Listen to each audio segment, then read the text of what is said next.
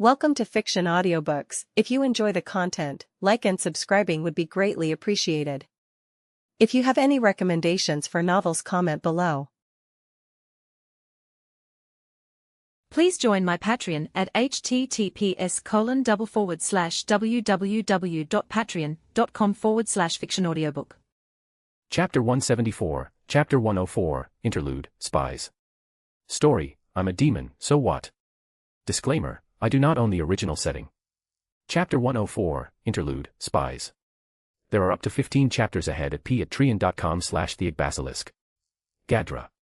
Gadra let out a hum of interest as he passed through yet another barrier.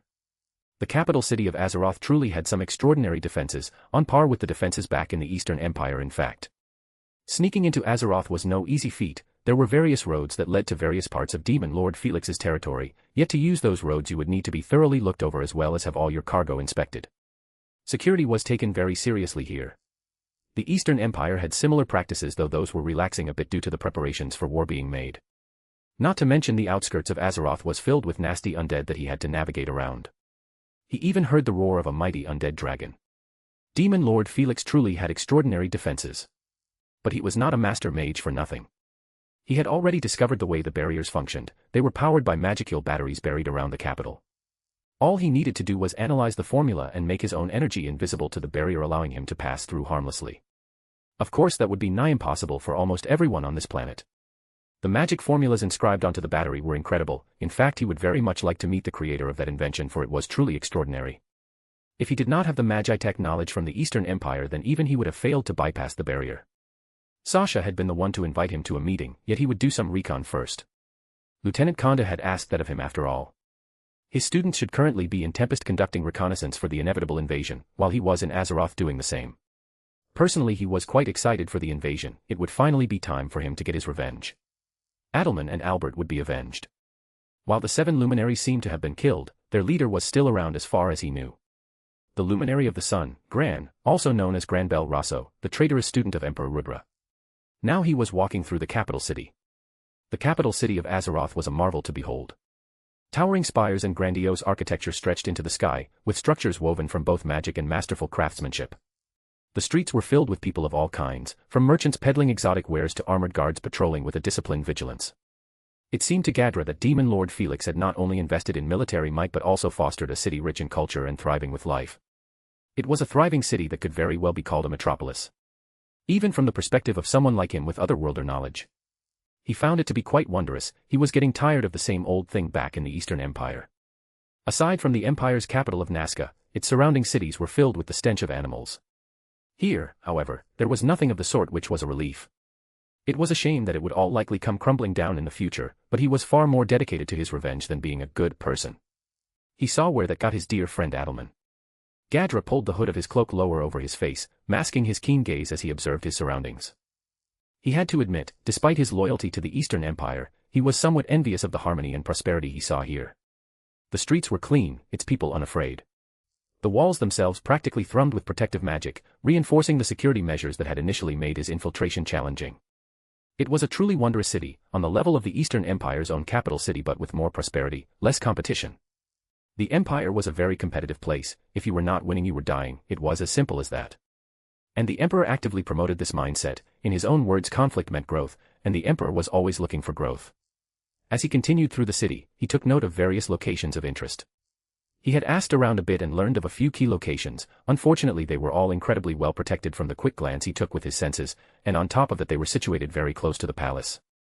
Thankfully, he knew for a fact that there was some chaos going on in the west at the moment, so chances were Demon Lord Felix had bigger fish to fry. He was likely attempting to take advantage of the opportunity to expand his hold over the western nations.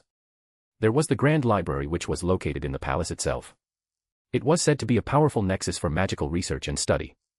An uncountable number of magics were recorded there, same with arts.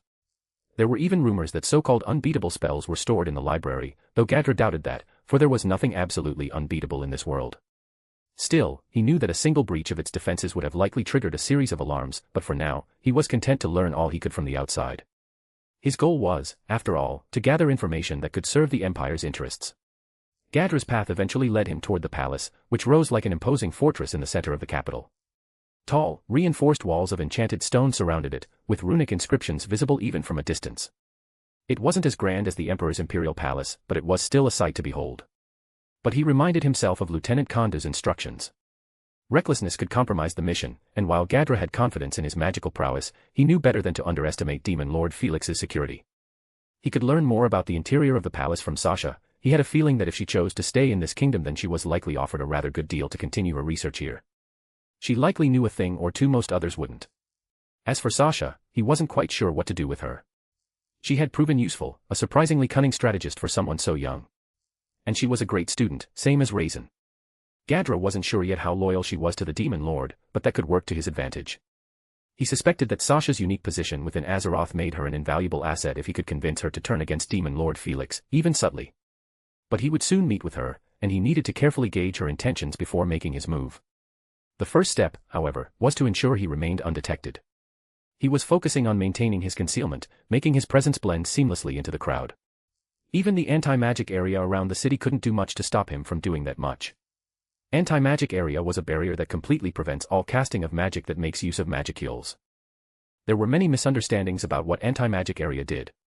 Some believed that it prevented rewriting of the laws of the world, others thought it just negated all magics. Both were false. In reality, what it did was destabilize all magicules within the anti-magic area, making the magicules impossible to use to fuel a spell.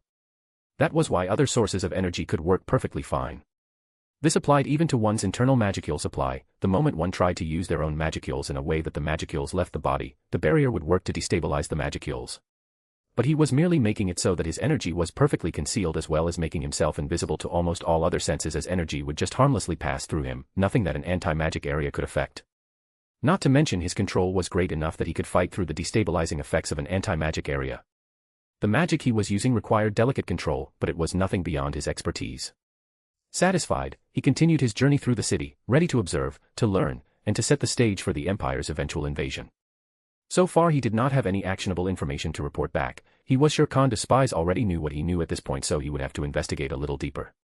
He understood the lieutenant's wariness. The tales of Demon Lord Felix had already spread within the walls of the Eastern Empire.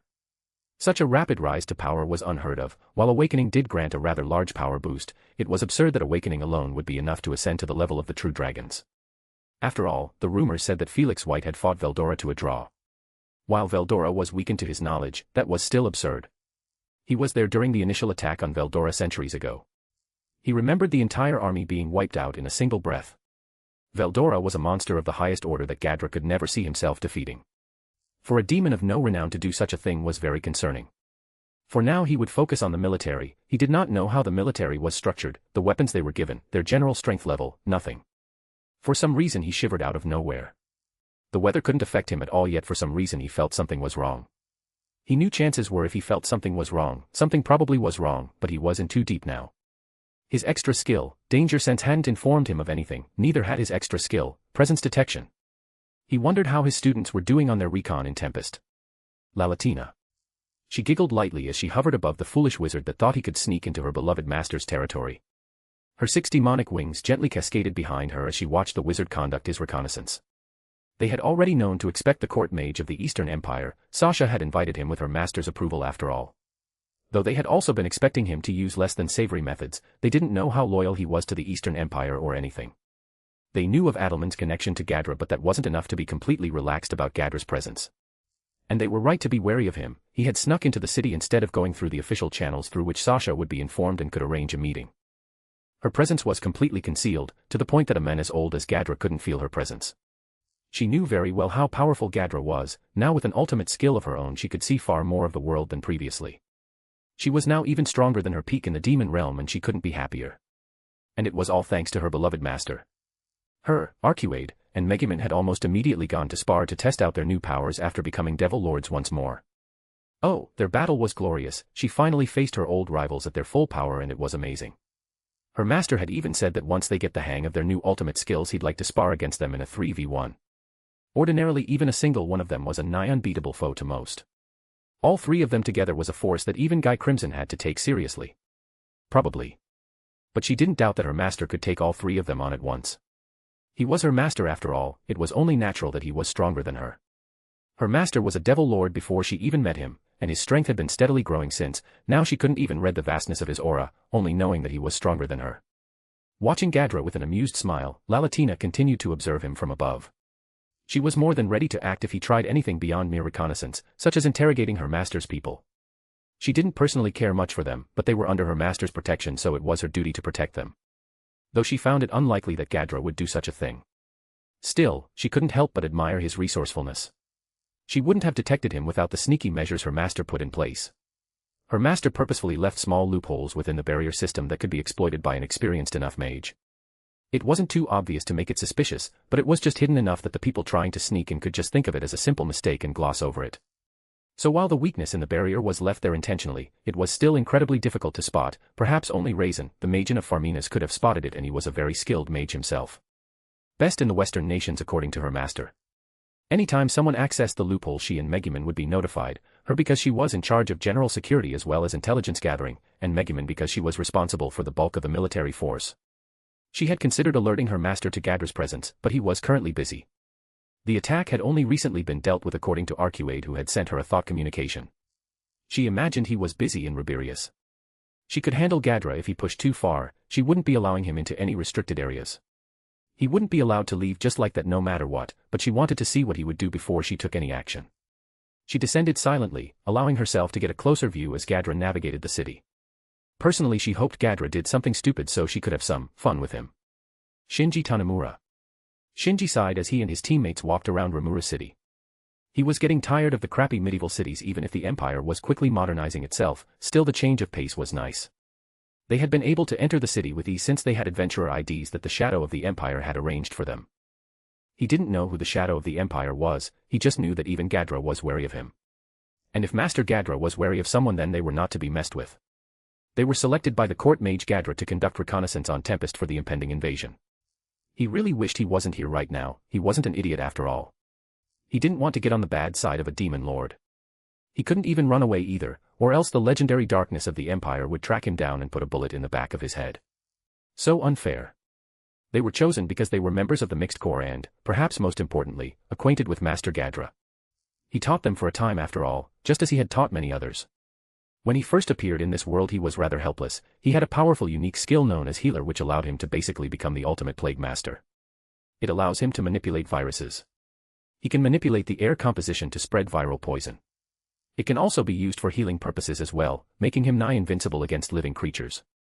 Though he was aware that there were still many others that could slap him around, he was one of the Imperial Guardians after all. He could see MT Tai.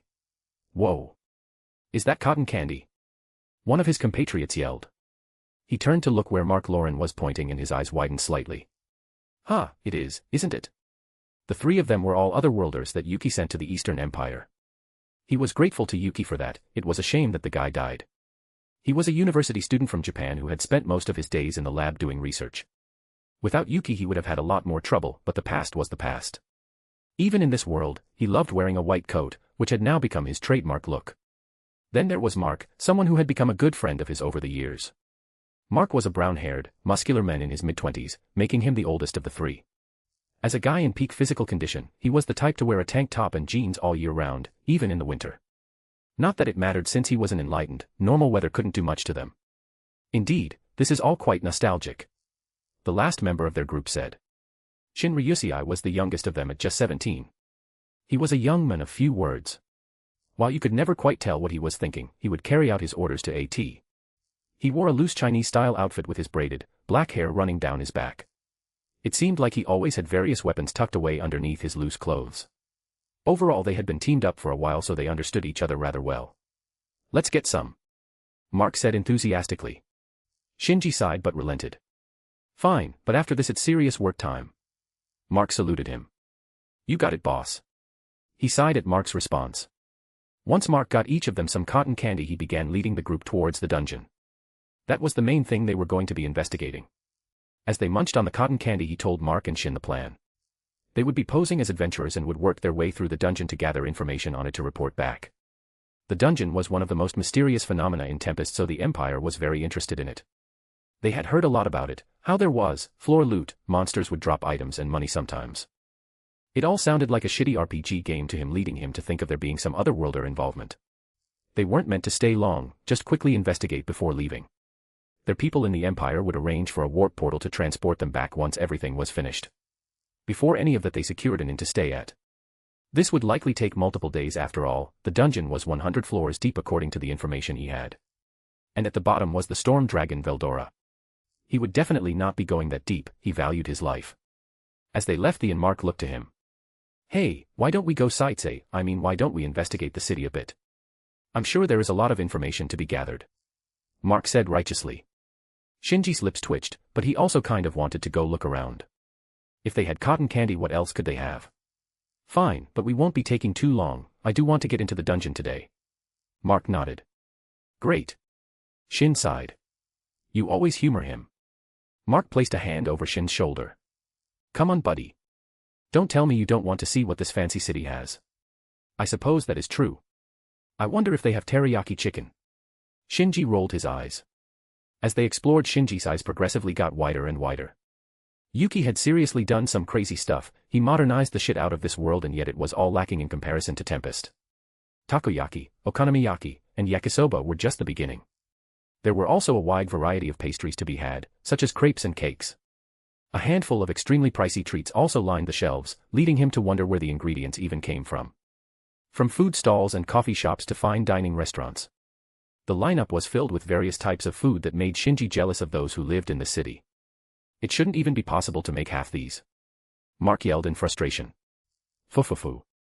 Shinji stiffened as he turned around, only to be face to face with one of the most beautiful women he had ever seen.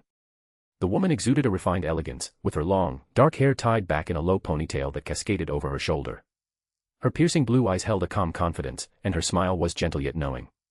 She wore a stylish, form-fitting outfit that combined a high-collared white top with gold accents and a sleek, dark corset-like vest. From the bottom of Shinji's heart, he knew she was out of his league. Not in looks but in power. She wasn't releasing any aura, but that alone was a massive giveaway that he was in front of a big fish. Every being in this world released some aura. Perfect control like what the woman in front of him was demonstrating was nigh impossible. He had only seen the Marshal and the Emperor do something similar. Perhaps the single digits could do the same, but he had never met one of them. Hallelujah. Mark said with a whistle. Shin elbowed Mark in the rib. Ow. What was that for? Shin sighed. Be respectful, keep your American ways under control. That had to be racist. Mark was the classic jock in Shinji's eyes, the kind of guy that asked for the nerd's lunch money. But he was all right. You three are otherworlders then, right? The woman asked. Shinji nervously nodded. Why, yes, ma'am. She brought one hand to her lips as she held in a chuckle. Era, I am now, ma'am, I'm still only 20. Or something. She said with a sigh.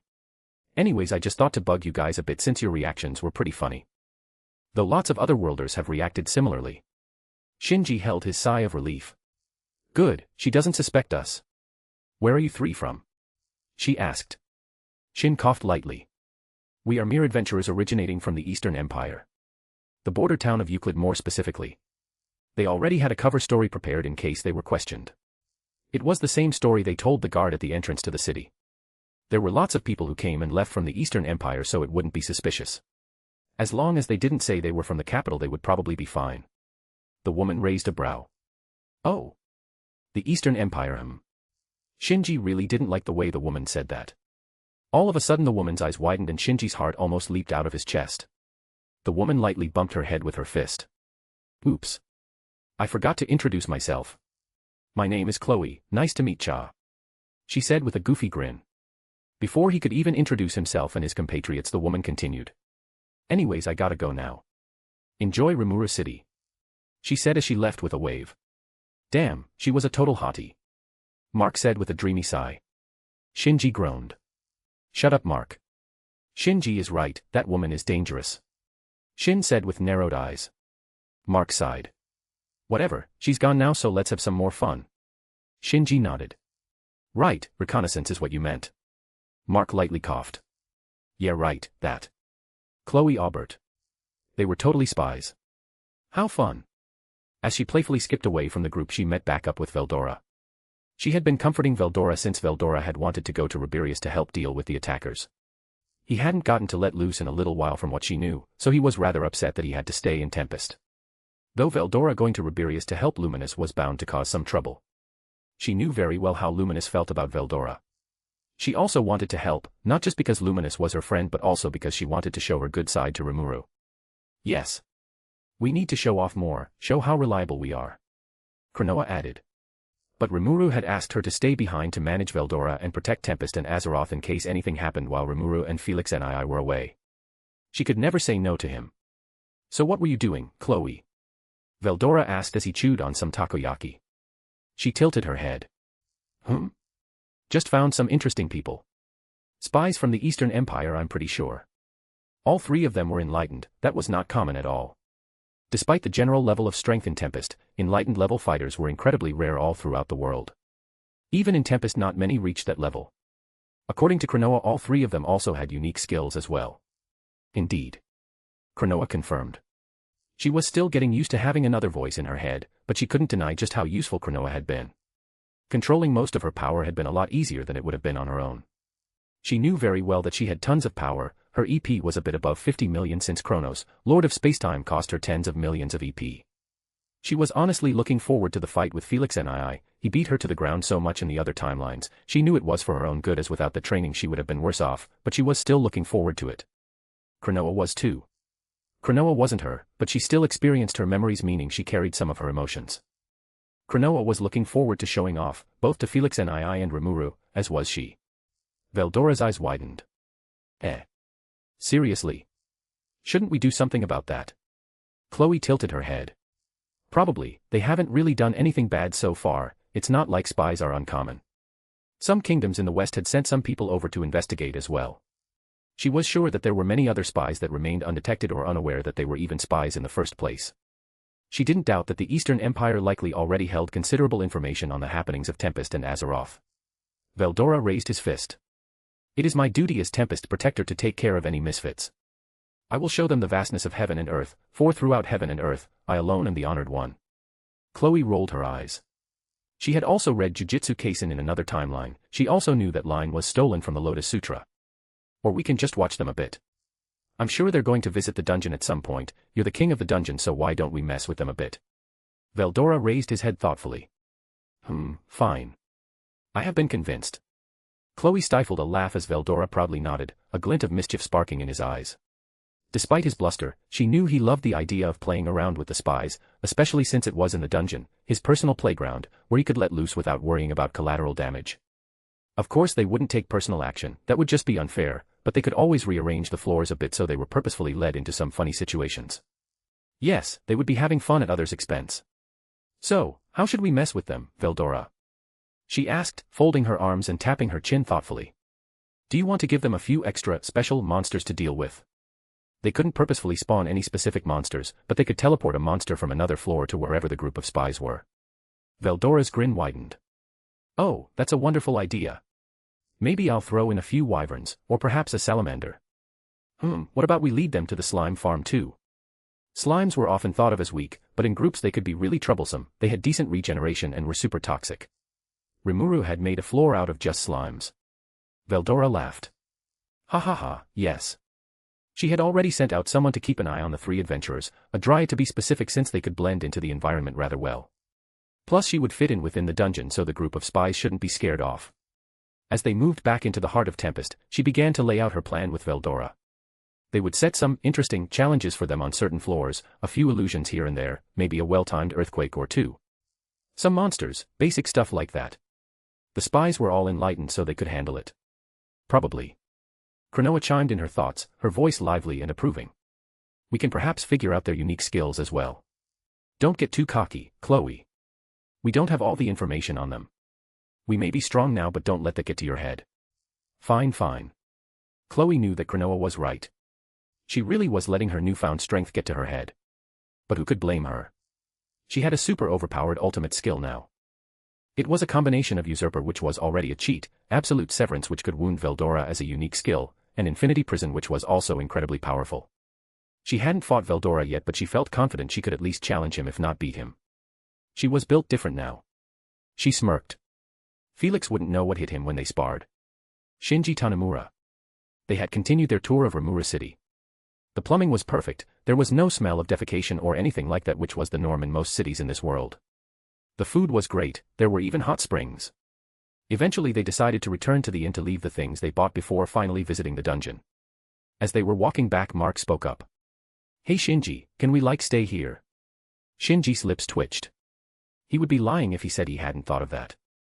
They were somewhat well respected in the Eastern Empire, but even then they didn't have half the luxuries the common people of this city seemed to have.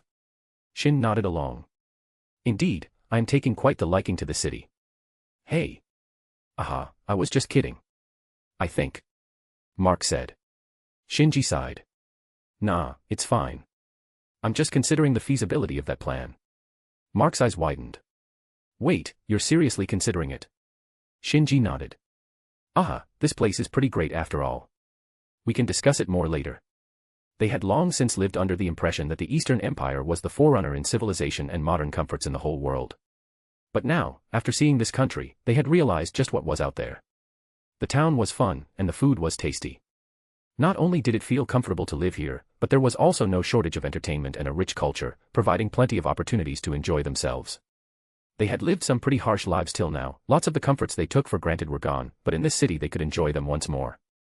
The empire also had cultural centers and various forms of entertainment to speak of, but those were made for the nobility and they weren't free like in the city, meaning they were prohibitively expensive for a commoner, which is what they were despite their status as imperial guardians. The world was pretty backwards when it came to nobility and power. Compared to that, this city was. But Master Gadra will be a pain in the ass to deal with. Shinji muttered. Mark nodded. "Ah, he will be. I doubt that guy's willing to join us either." Shinji sighed. "Yeah, I guess we'll just have to see how everything goes. For now we continue as planned, we drop our stuff off then go to the dungeon."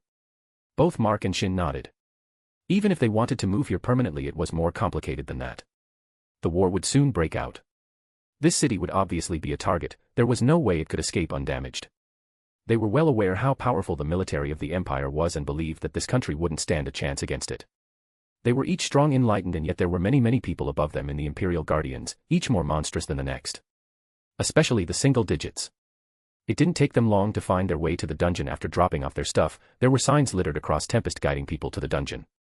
It seemed to be the main tourist attraction. Even if you personally didn't want to venture inside the dungeon, Tempest had a paid subscription program where you could watch the adventurers currently fighting in the dungeon on a stream that was displayed in a room adjacent to the dungeon. The demon lord ruling over this area seriously knew how to make money. He was like a shitty exploitive Japanese businessman who only looked at the profits. All three of them approached the grand entrance to the dungeon, taking in the massive stone archway inscribed with intricate carvings that glowed faintly with a mystical light. They were really going with the whole fantasy element. He was pretty sure the runes literally only had one function, to glow. The area around the entrance was bustling with adventurers of all kinds, some merchants selling potions, artisans displaying charms and enchanted gear.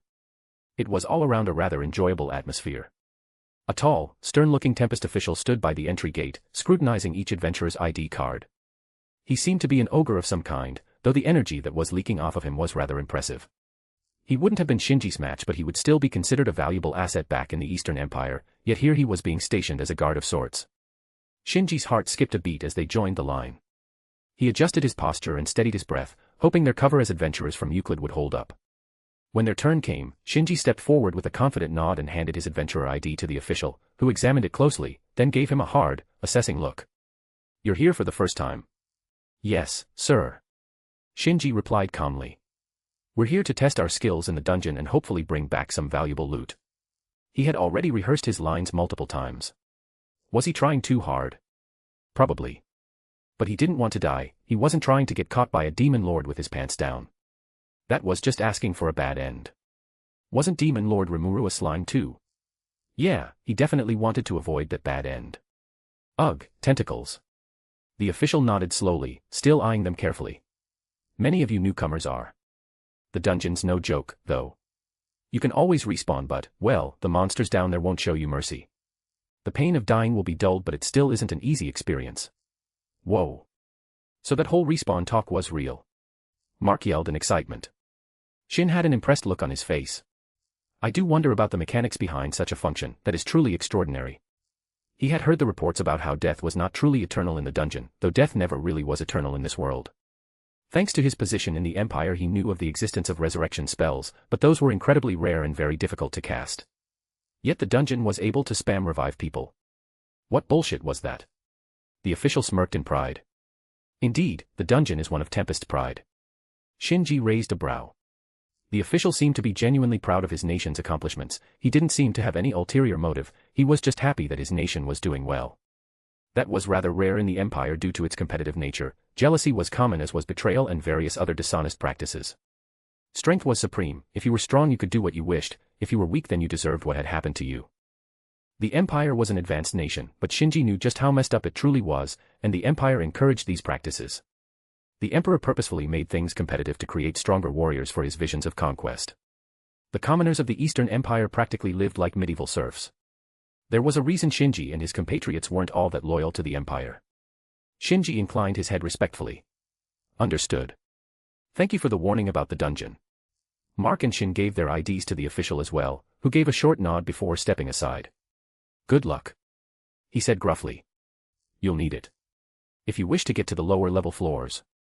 Once they walked past them and they entered the lobby of the dungeon, they spotted a small gate that led to the first floor. From the research he did, he knew it would teleport your party to a random spot on the first floor. Mark and Shin looked around with interest. This all looks rather reminiscent of a game. Shin commented. Mark nodded. Yeah, it does. There were many other adventurers littered around the lobby. It was rather large after all. He could see various signs, some labeled as item exchange where you could exchange your dropped items for coins, another labeled adventure assistance where you could receive some guidance if you were struggling. There was even an adventurer school you could go to. Tempest was seriously going all out on the dungeon. It was actually kind of cool. In one corner, a group of burly dwarves laughed uproariously over drinks, while a pair of elves, their cloaks shimmering with enchantments, whispered over a scroll. Mark whistled, taking in the scene. This place is packed. Guess the dungeon really is a big deal. Yeah, look at all these different races, dwarves, elves, even some weaker demons. Shin murmured, awed by the diversity of the crowd.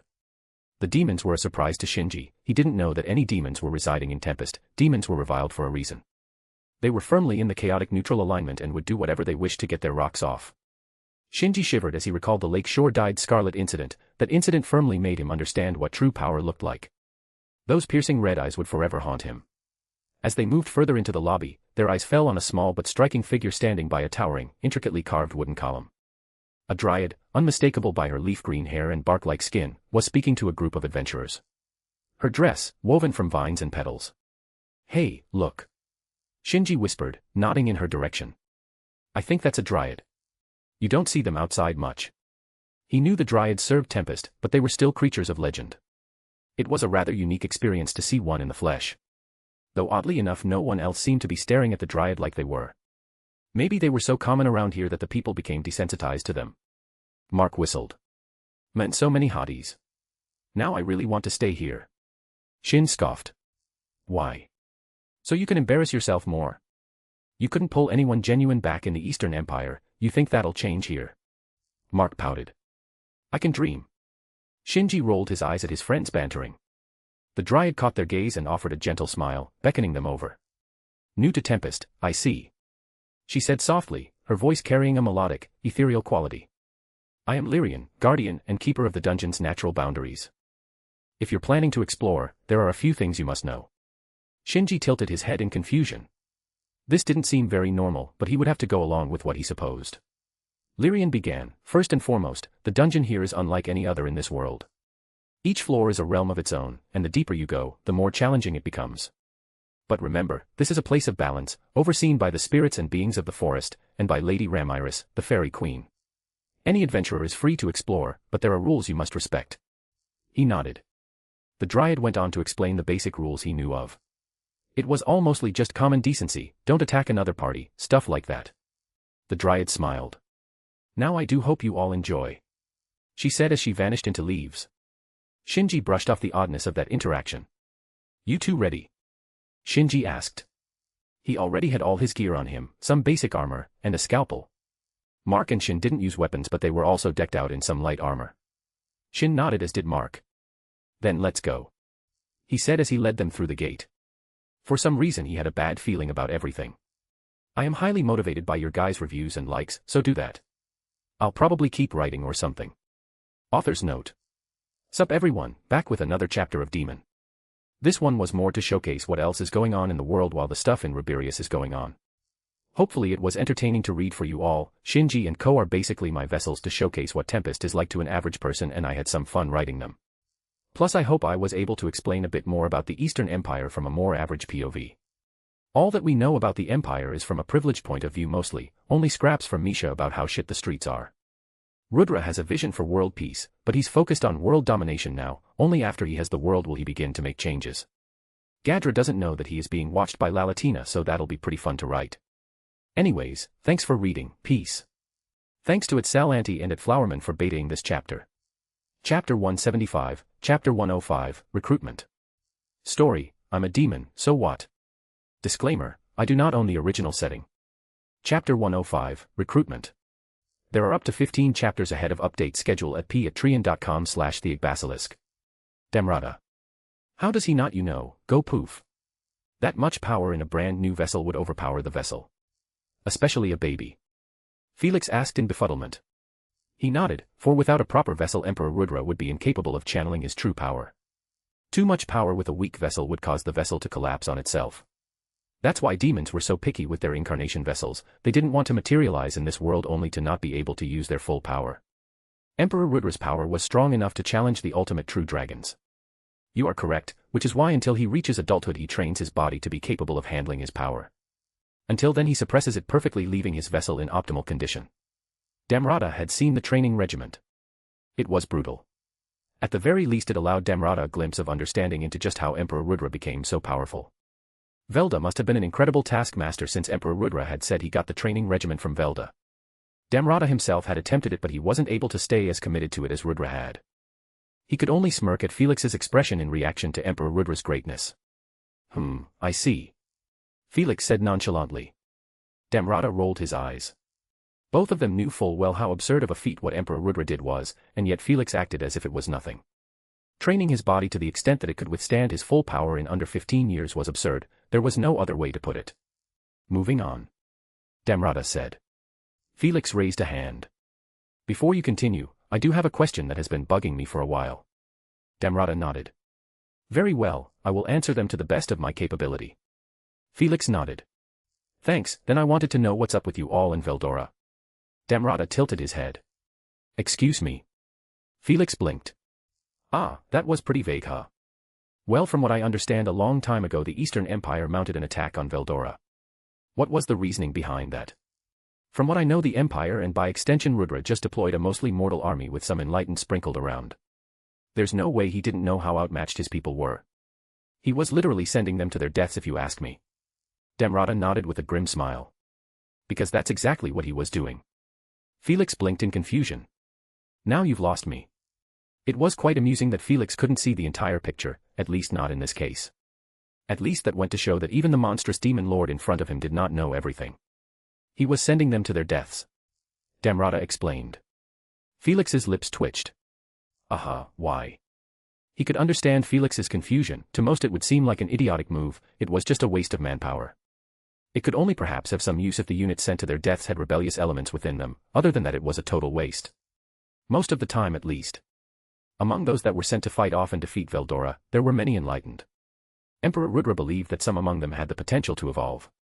All they needed was an appropriate desire, a stimulus to achieve more. Damrata explained, knowing full well how it sounded. It was most definitely a cruel practice, to sacrifice the lives of the men that had sworn loyalty to him, that had placed their hopes in Emperor Rudra, yet perhaps that was exactly why Emperor Rudra did what he did. His dreams could not be achieved without strength. Hundreds of thousands of loyal soldiers died on that day, and it would have all been worth it if even a single saint was born out of it. Sadly Gadra was one of the only survivors, and the only thing that incident did for him was terrify Gadra of Veldora, which was valid. The storm dragon was considered the weakest true dragon by Emperor Rudra, but he was still a true dragon, a being matched by few in this world. Felix's eyes widened in realization. So he sent them to their deaths in the hopes that some will awaken. Damrata nodded. Quality over quantity. When a single proper saint could wipe out entire cities if not countries, what was a few 100,000 lives? Felix whistled. That's messed up. He nodded with a grim smile. It is, but such methods have been used to moderate levels of success in the past. Felix shrugged.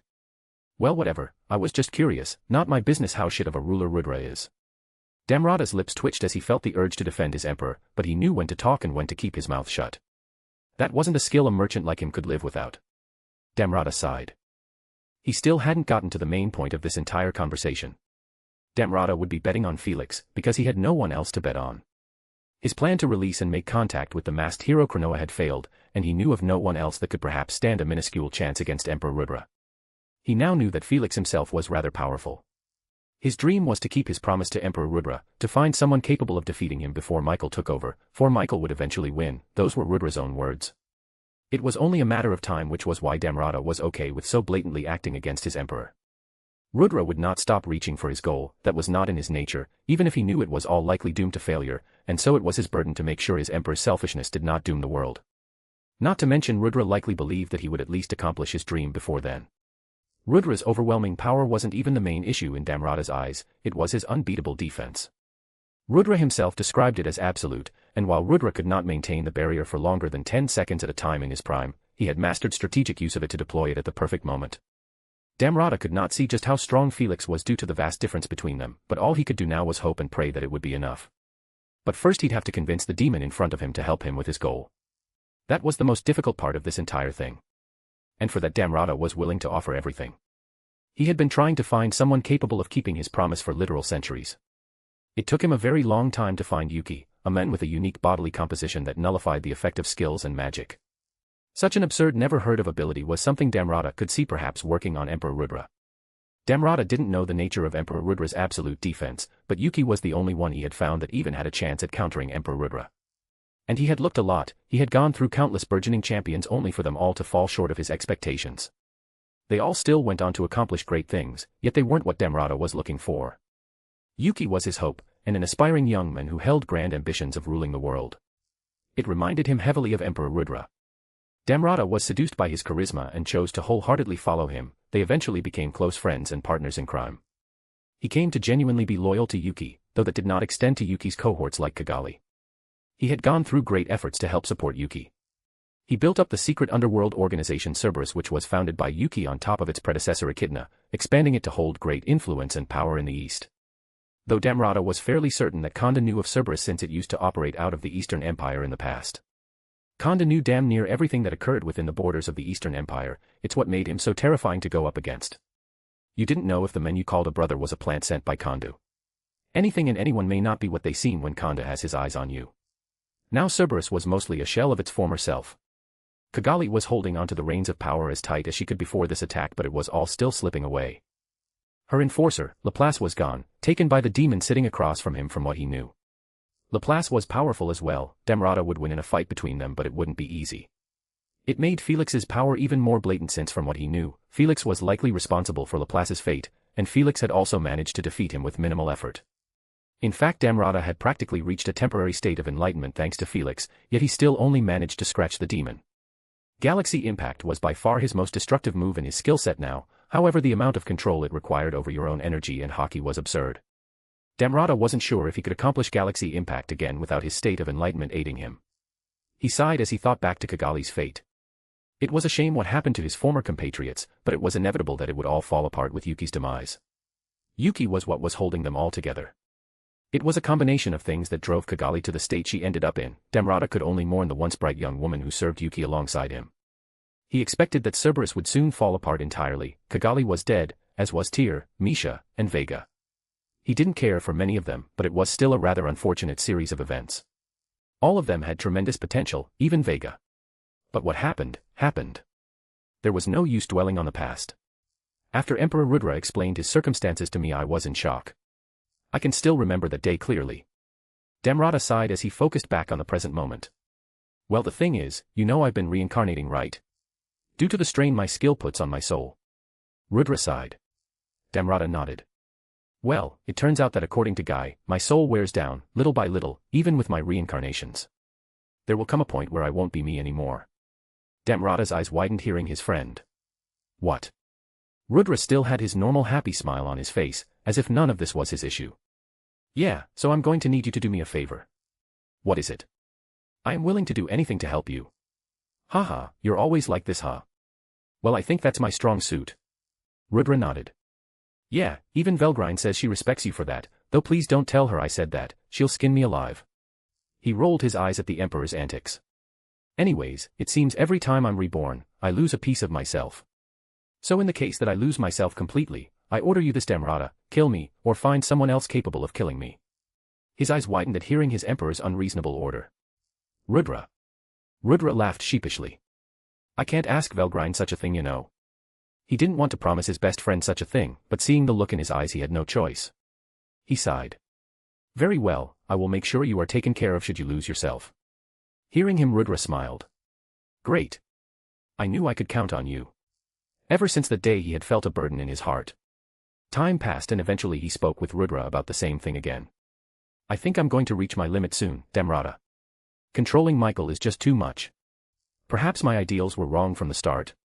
What is absolute justice? Is it not as evil as tyranny and injustice? Rudra sighed. He clenched his fists hearing his friend, he had never sounded so broken before. That promise from some time ago, will you keep it? Asked Rudra. He nodded, no matter how much it pained him to do so. Rudra sighed in relief hearing him. Good, good, I can leave it to you then. I am sorry for asking you such a thing, my friend, but while I am still in control of myself I must make sure the appropriate countermeasures are taken. I do not know what will happen after I truly lose myself, I wish to prepare for the worst.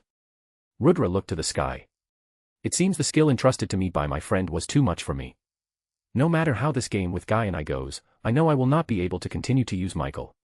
The Emperor is dying. Damrata said. Felix's eyes widened. That's great. Damrata's eyes narrowed as his aura bubbled up to the surface.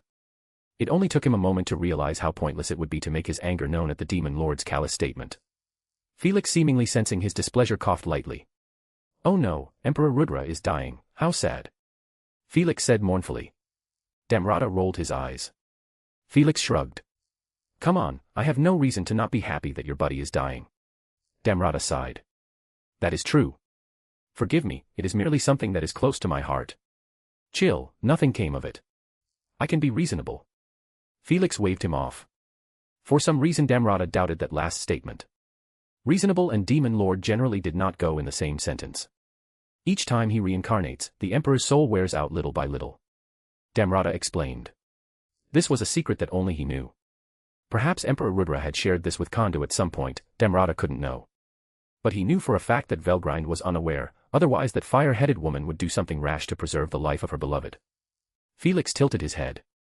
So he's reincarnating in the first place to strengthen his soul, but the process of reincarnation itself weakens his soul.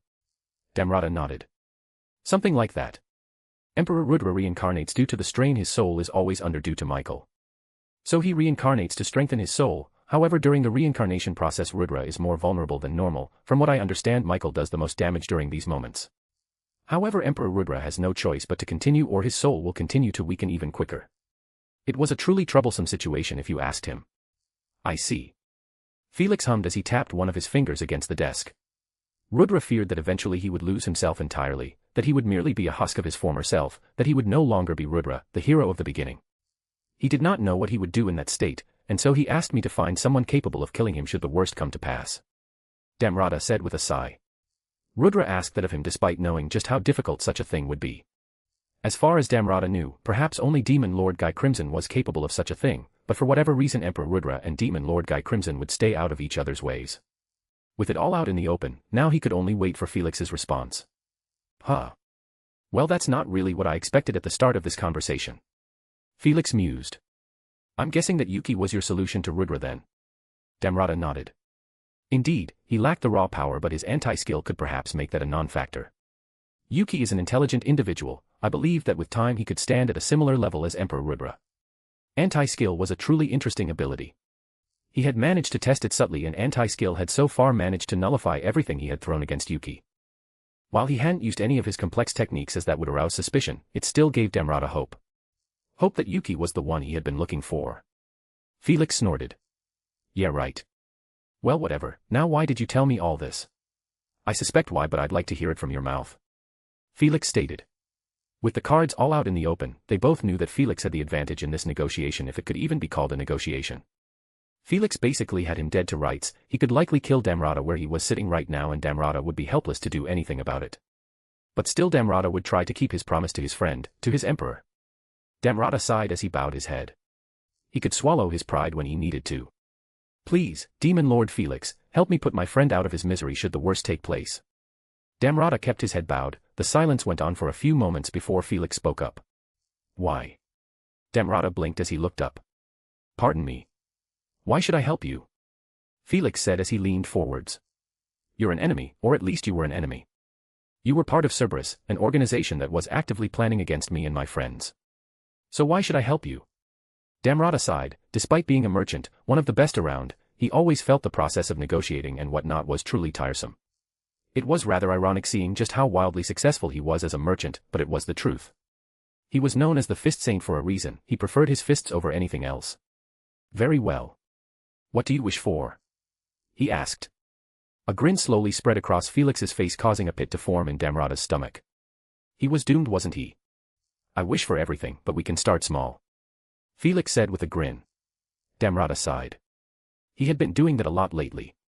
Very well. Starting small sounds fine, however I would like some assurances at the very least. Felix's eyes narrowed as some of his aura began leaking out. Damrata held back a shiver as he felt the sheer maliciousness of the demon's aura. It was only a fraction of Felix's aura. Damrata knew that, and yet he still felt like the aura could consume him entirely. What a monster. He thought. You do know you are alive solely at my mercy, right? Felix asked. He nodded. I am aware that should you wish, you can kick me from the mortal coil at any time. Felix tilted his head. Yet you still push me. Damrata nodded. If I must. I have a duty to see through. I do not mind my life being forfeit should I keep my promise. He was willing to offer everything to Felix. All he had at this point was money and himself. His resources in the Eastern Empire were rather lacking due to not spending much time there. Of course, as the vice-commander of the single digits, he could still command the entirety of the Imperial Guardians bar Kondu, but that was something both Emperor Rudra and Kondu would notice and overwrite his orders for. He had a feeling Felix won't exactly be working for the Empire's benefit. It had been a long time since Damrata saw Emperor Rudra. He had no idea how far the Emperor's condition had gone so far. For all he knew, the Emperor he swore loyalty to was gone, and all that was left was a mere husk. He truly could not tell. He knew he could be working against his Emperor, one that was sane, but he had a promise to keep. Rudra would understand if they ended up on opposite sides this time. He knew Felix was playing with him, pushing him to see how far he'd bend. But he had no choice. If Rudra truly was losing himself, then he had to see this through, no matter the cost. He couldn't fail him. Felix smirked as he leaned back in his chair, his aura withdrawing into him. Fine, fine, you've amused me enough. What kind of assurance do you want? He knew he couldn't ask for anything major. Despite Felix's shaky approval of him, he had no doubt that if he proved himself to be a nuisance, then Felix would take care of him as such. He was on shaky ground and he knew it, but he was used to making the most out of some rather dire situations. I merely wish for the assurance that you will hear my request out to its fullest and give it genuine thought. It wasn't anything much, but there wasn't much else he could request at this point that Felix would accept. He doubted Felix would allow him to just leave if they did not come to an acceptable deal. That would be foolish. Sure, that's fine. Felix said nonchalantly. Before I explain what I want from you for helping you, you should probably know just what your alternative is capable of doing to you. Damrata looked at Felix in confusion. What do you mean? While you were unconscious, I was able to analyze you. According to the analysis, it seems that your alternative has a direct link to Michael, Lord of Justice. Felix explained. Damrata blinked. That wasn't too surprising. His alternative was bestowed through Michael, so having a connection with that ultimate skill wasn't too surprising. The issue is what Michael and Rudra can do through this connection. To put it simply, if they wish, they can mind control you to various degrees. From subtle suggestions to making you a robot that obeys all orders. Felix continued. Damrata wasn't quite sure how to react to that. He wasn't surprised that Emperor Rudra kept that information to himself. Beyond everything else, Rudra was responsible for the Eastern Empire. Having some countermeasure to deal with the strongest within the Empire was only normal should one of the single digits turn traitor. So while Damrata did not blame Rudra for what he did, he still did not like the feeling of knowing that there was some countermeasure within him that could guide his actions. Were any of the actions he took until now truly his own? He couldn't know and wouldn't waste his time dwelling on it. But one thought lingered in the back of his mind. Had his Emperor already lost himself by the last time they met in person? If he had, then Damrata likely would not even know it if what Felix was saying was true. On top of that, it may have something to do with you not developing divinity. His lips twitched at that. Divinity had long been something that eluded him. He didn't question the authenticity of the Demon Lord's words, for he had no real reason to lie to him. He would think more about his divinity predicament later. I see. Why are you telling me this? He asked. Well, I don't really want to talk about what I want while there is a risk of whatever you know going back to Rudra. So before anything else we need to remove that connection. Felix said. And are you capable of this? Damrata asked. Felix nodded. I wouldn't be talking about this if I wasn't. I see. And how will I know that no control measure is placed within me? Trading one master for another. Damrata hummed. That's because it's exactly what I will be doing. Felix said. Damrata blinked in confusion. Felix sighed. Let's face it, despite having a good impression of you, I'm not willing to give you my trust. Damrata nodded. That is fair enough. They were enemies until just a short while ago, and he was a high-ranking member of the Eastern Empire, an empire that would eventually invade the West, and to do that would have to go through Felix's territory. They were anything but allies right now. I'm not going to trust you for a long while. Your loyalty to Rudra seems rather high. I'm assuming you're only here giving me all this information because you are hoping to use me to keep your promise to Rudra. Damrata nodded. You would be correct. I am too weak to keep my promise, and so I have been looking for others to do so for me. Emperor Rudra has prioritized this above all else, meaning he would not mind should I side against him for this objective. Felix nodded. That's about what I thought. On top of having your alternative modified to guarantee your loyalty, I will also be signing a contract with you. Damrata sighed but nodded. He was at the complete disadvantage here, and he couldn't blame Felix for being thorough. Demon contracts were rather absolute. They created a soul connection between the contract holder and the contractee, making both sides fulfill their side of the deal. At least that assured Damrata somewhat that Felix would keep his end of the agreement. Though he wouldn't be surprised if Felix somehow had a way to wiggle out of his side of the agreement. Nothing like that had been recorded, and the Eastern Empire had done much research on demons, but Felix was already managing extraordinary things. What was breaking a contract compared to the other things he had done? If you agree, we can move on to me modifying your alternative. Felix said. The fact that Felix could modify alternative was rather absurd if you asked Damrata. Modifying skills was something he had only heard of the Star King being capable of, Veldanava himself. Even Rudra failed when he attempted to do so, and Damrata had not heard of any other people being capable of such a thing. He did not know everything, yet he still believed not many if any could do what Felix claimed to be able to. For Felix to be capable of doing the same was absurd, but it also brought Damrata hope that he was betting on the right person. Very well, I agree to your terms. Felix smiled. Great, we can talk about what exactly I want from you after this whole process is done. Do be aware that it is a rather invasive process. Damrata nodded. Will this take time? Felix shook his head. Nah, it shouldn't take too long. Damrata nodded. The last thing he saw was Felix raising his palm towards him. Felix. Beelzebub. I murmured, watching as Damrata vanished back into my infinity space, his form dissolving into nothingness. Once he was gone, I let the silence settle around me, using it to process everything he'd revealed. It was pretty amusing that Damrata was betting everything on Yuki of all people. Yuki was deluded if you asked me. I would say that he had eyes but couldn't see Mount Tai if I were in a cultivation world, or a toad that lusted for swan meat or something. He wanted the entire world in the palm of his hand, but he had no idea just what kind of monsters lay within this world. I was strong, very strong by the standards of this world as far as I know. But I still wasn't confident that I could take the world if I wanted it. I do believe that you are underestimating yourself, Master. Am I? I didn't think I was. But ever since I first appeared in this world I was extremely cautious, never trying to pick fights unless I knew the other person's power. The most dangerous situation I had been in was when I was summoned to the Cardinal World and had to take on that dragon. That dragon was nothing to me now, but that went to show just how careful I had been in selecting my fights.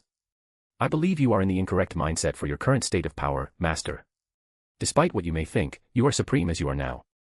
I have yet to analyze or meet anyone who can rival your capabilities except perhaps Malim Nava. Raw power isn't everything you know.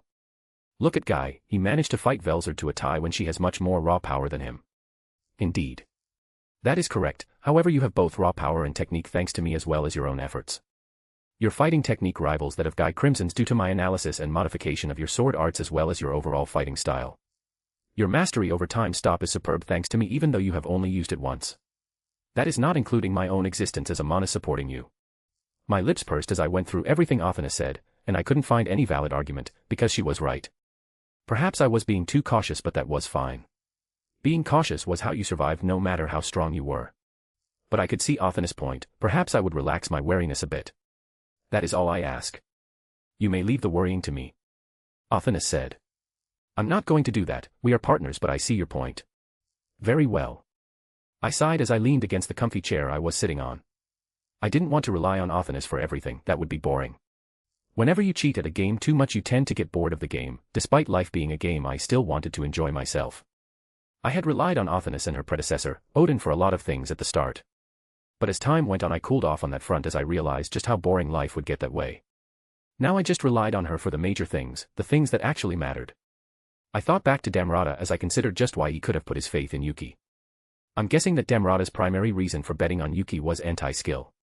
From what I'd heard from Damrata, Rudra's so-called ultimate defense, Castle Guard, sounded busted.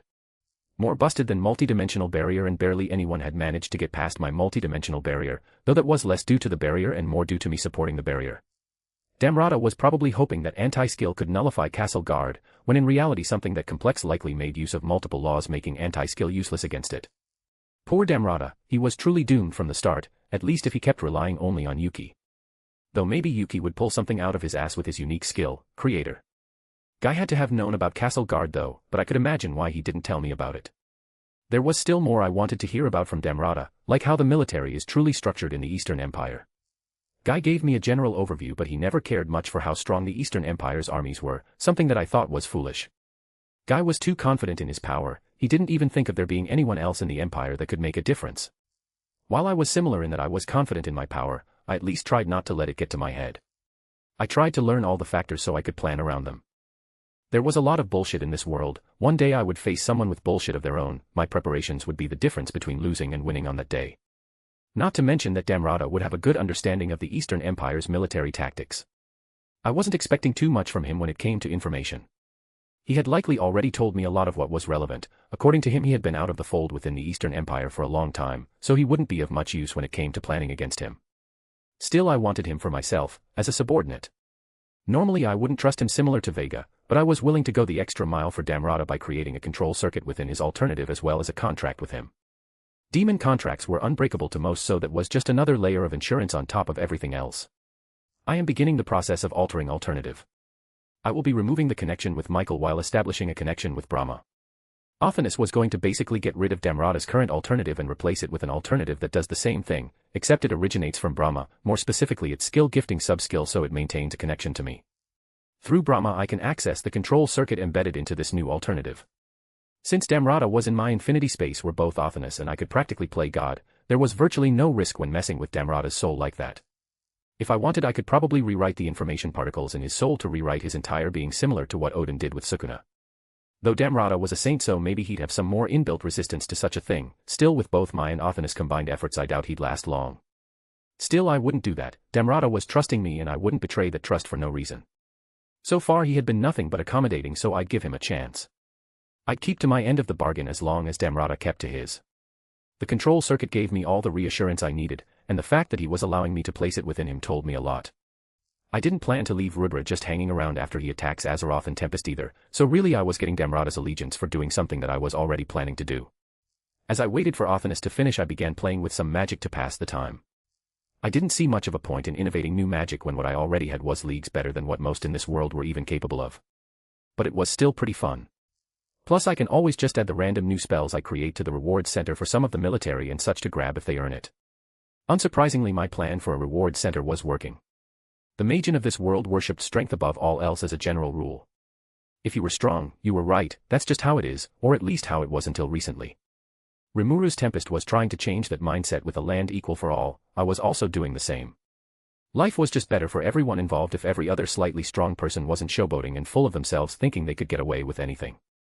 But that didn't change the fact that Magian would still seek strength. And so according to Megumin, they had been working extra hard to gather the points necessary to buy some of the good stuff in the reward center. There were tons of things in there as well. From ancient magics to sword arts, to defensive arts, to barrier arts, to battle will, almost my entire reservoir of knowledge was stored in various grimoires within the reward center. Everything except for the most powerful, at least. Still, there was some good stuff in there like Distortion Field, which could even help in fights where ultimate level abilities were being thrown around. I held out my palm, letting a flicker of energy spark to life. I twisted the energy into a faintly shimmering orb that danced above my palm, shifting between colors like liquid fire. The spell wasn't anything advanced, lots of people could do it, but it was still pretty enjoyable. Tornadoes formed on my palm, as did firestorms, lightning storms, and various other magical phenomena. Before long I could feel a connection between myself and Damrata form. With the new alternative skill embedding itself into his soul, the connection to Brahma was firmly in place, the bond between us was secure. There was a flicker of power as Athanas finalized the circuit, and I felt the subtle link snap into place, an invisible thread, tying Damrata's abilities to me. And done. Athanas said. Great, thanks. The control circuit is embedded securely. If Damrata attempts to break his allegiance, the circuit will respond as intended.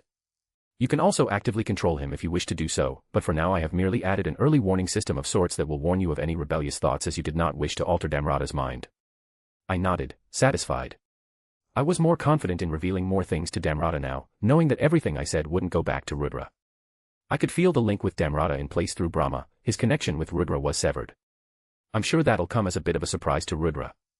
I raised my hand again, ejecting Damrata from my infinity space. Damrata landed perfectly on his feet as he looked at me. I assume all went well. I nodded. Damrata sighed. How odd, I do not feel any different. I ignored his words as I began creating the pact between us. Despite being a demon, I didn't really make many if any contracts, there was no reason for me to in the past. The demon race generally fed on souls to gain power, it didn't matter whether the souls were strong or weak, power was power. Of course at a certain point the amount of souls needed to increase power just gets absurd, at my level I'd need to consume hundreds of thousands to see a slightly visible difference in my overall power. Demons also did other things with souls as well. The stronger demons didn't get much from souls, so they bled the emotions out of the souls, consuming all happiness and joy from them for their own amusement. There was a reason demons were reviled. Demons would grant wishes, and in return they would get souls from whoever it was they were assisting. It was why the older demons were almost unbeatable within the demon realm.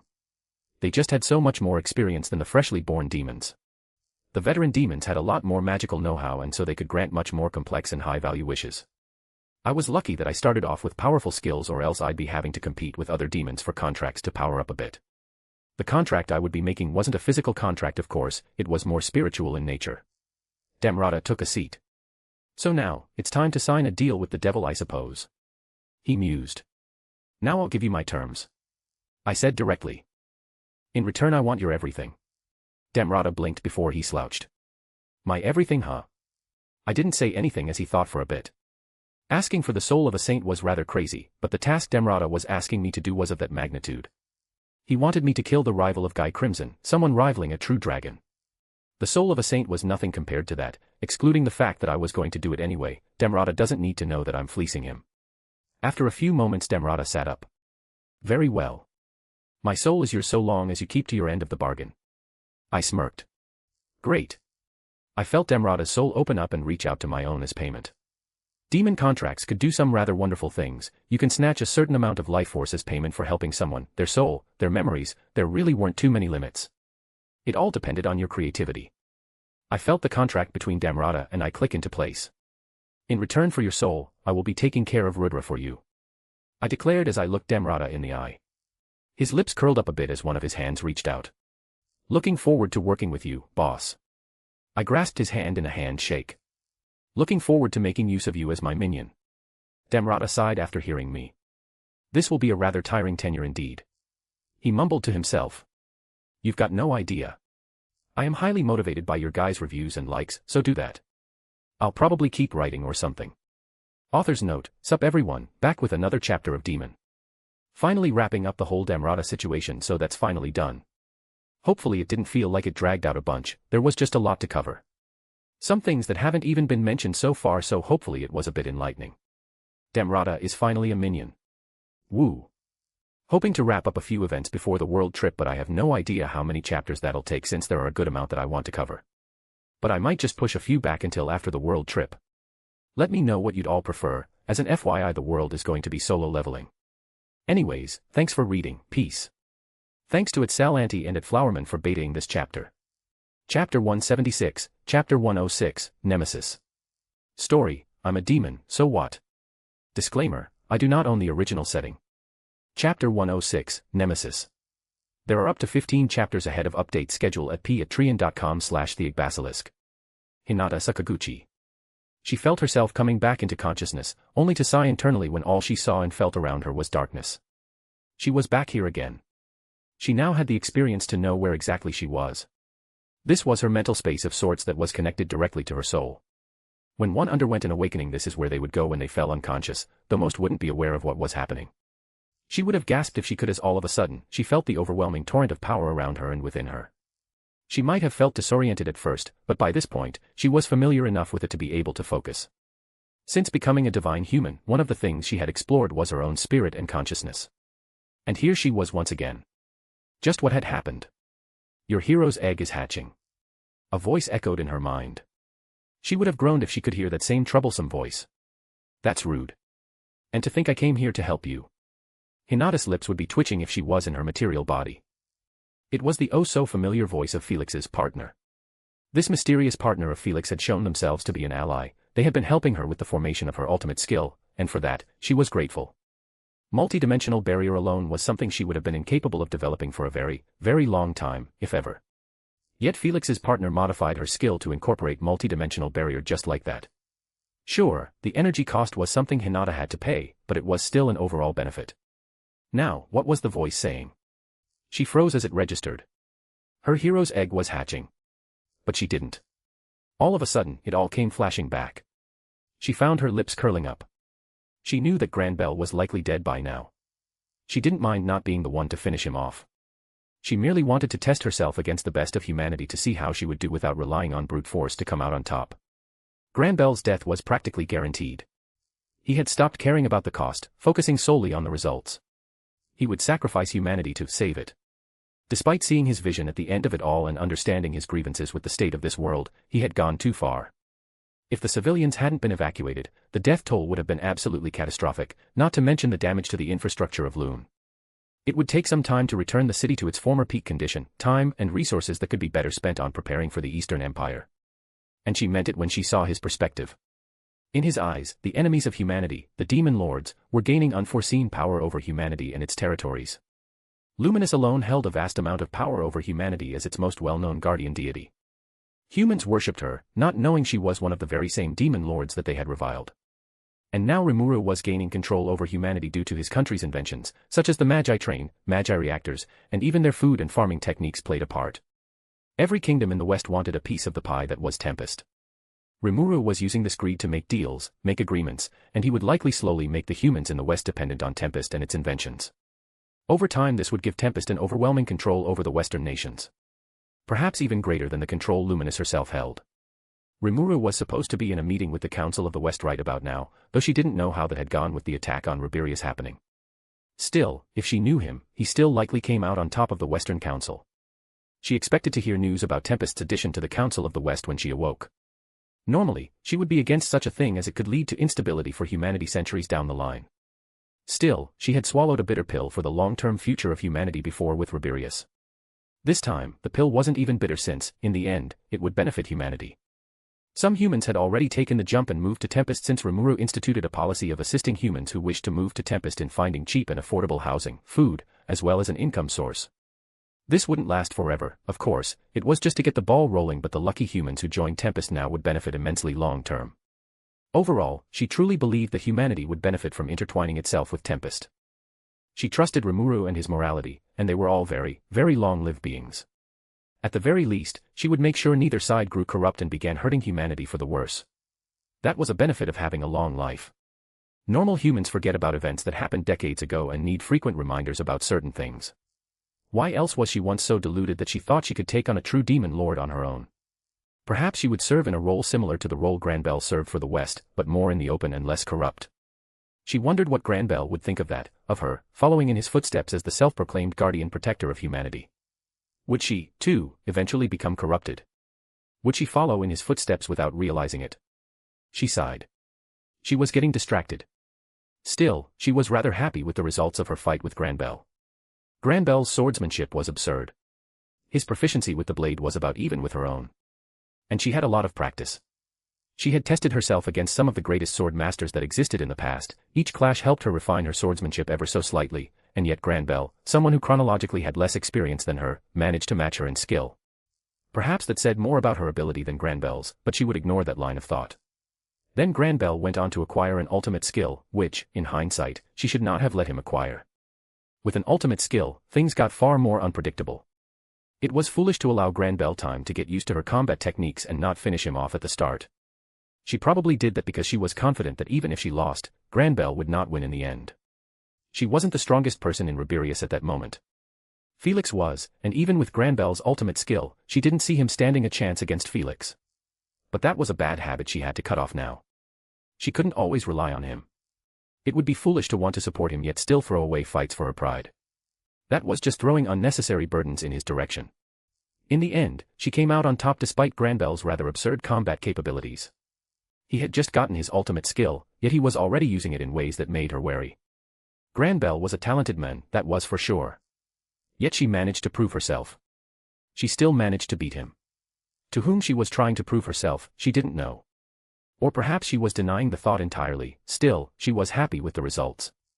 Even if the fight was unfair from the start due to her status as a divine human, she would be spitting on Granbell's efforts if she thought that way. Granbell was a powerful man, and she met his resolve with her own, as two humans with clashing ideals. Two guardians of humanity fighting for the futures they hoped for. Virtual World truly was her best trump card. Sadly, Usurper and Vendetta weren't of much use in the fight against Granbell. It made her think that if Granbell could so easily shrug off her unique skills, then couldn't Felix do the same?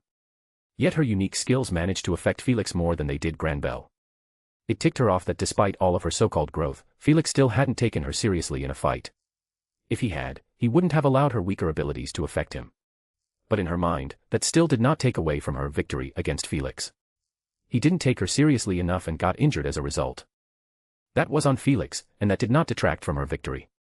Just a short time ago she wouldn't have even been able to dream of reaching Felix, yet it was a reality now. In the end, despite everything, she was grateful to Granbell. He allowed her to test herself and even passed on his hero's egg to her.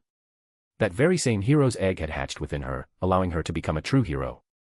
She didn't regret passing on her hero's egg to Chloe, but she had always wanted to be a true hero, and she was glad she got to accomplish that wish.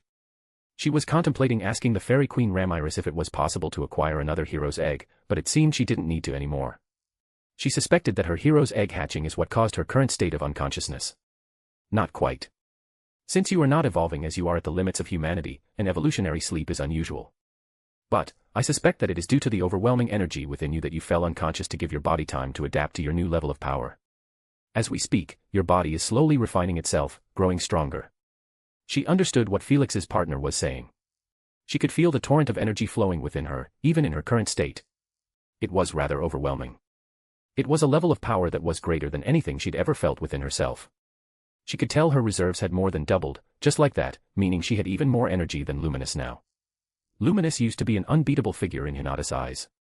Yet now, for her reserves to surpass that same unbeatable figure, it really put things into perspective just how far she had come. She knew instinctively that her current reserves were still below the amount of energy Felix had. But she was closer than before, and her energy hadn't even stabilized yet. There was still some room for growth. Perhaps she would ask Luminous for a spar. They hadn't fought in a very, very long time, but now Hinata was rather eager to test herself against a formerly unbeatable foe. "Why are you here?" she asked the voice in her head. As far as she understood, she would soon wake up once her body had adapted to her new power a bit more.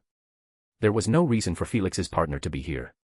"My master requested me to assist you while your hero's egg hatched." Felix. I see. She wouldn't reject Felix's help.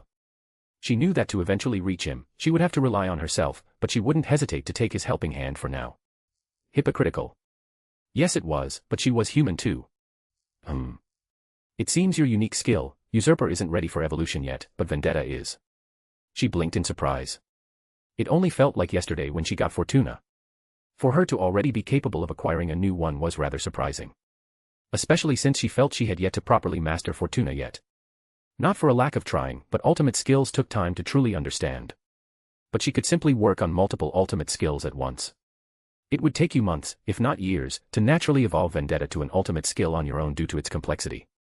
However, the potential is there, so I can accelerate the process. Usurper, however, requires more. Usurper had been with her the longest, the same amount of time as Mathematician had been with her, ever since she first appeared in this world years ago. It was rather odd that Usurper wasn't ready for evolution yet. But Usurper was one of her strongest skills, stronger than even Mathematician was, at least when it came to assisting in her own growth. Usurper was what allowed her to grow so strong so quickly. She would steal the skills of her enemies, despite being mostly common skills were still made of energy.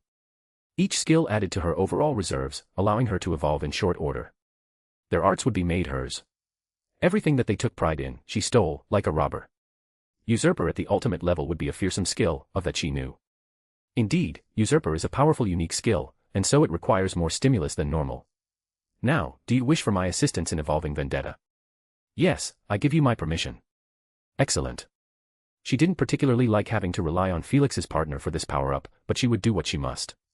She still felt that she wasn't strong enough for the coming times. The stronger she got, the better and more secure she would feel. If that meant taking handouts from Felix, then so be it. She would pay him back with her life. After all he had done for her, she could do at least that much. Not to mention. No, she didn't want to think about their D-date right now. No matter how much she was looking forward to it, there were more serious things to consider right now. Despite what she said, her mind couldn't help but wander back to their upcoming date. They had planned for it to be after Granbell so that they could devote their full attention to the upcoming attack. Now that Granbell was dealt with, she was getting nervous. She knew that she shouldn't care for Felix as she did. He was a demon lord, she was a hero, but what could she say? His personality won her over. Despite his incessant teasing of her, he was never malicious about it, and so she also learned to find her own joy in their odd dynamic. He genuinely cared about her safety after they got to know each other a bit better. At the start of their relationship, he merely did it out of amusement and toyed with her, but over time, he began taking her more seriously until she could consider Felix a friend and a mentor. Wasn't trust and care all that was needed in a relationship? In the end, though, his tsundere nature is what she found most adorable about him. He went on and on about how weak she was and such, yet when she was in danger, he worried for her. He comforted her when she confided in him about her past. About what she did to her father. She told Felix about what a vile woman she was. Yet he didn't judge her for being a kinslayer. For committing a crime most wouldn't even consider in the worst of situations. Felix wasn't an explicitly good person, but he was good enough for her. Their experiences together are what created her attraction for him, as well as his understanding and the care he had shown for her. Even the most icy of hearts would eventually be melted by the sun. Besides, with her around, she could carve out the worst of his impulses. How amusing. What do you mean? Hinata asked. Nothing. I merely believe that my master would be somewhat happy to hear your feelings. Hinata would have blushed if she were in her material body. Ah, really? This was Felix's partner, so Hinata didn't think it was lying. Indeed. I will not say much more than that. All of a sudden, she gasped as she felt the overwhelming torrent of energy surrounding her, which all of a sudden amplified itself. The energy that she couldn't have dreamed of controlling without training began to move in a perfect orderly fashion, as if the energy was taking orders from a supreme being. It made her lips twitch that Felix's partner could control her own energy that was inside of her so perfectly. She didn't think she was this efficient with her own energy, even with her training. Felix truly had a reliable partner. Fufufu. His partner laughed. However, she was awfully smug in Hinata's eyes. As she felt the process within her soul happen, she allowed herself to relax within the torrent of energy. It was her own energy, after all. It wouldn't harm her. She could feel the modifications being made to Vendetta. Hinata blinked as all of a sudden she felt the presence of an odd particle, one she hadn't ever felt before, yet she felt it being manipulated as Felix's partner messed with her skill. It didn't feel anything like spiritrons which she had become more familiar with, or magicules, or anything else she even knew of. Oh. You can sense the information particles. It seems Master was right to invest in you. Information particles. What are those? So you do not even know. How intriguing.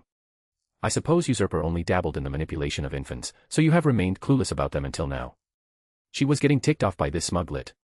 Information particles are the smallest particles and are contained within all matter in the world, including souls and even skills. Their mass is as close to zero as it gets. They are unaffected by space and time and are thus able to transfer information in any situation with zero time difference. Being able to perceive and potentially manipulate them is what separates the strong from the truly monstrous in this world. Can Felix manipulate them? She asked, already knowing the answer. Of course. After some time, she felt the change within herself, as if something had latched on deeper into her soul and expanded upon itself. Notice. The ultimate skill, Nemesis, Lord of Retribution, has been acquired. She heard the voice of the world echo into her mind. There we go. You have now acquired ultimate skill, Nemesis, Lord of Retribution. She quickly went through the skill's abilities in an instant before smiling. Thank you. Thank my master. The voice said before Hinata felt its presence vanish. Hinata sighed. It didn't even tell her when she would wake up. She decided to go over her new ultimate skills abilities in more detail now that she had the time. It was an expansion upon Vendetta's abilities. The overall skill had been elevated to the ultimate level. Now, she wouldn't have to push herself to push Vendetta to that level when she needed it, which would be a great help in a fight. The ultimate skill, Nemesis, Lord of Retribution, had 5 sub-skills that were more powerful versions of Vendetta's previous sub-skills. Absolute Counter was the evolved version of Full Counter. It can reflect magical, physical, and spiritual attacks back at the opponent with triple the power.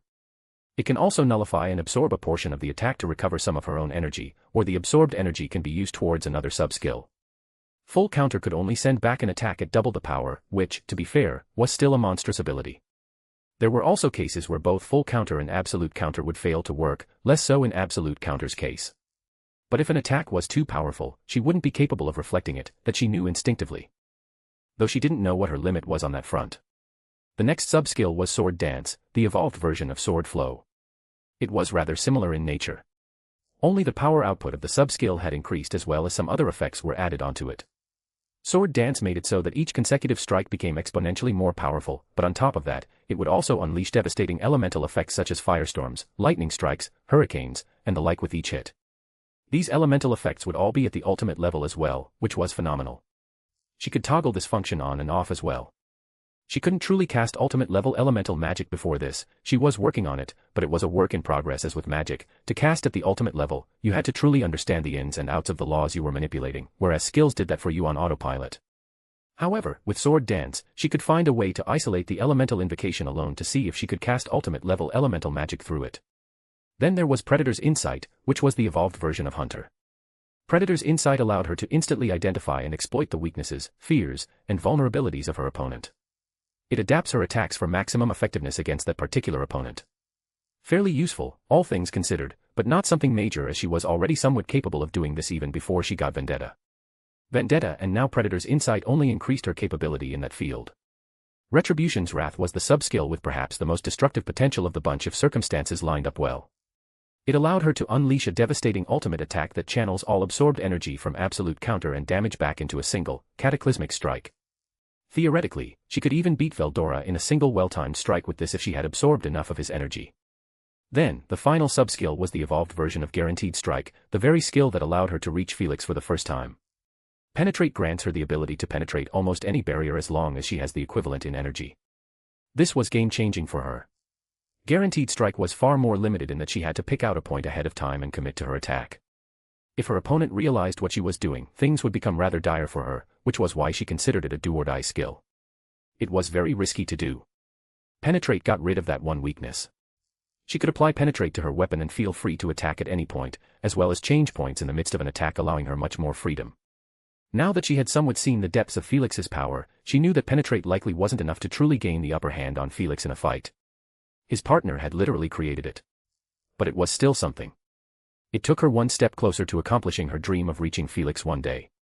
Perhaps that day was years away, decades away, or even centuries, yet she knew from the depths of her soul that she would continue to single-mindedly strive for that goal. It was a core part of her at this point. There were many steps that she had to take to reach her end goal of truly reaching Felix without any tricks. The next step for her was to fight Veldora, preferably a victory, but she knew the chances of that were slim, so she would settle for a tie. Her victory against Veldora in the past was not a true victory, despite her boasting even though she knew that. She mostly boasted just to get on Veldora's nerves. The true dragon took many human lives in the past, yet he would not suffer the consequences. Many would say being sealed for a few centuries was consequence enough, but Veldora deserved more in her eyes. In the past, when she fought Veldora, he was far weaker than his current self. He held no technique and did not take her seriously from the start, which allowed her to get the better of him with ease. If he had taken her seriously from the start, then perhaps things would have been different, but she knew in her heart that she did not consider that a true win against the Storm Dragon. And so she would challenge him to a rematch. One she would fight with her own power against a serious Veldora. That was the next step in the long road ahead of her. Athanas. Athanas felt like clapping to herself, but she would hold herself back, having no body at the moment withstanding. It wouldn't do to be too smug just yet. Not when her plan had not come to complete fruition. She didn't even have to do anything to line events up in this way. It was all just Hinata overthinking things but also somehow coming to a somewhat correct conclusion. Soon enough, Hinata Sakaguchi, a true hero, would be putty in the palm of her master's hands. That girl was ruled by her emotions despite what she may have thought. Hinata may have considered herself a stalwart protector of humanity, which she probably was, but she also thought that she could become an emotionless robot when the times called for it. In fact, she had done so many times in the past, but none of those times to Offanis' knowledge involved heavy emotional baggage. Hinata's breakdown when she confided in her master about her past supported her assertion. Hinata thought she could do something similar if her master crossed a line. Perhaps she could, perhaps she couldn't. Either way, Offanis would win since her master would have gained another ally in the end. Would Hinata be a powerful ally? Somewhat, but in the end, nothing else mattered. Her greatest objective in life was to keep her master safe and happy. Anything that can increase the odds of her continuing to succeed in her objective, even if by 0.000000001%, would be something that Offanis would put her wholehearted effort into. That is why even when the opportunity of her birth was around the corner, her predecessor, Odin, Lord of Cursed Knowledge, opted to push her master into Luminous Valentine's arms, gaining another powerful ally in the process. She did that to the detriment of herself. The amusing thing was that she could make Luminous Valentine and Hinata Sakaguchi even more powerful, or at least they had the potential for it. One was the duplicate of Twilight Valentine, a being far stronger than even the current Luminous, while the other had begun to push the bounds of what was possible for humanity. Hinata was no high human, yet she was pushing into the same realm the truly monstrous high humans used to occupy. The first true hero, Rudra, was the one at the top of that level. Offanis estimated his EP to be perhaps greater than Veldora's if Rudra managed to name even Guy Crimson without dying in the process.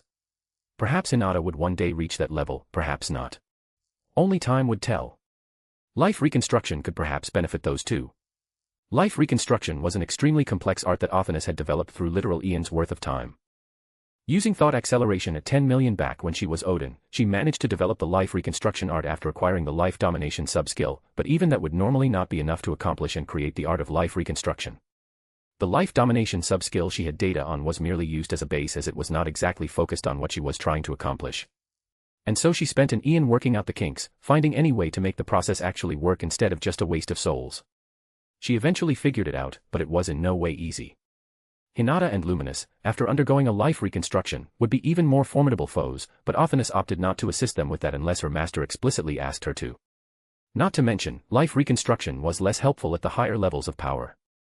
It was only as useful as it was for her master's demonesses because they were in a weakened form.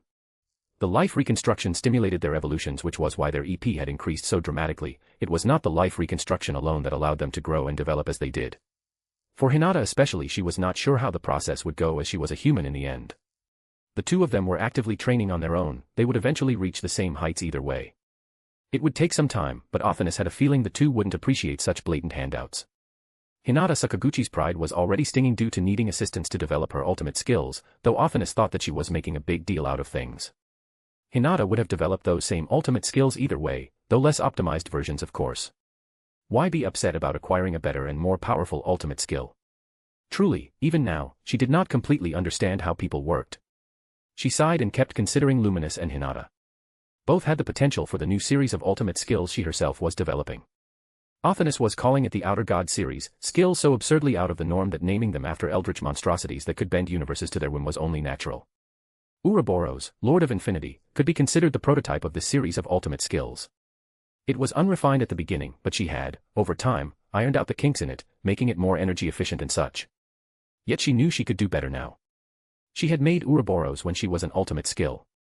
If she could not outdo it as a Monas, then why did she even exist? Of course, receiving an Outer God series ultimate skill was extremely difficult, if not impossible. It would involve manipulating information particles at an extremely proficient level and would require an absurd amount of energy to be sacrificed to birth the Outer God skill. It was what she planned to do for her master, though she was still working out the kinks for his personal ultimate skill as it would be her magnum opus. The only ultimate skill he would truly need outside of perhaps Brahma, though she was working on a possible evolution for Brahma as well. The progress on that one was going far slower, however. She was sorting through the data of all the skills she currently had, and she had a lot of data to sort through. Tens of ultimate skills worth of data, not to mention the data she has from her vast collection of unique skills, extra skills, and common skills. In total, she had tens of thousands of skills to sort through.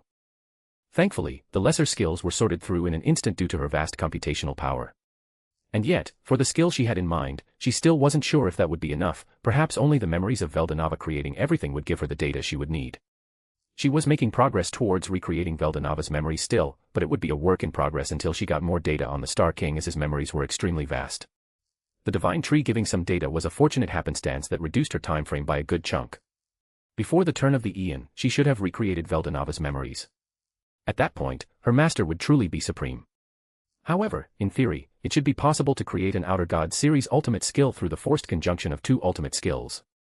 The voice of the world would likely sense the abnormal situation and register the new skill in its system as well, making it more official. Though the amount of people with a single ultimate skill were few, let alone multiple ultimate skills. Othinus did not see anyone ending up with an Outer God series ultimate skill for some time to come. Perhaps Hinata would someday be capable of such a thing. The girl had been able to perceive the information particles within her soul when Othinus had begun the evolution of Vendetta. If Usurper evolved into an ultimate skill, an Outer God series skill using Usurper as fuel would be rather terrifying. Chloe already had a similar skill, and from what Othinus had analyzed, Kronos, Lord of Spacetime, was capable of some truly absurd feats. It could steal skills bound even to the soul if Chloe and Kronoa's combined wills overpowered her opponents. With the power of a Monus behind her, even if a weak Monus was in Othinus' view, Chloe was still a powerful foe. Though Othinus was not worried about Hinata at the very least. In the end, despite whatever Hinata thought, Othinus was rather certain that in the end, Hinata would firmly be on her master's side. That girl may not admit it, but she was truly infatuated with her master. It amused Othinus to no end that her master wasn't truly aware of the depths of Hinata Sakaguchi's affections. He merely thought her to be interested, yet her master had seemingly on complete accident seduced Hinata so utterly and thoroughly. Indeed, her master was the best. She quickly went over the data on Serial, Lord of Hope. The attack on Rabirius was something she was glad to take advantage of. She was the one who guided Arcuade to taking full control over the Council of the West, and indirectly the entirety of the Western nations as long as Luminous Valentine's desires aligned with her master's. That was a significant portion of humanity. She did it so her master could have another leg to stand on. The West may not have been anything significant in her eyes, but it was still something that could one day potentially be useful. It gave her master more resources to draw upon if he wished, and gave him a controlling stake in Tempest and its advancement, since with one word her master could make things much harder for Tempest with political might alone. Her master may have had trust in Rimuru Tempest, and she did as well to a certain extent, but she would not be Othinus and his protector if she did not make plans against her master's closest allies in the case that they turned against her master. She had plans to easily deal with the Storm Dragon, Rimuru Tempest, Chloe Aubert, Guy Crimson, the Frost Dragon, and many others. Meline Nava was the toughest to plan against, but she still believed it was doable with her and her master's newfound capabilities. She did not think it was likely that any of them would turn against her master unless her master suddenly decided to attempt to do something rather extreme, but should his desires line up that way, then she would be more than happy to assist him in fulfilling those desires. She was born to be his closest companion, after all. She wouldn't betray his trust, ever. Othinus was rather certain that Rimuru Tempest's ultimate skill, Raphael, Lord of Wisdom, had similar thoughts. She wouldn't be surprised if Raphael had some sort of countermeasures in place for her master and her, though each of those measures would be wildly outdated since her own evolution into a Monus changed things significantly as well as her master's own rise in power. Othinus had been doing her best to disguise the change in her master, more specifically the additions of the dragon factors within her master, so she was fairly certain that no one other than those who would be very familiar with the dragon factors could detect them in her master.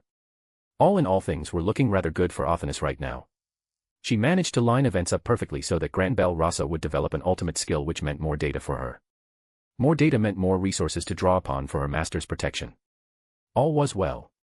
I am highly motivated by your guys' reviews and likes, so do that. I'll probably keep writing or something. Author's note. Sup everyone, back with another chapter of Daemon. Hinata gets another power-up, and she finally decides to take on Veldora at some point. I do have some plans for her in that fight that I'm looking forward to. We get to hear Othinus' perspective on the events of the last dozen or so chapters, and then we learn a bit more about Damrata. Chapter was a bit shorter than usual, but I did find a pretty good spot to leave off on, so I decided to just stick with it. Honestly, not that happy with this chapter overall, but it is what it is. Chapters might be a bit shorter than they have been in the past since I'm getting less time to write due to life getting a bit more busy. Anyways, thanks for reading, peace. Thanks to God Gamer at Bon Voyage, at Salanti, and at Flowerman for baiting this chapter. Chapter 177, Added Images to Character Sheets. I finally got around to updating the character sheet, so check it out. Chapter 178, Chapter 107, Darkness in Lune. Story, I'm a demon, so what? Disclaimer, I do not own the original setting. Chapter 107, Darkness in Lune. There are up to 15 chapters ahead of update schedule at p@trian.com/theagbasilisk. Felix. After finally coming to an agreement with Damrata, the two of us sat back down as I opted to inquire a bit more about Damrata as a person as well as what his life was like. He was one of my newest subordinates, one of my few direct subordinates, so I wanted to get to know him a bit. I could probably put Damrata under one of my direct subordinates, but I feel like that would be a waste of resources. Damrata's loyalty was all but guaranteed with the contract he made with me and the control circuit in his alternative. Treating him with suspicion at this point could only be detrimental. I already had some understanding of Damrata as a person, but I'm sure there was more I could learn. Lots of that would come with more time together, but some of it I can learn now. I did genuinely try my best to be a good lord, or whatever you want to call it. Getting to know one's subordinates was only a basic thing that should be done, yet most nobles in most kingdoms from my understanding failed even this basic right.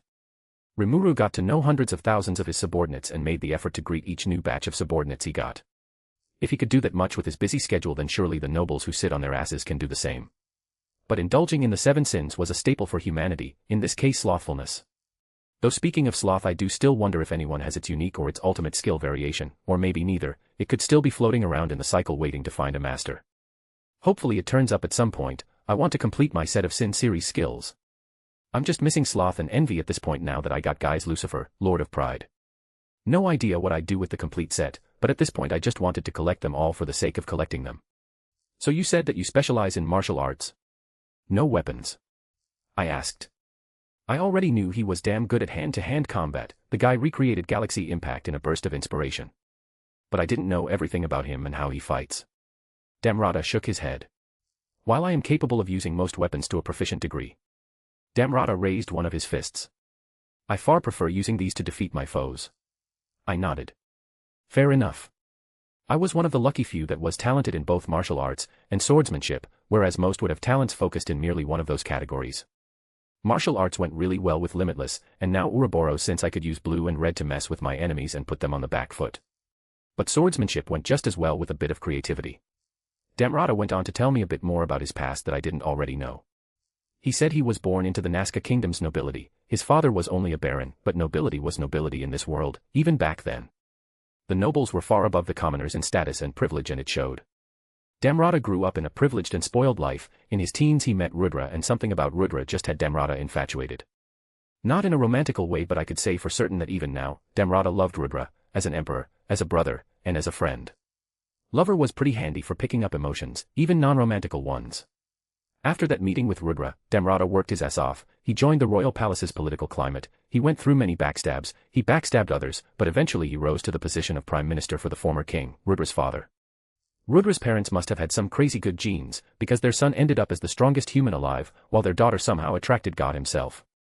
Once Damrata became the prime minister, he didn't see Rudra again for years, as Rudra had left for an adventure or something. Rudra and his sister returned for his sister's marriage to Veldanava, which Damrata attended. That's where Rudra and Damrata got to know each other a bit more. At this point Rudra left for another 2 years and learned under Veldanava some more. Eventually shit went down with Veldanava dying as well as Lucia. At this point Rudra returned, became king, went through his phase of depression and whatnot. At some point Guy met with Rudra in private, which lit a fire under Rudra as Damrata described it. In Damrata's own words, it was like the Rudra of the olden days was back. Rudra began by testing all of his close subordinates, Damrata included. He tested them by exposing them to his hero's haki. Most crumbled under the pressure, but Damrata fought back. This ended up being enough for Damrata to evolve into a saint from an enlightened. It was pretty crazy to think he became a saint just from Rudra's hero's haki, but something similar happened to Hinata, and she went even further than that, becoming a divine human. When Damrata evolved is when Rudra began to look at Damrata in a more serious light. Rudra gave Damrata some more personal training, and introduced Damrata to Velgrind. Rudra began conquering the neighboring kingdoms and whatnot, growing the Nazca kingdom into the empire it is today. Damrata sighed as his lips twitched. I eventually encountered a rather troublesome demon, but I wouldn't have grown to the level I am at today without that demon's rivalry. Damrata said in amusement. He seemed to hold no hate for the demon he was talking about, which was pretty odd seeing as he was human. In my experience most humans by default disliked if not hated demons. Though the demon race had earned that reputation, it's not like we were being discriminated against for no good reason. The majority of my kin were bloodthirsty, deceptive, selfish, and all around not people you want to associate with as an average human. Which demon? I asked. Perhaps I know them. For them to have been able to challenge Damrata, they must have been a rather powerful demon. Damrata's lips pursed. He had no name, as that is incredibly rare for demons, but he was strong, very strong. I know not which rank he would be in going by the demon nobility system, but I imagine he was on the higher end of that range. Demon nobility was generally categorized by age. As the older you were, the more contracts you had made, and the more time you had to grow your fighting experience and magical knowledge. All of that in general made for stronger demons. The stronger the demon was, the larger their playground in the demon realm was. Chevaliers were the lowest of the low in the demon hierarchy. They were known as the late modern species of demons who were aged between 0 and 30 years. They are all firmly lesser demons unless something incredibly rare like someone reincarnating into a demon occurs, though even then they could remain lesser demons like I did. It took an appropriate amount of stimulus for me to evolve from a lesser demon into a greater demon. Technically this is the rank I should possess, at least when it comes to demon nobility, but I'd say I'm a special case. I was very young, all things considered for the level of power I held. There was that demon under Rimuru who was in a similar situation, Venom. He started as a greater demon from the start, so he was fortunate at that front. I was less fortunate. But I did have powerful skills, so I suppose that makes up for my starting level. Then came Baronets, who were known as the modern species of demons. They were around 30 to 100 years old. Then the Barons, who were also known as the early modern species and were around 100 to 400 years old. These could generally be strong lesser demons or lower-level greater demons. Then comes the Viscount rank, which is where the real power within demonkind begins. They are known as the medieval species due to being around since the medieval times of this world. They're around 400 to 1000 years old. Ark was a Viscount himself in his current incarnation, but according to Arcuade, Ark had been serving her for over 20,000 years. He just got killed 300 years ago, so he had to start over when it came to ranking. Ajra is also a Viscount, though his otherworlder status is what allowed him to fight above his weight class and get Megumin's attention. Esprit also falls under this ranking. Megumin preferred to recruit the demons she thought were interesting, in her own words, so they tended to not be that strong. They did all have potential though. Viscounts are straight-up calamity class beings, capable of destroying entire cities with ease, even if the majority are still only greater demons. The techniques they have refined over the long period of time they've been around is enough to differentiate them from the Barons. I knew this personally since I tried to be a good boss, even to the demons under me, so I did try and get to know them whenever I saw one. Most weren't exactly good people, but I wasn't either. What mattered was that they were doing their best for my own interests. The least I can do is respect them for that, even if their worship and loyalty was a caveat of my strength. The same held true for Arcuade, Megumin, and even Lalatina. These women, each exceptional in their own way, were drawn to me not by chance or whimsy but because I possessed qualities that stood out. In this case, my rapid rise to strength is what got the three of them interested. They were demons, they knew how long the process took for demons to rise in power, so they knew just how odd it was that I was as strong as I was when I wasn't even half a decade old as a demon. Without something unique about me, a strength, a charm, or an ability, I would have been beneath their notice. That much was natural. Exceptional individuals are often drawn to others who, in some way, complement or match their own uniqueness. It wasn't an idea rooted in arrogance, but rather in the nature of social interaction in general. Even back on Earth, society operated in much the same way, with people gravitating toward those who fulfilled certain unspoken criteria or expectations. Those of similar social and financial status gravitate to one another, and only in rare scenarios did someone marry up in the hierarchy. In the end, what mattered was that I was who I was. Every kind of relationship came with their own caveats. Someone wealthy generally isn't going to fall in love with someone who is poor without something to bridge the gap between the two vastly different social statuses, such as ambition or charm. Someone attractive generally won't fall for someone unattractive unless the unattractive person brings something to the table, such as being funny or having a good career lined up. At their foundation, all relationships begin with mutual interest, an exchange of qualities or characteristics that both parties find compelling or desirable. Once that foundation is laid, however, what happens next is what truly matters. It falls to both individuals to cultivate a deeper bond, to nurture the relationship until it becomes more than just plain old superficial attraction or transactional benefits. In doing so, affection and love can grow into something genuine and enduring, perhaps even unconditional. That, at least, is how I see it. Relationships require effort and intention, and love is rarely a gift that comes without strings at first. It must be earned and developed through time, shared experiences, and mutual understanding. I didn't know you had a PhD in philosophy, Master. Athanas' teasing voice echoed in my head. I rolled my eyes but didn't bother responding, though Athanas was right, those were some super wise thoughts. Mao. And after I went and helped Hinata out for you. Oh. What did you help her with? Hinata's evolution would mostly take care of itself. Her body was just getting used to the new power within her. Her unique skill, Vendetta, was gearing up for an evolution unconsciously. It would have taken some time for the process to occur on its own, so I assisted in the process. Seriously. Seriously. Athanas said smugly.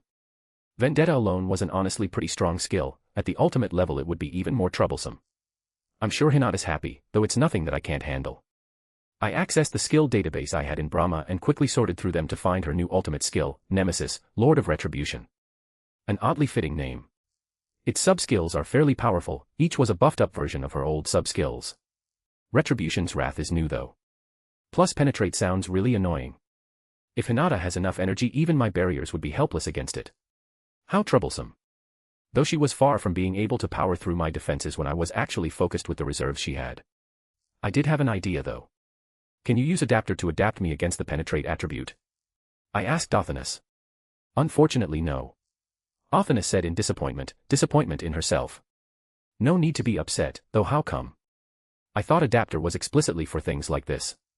It is because I have been using adapter in overdrive in the background. You have. I didn't feel anything different about myself. Just what was Othinus trying to adapt me against? I have been using adapter to strengthen your soul, master. At first it was to adapt against the strain of more ultimate skills, but the dragon factors strengthen your soul to a significant degree, making it so you are capable of handling more. The issue is that it is not enough. I have run various calculations and simulations. The ultimate skill I am designing requires you to have an extremely powerful soul, on the level of a true dragon's soul in fact, which you do not have. A true dragon's soul. Just what kind of skill are you making? Your soul does not have to become that of a true dragon's, it merely needs to reach a similar stage of existence. I have been using adapter to strengthen your soul in that fashion using data from the dragon factors you have incorporated, but it will take time. It would be quicker to become a true dragon, but something like that is not simple. I see. That's fine then. It would be useful to adapt against penetrate, but I have a feeling that being ready for this new skill of yours is a far more useful expenditure of resources. Still, a true dragon's soul was no joke. My soul was pretty damn strong, but even with the dragon factors it wasn't at that level. The strength of the soul didn't directly relate to how strong you could be, so my soul wasn't limiting me there at least. But I was beginning to look forward to the new ultimate skill Othinus was designing. She was hyping it up a lot. I will endeavor to surpass your expectations, master. However, it will require time. I'll look forward to it then. I wasn't unused to Othinus working on things behind the scenes, even as Odin she would do that. I was digressing though. After the Viscount rank is the Count rank. These guys are known as the ancient class since they are basically ancient. They are from 1000 to 3000 years old. This is when the difference in age shows up even more than before. At this level demons tend to be on the higher end of the demon power hierarchy. Generally archdemons are at minimum arcounts. From what I learned from my own primordials, being a count was the minimum requirement to serve a primordial directly unless there was something special about you, like arc. At least normally, Megumin tended to ignore that unofficial rule and do whatever she wanted. The territory of a count in the demon realm was massive, generally their playground was about as large as the entire kingdom of Farminas. Farminas was one of the biggest kingdoms in the western nations and was about as big as a good third of India back on Earth. Then came the really big names in the demon realm. Marquis, Duke, and Archduke were all considered prehistoric species. They were all 3000 years old at minimum. Zonda was a Marquis, Veyron was a Duke, and then finally Moss was an Archduke. The only Archduke in existence, in fact, Moss had not died a single time in his long existence. That's how he rose up to be the strongest demon around bar the primordials, at least until I came around and powered up a bit. Veyron and Moss used to spar quite a bit from what I knew, those spars all ended in Veyron's death. The rankings of demons vary quite a bit, but if he managed to give you a challenge even when you were a saint, then I'm betting it's one of the prehistoric class demons. I responded to Damrata. Damrata nodded. That is what I suspected as well. While I have not encountered that demon for centuries, I do know some things about him if you would like for me to share. I raised a brow. Sure, if you want to meet this guy again I don't mind helping. Damrata shook his head. That is not it. I merely believe that he could be a good subordinate to assist in your goals. As I am your subordinate now I will do my best to ensure your desires are met, as well as ensure that I am doing my part. I stared at Damrata for a moment before bursting out in laughter. Gahaha. Damrata's brows furrowed. Did I say something amusing? I shook my head as my laughter calmed down. No, no. I just think me and you are going to get along just fine if you act like that. Damrata nodded with a pleased smile on his face. You may not be the first lord I have served, but I do have pride in myself. I will not dishonor you or my previous mentors by failing in my duties. I leaned forward. All right, I'm all ears then. Tell me a bit about this demon. Damrata nodded. He quickly went into detail about the features the demon most commonly assumed as well as the general fighting style and personality of the demon he used to fight. So you're telling me he is under the lineage of the primordial of white, he often appears like a Shota, has ash-gray hair, and black scara. Damrata nodded. It did always confuse me which lineage he was under as his black scara often hinted towards being from Noir's lineage. My lips twitched. I do believe I know the demon you are talking about. Damrata's brows shot up. Truly? Yeah. An enemy? Damrata inquired. That demon always used to be quite smug, I imagine that he has made many enemies for himself. I shook my head. Not quite, a subordinate actually. Damrata's lips quirked up. Ha ha. He laughed. I look forward to meeting him again then. I still have some misgivings to settle with him. I rolled my eyes. Even Damrata had a shonen rival. Where was my shounen rival? Though in a fight between Damrata and Moss, I really wasn't sure who would win between the two of them. Damrata had more energy, plus he had grown stronger from his fight with me. Enlightenment tended to do that, but Moss was absurdly skilled. I had seen him spar with Arcuade before, and he managed to keep up for a little bit before Arcuade began taking him more seriously. He's a subordinate of a subordinate, I explained. Damrata tilted his head. You have someone powerful enough under you to rein that demon in. My lips quirked up. You don't even know half of it. You'll just have to wait and see for yourself. Despite everything, Damrata shouldn't know just what and who Arcuade, Megumin, and Lalatina are. The only people who know are close allies of mine, otherwise it's kept mostly private. I'll look forward to that then, Damrata said before he continued. After that the years just went by. Damrata said with fond reminiscence. More champions appeared, such as Granbell. Granbell was taken in as a student of Emperor Rudra's and was trained until he was capable enough for the Emperor to begin trusting him with certain tasks. I raised a brow. I didn't actually know that Granbell had any relation to the Eastern Empire. Luminous hadn't mentioned it, neither had Chloe or Hinata, so I'd say they didn't know either. Granbell was one of Rudra's students, I asked. Damrata looked at me with a raised brow. He was. I imagined that you would have known that. I shrugged. Never heard of that. If he was one of Rudra's students, then why was he out here in the West? I imagine with his strength he could have become a single digit eventually. From what I knew, single digits lived extremely luxurious lives. They were given god-grade equipment just to start, and were all rich as hell due to the good pay. The only caveat was that their lives were Rudra's, which to some was an okay sacrifice. Damrata's fists clenched before he took a deep breath. Granbell was one of the individuals Emperor Rudra trusted most. In fact, it was an almost implicit trust, which is why Granbell was trusted to conduct an operation that would later be key to the Eastern Empire's expansion. Damrata went on to tell me what exactly Granbell was tasked with. Granbell was supposed to make a name for himself in the Western nations, which he managed rather well. After that, he was supposed to strategically weaken key infrastructure in the Western nations to prepare for an invasion. With all those key facilities weakened, the Eastern Empire would have an easier time taking everything over. None of that happened, though, I stated. If it did, I would have been in a completely different world by now. Damrata nodded. Indeed, though Granbell did have a rather difficult task ahead of him. Luminous Valentine alone caused him trouble, not to mention the fact that he got married. But what was unforgivable was him completely betraying the ideals he once stood for. He allowed power to get to his head. Damrata said with a sigh. The Granbell that I once considered a friend is long gone, I suppose. Maybe, maybe not. I went on to tell Damrata about Granbell's final stand, if you could call it that. About how it seemed like Granbell had already given up on taking over the Western nations, about how he was just looking for someone who had the best interests of humanity at heart, so that he could die in peace. A small smile grew on Damrata's face. At least he died with dignity then. What happened after Granbell left? I asked. I was pretty interested in Damrata's life in the Eastern Empire. Perhaps something he'd tell me would contain useful information on the Eastern Empire, information that may not seem significant to Damrata but could be something I didn't know beforehand. Plus I was pretty curious about the Eastern Empire in general. Ignoring the fact that the Empire would become an enemy according to Chloe and Damrata, the Eastern Empire was widely considered a paradise for otherworlders in this world, where resources were made available to any and all otherworlders so they could thrive in this world. There was a reason the Eastern Empire had the largest concentration of otherworlders.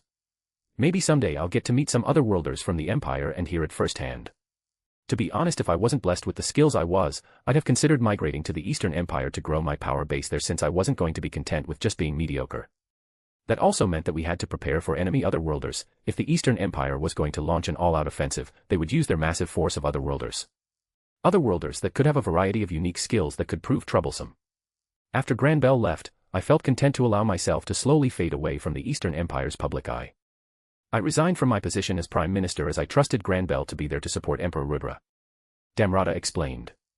That is when I began actively making an effort to keep my promise to Emperor Rudra, as I realized that the single digits would not be enough. For one, they were a known factor to the Emperor. He knew their ability, so knowing him he would already have measures in place to neutralize them if needed. I nodded. It's only practical. I agreed. Damrata nodded. Indeed, not to mention none of them even met the minimum standard or had the potential to meet that standard to even touch Emperor Rudra. Each single digit is monstrously strong, but Emperor Rudra is on an entirely different level. I realized this, so I began searching for people outside of the Emperor's influence. I continued for centuries, finding champions in the making, yet they were all lacking in some aspect.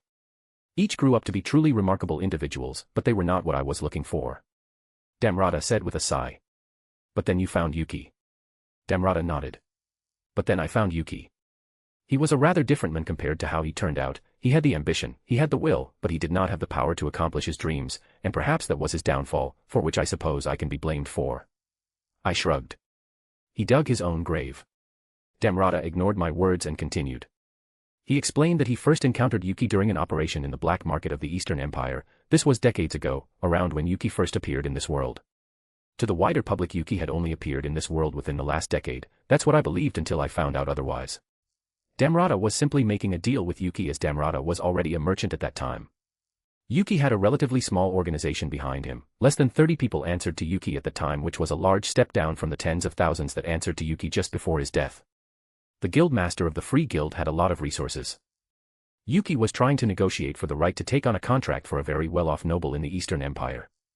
The noble wanted some assets fetched and delivered to a location of his choosing. In the black market, many companies tended to negotiate for the right to take on these contracts, or else there would be chaos with each faction fighting for a single contract.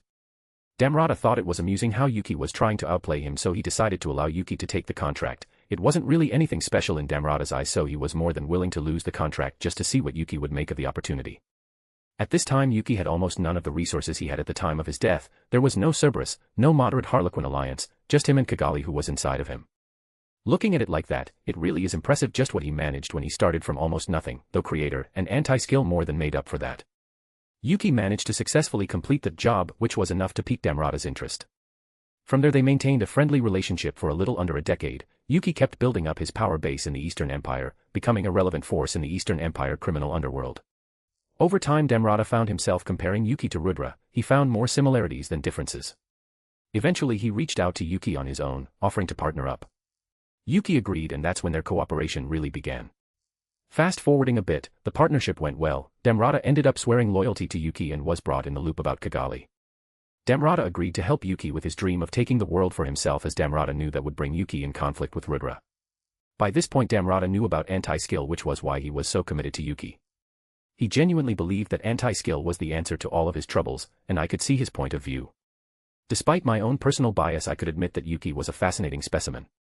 In most cases, anti-skill alone would win Yuki 99% of his fights. It would even allow him to fight saints and win against them if the situation lined up properly.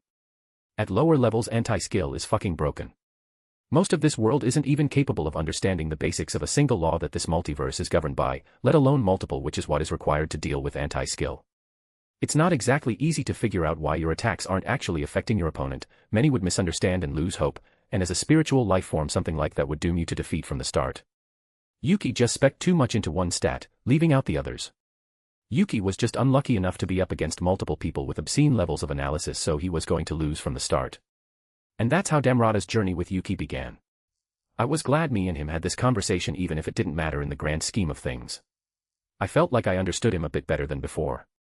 In the end, Damrata is just a pitiful man trying to fulfill his best friend's dying wish, and was willing to do almost anything to fulfill that wish.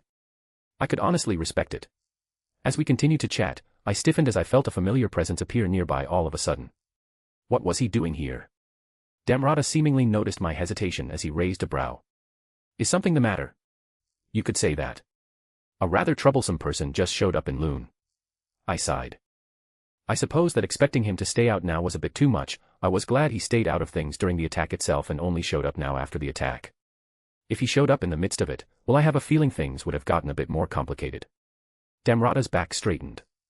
An enemy of yours? He inquired with narrowed eyes. For you to be wary, not many are at that level. Damrata said as he repeatedly tapped a finger against the table. I suppose that was his way of showing his nervousness. I shook my head.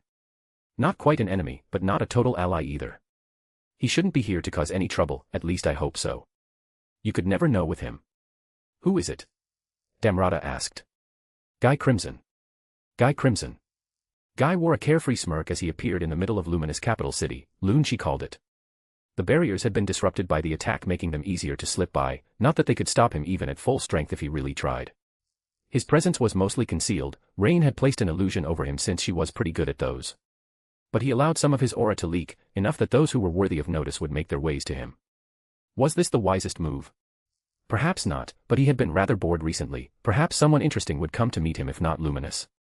Though he expected her to greet him soon enough. He casually walked through the streets of Luminous City. He had agreed to not interfere with the chaos occurring in the west, but now that the chaos was over he was free to explore and see what had happened. Despite giving Felix his word, he didn't leave everything to Felix. That would be irresponsible. He gave his word to Velda first, and so he would keep his word. He would be the mediator. Though it seemed like his interference would be unnecessary this time. He had subordinates of his own that he scattered around the western nations to monitor the situation so that in case things deteriorated he could take proper action.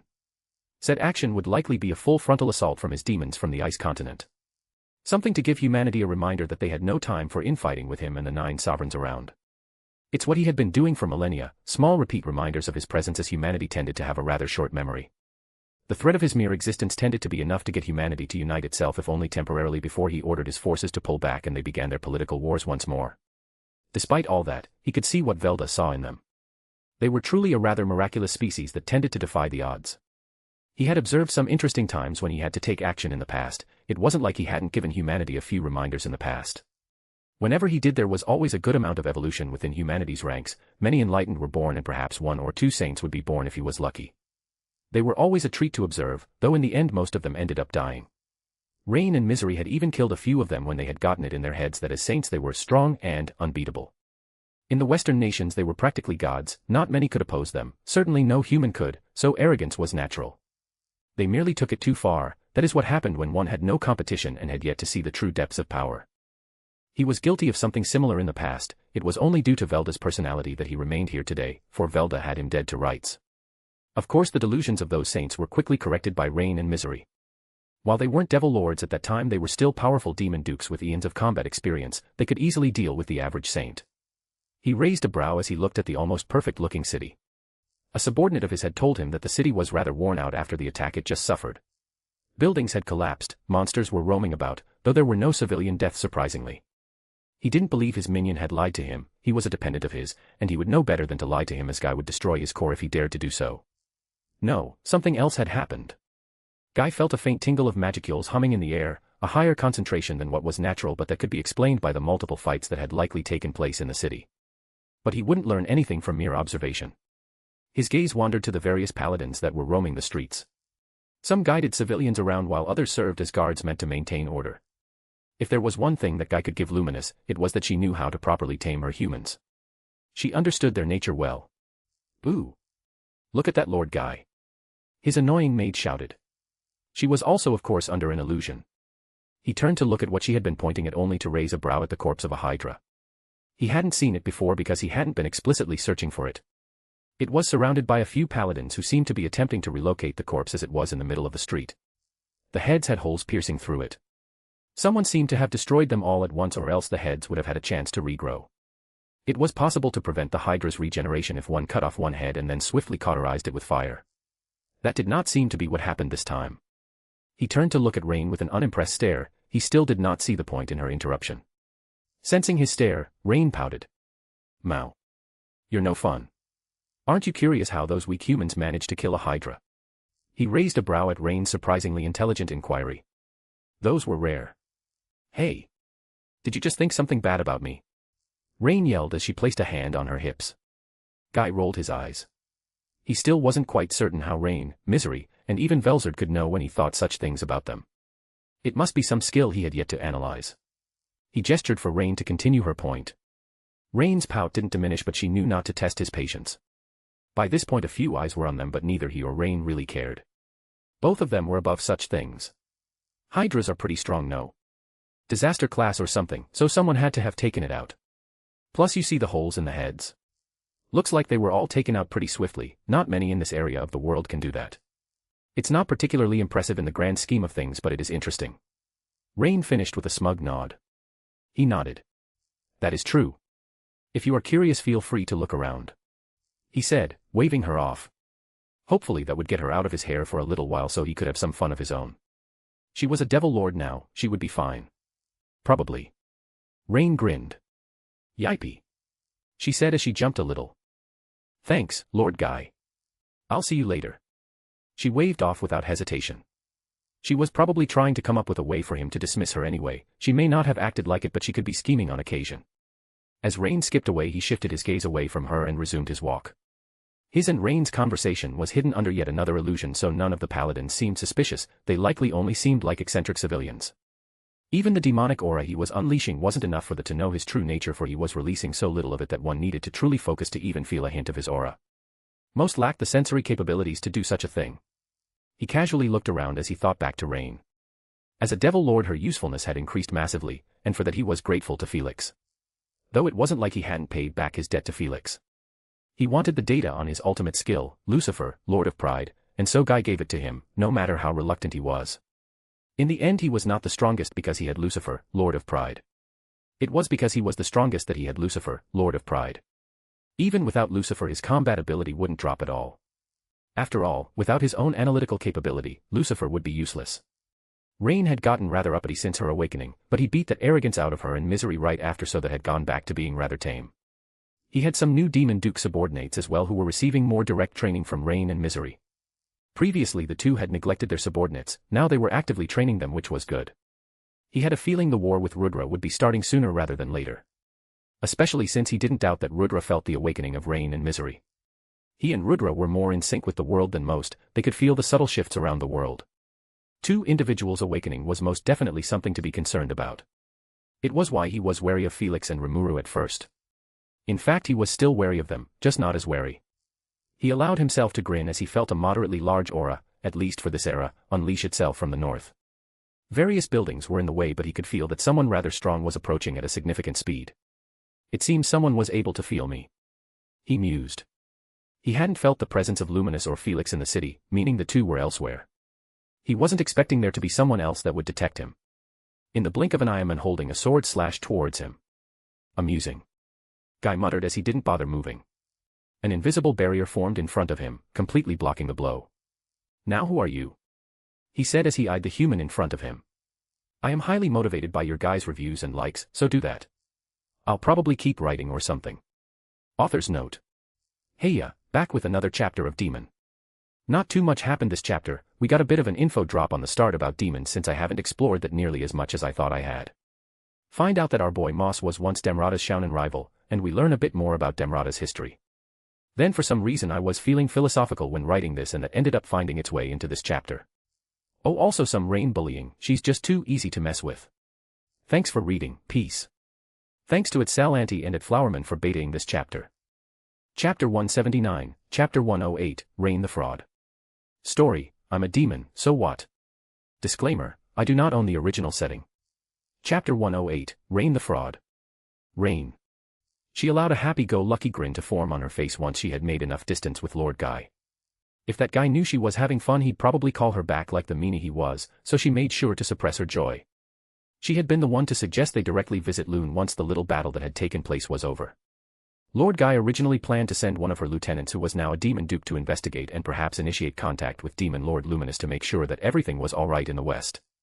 But that would be boring. She was already pretty bored and she wanted a chance to flex her new power.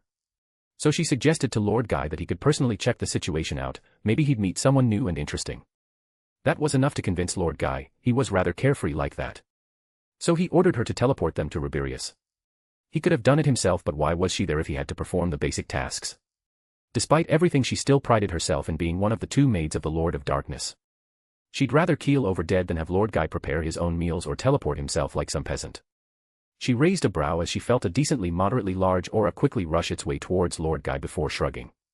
He would be fine. In fact, something like that was the exact reason she was able to convince him to come to Loon in person. Lord Guy was looking for something or someone interesting to entertain him. Every few centuries he was hit with a spurt of boredom and would sow some chaos in the West to entertain him. It wouldn't be anything catastrophic, of course, just enough to get humanity a bit worried and change the status quo a bit. This time Lord Guy didn't even have to do anything. This new generation of demon lords were really a fun bunch. That Rimuru guy was role-playing as a kingdom builder and was slowly expanding his empire, which intrigued Guy. While Felix was just an overpowered bastard, which also intrigued Guy.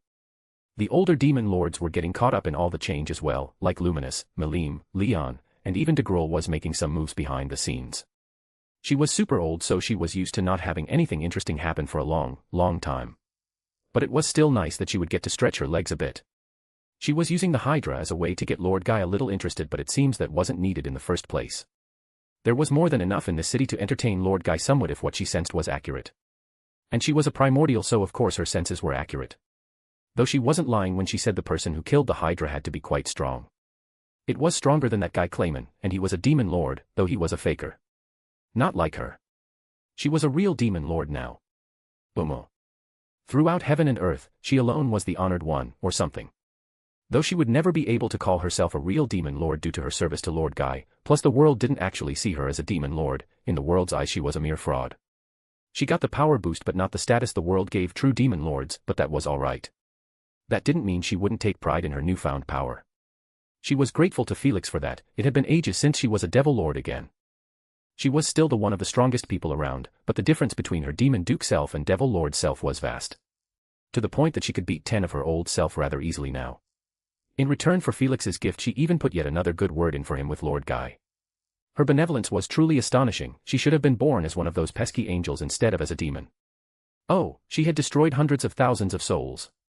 Pish-posh, that didn't count. She was still as pure as an angel. She clenched her fist, releasing a pleasurable sigh as she felt the overwhelming power within her. The sheer physical force she could exert now would be enough to punch Clayman away with ease. She could do that before too, but she'd have to rely on her aura for that, which was honestly just shameful as a primordial. But what could she do? The world nerfed the primordial demons whenever they entered the Cardinal World. Even Lord Guy was subject to that, being a mere archdemon when he was first summoned by that Jahil guy. Talk about an idiot. When Lord Guy first summoned them after wiping out that kingdom, she was stumped as to how someone could be so stupid. She quickly learned how stupid humans could be. After her awakening she felt like the king of the world, or something. It had been a really long time since she was truly a devil lord. It was nice to feel her old power with her once more. Not to mention she was even stronger than she was when she originally left the demon realm. That showed Lord Guy that she wasn't a slacker. So what if he said that she didn't improve much in the 20,000 plus years she was in this world? He was just jealous. Yeah, sure, Lord Guy might have been stronger than her. But was he as irredeemably cute as her? Didn't think so. Could he paint women like they were one of his French girls? Nah, man, he couldn't. At least not now. He probably could steal all her years of painting by giving it a side eye. But he still couldn't do it right now, which was enough for her. She would cope with that thought so she didn't cry. She didn't acquire an ultimate skill, something Lord Guy verbally expressed his disappointment with. She wouldn't lie and say that his comments didn't hurt, but Lord Guy was just like that. He cared for her in his own way. Maybe. Probably. Hopefully. She would be sure to rub it in that pesky Noir's face about how she was stronger than him now though. Same with Arcuade, Megumin, and Lalatina. They always picked on her back in the demon realm. Sure, she was one of the youngest among her kin, but that didn't mean they could bully her. Sure, they were older and more experienced, but she was a devil lord. She would show them their place. Umo. Right after she finished helping Lord Guy with his reconnaissance, of course. She definitely wasn't nervous, she totally wasn't stalling. Anyways, after she and Misery evolved, Lord Guy quickly requested a spar with them. She knew they stood no chance. She was one of the few individuals that had seen Lord Guy go all out on multiple occasions. But she still thought he wouldn't completely destroy them as he had. As a primordial she had always had Demon Lord's haki, just as the rest of her kin had, but the potency of her haki had increased with her awakening, but Lord Guy just batted away her and Misery's combined force. It really was not fair. Lord Guy was just too broken. Her mist illusions were seen through, her strengthened Demon Lord's haki was negated, her magic was dealt with. Lord Guy was just built different, but that was why she continued to serve him, she supposed. She was there for his first battle against Velzard, which turned the ice continent into what it had become today. She was around for all his spars with Leon. Leon was seriously a monster for all the destruction he had wrought in those spars. He was a scary dude. She would highly recommend against messing with him. She had her pride as a primordial, but she also had a sense of self-preservation. She knew there were monsters out there far above her pay grade. Leon was one of them. Though she didn't even get paid. Even the most common of maids got paid. She shook away the sad thoughts. Today was a day of positivity. Who cared that she was poorer than even that clown Clayman? He was dead, she was not. He got killed in a rather brutal way from what she heard. Felix was another monster. She had been around for some of his spars with Lord Guy, and when they were throwing things around that she would not want to touch with a 10-foot pole. Seriously, he wasn't even a primordial. The world was unfair. How did he get so strong while she only just became a devil lord? Ugh, he did have the favor of that Nepo baby Malim Nava. Maybe that had something to do with it. In one of the spars she had been observing some time ago, she even saw Felix and Lord Guy blink in and out of existence. It was super freaky. They were in one spot, then a moment later they were in another, slightly wounded and laughing. It wasn't teleportation, she was experienced enough to know that. In fact, she recalled something similar happening during Lord Guy and Velzard's original fight. That just went to show that she had a lot more to learn. Her and Misery had been training together ever since their awakening. Progress was slow, but there was at least some progress. Their reserves had grown by a very slight amount at the very least. She whistled in a carefree manner as she felt a shockwave pass through her, causing her skirt to flutter, giving a pantai shot to any soul lucky enough. Though she was under an illusion so no one saw. Sucks to suck. She was sure Lord Guy was having fun. She could feel a rather powerful aura erupting from where she left Lord Guy. It was maybe just barely at the level of a saint. Moments later a barrier was placed isolating that fight from the rest of the city, though many of Luminous paladins were panicking and heading to the area the shockwave originated from. Oh, that probably wasn't good. She should probably stop them before they get in the way of Lord Guy's fun. Plus, if lots of other people got involved, it could send the situation spiraling out of control. Lord Guy might just purge them all if they annoyed him. Just before she was about to intervene to distract everyone, another man appeared in front of her. Her presence was concealed so he didn't seem to notice her. Calm down everyone, he began. There was just a little mishap, Ser is handling it. The men explained. Ser? Was that the name of the guy who Lord Guy was having fun with? She pitied the guy. He seemed strong, but he really stood no chance. He might even die at the end if he didn't entertain Lord Guy enough. If anything though, she could respect the balls on him. One of the paladins sighed in relief. Sir, Ser is handling it. Then we can rest assured. Thank you, Sir Arnaud. She guessed that there were others calming down the paladins on the other side of Lune. Though just why were the paladins covering for Lord Guy? As the paladins backed off, she approached Arnaud. She could tell he was a pretty strong enlightened. Clayman would lose against him. Huh, since when did she start using Clayman as a measure of strength? Poor guy, she would forever be using him as a strength measurement. Imagine dying and being so damn weak that even after death your meager strength is multiplied over and over to calculate someone else's strength. Heh, she would be doing that now. For example, she was about 7 Claymans strong. She tapped Arnaud on the shoulder. He immediately stiffened up and swung his blade around at her as it erupted in flames. She had placed an illusion around them just before she tapped him, as she expected something like this to happen. She held the sword back with a single finger as the searing hot flames attempted to burn her alive. She merely raised a brow and gently blew out the flames.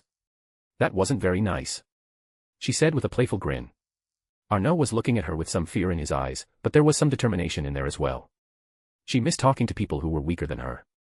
She had been associating with absolute monsters so much that she forgot the looks of absolute terror people shot her.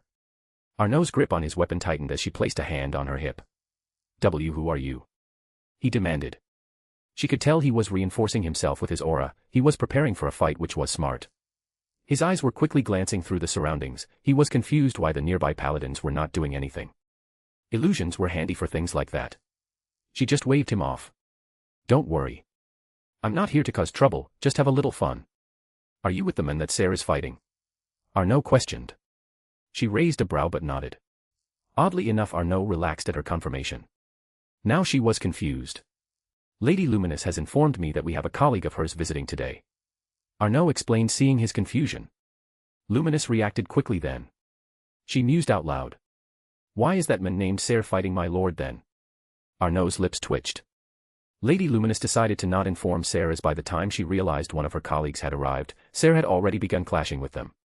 She believed that Ser would not be harmed, so she wished to have Ser test himself against her colleague. Luminous was a sneaky one, using Lord Guy as a sharpening tool for one of her own subordinates. She was sure Lord Guy had realized the same. He was probably just amused. Though Luminous was being rather trusting if she expected Lord Guy not to kill her minion. Her bet paid off this time, but Lord Guy was rather whimsy at the best of times. This Arnaud guy must also be pretty trusted by Luminous for her to bother explaining her reasoning to him. She sighed. Let's go then. It seems my fun time is going to be cut short today. Arnaud nodded as he fully sheathed his sword. May I ask for your name? Oh, you can call me Lady Rain. Arnaud froze up. Rain, one of the maids of Guy Crimson. Do you serve the Lord of Darkness? He asked in a dead tone of voice. Ah. She cheerfully nodded, grinning slightly at Arnaud's obvious fear. It was good to be her. Luminous Valentine. She watched Ser's fight from above. She almost immediately recognized Guy's presence in Lune. She was busy, but when the Lord of Darkness comes to pay a visit, you receive him. He wasn't here to cause trouble. If he was, he would have already done something. Plus she had a significant amount of forces concentrated in Rabirius at the moment, not that she was deluded enough to believe that would mean anything to Guy, but the strong people present did matter. Felix was still here, Hinata was still unconscious, but Luminous still felt confident that with all the forces present even Guy would be hesitant to push his boundaries. The power she felt from Felix that day was truly absurd, to the point that she felt confident that Guy would at the very least be careful of pushing his boundaries, similar to how he acted with Malim Nava. Malim may have enjoyed playing the fool, but all of the older demon lords were well aware that she mustn't be underestimated. It only put into perspective how much more she had to work on herself, and she had been doing so. Her reserves had grown a fair portion, especially since she acquired Granbel's life force, which strengthened her fairly significantly. Though she would not put herself down either, she was well aware that she was one of the most extraordinary individuals in existence. In the end, the class she most identified with was the support class. Her healing capabilities were second to none, and she felt confident that at her full power she could heal entire battlefields of millions in an instant. Combat was simply not her main priority until recently. Felix would likely be here in moments. Felix and Guy had a rather odd relationship from what she had observed, but to each own. Personally she would not like a man such as Guy Crimson to be a friend, but that was her own personal opinion. Just before she was about to greet and question Guy, she felt Ser charge ahead. She was rather impressed that Ser managed to sense Guy's aura. Ser likely believed Guy to be an enemy, so he attacked first and asked questions later. Something he would be reprimanded for. But for now she saw it as a potential learning opportunity for Ser. Previously the majority of her attention was on Hinata, as she believed Hinata had the most potential of the bunch. Ser was also rather impressive, however. Perhaps he would learn a thing or two from his spar with Guy, if he could call what she was watching a spar. She was rather surprised that Ser had continued his assault beyond the initial attack. Guy Crimson's general appearance was infamous throughout the Cardinal World. She had no doubt that Ser recognized Guy the moment he caught sight of him. It went to show how much courage Ser had that he was willing to challenge Guy despite the obvious fear he must have been feeling. She guessed that Ser perhaps thought the attack may have been a scheme caused by internal fighting among the demon lords. It wasn't as if she explained all the inner workings to her subordinates. Only her closest subordinates such as Lewis and Gunther were aware of what had happened. Ser likely thought that Guy was perhaps here to finish the job. That was the only explanation she could consider as to why Ser was putting his everything on the line currently. Despite everything, Ser was loyal to her, or at least to what she represented. He cared for the people who dwelled within her territory, and he would fight tooth and nail to protect them. Ser was unaware about the internal workings of the 9 sovereigns. He likely thought Felix and Rimuru were the only demon lords he didn't have to worry about. Whereas in reality none of the demon lords would challenge each other without warning or reason. De Gruul had the most reason to attack her, yet even he hadn't initiated any attacks just yet. She had informed some of the other 9 great saints to divert any paladins from entering the area, as she did not wish to make a scene out of it. She further went on to place a barrier around Guy and Ser so the fight would remain isolated. It was a shame. Felix had just remade the city, yet she had a feeling that there would be more damage that needed to be repaired. For now she would watch. So what did I miss? Felix's voice echoed out from behind her, though she felt the presence of another man behind Felix. Nothing much. She responded, her thin lips curving into a smile. Guy Crimson. He allowed a small grin to form on his face as he took on the white-haired saint's attacks. He merely tilted his head, allowing the young saint's weapon to boom past his head, leaving shockwaves in its wake. Guy casually leaped backwards, creating some distance between him and his attacker. He could sense Luminous and Felix hovering above him. How kind of them to let him have his fun. Though he sensed someone else that he hadn't sensed in a long time. It had been so long that he was considering if his own senses failed him. He had only met Damrata in passing once before, but Damrata was strong and so Guy had remembered him, even after all this time. He supposed he'd get his questions answered soon enough. He could also sense Rain making her way towards him with someone else. It seems she wouldn't be getting to have much fun after all. Maybe he'd give her another vacation. She had been making progress, and good deeds ought to be rewarded. Both Misery and Rain seemed to have finally taken a hint and began training themselves. They were stronger than they were back in the demon realm, but that wouldn't be enough. Neither had acquired ultimate skills, but that wasn't unexpected for Guy. Even he hadn't acquired an ultimate skill after his awakening. He was too prideful, thinking his abilities would be enough to take on the entire world. He had been humbled by Velda very quickly. He had always been annoyed at Misery and Rain's lack of progress, but he wouldn't force them to train. That will had to come from within themselves. He did still consider them close companions of his. He would even avenge them if they got themselves killed, but not much more than that. Though he did have to wonder if he now had to consider the fact that each and every primordial had been awakened into devil lords. If Felix could awaken Misery and Rain, then he could do so with the rest. though the soul requirement would be rather troublesome to satisfy. Guy hadn't heard any reports of any kingdoms being destroyed, so the soul issue still remained. Of course, Guy considered the possibility that Felix already had the souls, in which case there was nothing Guy could do except account for the new devil lords that had been thrown into the mix of his game with Rudra. "What is your name?" Guy asked as he casually tucked his hands into his pockets. This man was far too weak for him to use even his fists, let alone draw his blade. That didn't mean that he wouldn't enjoy toying with him though. The saint's grip on his blade tightened. Guy could tell the man was terrified, yet he was still standing. Something like that was rather impressive. He has seen people terrify themselves into death when in his presence before. "Sir. And you will walk no further. I will not allow you to," Sir declared with solemnity. Guy laughed. "Puffed. Perhaps I have been too quiet if you humans underestimate me so," Guy said mockingly. It was ludicrous to even think that Sir could last a second against him if Guy wanted him dead. Sir was weak, he was merely stronger than most, which was enough to entertain Guy for now. He had come to gather information after all. He had never been one for spying and sneaking around. He preferred to be direct. "You're the one who's underestimating me," Sir yelled as he dashed forwards, leaving behind a sonic explosion. Guy Crimson stood still, his grin widening as Sir surged forward, the sonic boom trailing behind him. The white-haired saint's blade gleamed with holy energy, crackling with power as he brought it down in an arc meant to cleave him in two. With a flick of his wrist, Guy conjured a barrier of crimson flames, the air around it warping from the intense heat. Sir's blade struck the barrier, sending a cascade of sparks and shockwaves in every direction. The collision of holy energy and his flames created an ear-splitting crackle, illuminating the battlefield in the process. Guy hadn't been using anything Sir wasn't capable of handling. It would be too boring if he accidentally killed Sir. He was just trying to test this newbie saint for now. "Is that it?" Guy asked, his tone dripping with mockery. "If you're going to entertain me, you'll need to do better than that, weakling," Guy said as he mockingly yawned. His words seemed to only tick Sir off more. It really was too fun messing with those beneath him.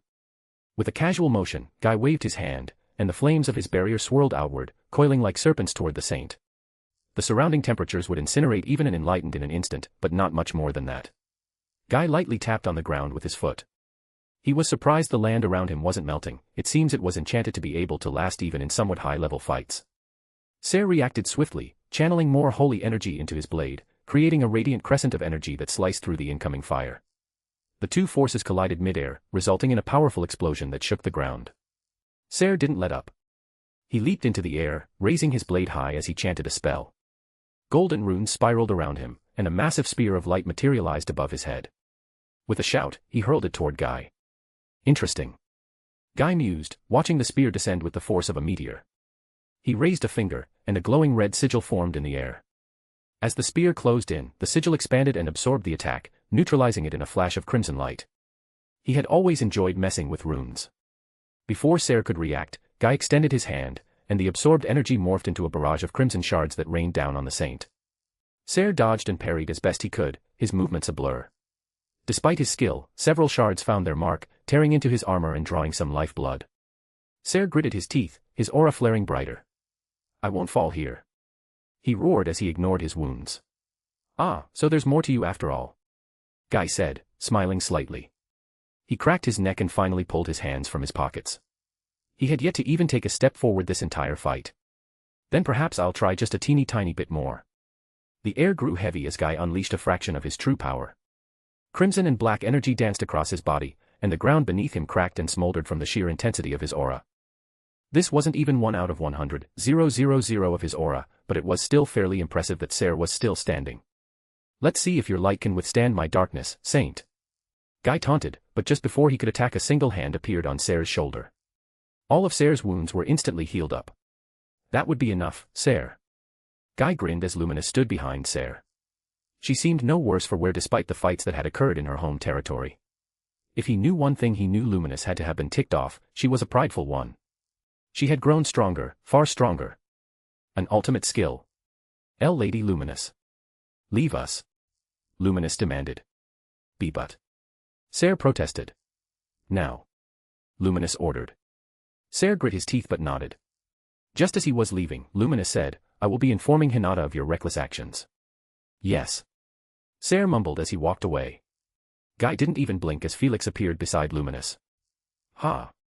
He looks like a kicked puppy, Luminous," Felix chortled. Luminous smirked slightly. Indeed. It was a good fight, however. Ser must have heard Luminous, as he seemed to have gained a pep in his step. Guy's eyes narrowed as he gazed at Felix. Sensing his gaze, Felix merely winked at him. Guy sensed something familiar from Felix. Felix may have been suppressing his aura masterfully, but even then some taint of his aura was left on Felix's body. That taint felt like that of Velda's aura, though different. It shared similarities with Velda's, Veldora's, and even Velzard's aura, but it was still entirely its own thing. Just what had Felix done to himself? Guy sighed. He didn't think Felix would be answering the question, and Guy didn't think it wise to alienate Felix by trying to force the issue, so he would let it be for now. Still, he was rather curious. It wasn't hidden from his view that Felix had chosen to stand next to Luminous. Felix was making his support of Luminous in this situation clear. He was telling Guy that if Guy was here to cause trouble, then he would be helping Luminous out. Guy didn't enjoy playing politics, but that didn't mean he didn't understand them. Guy lightly stretched. It was an entertaining fight, nothing to write home about, but it kept him entertained for a few moments. Ser did have some potential, and Guy was curious if Ser would ever reach his full potential, but nothing more than that. He was able to confirm that Luminous did indeed acquire an ultimate skill. It was about time. If she hadn't been so lazy, then perhaps she would have acquired one long ago. At least she got one now. She would be a useful piece to use against Rudra. Guy's eyes wandered behind Felix, where Damrata was standing. And I thought I was mistaken. It has been quite some time, Damrata. Damrata nodded. Indeed. It is an honor to see you again, Lord Guy. Damrata dipped his head. Guy just nodded as he stepped forwards. He was here for a reason after all. Work came before his fun. Though in this case his fun and work were one and the same. Before he could speak, he was interrupted. Lord Guy. Your wonderful maid has returned. Rain yelled as she skipped towards him. She really was too childish. Guy sighed. Felix shot him a sympathetic smile. Rain took her place beside him as the paladin that she arrived with went to stand behind Luminous. You may leave, Arnaud. The men bowed. Yes, Lady Luminous. Now that they were mostly alone, Luminous spoke up. Why are you here, Guy? Oh. Getting right into things. Rain stepped forwards, her hands on her hips as she pouted at Luminous. Hey. At least serve us some tea or something. Guy raised a brow at Rain's uncharacteristic outburst. She was acting far more confident than she usually did in front of his fellow true demon lords. Before, she wouldn't exactly cower in front of them, but she would be wary of them, which was fair. Now, however, she was standing in front of Luminous as an equal. It seems that awakening gave Rain a rather large confidence boost. If it weren't for Luminous acquiring an ultimate skill of her own, then Guy believed that in a fight between Luminous and Rain the results were not as certain. Oh, Luminous would win by a landslide, but she would need to exert some more effort. Luminous narrowed her eyes as a light pressure began to leak from her. Felix placed a hand on Luminous' shoulder. Relax. Felix chided. You know how Rain is. Tisk. Luminous clicked her tongue. It seems that your awakening has given you a bit of an ego. Luminous stated. Rain puffed up her chest. Hee hee, I bet I'd be able to beat you up easy now. Rain said as she began shadow boxing around. Had Rain been hanging out with Ramiris or something? Guy sighed. Rain really had no sense of self-preservation, but he'd let her dig her own grave. Luminous wouldn't go too hard on her. She knew the consequences if something fatal happened to Rain. Luminous raised a brow. Is that so? Then I suppose we can test that another time then. With that, Luminous stopped paying Rain any attention, making his maid pout. She really was too needy. Even though he beat her up, that didn't seem to have been enough to put her ego in check. He really should have brought misery instead. She was far more obedient. Let us go somewhere more private. Luminous said. She snapped her fingers, teleporting them into a meeting room of some sort. Guy didn't even blink as he took a seat, casually lounging back. Rain took her place behind him. Look at her, trying to be a proper maid. Felix and Luminous took their seats with Damrata standing behind Felix. That alone was a message. Why had Damrata aligned himself with Felix? Last Guy heard, Damrata was still serving Rudra, though that was a long time ago. As Guy contemplated Damrata, the door opened. Gunther walked in, a tray in hand. Gunther quickly went around the room and served each of them tea. Gunther was a massive disappointment in Guy's eyes. He had a lot of potential, he was a progenitor of an entire race, and was born strong enough to kill most saints. If he became a true demon lord, Guy had no doubt that he would become a valuable pawn, but he wasted it all on playing butler. Once Gunther left, Guy finally leaned forwards. It seems events worked out in your favor this time, Luminous. Guy began as he took a sip of his tea. He didn't know whether Luminous had only just acquired her ultimate skill during the attack, or if she acquired it earlier. What he did know was that during the last Walpurgis she had no ultimate skill. Her total energy also had gone up by around 20%. A rather significant gain. And that was even more impressive when considering the fact that forming an ultimate skill costed a significant amount of energy, more energy than what most saints had. If she had another few centuries perhaps she could become someone even he would need to take seriously, though with her attitude probably not. Luminous lightly stirred her cup of tea. Indeed. Quite a few annoyances were dealt with. I can only thank Felix for keeping your interference away. It would have been quite troublesome if you decided to attack the West with your demons, again. Guy smirked. Indeed. Luminous always did like to play these sorts of games, talking around the subject but never quite going into depth. She always managed to get what she wanted out of a Walpurgis through that method, at least until she swapped herself out for Roy. Felix yawned as he leaned back against his seat, tilting it to balance on 2 out of the 4 legs. Why were you here, Guy? Felix asked casually. Luminous turned to glare at him for interrupting the game she was playing. Felix just smirked at her, which only seemed to annoy her more. Guy tilted his cup of tea back and quickly guzzled it down. The tea was quite tasty after all. I just wanted to check up on some things. You said you'd handle it, but it would be irresponsible for me if I just left it at that. Felix nodded. That's fair. Guy's gaze wandered to Damrata, who was staring ahead stone-faced. Why are you here, Damrata? Guy asked. Damrata looked to Felix, who nodded to Damrata. I have decided to serve Lord Felix wholeheartedly. Guy's eyes narrowed at his suspicions being confirmed. Luminous brows furrowed as she looked at Felix in confusion. Felix noticed her gaze. I'll tell you later. She slowly nodded. Just why are you serving Felix? Last time I met you your loyalty to Rudra was overflowing. What changed? Damrata looked to Felix again. Felix just shrugged. Tell him whatever you want to, I imagine he probably knows most of it. Before Damrata could speak, Guy gestured to an open chair. Take a seat. Luminous eyes narrowed at the clear power play he just made. This was Luminous' domain, yet he was acting as if it was his own home. Damrata looked to Luminous for confirmation. May I? Luminous nodded. At least one of you has manners. She whispered under her breath. Damrata took his seat and opened his mouth. I am unsure if you are aware, but Emperor Rudra is dying.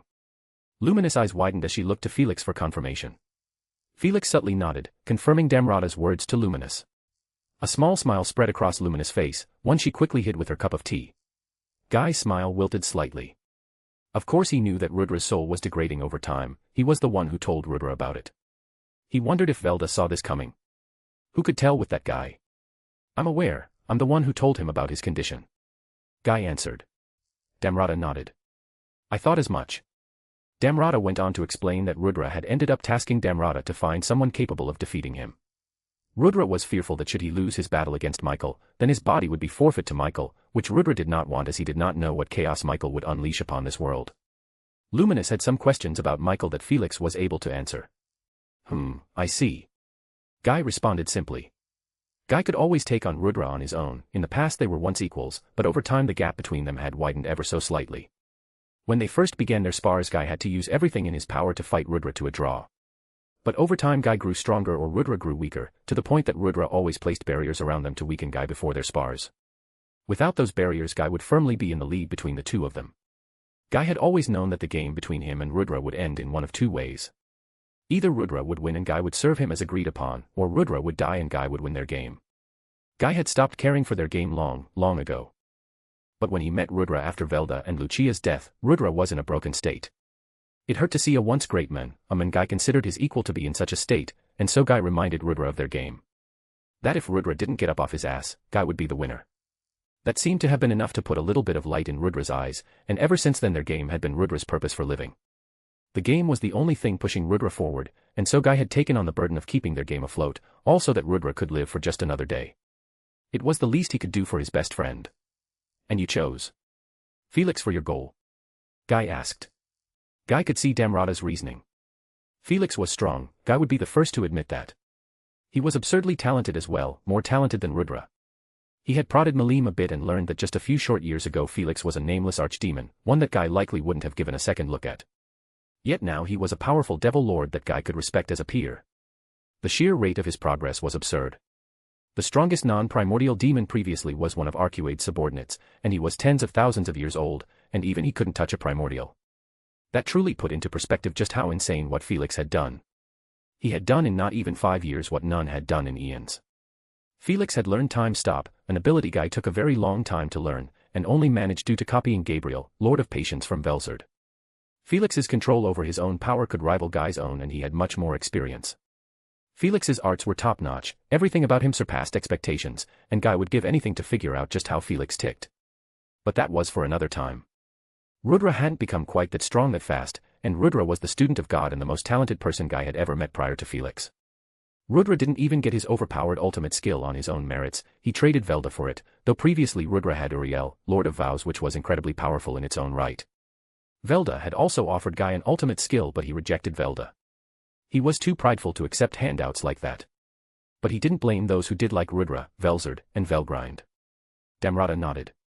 He was not my first choice, but I do believe he has the potential. Ah, you're going to make me blush. Felix laughed. Luminous lightly slapped his shoulder.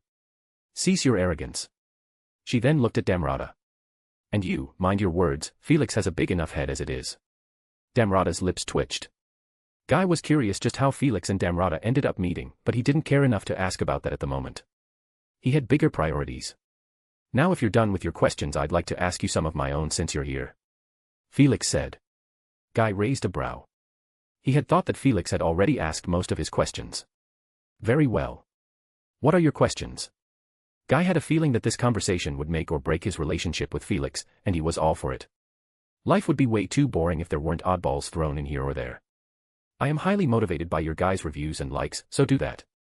I'll probably keep writing or something. Author's note. Hey ya everyone, back with another chapter of Daemon. Man, I really love Rain as a character, she's just so much fun to write. I went a bit on the crackier side with her POV, hopefully it didn't sound or look off. Now Guy is finally here. Felix is finally going to learn about the bigger picture involving the war with the Eastern Empire, so that'll be fun. Anyways, thanks for reading everyone, peace. Thanks to @Salanti and @Flowerman for betaing this chapter. Chapter 180, Chapter 109, Hinata Awakens. Story, I'm a demon, so what? Disclaimer, I do not own the original setting. Chapter 109, Hinata Awakens. Hinata Sakaguchi. Hinata groggily opened her eyes, and within moments she processed the events that had recently occurred. She could feel her new ultimate skill perfectly slotted within her soul, its powers hers to call upon. She would have to test it out a little bit later before she challenged Veldora to a fight. This time she would face him with her own abilities, and she was even looking forward to it. But that was for later. When things calmed down a bit, she got more free time, and she had a chance to truly experiment. With a sigh she sat up and looked around the room. She had no idea how long she had been out of it, but she hoped it wouldn't have been too long. She closed her eyes and expanded her senses only to let out a sigh of relief as she sensed Felix, Luminous, Damrata, and a demon of some kind all together in one room. The accuracy of her senses had grown more potent through her awakening as a true hero, she could tell that much. She was curious who the last person with them was, perhaps she would go check on them, but first she clenched her fists. The amount of physical power she had now was many times greater than the power she held previously. Awakening as a true hero may not have evolved her or anything, but her physical power alone was enough to crush an incomplete saint in an instant. Hinata flexed her fingers experimentally, feeling the raw power coursing through her body. Her muscles felt denser, there was more energy in them, and they felt more responsive, a stark reminder of her newfound strength. It was disorienting, but also exhilarating. She could sense the difference in her own aura, it was sharper, more refined, like a blade honed to perfection. She wouldn't have been able to tell before, but she could tell that there was a difference in people's auras, based on their stage in evolution, age, mastery, etc. She already possessed divinity, but her awakening refined it further as there were clear tiers within divinity. Felix's divinity, for example, was more potent than hers. She wasn't quite sure why, but her awakening increased the potency of her own divinity. Divinity in general was not an authority or skill of any kind, it was just another higher form of energy. It was of a higher quality and thus could do more with less, that was it. Felix coded a stick in divinity in the past, and that increased the overall power and structure of the stick by an enormous extent. To the point that he was able to use that same stick to match and surpass her old legend-grade rapier and soundly defeat her. At its base, divinity was an enhancer to anything and everything it was applied to. Hinata rose from the bed, her movements fluid and controlled despite her enhanced strength. She glanced at her reflection in a nearby mirror. Her appearance had not changed as her evolution to divine human had already refined her to an incredible extent. She was in no way perfect, as no one was, but her beauty was well within the supernatural category. But there was no time for self-reflection. The presence of a demon in the same room as Felix, Luminous, and Damrata was troubling. She couldn't help but feel concerned despite knowing the strength of Felix and Luminous. As for Damrata, she didn't know why exactly he was with them. She wasn't quite sure how powerful the demon was as it was carefully controlling its power, only allowing a slight amount of aura to emanate from his body.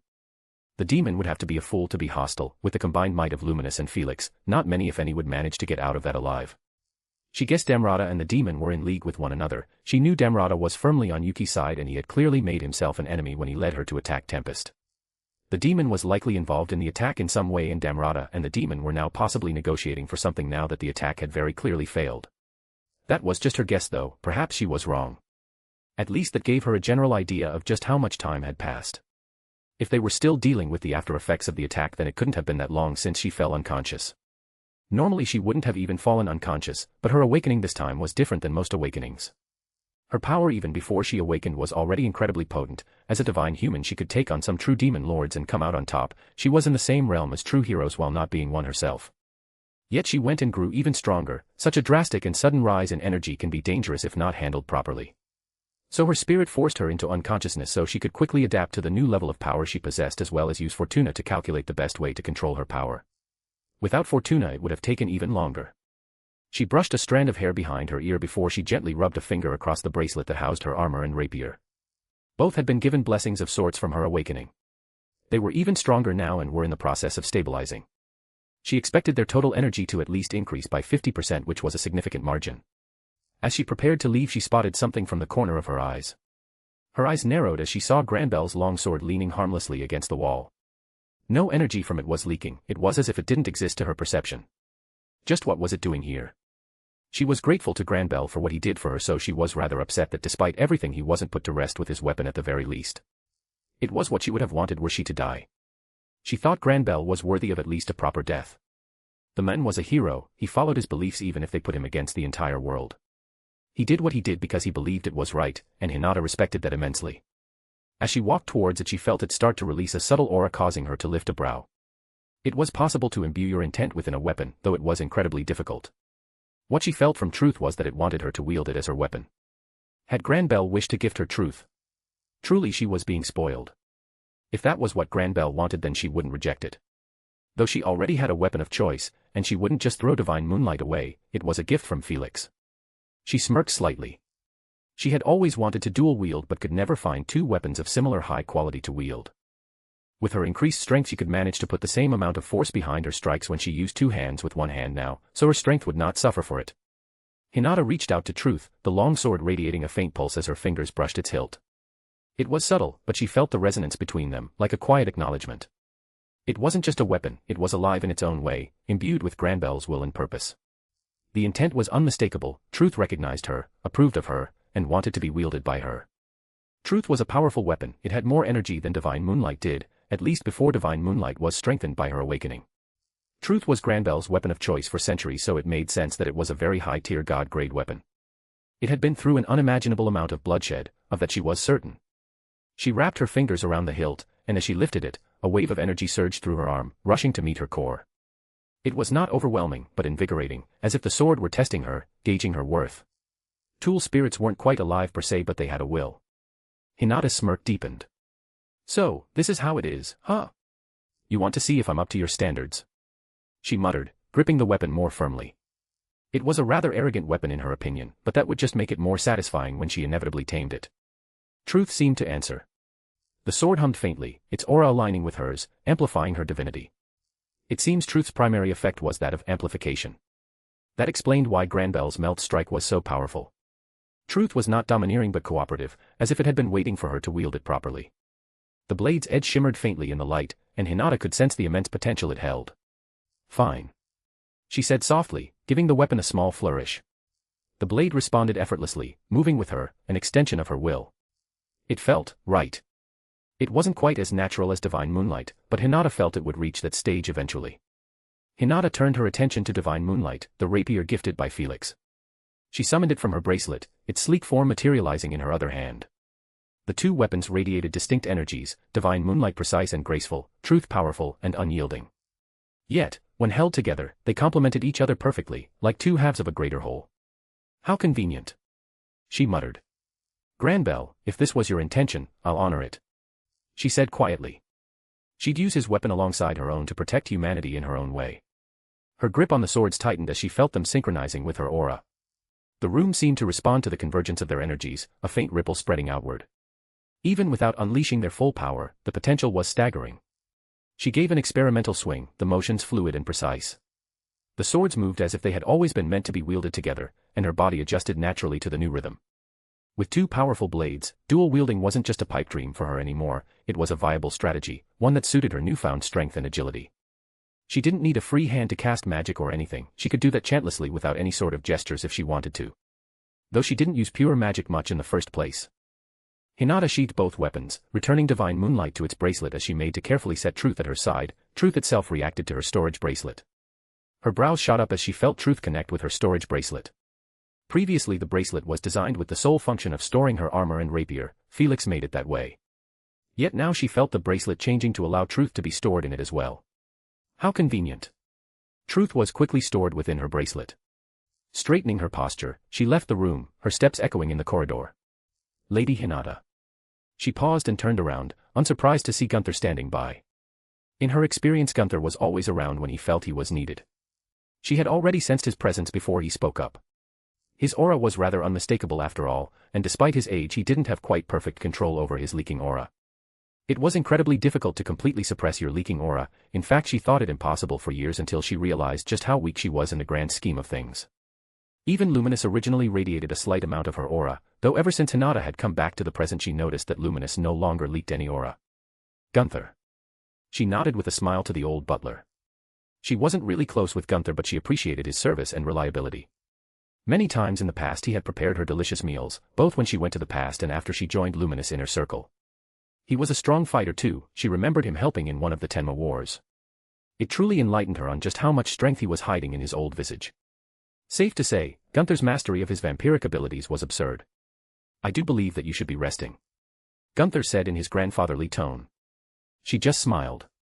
I'm fine, Gunther. I cannot afford to be lazing about during this trying period of time. Gunther sighed as he adjusted his glasses. Very well, I suppose I cannot convince you otherwise. As she made to turn around and leave she paused. Perhaps Gunther could give her some more information about the situation. What is the situation like now? She asked.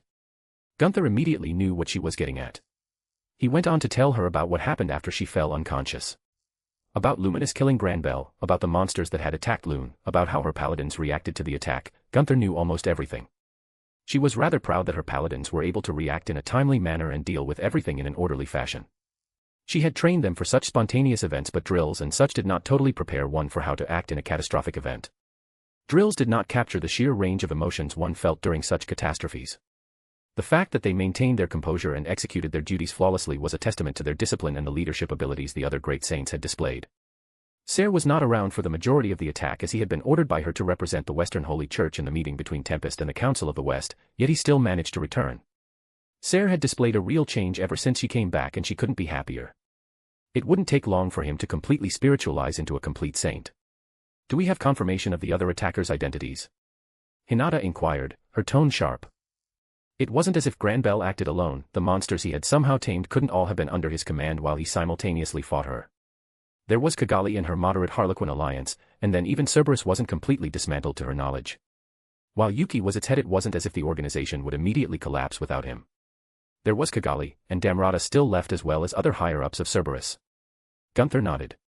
One lady known as Misha was taken care of by one of Lord Felix's subordinates. Razel, the Guardian of the West was also finished off by two of Lord Felix's subordinates. She raised a brow. She didn't know much about Misha other than the fact that Misha was one of the three leaders of Cerberus alongside Damrata and Vega.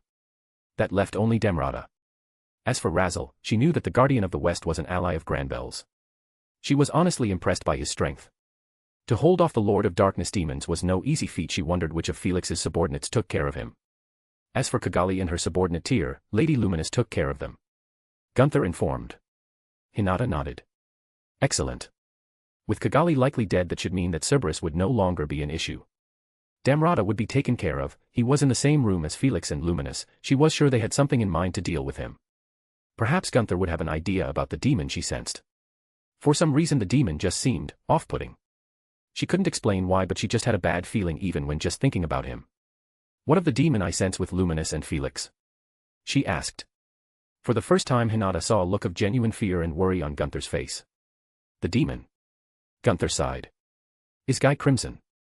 He showed up for some reason. Lady Luminous and Lord Felix left to receive him. Hinata didn't bother responding as she vanished, heading towards the meeting room. She hadn't ever met Guy Crimson in person, but if what Felix and Luminous said about him had even a grain of truth, then she should be there acting as some sort of reinforcement. After underestimating the demon lords once before, she would never do so again. Gadra. As Gadra continued his reconnaissance, he felt a growing unease despite his skills and precautions. He had made every measure to make sure he remained undetected. He truly was not underestimating the demon lord's forces, but he still felt something was off. It was subtle, like a whisper at the edge of his awareness, but it lingered.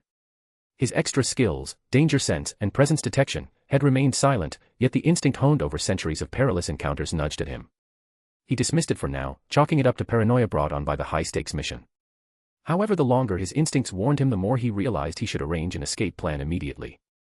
As he made his way through the city, he quickly began thinking up the quickest and most efficient ways to evacuate himself.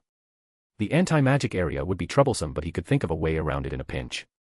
He continued to examine the city as he observed the guards. Their strength and competence was something the good lieutenant would want to know. Gadra also hoped to get information on the military, but he was beginning to feel like that may be too much of a risk. The city's layout was meticulous, the streets forming a network that subtly guided the flow of people and goods.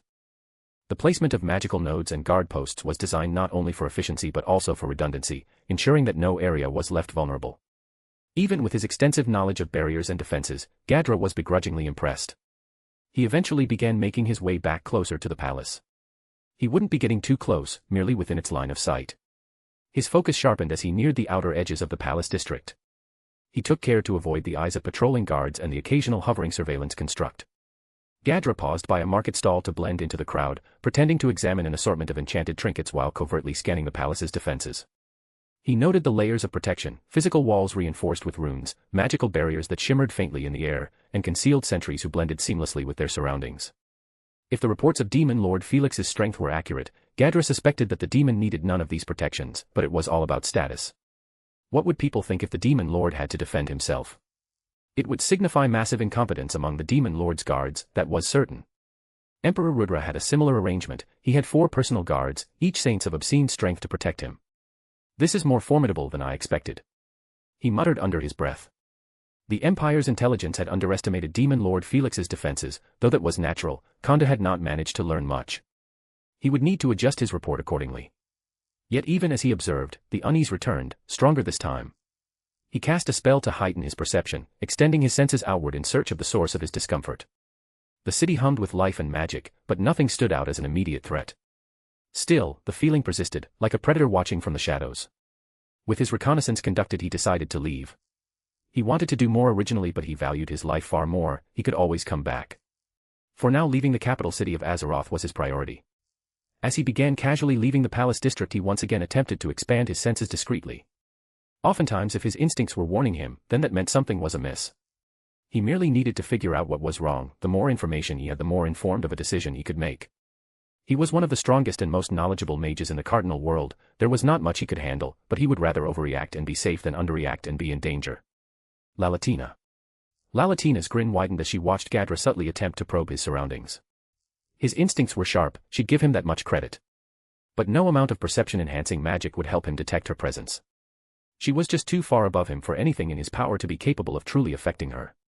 She hovered above him, her wings folding slightly as she deliberated. She could reveal herself now, perhaps play the part of an inquisitive local to gauge his intentions more directly. But that would be too easy, and far less entertaining. Besides, she doubted the men would actually tell some random stranger anything worthwhile. He was too old and experienced for that. She continued to watch as Gadra began discreetly getting further and further away from the palace. He wasn't obvious. He went around to some shops, acted as if he was merely window shopping and he just happened to be getting further away, but she knew that it was all likely an act. It seems that Gadra was satisfied with the information he got. She blinked as she felt Arcuade and Sukuna teleport in tow to the palace. It seems that things had wrapped up then. Arcuade had left to take care of some of the loose ends like Granbel's allies, though Lalatina wouldn't be surprised if Arcuade did some other things as well on the side. Lalatina. Arcuade said through a thought communication. Megumin has already informed me of Gadra's presence. Are you tailing him? Arcuade asked curiously. Just watching him for now. He was just looking around, observing the people and the guards. Though it seems he has finished since he's beginning to get further and further away from the palace. Is that so? He did not take the proper channels to enter our lord's territory despite the invitation he had been given. That alone deserves punishment. Are you able to take him in, Lalatina? She sighed. Fine, fine. I wanted to watch him a bit more, see if I could freak him out, but I'll deal with him now. Thank you. Arcuade said as the thought communication between them was ended. She said she would bring Gadra in, but that didn't mean she wouldn't have some fun with him. Her world system skill was completely out of consideration, but she did want to have some more fun with her ultimate skill. She hadn't had many chances to use it yet, she had only used it against Arcuade and Megumin so far. Due to that, she felt her mastery over Samuel was lacking. Ultimate skills were instinctively wielded, but to truly master it she would need to practice with it and use it in live combat, especially if she wished to get a bit more creative with its uses. Her ultimate skill was extremely powerful, she needed to gain perfect control over it sooner rather than later if she wished to be of use to her master. Even now she could feel the multidimensional barrier her master gifted her, enveloping her entire body. Lalatina descended silently as her coat flickered in the wind, her presence still concealed. She landed in a shaded alley just ahead of him, folding her wings behind her back. A flick of her hand cloaked her in an unassuming aura, blending her into the surroundings as she stepped out into the bustling street. She walked directly toward him, her every movement deliberate. Gadra was taking on the form of an old man. She didn't doubt that he could change his appearance. If he couldn't after all his so-called experience, then he was a failure as a mage. He had long, white hair and a matching beard. The moment Gadra's eyes met hers, she dropped her concealment, allowing her full power to be perceived by the tiny human. She had already placed a barrier around them, one that was rather small on the outside but the inside was expanded using space-time manipulation. There were no civilians within the barrier, and those around it wouldn't be affected at all. They wouldn't even know what was happening right next to them. "Hello there," she said, her voice smooth and honeyed, a hint of amusement laced within. Gadra immediately stiffened up, she could see the panic in his eyes. He immediately began casting a teleportation spell, one that was powerful enough that it would tear most anti-magic areas apart, allowing the spell to be cast in the first place. Anti-magic area prevented one from manipulating the laws, but there were ways around this. For one, anti-magic area only worked on the most basic method of law manipulation, that being through magicules. If anyone used a higher form of energy such as spiritrons, then it would fail to work, but there were countermeasures for each stage. The total cast time of Gadra's spell would be less than a second. It was a shame though that she interrupted him using space-time manipulation. Realizing that his attempt to flee had failed, Gadra stood up straight, his expression betraying only a flicker of surprise before his mask of neutrality returned. "I don't believe we've met," he said carefully, his tone polite but guarded. Lalatina tilted her head, a coy smile playing on her lips. "Oh, we haven't. But I've been watching you for a while. You're quite the careful one, aren't you?" Gadra's lips twitched at her confirmation. "So I was being followed." She could see the tension in his stance.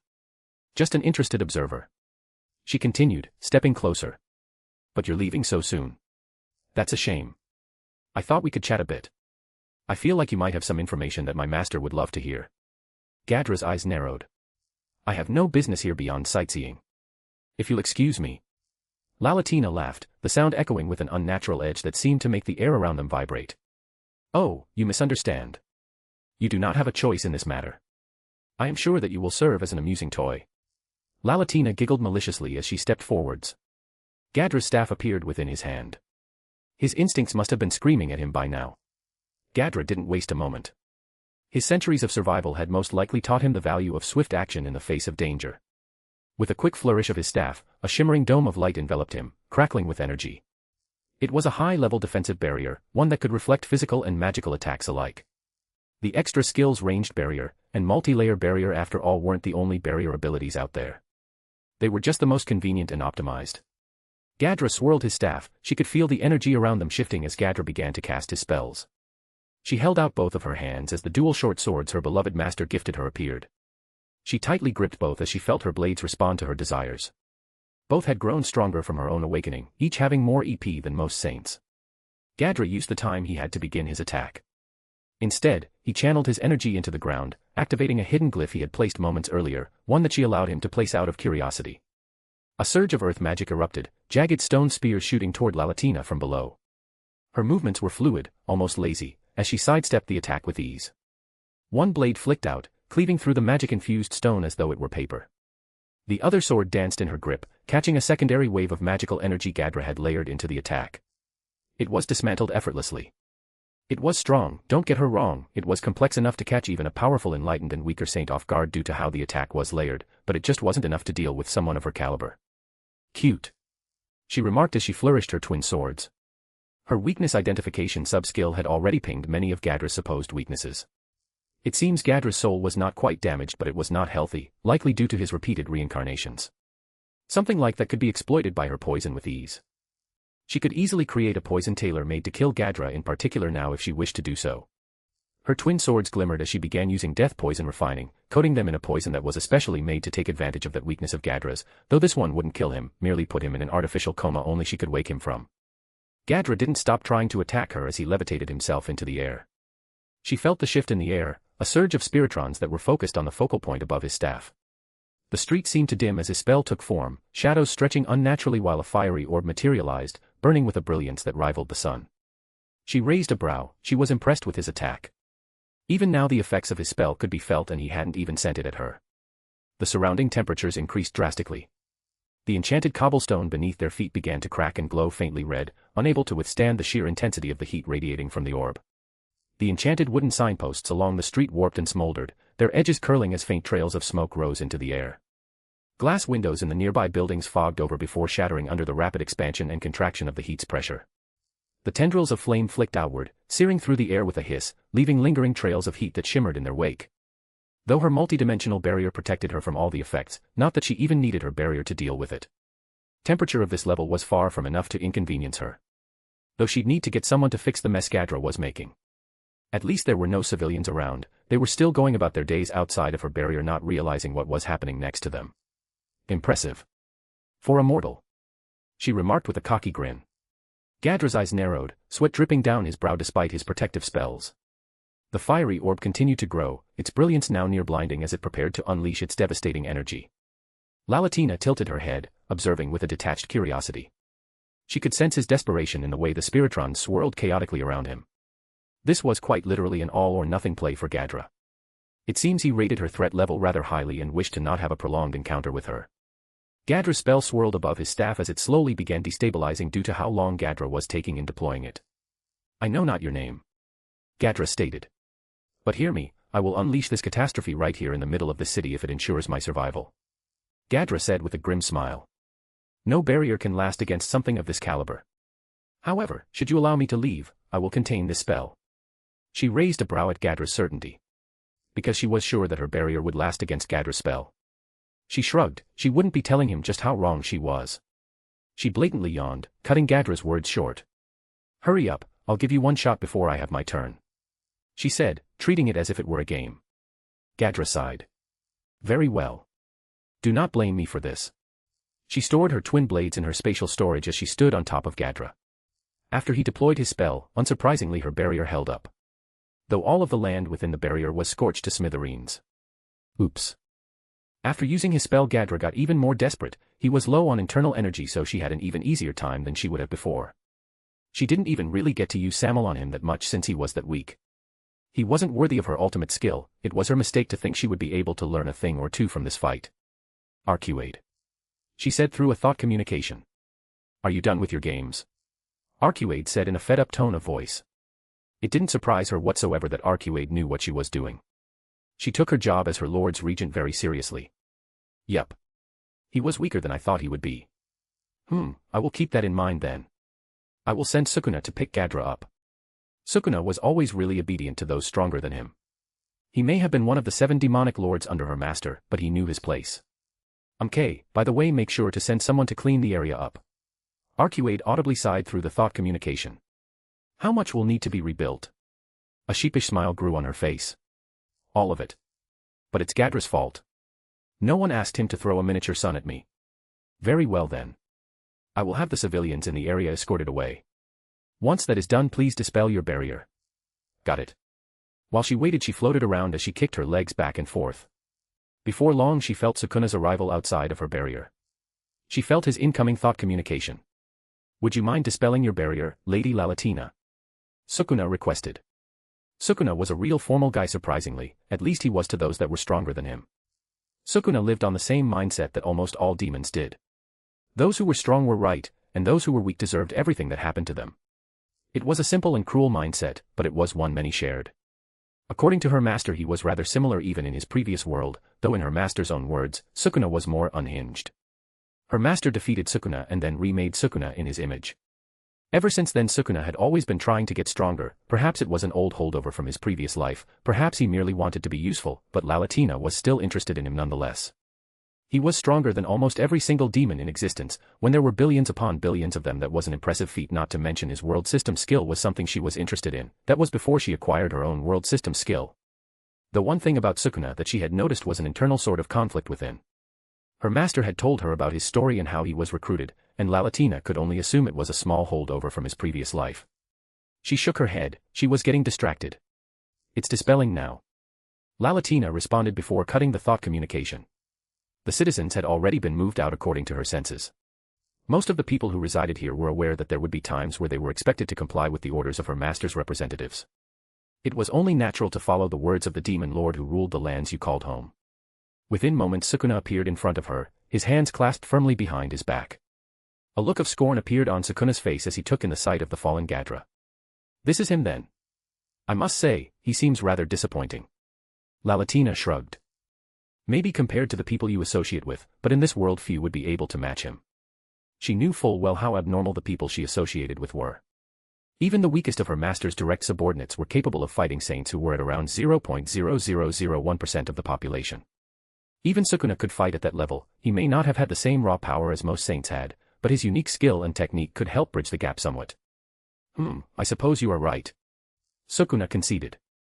While he was here she decided to hear more about the overall situation. Sukuna was with Arcuade, so he should know more. So how'd things go with the Council of the West? She asked. An evil grin grew on Sukuna's face. Everything went as it should. Those weak humans fell in line quickly and now live and serve at Lord Felix's whims. She blinked in confusion before just writing it off as Arcuade being an overachiever. She didn't think her master had once told Arcuade to try and gain control over the Western Council. Though he didn't say anything about taking over the Free Guild either.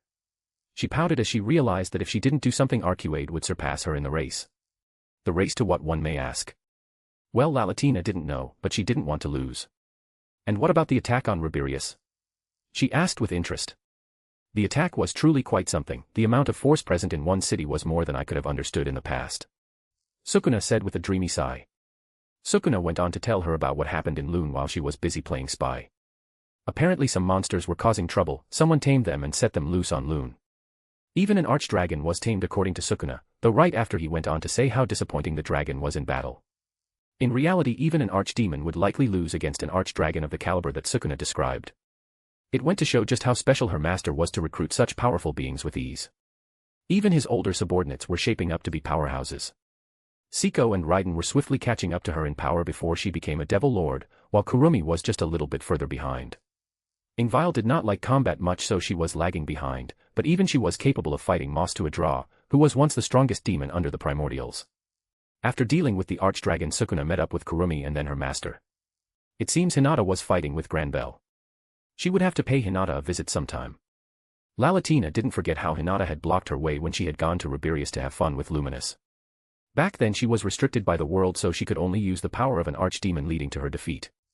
After that Sukuna was sent to support Arcuade, who was taking control over the Western Council. It seems everything worked out perfectly. I see. She hummed to Sukuna. If that is all, I will take this man to Lady Arcuade then. Sukuna said as he picked Gadra up. Lalatina waved him along. Feel free. With that Sukuna vanished, teleporting away. I am highly motivated by your guys' reviews and likes, so do that. I'll probably keep writing or something. Author's note. Hello everyone, back with another chapter of Daemon. Hinata finally wakes up with another uber-powerful ultimate skill. She also gets another weapon, so she'll be dual-wielding that. In canon she just used one weapon, but I feel like dual-wielding would suit her quite a bit. In canon only Dino was known to dual-wield his weapons, so there aren't enough people doing it, that's for certain. Then Gadra gets dealt with. The guy is really damn strong. Like he taught Raisin who could beat weaker demon lords on his own seeds. Gadra is an absolute beast that can beat most saints. It's just that Lalatina is broken as hell. It was just a bad matchup from the start. Thanks to Salanti and Flowerman for baiting this chapter. Chapter 181, Chapter 110, Rain's Delusions. Story, I'm a demon, so what? Disclaimer, I do not own the original setting. Chapter 110, Rain's Delusions. There are up to 15 chapters ahead of update schedule at patreon.com/theagbasilisk. De Gruul. De Gruul's heavy footsteps echoed through the corridor, each step reverberating like a drumbeat. His towering figure was intimidating to most, casting long shadows against the cold, dimly lit walls. His face, usually calm and stoic, bore a frown that spoke volumes. The glow of a molten sunset filtered into the grand hall as de Gruul made his way to the training grounds. Ever since Felix and him had that conversation, de Gruul had felt a subtle sensation of hope in his chest. He knew better than anyone that relying on Felix alone was foolish. He should not be placing all his hope on another party, and he was not. Despite the offer Felix had given him, the offer to solve almost all of the holy void of Damargania's problems, he would still continue to expand his resources to find another supply of all the essential goods that his people needed. Having Felix as a sole supplier was giving another demon lord unprecedented power over him and his territory. Once his people grew reliant on Felix's goods, what could he do when Felix demanded something of him under the threat of removing his aid? He would be under Felix's thumb at that point so long as neither wished to come to blows. From de Gruul's brief observation, he did not think that Felix was that type of individual, but he had to always be prepared as a ruler. He owed it to his people. He would be sending someone to negotiate on behalf of him with one of Felix's representatives. He had many diplomats as it was a subject that he heavily valued. Diplomacy was key for his nation since it could be what made or broke deals and alliances. However, he felt this situation needed a more personal touch, and so he was considering sending his brother, Glassord. Glassord knew full well what this deal could mean for them, so he would do his best to acquire terms that would benefit their people. He sighed as he thought back to the events that had occurred recently. Truly, it seems that times were changing, and it all started ever since Rimuru and Felix ascended into demon lords. They truly were a troublesome lot. Ever since they joined the council, both had been making changes to the world. Rimuru with his rapid domination over the humans in the west, and Felix with the sheer power he commanded. Felix was a good friend of Malim's according to his sources, and on top of that, the men had recruited and named Blanc and John. Blanc and John weren't serious threats to him, he was once the Mad Titan after all. It would take much more than some primordials to get the upper hand on him. Guy was the exception among the bunch. At least that brat Violet hadn't been bothering him lately. She always liked to play around in the west, which meant she sometimes came and caused trouble in his territory. As for Guy was the only man who had ever actually managed to give him a fight, other than Veldanava. His physique made him immune to all Spiritron-based attacks, meaning magicules, holy power, anything that was based on Spiritrons, all were ineffective against him, and no amount of raw power could negate that effect. Spiritrons were the base of various forms of energies throughout the multiverse that Veldanava created, and de Gruul and his brothers were immune to them all, with their descendants having a far lesser version of their immunity, and yet Guy still managed to stall against him. It was important to note that back then Guy only had approximately 1/4 of the energy reserves he had now. He had fought Guy when he and his giant army had gone against heaven itself. It was him, his brothers, and his giant army against Guy, and the primordial angels. That alone was reason enough for de Gruul to stay on the Demon Lord Council. His respect for Guy was immense. Guy had stalled him solely using his fighting spirit. Fighting spirit was not based in Spiritrons, so his physique could not nullify Guy's fighting spirit. Even then, anyone else in Guy's situation would have lost. Despite his physique, de Gruul never relied on it primarily in a fight.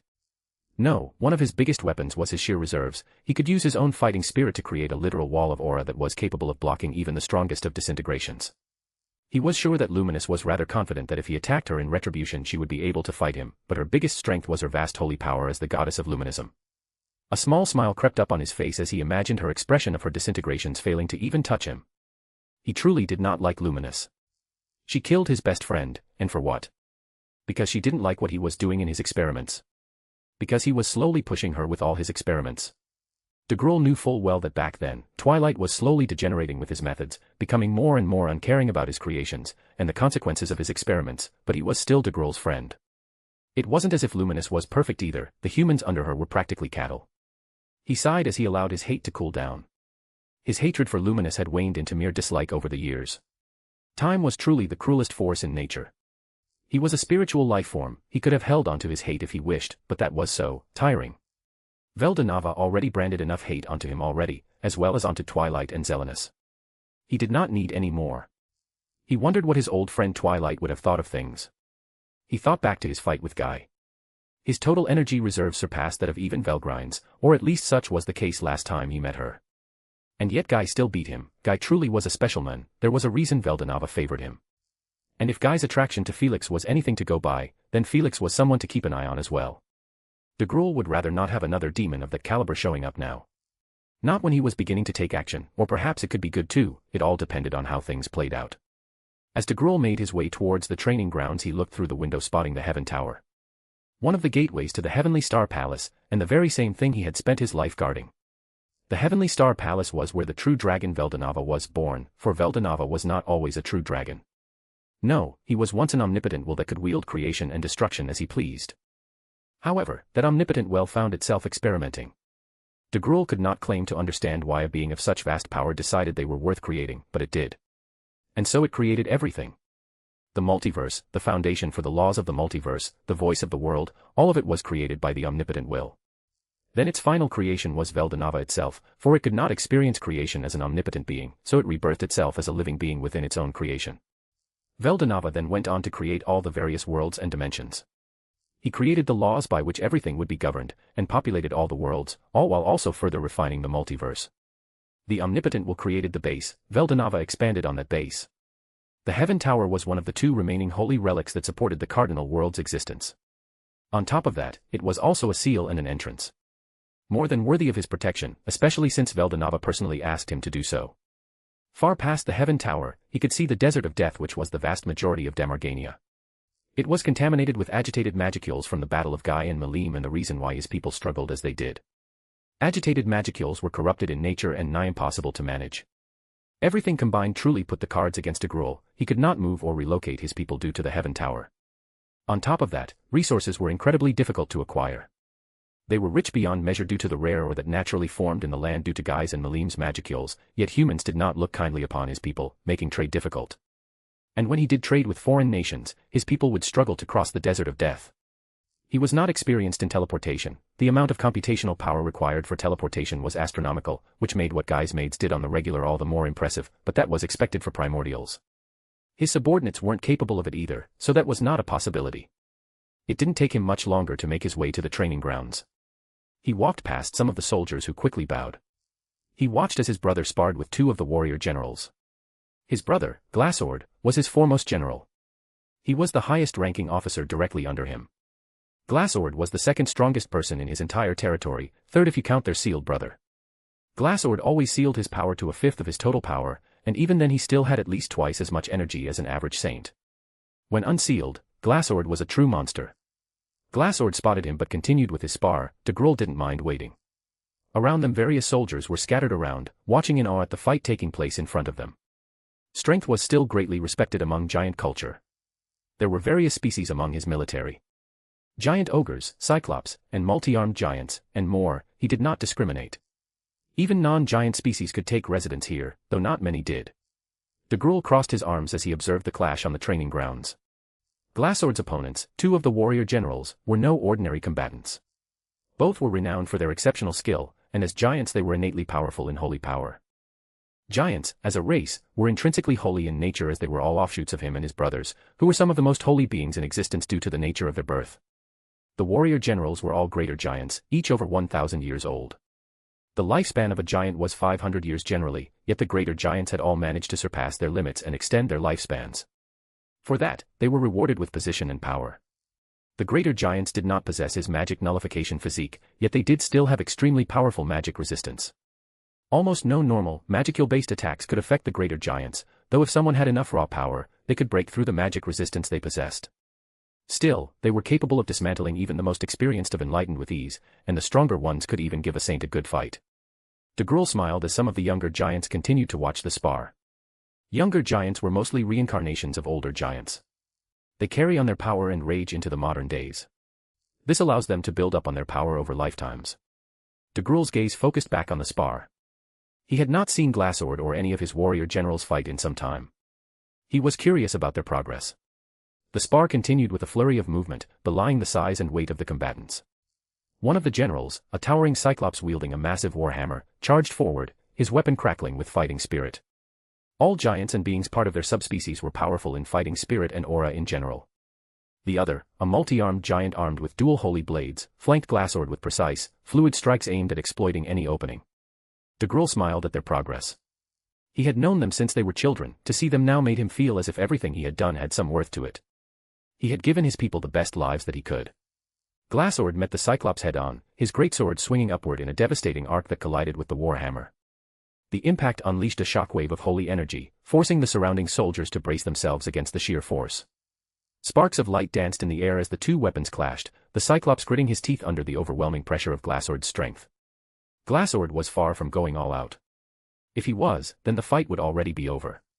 Without missing a beat, the multi-armed giant closed in from the side, his dual blades moving like a whirlwind, each glowing with fighting spirit. The strikes were fast and relentless, aimed at bypassing Glassword's defenses. Yet, Glassword's movements were fluid and controlled. With a subtle shift of his stance, he parried one blade with his greatsword while deflecting the other with the bracer on his free arm. The Cyclops roared, swinging his hammer in a wide arc, aiming to capitalize on the distraction. Glassword twisted, his greatsword moving with incredible speeds to intercept the blow. He allowed the shockwave of their clash to pass through him as Glassword redirected the hammer's momentum, sending the Cyclops staggering back, and followed up with a sweeping strike that forced both opponents to retreat momentarily. "You'll have to coordinate better than that," Glassword said, his tone calm but approving. The generals exchanged a quick glance, nodding in silent agreement. The Cyclops slammed his hammer into the ground, sending a shockwave of holy energy rippling toward Glassword. At the same time, the multi-armed giant leapt into the air, his blades glowing as he descended in a flurry of strikes. Glassword didn't flinch. He raised his greatsword, channeling his own holy power into the blade. With a single swing, he cleaved through the shockwave, dispersing it in a cascade of light, and met the giant's assault midair. The sound of metal meeting metal echoed across the grounds, each clash radiating bursts of energy that left scorch marks on the terrain. DeGrol sighed. He'd need to get someone to fix all this damage. At least the barrier contained the damage from spreading any further. He may not have been a magical expert, but he had formations set up long ago around the training ground for scenarios like this. The Cyclops charged again, this time with a feint. He swung his hammer low, aiming for Glassword's legs, but at the last moment shifted upward, targeting his torso. Glassword saw through the ploy, sidestepping the initial strike and pivoting to avoid the upward swing. He countered with a precise horizontal slash, the sheer force of which sent the Cyclops skidding backward. DeGrol raised an impressed brow. Not at Glassword, but at his generals. They had improved quite a bit since he last watched them fight years ago. Their teamwork back then had been horrendous, they were getting in each other's ways. Both were used to being the top dogs, not needing to rely on another to win a battle. Glassword saw this and sought to correct them. There were 5 warriors generals total, here were only 2 of them. DeGrol could only imagine that Glassword was running the others through similar drills. The multi-armed giant pressed his advantage, aiming to overwhelm Glassword with speed. Yet DeGrol knew that it would fail. With a single powerful spin, Glassword deflected all 4 blades, the force of his counterstrike knocking the giant off balance. "Enough," Glassword commanded. Both generals froze, panting heavily but standing tall, their expressions a mix of frustration and respect. "Well done," Glassword said, sheathing his great sword. "Your coordination has improved, but you must anticipate your opponent's adaptability. Predictable patterns are a death sentence against stronger foes." The generals bowed deeply. "Thank you for the lesson, Commander." As they stepped back to dismiss the soldiers, DeGrol approached, a faint smile tugging at his lips. "Impressive as always, Glassword," DeGrol said. "Even when you're holding back, you make it look effortless." He did genuinely admire Glassword. DeGrol always preferred his fists over weapons, but he knew his brother's mastery over the greatsword was matched by almost none. Glassword had spent thousands of years further refining his swordsmanship. If it couldn't be considered divine, then nothing could. Even Dino had expressed admiration for Glassword's swordsmanship, and that was the greatest compliment the Fallen could give to anyone. Dino was and may still be the best swordsman in existence. The Sword of God and the Watcher was not to be underestimated. He may not act like a refined swordmaster, but the Fallen was truly unmatched with a sword. DeGrol knew that very well due to all the time he and Dino had spent together. The man was one of his closest friends. Even back before Dino became a Fallen, they were good friends. Dino's subordinates were also rather unique individuals. At first DeGrol only merely respected Dino for his steadfast loyalty to Veldanava, but they got to know each other and now he saw another brother in Dino. He did not wish to kick his friend out as he did, but it was for his own good. There were factions playing in the background, factions that even DeGrol was hesitant to cross. For the strongest angel was beginning to make his moves. Glassword inclined his head. It was necessary. They're improving, but they still have a long way to go. DeGrol chuckled, clapping his brother on the shoulder. "Let's hope they never have to face someone like you on the battlefield. Come, we have matters to discuss." The warrior generals were rather impressive, each easily capable of beating groups of enlightened while the stronger ones could match saints. He was glad for their improvement, as with everything happening, he had a feeling that sooner rather than later they would be needing that strength of theirs. He led Glassord to a small booth located at the edge of the training grounds, one meant for observers. Glassord was by far the person he trusted most in this world. They were once a single being and knew a great deal about each other. Fen was the odd one among them who could not leave behind their chaotic ways. Once they were in the room, Glassord took a seat and looked him seriously in the eyes. "What has happened, brother? You do not normally come to me like this." Glassord began. De Gruul sighed as he leaned back against his own seat. "Demon Lord Felix contacted me some time ago." Glassord raised a brow. "Did he? What for?" De Gruul had spoken to Glassord about the two new demon lords, Felix and Rimuru, so Glassord knew a bit about both of them. "He offered me a deal that has the potential to solve all of our problems." Glassord's brows shot up. He knew very well what kind of problems they had. Glassord may have commanded his military, but his brother also served as his advisor. He was not always right, it was good to have another opinion from time to time. Glassord leaned forwards, his eyes narrowed. "What has he offered?" Glassord asked. "Food, water, infrastructure, everything that this nation lacks due to our environment." Glassord's lips pursed. "Why would he do such a thing?" De Gruul shrugged. "I have my suspicions, but nothing concrete. He merely reached out to me and asked for a trade agreement. In return, he wished for access to the natural resources the holy void of Damargania has in spades." Glassord went on to ask about the more logistical side of things, such as how the goods will actually be traded. One of the biggest issues they had was the trek through the Forest of Death, after all. To that, de Gruul informed Glassord that Felix had stated he could create teleportation circles connecting both of their nations capable of safely transferring all the goods. Glassord was suspicious and de Gruul didn't blame him. Teleportation of that level was possible perhaps only by a saint who specializes in spatial magic. However, a teleportation circle that could do that and transport all the resources. Now that was unheard of. Why is he offering such a thing? He must know of our situation, everyone on the council does. Glassord stated, and he was right. Azeroth was thriving from what de Gruul knew. Felix's nation benefited from his close friendship with Rimuru, allowing Azeroth to get a share of the growth due to sheer association. Tempest was quickly becoming an economic powerhouse. Not to mention Felix inherited Clayman's riches, and Clayman was the richest demon lord on the council by sheer virtue of his vast trade connections. It was something Clayman always enjoyed bragging about.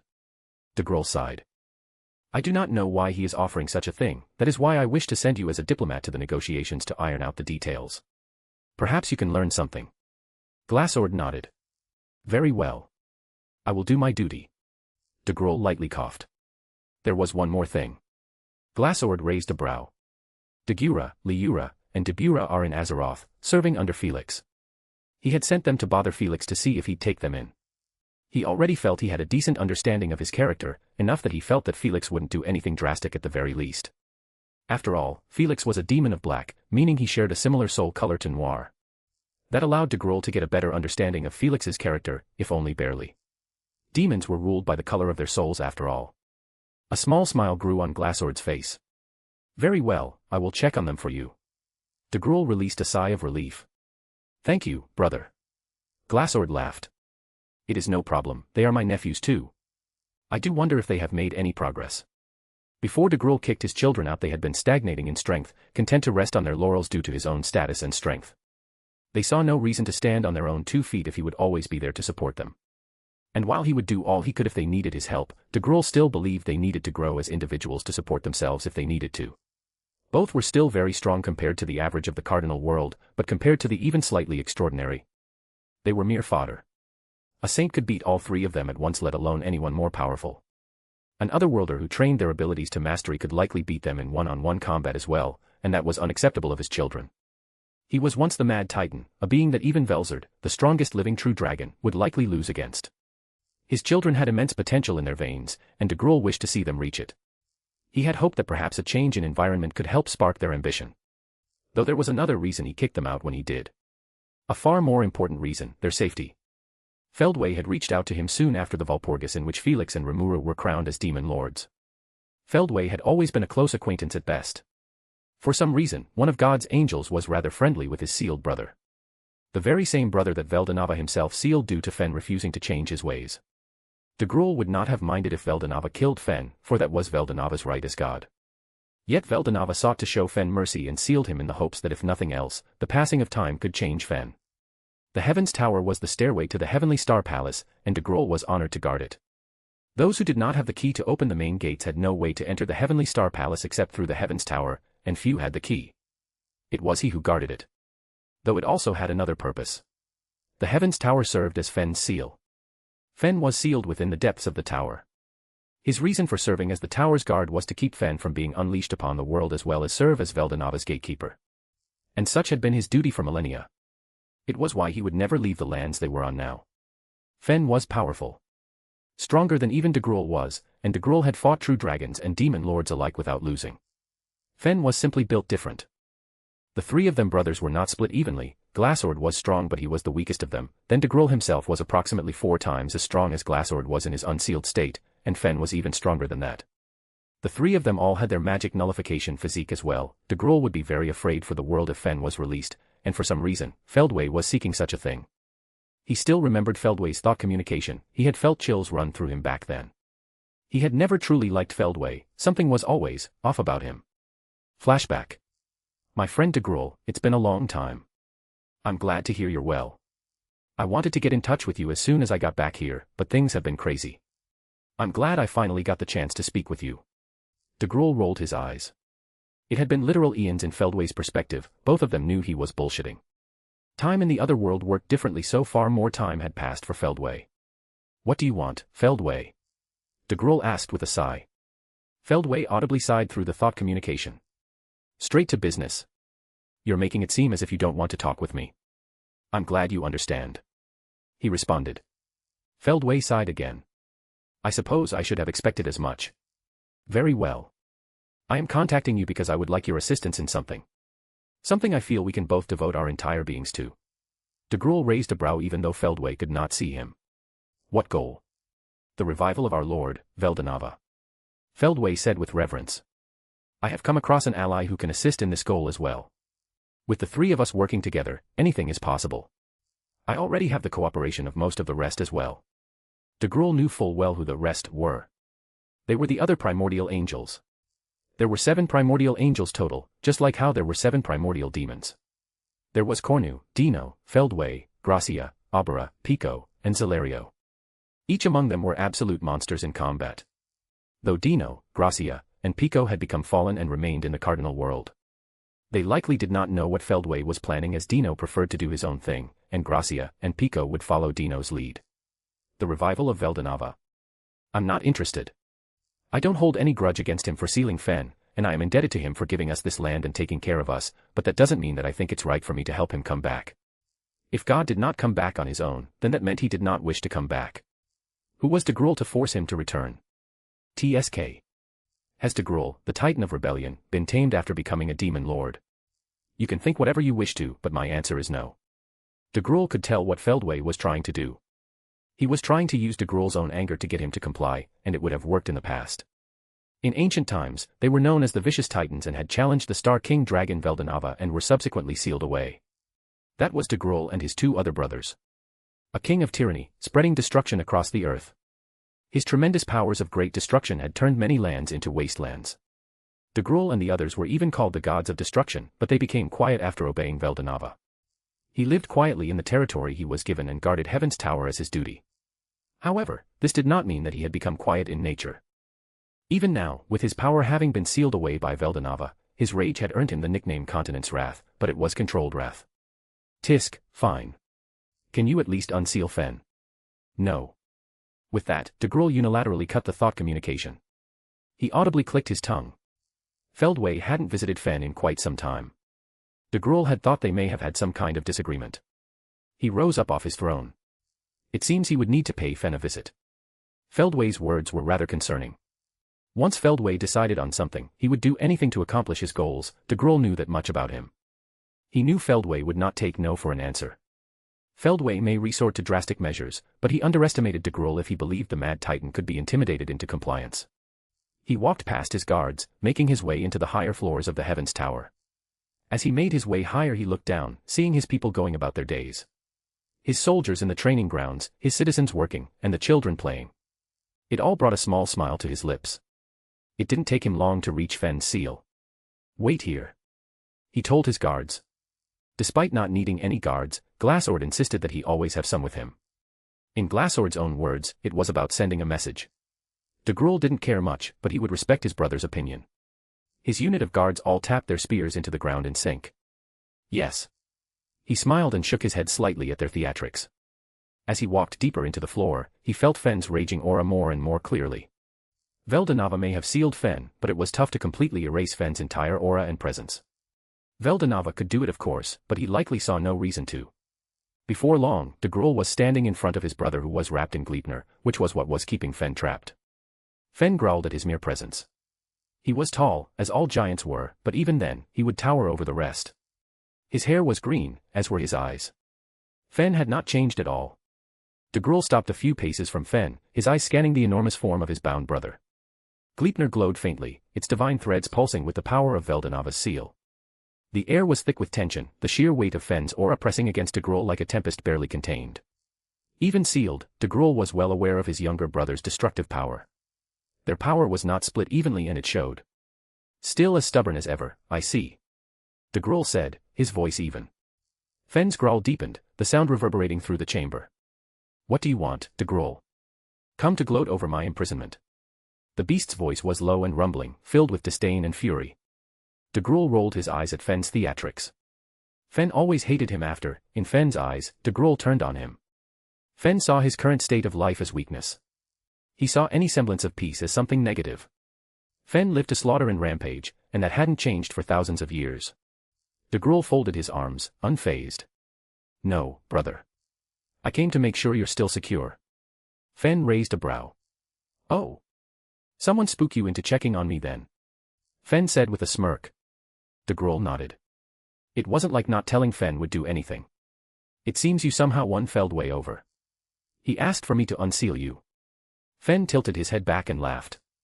Ha ha ha. I'm guessing you said no. De Gruul nodded. Of course. You clearly are not capable of living in peace. You cannot change. Fen's growl returned. Change. You are the one who changed. You have become weak, de Gruul. Perhaps. But I rather prefer my current life over my old one. De Gruul shook his head. But that is not why I am here. Why did Feldway ask for your release? De Gruul asked honestly. His brother wouldn't lie to him, the man was far too prideful for something like that. Fen regained control of his temper as he shrugged. Hell if I know. He hasn't paid me a visit in some time. Tisk. De Gruul clicked his tongue. He knew Feldway's goal, but he also knew that Fen would not care to bring Veldanava back. Forcing Fen to do something was nigh impossible. Perhaps Feldway was counting on Fen being grateful and would use that to convince his brother. It was a possibility. De Gruul took a deep breath. I see. Goodbye then, brother. Flashback end. Back then he hadn't made contact with Felix yet, so he did not know what lay on the horizon, but it seemed everything may just work out if the deal with Felix goes well. Almost right after that meeting with Fen, he had gone to kick Dino and his children out. Dino because he had a feeling his friend did not want to be involved in whatever plot Feldway was planning. Him and Dino were of the same mindset that if Veldanava wanted to come back, he would. Though Dino believed that Veldanava was still alive, merely choosing to watch them from far above like a father watching their children, allowing them to grow and sprout on their own. He had kicked Dino and his children out because he wanted to keep them away from Feldway's plot. Feldway needed Fen for a reason, and it likely wasn't a good one if he told the truth about his goal. De Gruul had no idea how Feldway would manage to force Veldanava into being reborn. Now Dino, as he had learned, was surprisingly taking shelter in Tempest. Apparently he was doing work. He had no idea how Rimuru managed to get Dino to do any sort of productive work, he had been trying for centuries. He shook his head, sighing. He was getting distracted. Was that all, brother? Glassord asked. De Gruul nodded. That was all. Glassord nodded as he stood up. Very well then. I will be leaving for the training grounds then. De Gruul nodded as Glassord left. Once Glassord was gone he sighed and rested against the soft cushion of the chair. Things had been going too quick recently. The world had been changing more than it had in the centuries prior. Luminism was stronger than ever, the Western nations were growing stronger. He would need to do something drastic to make sure his people were not left behind. That was a last resort, however. For now he would put his faith in Felix, and if Felix betrayed that faith, then he would learn why many feared the Mad Titan. Felix. Very well. What are your questions? Guy said with his ever-present smirk on his face. Luminous was looking at me with a question in her gaze. I suppose blatantly questioning the Lord of Darkness wasn't the most intelligent move for most, but I was a cocky little shit. Damrata shifted subtly behind me. I could sense the tension in his frame. Even he was a bit afraid of Guy reacting badly. Guy seriously built up one hell of a reputation if something like this alone was enough to make two of the strongest individuals I knew get wary. Rain was just vacant-eyed as she stared at the wall blankly, just as I expected from her. She was probably daydreaming about something stupid. My lips twitched as a goofy smile slowly grew on her face. Just what was going through her head? Rain. She could feel the goofy grin form on her face. Yes, she could see it all now. In her mind's eye, Rain stood triumphant atop a massive mountain of pastries, her hair flowing dramatically in the wind as if it had its own special effects team. A chorus of singing cats in tiny tuxedos circled her. Rain raised her arms, which were inexplicably adorned with golden bangles that jingled in time with the cats singing. "Behold, my kingdom of dessert," she declared, her voice echoing through an endless sky dotted with floating donut-shaped clouds. From nowhere, Guy Crimson appeared wearing a pink apron that read, "Bake it till you make it." He held a tray of perfectly frosted cupcakes and said, "Rain, I've finally acknowledged your supremacy as the queen of sweets. Please accept my humble offerings." Finally. Rain bellowed with a laugh that could rival any villain's. She snatched a cupcake and took a massive bite, frosting smearing across her face. Then, with a snap of her fingers, all the cats were suddenly equipped with tiny chef hats and began preparing her a three-tiered cake shaped like a dragon. But things didn't stop there. In the next moment, Luminous appeared, looking mortified, and handed Rain a scepter made entirely of caramelized sugar. "You've bested me, Rain," Luminous admitted, glaring at the ground. "I cannot compete with your genius." Rain struck a pose, her foot perched atop a giant macaron, as fireworks exploded in the background, showering her in rainbow sprinkles. "Let this day go down in history," she proclaimed. Rain. Rain blinked, the fantasy shattering like a sugar sculpture as Felix's voice cut through her daydream. She looked around to see everyone staring at her, including Guy, who looked like he wanted to be anywhere else. "You were drooling," he noted. Rain quickly wiped at her face, only to realize she had, in fact, been drooling. "What? No. I was just thinking," she retorted, her cheeks burning. "Felix. Let's please just ignore her," Guy asked, pleading for mercy. "I do think that would be for the best," Luminous noted with an amused smile, while Damrata just looked ahead stone-faced. The guy must have heard literal legends about Rain. She was one of the two maids directly serving Guy Crimson, a primordial in her own right. She slaughtered hundreds of thousands if not millions of souls. Yet Rain acted like herself. I looked back at Guy as we all collectively ignored Rain. Guy's ever-present smirk returned. "It's quite bold of you to demand answers from me. You're lucky I like you," Guy said nonchalantly. I rolled my eyes. I am truly blessed. Despite our relationship only recently beginning, she seemed to be the ride-or-die type of girl. Once she decided on something she stuck with it, no matter what. Then there was Damrata who was merely watching the two of us. "I'm sure you've realized but Damrata has given me even more information." Luminous narrowed her eyes at me. I gave her a small nod, signaling to her that I would tell her more later, causing a satisfied smile to bloom on her face. "Oh," Guy said as his gaze wandered to Damrata. "I suppose you would have questions then. I'm aware you have a connection to the Eastern Empire through your friendship with Rudra." I explained, mostly for Luminous' own sake since I didn't know how much of the history between Guy and Rudra she knew. Going by her lackluster reaction, she already knew that Guy and Rudra were friendly with one another once upon a time. "And about Castle Guard?" Guy showed no reaction to my mention of Castle Guard, but I could tell he was surprised. "I'll be asking about Castle Guard more later," I told him. "But first, Damrata said that you and Rudra were having a competition of some kind. I'd like to know more about that. Until I got the whole picture about the Eastern Empire, any sort of countermeasure I tried to make could have the potential to just not work. I didn't want to make the same mistakes that literally everyone that had tried to harm me had made. I wasn't going to make extensive plans and act on them with inaccurate information. Almost everyone who had done so far was dead. Clayman, Maria Bell, Yuki, Kigali, Granbell, and even Damrata. They were all missing some part of the bigger picture and they all suffered for it. But despite my desire for information, there was still more to it. Being strong in this world was all about mindset. If I ever set someone as a goal, someone I wanted to surpass, then wasn't I intrinsically placing myself below them? Perhaps I was just an arrogant bastard, but I refused to do something like that. We are the strongest. I didn't go around tooting my own horn about it, but that was the confidence I had in Othinus and myself. Whether I needed to prepare, or whether I chose not to, in the end it was only inevitable that my friends and I would win. I quite literally cannot conjure the image of my defeat, both due to confidence in myself and confidence in my allies, especially my partner that has been with me from the start. Even with people like Guy and Malim, I never acknowledged either as above me. I may want to prepare and have information, but that was because it would make things more simple, and just because I was certain I'd win, didn't mean that I couldn't win in a different way. I hated troublesome things, so I wanted to make things less troublesome. It was as simple as that. Guy raised a brow. I suppose it's about time that you found out about that. You're going to be involved in that competition after all. Guy said with certainty. My lips twitched at his blatant power play. He was making it seem like I was already a part of his competition, whether I wanted to be or not. I took a deep breath. I'd hear Guy out before anything else. I could feel Athena's frustration in the back of my head as well.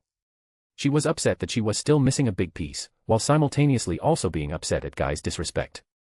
Thankfully, I was used to the latter.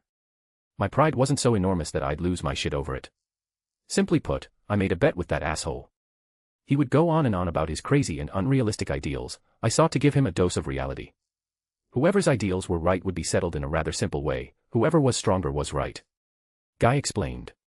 Damrata had said that Rudra wanted to bring peace to the world, and indeed, such an ideal was very unrealistic, though it was admirable.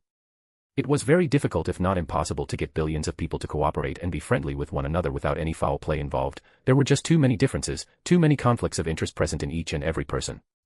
It wasn't just humans either, every race was selfish in their own way. Most will not want to compromise on the things they value. It was unfortunate, but it's just part of life. You need to step on other people's dreams and ambitions to step upwards. However, that didn't go very well. Guy said as he chuckled sheepishly. Rain, who was standing behind Guy, looked scared. She looked like a World War II veteran having PTSD flashbacks. Luminous sighed. So that was why the two of you began fighting even more than you had in the past. Guy turned to Luminous. Indeed, I wished to show him the error of his ways. However, he was stronger than I expected. Between the two of us, there could be no victor, and so we decided on the second best option for a competition between us. We decided not to fight each other directly, but to play a game against each other with only the pawns we have. In other words, leaving someone other than yourself to fight and defeating all of your opponent's pawns means you win. The pawns in your hands refers to. I already knew who the so-called pawns were without even asking, and judging by the stormy look on Luminous' face, she did as well. She was always a prideful one. Guy smirked. You all, of course. Red pulses of energy crackled around the room as Luminous Demon Lord's haki burst out from within her. My eyes widened as I felt the surprising amount of power within her haki. The raw power in the air was suffocating. Even I felt the pressure. It was as though the entire world had stopped to acknowledge her wrath. Well, that went well. I am highly motivated by your guys' reviews and likes, so do that. I'll probably keep writing or something. Author's note. Hello everyone, back with another chapter of Daemon. I decided to write a bit of a Dagrol POV since I was having trouble with how I wanted the rest of the meeting with Felix, Guy, Luminous, and Damrata to go. I figured it out towards the end, but I still thought the Dagrol POV fit in rather nicely. Hopefully it helped to explain his motives and his perspective of things a bit more. Also a bit more lore dump from Dagrol's end. All of it is stuff that will be relevant in the future. Also teased Feldway a bit. For those of you who know about him, he's still around doing his thing in the background. Also the short rain POV was me having a fever dream, and I wrote it directly after writing the rain crack from the last chapter. Don't question it. Hashtag RainaSpeak. Thanks for reading, peace. Thanks to @Salanti and @Flowerman for betaing this chapter. I'm also here. Omnax. Chapter 182, Chapter 111, A New Hero. Story, I'm a demon, so what? Disclaimer, I do not own the original setting.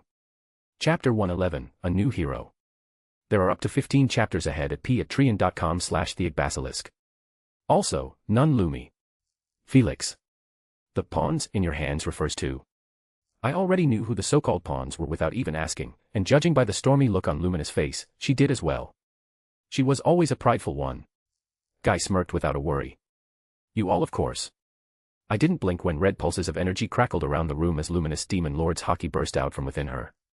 All of our cups shattered into millions of pieces as I felt the surprising amount of power within her haki. The raw power in the air was almost suffocating. It was as though the entire world had stopped to acknowledge her wrath. Haki wasn't based solely on her raw power, so it could allow her to slightly bridge the gap between power levels. I placed a barrier around the room, one meant to contain the haki. Though if one had good enough senses, it was probably still possible to sense wisps of the haki due to haki's nature. Haki was literally enforcing your will on the world. It tended to be hard to contain something like that. I placed a space lock as well to make sure no one came here to bother Luminous or I threw teleportation. Damrata flinched as he was getting an up-close and personal feel of Luminous haki, though her haki wasn't focused on Damrata so he didn't have to unleash his own hero's haki to defend against it. I was seriously surprised by just how potent her Demon Lord's haki actually was. Don't get me wrong, I knew it would be very strong. Luminous was extremely old and experienced. She had more EP than most saints could even dream to have, and her magic power was just as potent. Even her desire and will was strong enough. They had to be to allow her to manifest an ultimate skill completely on her own merits. Demon Lord's haki wasn't just fueled by your own internal reserves. A lot more went into it than that. It was a crystallization of your vision of the world, of your dreams and of your ambition. The stronger each of those were, the stronger and more potent the Demon Lord's haki. No amount of cheating could change that. Rain was looking at Luminous wide-eyed, just as she was about to unleash her own Demon Lord's haki to fight against Luminous' own. Despite how she acted, I imagined she wouldn't tolerate any disrespect to Guy. She was loyal like that, but Guy raised a hand, signaling for Rain to stop. Rain stopped mid-motion, her body frozen as if her very instincts compelled her to obey Guy's silent command. The tension in the room was unbearable. Luminous haki was practically a storm incarnate. Her wrath at Guy's insult, her ambition, and unshakable pride manifested as a crushing force that seemed to pull all attention toward her. I was pretty damn proud of the power she was showing off. Who wouldn't be happy in their partner's success? Guy, however, didn't even flinch. His smirk remained firmly in place as he tilted his head, feigning mild curiosity as though Luminous rage was nothing of concern. There was a damn good reason he got Lucifer, Lord of Pride of all skills. I leaned back against my comfy chair, content to let this play out. Of course, I was upset at being considered a mere pawn, but it wasn't anything that I'd take any action on. I wasn't going to let one person's view of me define how I saw myself. Why should I care what Guy thought of me? I wasn't going to abide by his thoughts on me. He was sorta a friend sure, but nothing more. Master, Hinata has awoken. Athanas chimed in. I was wondering why you weren't saying anything. Busy huh? Not quite. I merely do not believe my assistance was needed. You are capable of handling the situation. That's true. I suppose I still wasn't used to Athanas's more passive nature. It was something to get used to, but I didn't dislike it. Odin was a bit of a control freak now that I was looking back at things. Odin would always want to be involved in anything happening in front of me, though I was also one hell of a control freak. My current attitude was a literal result of my control freak nature. I didn't think it was ideal to take action against the Eastern Empire because I didn't feel like I held enough control over the situation. Of course, even if I was a bit wary of them, simply due to the nuisances the people of the Empire could make themselves into, in the end I was confident in myself and all my friends. When it came to it, I was confident in us pulling through. That was just the level of ego I had. Even the so-called unbeatable castle guard that Damrata told me about. It sounded broken, and I was shocked when I learned about it, but everything has a weakness. Damrata may not have known its weakness, but I'm certain it existed. The very fact that Rudra believed it had a weakness since he sent Damrata out to find someone to beat him was proof enough. In the end, all it was a skill, even if it was God's skill, and if there was one thing Athanas and I were good at, it was bullshitting through skills and taking them for ourselves. I already had a few ideas for how to deal with Castle Guard anyway. Some direct, others less direct and probably a bit cruel, most likely wouldn't work, but all were strategies nonetheless. We'll definitely kick that Michael down a peg. I'm sure we will. Nothing was absolute in this world, and in the end belief was all that mattered. This world was far more shonen than I believed at the start. So long as I kept believing that, whether I wanted to win or not in a fight didn't matter, the result would be clear either way, that I would win, and I would keep winning. That kind of confidence had been with me for a long time now. Perhaps misplaced at the start, but over time it was engraved into my ego since spiritual lifeforms were vulnerable to our own thoughts. Perhaps I brainwashed myself. Who knows, I didn't care either way. I am who I am. I literally couldn't imagine my own defeat. That's how powerful my ego was in that regard, and that was gold for me as a spiritual lifeform. So long as I couldn't see myself losing, I'd always pull through, somehow. It was really one of the hacks of being a spiritual lifeform, but most never made use of it. The very thought that I, personally, could lose to Rudra or that the Eastern Empire would do me would be to my detriment. And so, I refused to even materialize that thought, which wasn't hard at all. Some may consider it the highest level of deluding oneself, but I called it confidence. That didn't change my control freak nature and how cautious I was. It's not like being confident and cautious cancelled each other out. I just preferred it more when things were in my complete control, since things were a lot easier then, and I could arrange for things to go just the way I wanted them to. Especially since this war with the Empire didn't actually rely only on me winning. It was a lot more complex with many other layers and factors to consider. There was Rimuru, Veldora, Tempest, the Western nations, even Chloe, who I had yet to get a clear understanding of. If even a single one of them fell, it would be troublesome. So confidence in myself wasn't going to be enough if I didn't want to suffer some losses along the way. Perhaps it was idealistic, but I didn't want the people who relied on me, who lived in my territory, to suffer too much from this war. Them and the people in Tempest who I'd also grown a bit attached to. So this information war was mostly for them. As for Athanas, now she was more passive. I had no doubt that she had come up with countermeasures for any way this meeting could go, but she was content to keep them to herself and allow me to do as I pleased. She would then adjust to whatever actions I took. Such was the nature of our relationship. It felt like I already knew every bit of her, and her me. Of course, Master. I will always be your partner. Athanas said with some smugness for some reason, but there was a deep affection there as well. Thank you, it means more than you know. Or maybe you do actually know since you're inside of me. Anyways, you said that Hinata is up now. That was quick. Indeed. Her evolution did not result in a racial evolution, it merely increased her base stats, as you would say, by a rather significant margin. Got it. Hinata got one new ultimate skill on top of her base stats increasing. I wonder just how much EP she has now. Probably more than Luminous for sure. I know EP isn't a good measure of overall strength, look at Veldora. He had more EP than both his sisters, yet he would get thrown around by both in the past. Though EP was still important as it was a major factor in how much energy you could output at once, as well as how long you could last in a fight. Now Luminous, calm down. Guy said as I lowered my thought acceleration as he raised his hands in surrender with an easygoing smile on his face. I'm sure that being a pawn sounds bad, but you of all people should know better than anyone how this game works. Pawns are essential, yes, but do you truly think you're powerless in this grand contest? If so, you're selling yourself far too short. Guy said, ending his speech with a little flattery, which I rolled my eyes at. Despite seeming to prefer to get straight to the point in conversations like these, it seems that Guy is also proficient in politics. Luminous rolled her eyes, also seeing what Guy was trying to do. I mean, look at that Hinata woman. She's one of your underlings, right? I raised a brow.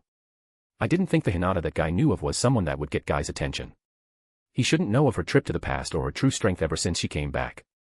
Maybe Ramiris told him that Hinata acquired a hero's egg in the past. That would make sense. Guy's crimson eyes flickered as his own presence began to stir, his own haki seeped out of him, easily contesting against Luminous' own. He didn't overpower her, he used just enough to keep her haki at bay. The room became a storm of invisible energy as Guy's haki clashed against Luminous. I took a deep breath as I let the two of them play their game, continuing to passively shield Damrata from the effects of their haki as I had from the start. Damrata himself was looking at the two of them in awe. The air felt like it was alive, crackling with tension as flickers of energy materialized within the room. I rolled my eyes as I used Brahma to reinforce the material of everything in the room, or else everything would crumble. Someone's haki said a lot about them, where Luminous haki surged with raw, unyielding pride and defiance, Guy's was a cold, calculated force. The kind of power that didn't need to scream to be felt, yet there was plenty of pride within him as well. I imagine my own haki also similarly gave others a general feel for who I was as a person. I glanced at Damrata, who was doing his best to remain impassive despite the beads of sweat forming on his brow. It was honestly impressive that he hadn't crumbled, but the haki wasn't even remotely focused on him, and he was a bona fide saint. Even Rain, as powerful as she was, had tensed, her focus shifting entirely onto Guy. The haki wasn't even focused on her, and I doubt Guy was unleashing his full power, but even the faintest ripple of his haki was enough to make even a saint of Damrata's caliber freeze, even when under my protection. Luminous eyes glowed with fury and spite as her haki flared brighter, pushing harder against the crimson aura that surrounded Guy. Her pride wouldn't allow her to back down. The room began to tremble under the weight of their clash, even as I used Brahma to reinforce everything. All of a sudden, as if coming to a mutual understanding, both Luminous and Guy withdrew their haki at once, returning peace to the room. Tisk. Luminous clicked her tongue as she crossed her arms under her bust. Guy leaned back and laughed. Ha ha ha. It's been a while since I've done something like that. It's always fun messing around. Rain looked down at Guy as her eyes twitched. That was really scary, Lord Guy. Please don't do that again. Guy rolled his eyes at Rain's antics. I'll try. His gaze swept past me and to Damrata. It seems Rudra truly did get lucky with you if you could handle being in the presence of a haki clash of that magnitude without any injuries. Guy said with an impressed smile. I grinned and put an arm over Damrata's shoulder. He's gotta be at least that good to become one of my minions. I laughed along with Guy. I am no pawn of yours, Guy. Luminous stated with certainty as she interrupted our laughter. Guy sighed. Geez, did that tick you off so much? And I thought I represented pride. He said with a laugh. We're all pawns to someone else, I'm a pawn to Veldanava. Rain is one of my pawns. He continued. We all ignored Rain's indignant shout. You think yourself above it all? How naive. You've been playing from the moment you chose to ascend to the throne of the demon lords.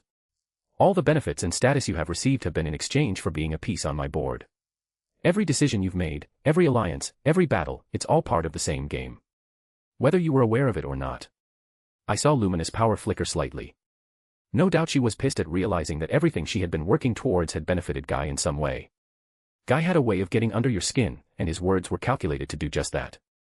I sighed as I realized the two of them would keep going if I didn't say something. Why did I have to be the responsible one?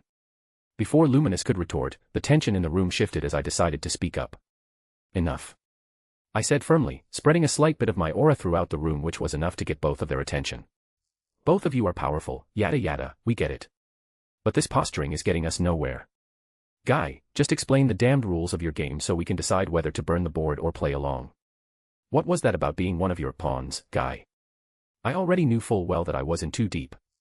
Whether I wanted to or not, the Eastern Empire would invade. If Guy already had some agreement with their emperor, then it was best if everyone was aware of the details of that agreement. Not knowing would just be troublesome. It's not like I cared what someone like Guy called me in the first place. I was surprised that Luminous was actually bothered, though going by the smug look in her eyes as she looked at me, it seemed she didn't particularly care either, and was just trying to push Guy into a bit of a corner. For a moment, silence reigned. Luminous clicked her tongue once again. Fine, but know this, Guy, if you believe you can control me, she said with a scoff, then you will be rather surprised at the lengths I can go to protect what is mine. Guy looked at Luminous with amusement. Very well, your warning has been received. There is no point keeping you two out of the loop if you already know, so I might as well explain. Hinata Sakaguchi.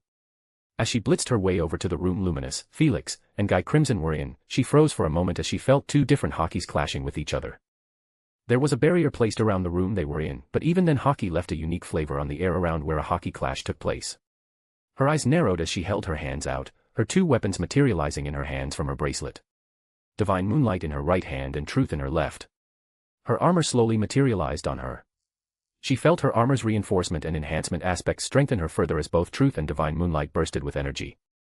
She had thought that while things could quickly deteriorate, there wouldn't be a fight. Both Felix and Luminous were intelligent enough to realize that a fight right here, right now would end badly for them, if only for the sheer destruction that would be wrought around them. Though perhaps Felix could counteract that by sending the fight to another dimension. Still, if there was a hockey clash, then that meant things weren't as peaceful as she hoped they would be. A hockey clash would not be occurring between friendly parties, at least that was the logical conclusion she could come to. Why would someone have a hockey clash for any other reason? Just to show off? That would be stupid. She believed she had enough cause to suspect that something was going on in that room, something that threatened what she cared for. The sensation of the clash still clung to the air around her, like the residual heat of a raging wildfire. One hockey was unmistakably Luminous, it was unrelenting, and searing with pride and the unshakable resolve Hinata knew Luminous to have. The other had to have been Guy Crimson's. It did not feel like Felix's at all. It was colder, more calculated, yet terrifyingly vast, like staring into an abyss that would smirk back at you. She felt a slight shiver go through her body at the thought of that hockey. It was no wonder that he was called the Lord of Darkness. When she thought of the aura of a demon lord, that is what she had imagined. It was no wonder he was the first demon lord in existence. But despite feeling that slight spike of fear, she grit her teeth as she dashed forwards again. If Guy Crimson of all people was going to start a fight, then she needed to be there to help Luminous and Felix. She couldn't teleport as Felix had placed a space lock around the area he was in. She also knew there was a connection between her and Felix, but she couldn't focus enough on it to send her intent through, not right now, something she would of course have to train on. Holy energy flickered to life around her weapons as she mixed in her divinity as well. Her feet barely touched the ground as she surged forward, the air around her shimmering faintly from the raw power radiating off her. She couldn't take the time to admire just how far she had come. The closer she got to the barrier, the more intense the lingering clash of hockey became. Her sharpened senses picked up on the subtle ripples in the magical barrier. The barrier contained the hockey the best it could, but hockey functioned differently compared to most magical abilities. She reached the edge of the barrier and immediately assessed it. The energy pulsing through the construct was most definitely Felix's. She blinked as a small hole in the barrier was created, one in which she could pass through. The moment she did so, she could feel the lingering effects of the hockey to a much greater extent. The hockey clash had only recently finished. She dashed forwards once more as her divinity surrounded her form. She burst through the room at speeds invisible to the naked eye as she locked onto Guy Crimson. Just as she was about to dash forwards, a blue-haired maid appeared in front of her, eyes narrowed in focus. Before the maid could even speak up, Hinata used space-time manipulation to trap the maid in a spatial seal. "Hey! Not cool," the maid protested. Hinata ignored the maid's words as she dashed forwards once more. Guy Crimson's gaze was already in her direction, a small grin forming on his face, but she ignored it as she raised both Truth and Divine Moonlight up before slashing downwards. From the corner of her eye she could see Felix sighing while Luminous was in the process of reaching out towards her. All of a sudden it was like cold water was poured over her head. Felix was still seated, as was Luminous. Both did not seem to be in the dire situation she thought they were in. Had she misunderstood? Before she could even think about pulling her weapons back and apologizing for misreading the situation, something she could actually do in time before her strike landed, Guy Crimson's hand flashed as his weapon appeared in his hand in an instant. She only had nanoseconds to react before the bright glint of a moving blade would reach her. She grit her teeth as she adjusted her posture, defending against Guy Crimson's instantaneous strike with her two blades. She wasn't used to dual-wielding yet, so she wasn't as efficient as she wished.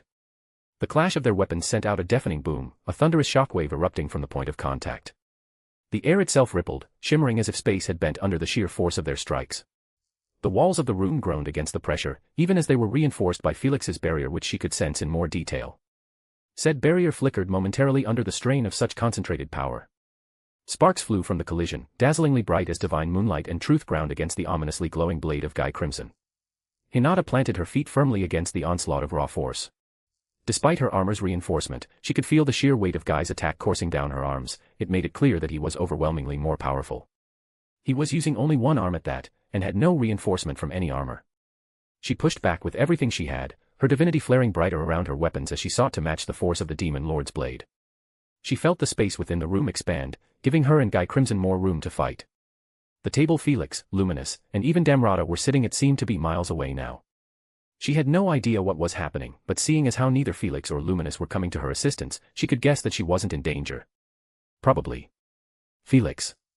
As I held Luminous' hand, stopping her from taking action, I looked at Hinata's form with interest. I had sensed her approaching the room. Once she was outside the barrier, I thought to let her in. What was the worst that could happen? She was probably just curious about what we were up to. I didn't sense her energy levels or anything, mostly because I hadn't bothered to. I didn't expect this to happen either, and it's not like Othinus was monitoring Hinata at that moment either. Of course I was completely wrong, though I could see why Hinata acted the way she did. I mean, looking at it from her perspective, she probably sensed the hockey and thought that things were going downhill, so she rushed over to help. She was always a rather brash girl, so just jumping in the room and attacking was honestly pretty in character. I didn't stop her even though I could have, partially because I knew Guy. He wouldn't mind as long as Hinata entertained him enough. In fact, he would be excited. And going by the grin on his face, I was right. I grabbed Luminous right as she was about to jump in. She glared at me for a moment before sighing and silently agreeing to watch as things play out. I'd interfere if things got a bit too much, though from now on I plan to use Lover to skin the intentions of people more often. It would probably save me some trouble. As the shockwaves from their clash traveled through my body, I observed Damrata, who was looking at the scene wide-eyed. Another one, he mumbled. And her of all people. I'm sure he was having his mind blown, meeting one overpowered person after another. He was probably wondering just how he missed so many people that could help him with his goal. I watched on as Hinata put more and more force into her arms as she attempted to overpower Guy. It surprised me for a moment when I saw her using both Truth and Divine Moonlight, but dual wielding was a good option if she wanted to wield both weapons. Divine Moonlight had grown a bit stronger from Hinata's awakening into a true hero, same with the armor I gifted her. Hinata's EP had skyrocketed as well, it was a little over 8 million. That was more than Luminous had. That was more than even Rimuru had. Though, I suppose that is expected with Hinata already being a divine human beforehand. The energy from becoming a true hero was solely focused on increasing Hinata's base stats.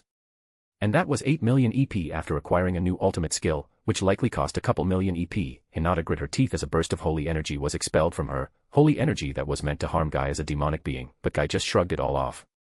I looked to Rain, who was slouched over with teary eyes as she was confined to a small spatial seal.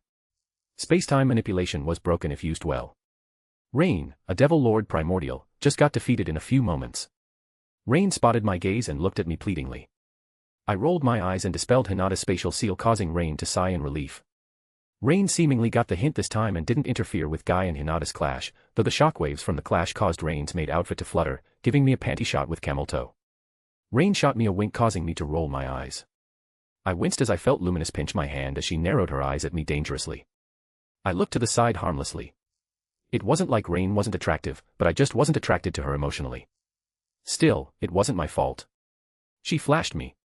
Luminous, seemingly satisfied with my indifference towards Rain, released my hand as she watched Guy and Hinata with me. I think she just didn't like Rain. My focus shifted back to Hinata. Her teeth were clenched, her focus narrowing as her weapon screeched against his.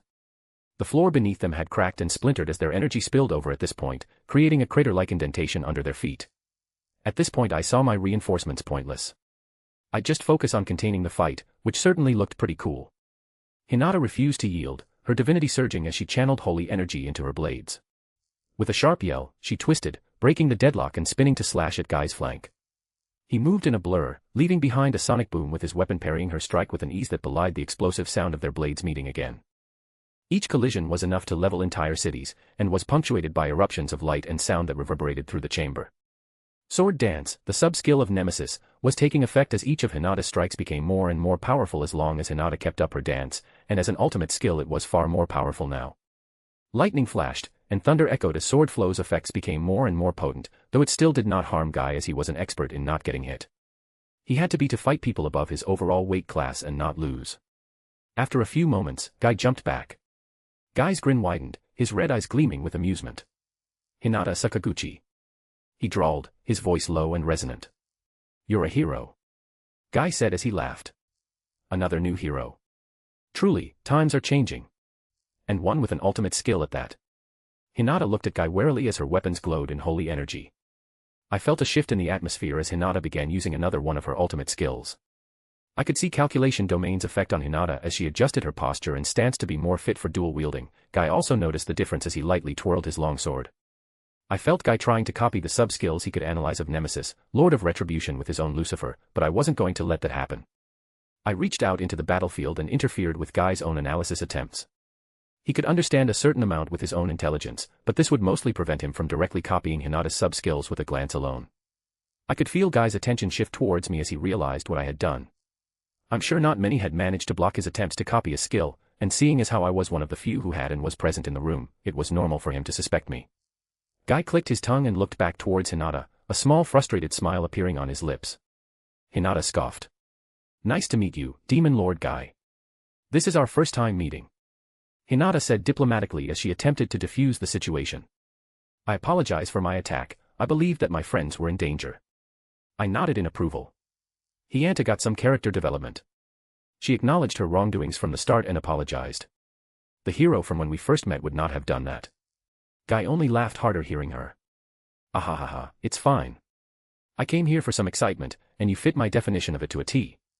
People with as much power as you are quite few in number. Guy's grin turned wild. Now it seems Luminous and Felix are fine with waiting. Come. I refuse to be left wanting after seeing you now. Guy said as without giving Hinata a chance to respond he appeared in front of her in a moment, his long sword slicing outwards as fighting spirit surged around his blade. Guy sliced outwards, sending a slash full of fighting spirit towards Hinata. Hinata slashed downwards, cutting through Guy's fighting spirit. Ha ha ha. That had more energy than most saints. Guy laughed in excitement. I could tell. Hinata panted out. The fight had been going on for some time, and Hinata's reserves were draining. The fight would be ending soon. For the most part, Guy had been testing and prodding Hinata. He was far from serious, but even then he seemed to be mostly satisfied. Aha, you truly have potential. Guy praised before a small smile grew on his face. I wonder. He mumbled.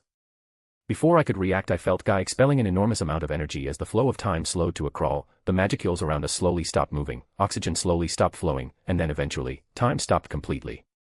I appeared directly in front of Guy, staring at him with narrowed eyes. What are you doing, Guy? I asked Guy, sending my query through the information particles around us. Though doing so still didn't feel perfectly natural to me. Even with Othinus, moving in the suspended world was something that needed time and practice to truly get used to. Guy was looking at Hinata with a frown before looking back at me. I was merely testing her. I raised a brow. You wanted to know if she was a digital life form? Guy nodded. Indeed, it seems I have my answer. Guy said with a disappointed sigh before he looked around the room. He clicked his tongue at the sight of everyone in the room being frozen. It's not easy to become a digital life form, you know. I messaged, defending everyone in the room from Guy's disappointment. Without Gabriel, Lord of Patience, I'm sure Odin would have had a more difficult time figuring things out, let alone me on my own. By myself, I imagine I'd take decades to learn. I was good, but not that good. Especially at the things that required more finesse. Though, to be fair, when people millennia years old didn't know how to move in a time stop, I was comparatively impressive. Indeed. Without the data from the ultimate skill, Gabriel, Lord of Patience, my previous incarnation would have required much more data to learn even the basics of moving in the suspended world. Athanas chimed in. Guy nodded. I am aware, I merely was curious if Hinata was one of the few. Guy stated as he looked back at me. Great, now that you know, end the time stop. I said. It was more difficult to end someone else's time stop since you'd have to wrestle for control over the time stop from them. The next moment time resumed flowing. Ah. What are you doing there, Felix? Hinata asked in confusion as I was standing between her and Guy all of a sudden. I waved her off. It's nothing, you can continue now. I'd tell her about time stop some other time, Hinata is better off focusing on what she has now. Guy didn't wait for me to get out of the way before he dashed forwards with a mad cackle. Luminous Valentine. She looked at Felix with wide eyes as he casually returned to his seat. She went through the series of events that had just occurred in her head. What was that? From one moment Felix was sitting next to her, and then all of a sudden she felt a shift of some kind before she saw Felix standing in between Guy and Hinata. It wasn't a spatial or movement technique, she would have sensed it if it was. It also seemed like Felix and Guy had just finished having a conversation of some kind, meaning there was some time missing from her perception. Time in which Guy and Felix interacted before her perception was returned. Despite having an ultimate skill, she couldn't make heads or tails of what she just saw happen in front of her, or rather what she didn't see. Felix casually took his seat next to her, she spotted that man, Demrata. He looked just as pale as she likely was. It seems he was also rather clueless about what had just happened. Felix noticed her odd state of mind and looked at her with concern. Everything fine? She nodded. Yes, everything is fine. She did not wish to ask Felix about what just happened, call it her foolish pride, but if she relied on Felix for everything, then she would have lost her essence as a person. She would not become some simpering woman who was not capable of even the most basic facilities without the assistance of their partner. She could handle things on her own. Only when things were desperate would she discard her pride. For now she still had time to learn. She wished to grow stronger by her own merits rather than handouts, that was how she had gotten to where she was now. Through thousands of years of work. Felix nodded, though she could tell he didn't believe her. If you're certain then. She nodded, grateful that Felix was willing to leave it at that. She looked back at the fight between Guy and Hinata. Guy had lunged at Hinata, leaving behind a sonic explosion the moment Felix began walking away. Her lips threatened to form into a scowl as she thought of Guy. She knew he was stronger than her, but she was still minorly insulted by what he thought of her and the other demon lords. However, she wouldn't let it get to her. She was Luminous Valentine, she didn't have anything to prove to Guy. She only associated with him out of convenience. Still, it galled her even more that despite her vast strength, she would not be able to harm Guy unless she released one of her trump cards, the Sanctuary Disintegration. A beam of disintegration powered by all the faith of Luminism. It was a certified true dragon-killing attack she developed after Veldora's rampage. But she did not wish to use that as it was her trump card against Agrol. So for now she would merely have to bear it. She would grow stronger so that she was not found in a similar position again. She knew that very thought alone made it even more difficult to face Guy due to her nature as a spiritual life form. But what was it Chloe said? She just was not capable of coping into success, not in the same way Felix seemed to be. His self-confidence was practically illogical, in fact he seemed to embody the mindset that Chloe preached, that being coping to success. Part of her wondered if Felix taught Chloe that in a previous timeline. At this point she was certain it was a core part of his identity.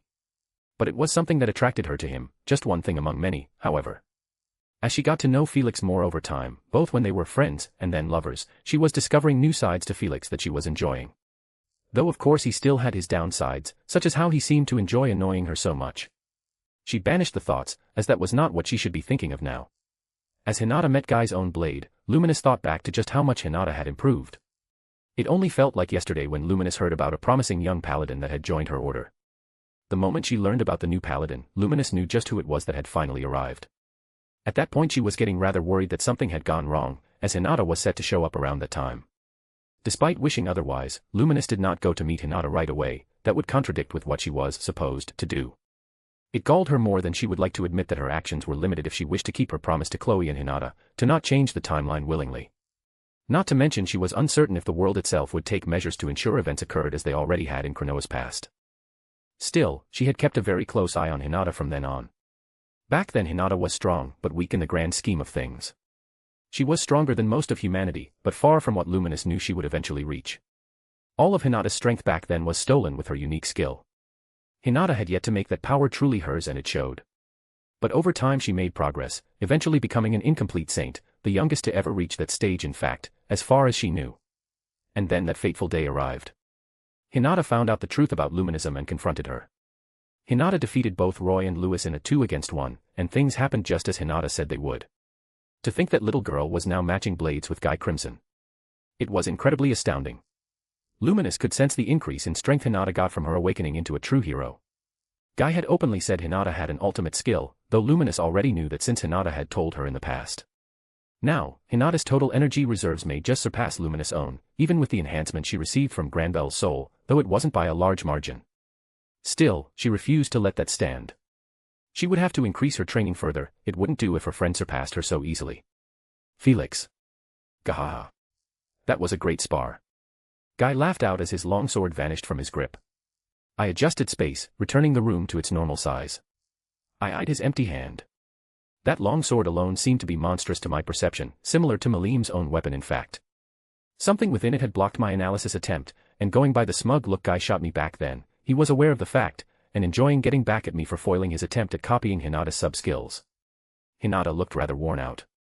Their spar only lasted for a few short minutes, but Hinata had to expel a lot of energy just to keep up with Guy. Plus she had only just woken up from her slumber. Her reserves weren't full when she first confronted Guy, so it was normal for her to be tired. Hinata's weapons and armor vanished into the bracelet I gave her. Thank you for the fight. Hinata said simply. Aha, no need to be so cold. After that, you've got my attention. I've been hearing about some wannabe hero under Luminous, but I didn't think you'd be that strong, let alone the real deal. Guy said as he took his seat once more.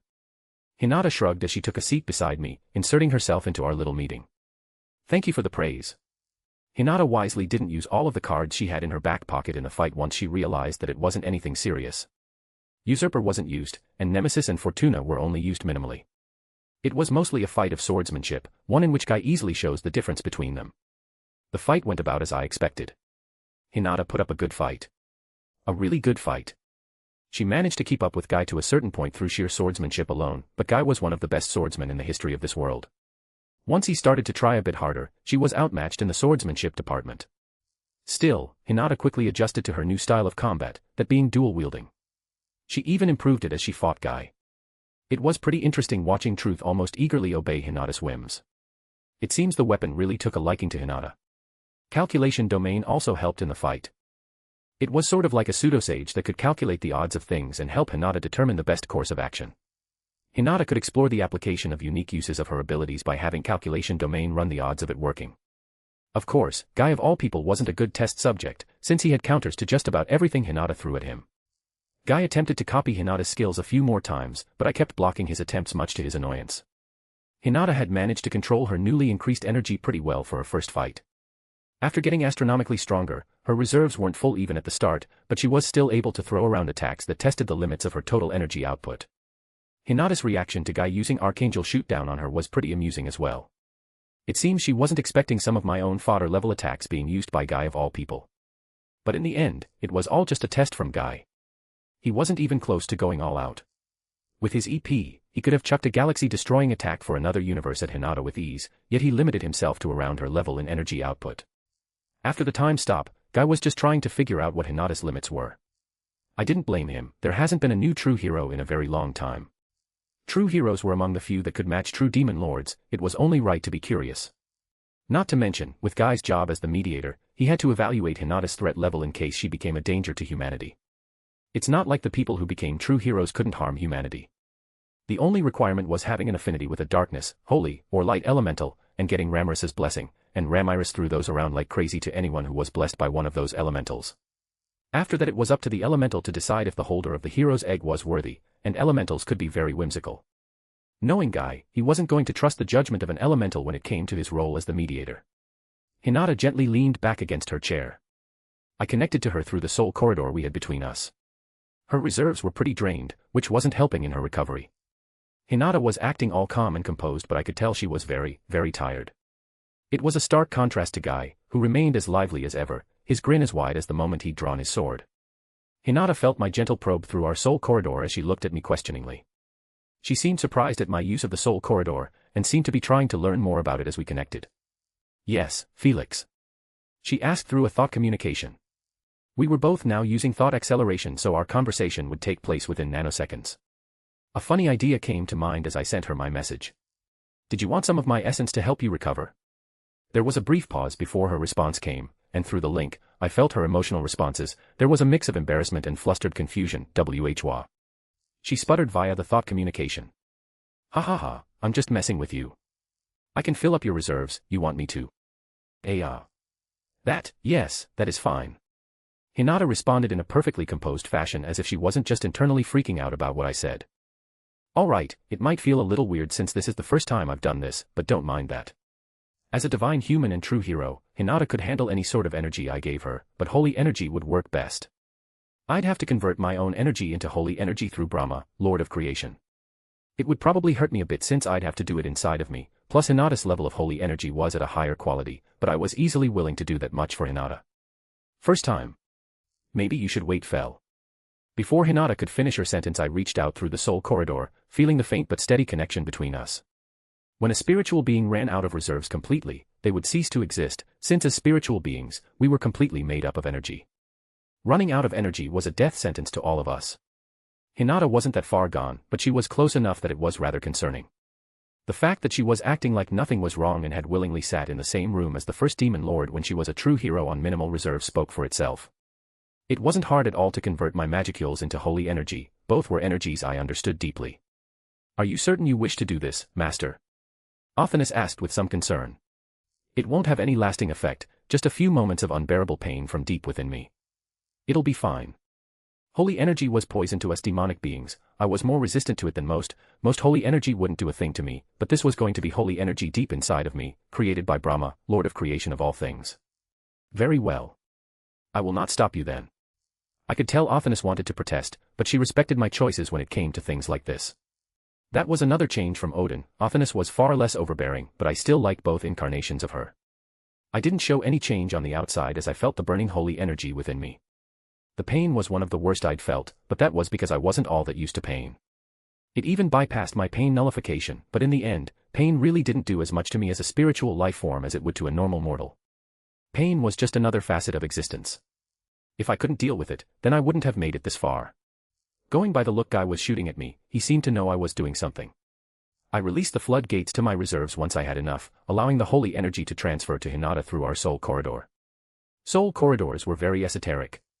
They were not physical things, but were spiritual in nature, and yet one could still interact with them. The rest of the room now felt the transference of energy. It was kind of hard not to when one could sense Hinata's visible improvement as well as the light glow she was giving off from the massive amounts of holy energy I was flooding her with. The pain quickly faded with that. Hinata moaned out after a moment. My brows jumped out at her rather lewd moan. Does sending energy through a soul corridor make the other person feel pleasure? I hadn't really ever done something like that before. Within moments her reserves were fully filled, as were my own with Magicule Breeder Reactor. A heated blush grew on Hinata's face as she realized what she had done. Guy was looking at her with amusement, knowing him he really didn't care. Luminous was staring at Hinata with a small smirk while Damrata just looked like he would rather be anywhere else. Guy looked back at me. That was quite a lot of holy energy, Felix. Even with your resistance, I imagine. I just shrugged, but Hinata seemed to take that another way going by the realization in her eyes. Felix. I hadn't realized that you would convert your energy into holy energy. Allowing so much holy energy in a demonic being like you is suicidal. She yelled at me, ignoring everyone else. Luminous shot me a concerned look, as if asking if everything was fine. I just sent her my intentions through our soul corridor, causing her to relax. She was angry at me, but not for herself, but for me. It was rather heartwarming, all things considered. Luminous now seemed to be rather amused. I sighed. It's fine, Hinata. Her eyes narrowed as she placed a barrier around us, one meant to isolate the conversation. It is not fine, Felix. She argued. I do not want you to hurt yourself for my sake. She said in a much more vulnerable tone of voice. I lightly ruffled her head, causing her to glare and pout at me. I appreciate the thought, but you're looking too deep into this. As she was about to retort, I continued. Plus you're underestimating me if you think that pain would stop me from helping you. I added with a laugh. She blushed slightly at my words before looking down. I'm sorry, I did not know. She just said simply. I would have done it either way, don't overthink it. You'd have done the same for me, right? She nodded instantly. Then it's fine, right? Hinata sighed. I do not like it, but it is already done. I suppose I overreacted. Don't sweat it, emotions don't function on logic. She sighed as she looked to the side, dispelling the barrier. Emotions, huh? Let's move on. I said. Hinata quickly nodded. Yes, let us move on. She said, eager to ignore what had just happened. Guy himself seemed to be amused but said nothing, and Damrata was still just observing silently, seemingly just taking in all the information. Fufufu. Luminous laughed. I suppose I will spare you, for now. Hinata shot a glare in Luminous' direction before sighing. You've improved, Hinata. I didn't think you'd adjust to dual wielding so quickly, let alone put up such a spirited resistance against Guy. Luminous praised. Hinata smiled at Luminous' praise. Thank you, Luminous.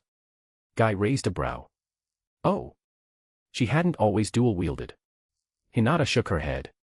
No, that was the first time I wielded two blades in a fight. Gaha. If you hadn't given me a good showing I would have thought that you were looking down on me. Guy laughed out. Rain pouted. Don't praise her, Lord Guy. She bullied me. She whined. Guy clicked his tongue. Shut. Rain teared up. Gah. Now you're bullying me. Rain cried out. She quickly jumped to me, latching onto me like a koala. You're my only hope now, Felix. Hinata and Luminous glared at Rain. If I wasn't as knowledgeable as I was, I would have thought they were using hockey.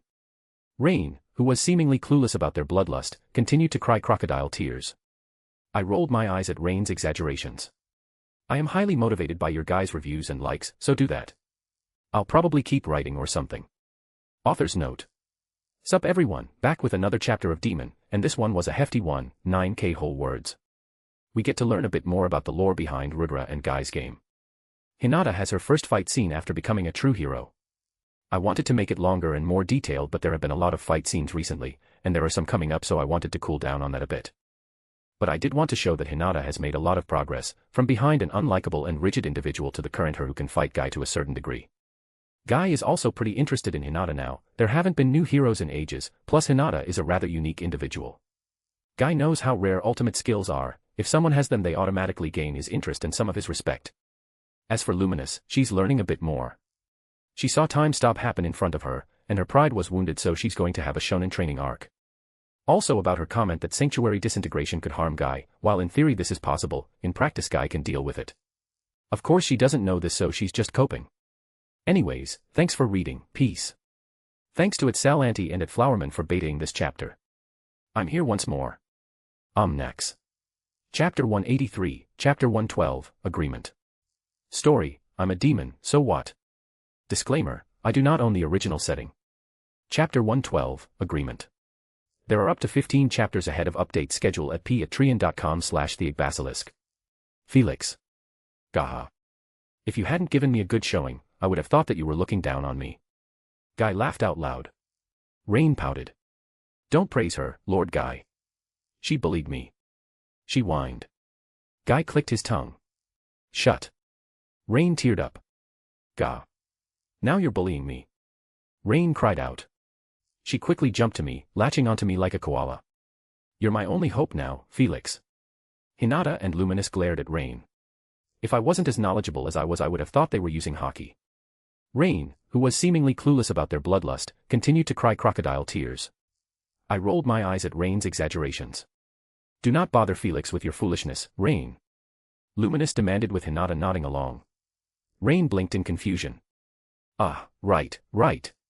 She said as she slowly let go of me, her face slowly growing paler and paler. Geez, no need to use your killing intent you vultures. She cried as she stepped back behind Guy, looking nervously at both Hinata and Luminous. Damrata just looked dead inside at the actions of what he saw as a formidable primordial, a being that had been around for eons, a sibling of the first demon lord, Guy Crimson. Yeah. Rain really was something. Her reputation was being destroyed by the second, at least among those in this room who weren't already aware of her true nature. Hinata had taken her seat to my left. Luminous was on my right with Damrata on Luminous' right. Damrata gave Hinata a complicated look, one which Hinata shrugged off. It seems she wasn't going to dwell on the past, though maybe they'd likely end up at least talking later and working out their issues. Damrata seemed like the responsible sort, he'd want to get any past grievances out of the way. After Hinata and Damrata finished their little stare down, I looked to Hinata as Guy returned to his seat. I gave her the most genuine smile I could. "That was really amazing, Hinata, I'm proud of you," I said, and I was being completely honest. It was a wonder and a blessing to get to watch her grow into the remarkable young woman that she was today. Despite her so-called sins, she wasn't a bad person. She tried her best, and what more could you ask of someone? She'd gone far from the person whose guts I hated. A bright smile boomed on Hinata's face as she lightly tucked a strand of her hair behind her ear. Thank you, Felix," she said with a bright smile. "I mean it. No need to thank me, you really have become a remarkable young woman." Before Hinata could respond, Luminous interrupted. "Ahem. Despite this being rather adorable, I do believe that there are more important matters to discuss." I could tell that Luminous didn't want to interrupt, but she was right, there were other important things to discuss. Hinata lightly coughed. "Right, what were you speaking about before I rudely interrupted?" Hinata asked sheepishly. I quickly filled Hinata in on what we had spoken about prior to her arrival.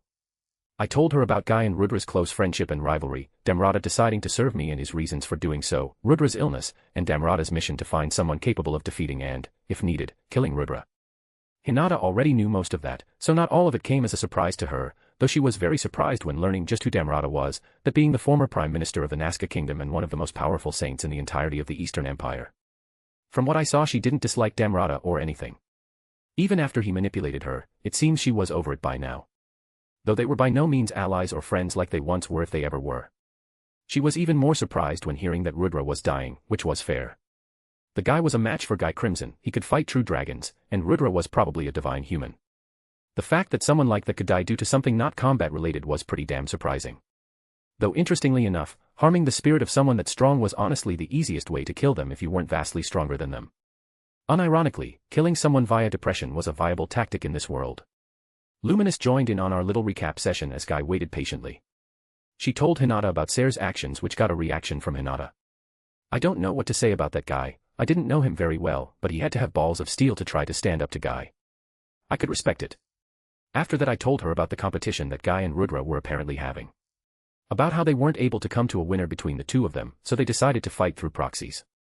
I told her how the Demon Lord Council was apparently Guy's main proxies, while I imagine the single digits are Rudra's main proxies since they're all saints. All of that explained why Guy hadn't acted in his role as the mediator despite the chaos and death the Eastern Empire has been sowing in humanity. According to the rules I could guess, Guy wasn't allowed to, and Guy wasn't keen on breaking the rules to his game unless he really needed to. I told her about how Rudra was slowly losing himself. I told her about the existence of Michael, Lord of Justice, and about how it was rebelling against Rudra, which is what is causing his current state. I told her and Luminous about Castle Guard, something both were shocked to hear about, but I told them I'd elaborate later. Or maybe they'd learn from this conversation. As for Michael, Hinata knew full well the damage an entity in your soul could do if it had an ego and did not have your best interests in mind. She was suppressing Cronoa for a long while due to that very reason. Hinata looked at me with a gaping mouth. "I see. So that is the story behind everything." Luminous nodded. "Indeed, it has been rather enlightening." Luminous was also listening in keenly. She didn't know everything either. I planned to explain it all to her later when Guy was gone, but with the opportunity it made sense to do it all now. Though after this, I'd have to go tell Rimuru. It was best to keep your allies in the loop after all. I had considered calling him here, but he was probably rather busy now with dealing with the Council of the West. No need to disturb him unless big plans were actually being made. Gahaha, I'm glad that it was interesting then. Guy leaned forwards. Now let's get into the good stuff. I've been meaning to talk to you all about this. With a new true hero on my side, then the odds are even more in my favor. Guy said with a vicious grin. Hinata raised a brow. "I do not recall accepting following your whims, Guy Crimson." Guy rolled his eyes and sighed as if he was used to this already. "If you do not serve Luminous, you are at the very least friends with her, and your relationship with Felix seems to be quite close. Rudra and them are bound to clash. Not to mention if Rudra wins, the life of freedom that you have known will be snatched away from you. Rudra will demand absolute obedience for absolute peace." Hinata clicked her tongue. "Tisk, fine. Pride is expected, but do not let pride become arrogance," Guy advised, wisdom in his voice. Hinata's lips twitched, but she nodded, taking his advice into consideration. I thought it was ironic with what his skill was. Before you continue, do you mind sharing more about Castle Guard? I admit I've grown rather curious about it. It sounded like a really interesting ability, an ability I wanted. My own skill greed was beginning to show, but I could control myself. Guy sighed. I suppose expecting you not to find out was foolish. He mused out loud. Why didn't you share about it in the first place? I asked. I wasn't angry, but I was curious. Guy just shrugged. I believed in your ability to adapt. If you failed, then you failed. But what happened happened. Not to mention, even knowing about it, there would not be much even you could do. It is God's ultimate defense for a reason. Guy then explained a bit more about Castle Guard. Most of it aligned with what Damrata told me. It was a sub-skill of Michael, Lord of Justice, and therefore God's former, ultimate defense. Guy said it was designed to block and nullify almost every kind of ability in existence, and was a pain in the ass to get past when at full power. Guy didn't actually know about how it worked exactly, which said something with how absurd Guy's own analytical ability was. That was a bit unfortunate, but it is what it is. Guy then went on to share that Rudra actually couldn't use it at full power. He said that Rudra could only use it in spurts of around 10 seconds before it went on cooldown. That made it far easier to work around. All abilities have a weakness, and this was one of Castle Guard's. This is not as bad as it could be then. Hinata said. Luminous nodded. Indeed. This 10 seconds time frame can be worked around. I didn't say anything, even if I agreed with them. I'd still work on other countermeasures in case the 10-second time frame changed though. Plus Guy said Rudra could use it right as he attacked, surprising his opponent with it before disabling it, maximizing his time with it. From what I got, it was probably an authority similar to Small World, except this one was Veldanava's and was in skill-shaped form. It is important to consider that the 10-second time frame could have changed. Hinata added. I smiled. She really did take after me. Luminous nodded. Indeed, it is important that we come up with countermeasures. That's not likely. He told me that it was because of Michael's own resistance that he had that limitation. Guy then gestured to Damrata. And according to him, Rudra's issue with Michael has only increased. Logically, his ability to use Castle Guard should have decreased. I nodded. That's what I believe as well, but it doesn't hurt to come up with plans. Guy leaned back into his seat as he nodded. That's true. I'll give you all a freebie then. He said. Castle Guard is powered by loyalty to the user, and just who is loyal to Rudra? Guy said as his smirk grew. I raised a brow before laughing. Ha ha ha, I see. Hinata looked at us in confusion before realization came to her. You don't mean Dash. The Eastern Empire. Luminous finished for her. Guy grinned. Yup. Just kill off the entire empire, and Castle Guard is no more. He said with a wild laugh. It's what I do to make things easy, but I can't do to the rules of the game. He said with a wink. Hinata narrowed her eyes. Such a thing should not be allowed. She argued. I shrugged. I agree, but we'll see when we get to that situation. It was certainly a vile thing to do, killing millions just to get at one person. Going by the look in Hinata's eyes, she knew I wasn't that conflicted. In the end I'd choose us over them, though I was going to try everything else before going to that drastic resort. It was something that would need to be confronted later if it was necessary, and I wasn't certain who would be against who at that point, but that was for the future. Now that you're all filled in on that, I'll continue. Guy began. You all wish to know the rules of my game with Rudra. Luminous sighed. Get on with it. Guy smirked and nodded. The rules between Rudra and I are simple. As I'm sure you all have figured out, we are not allowed to directly take any action against each other or against the spirit of the game. We are meant to only strike at one another through proxies. What counts as a proxy?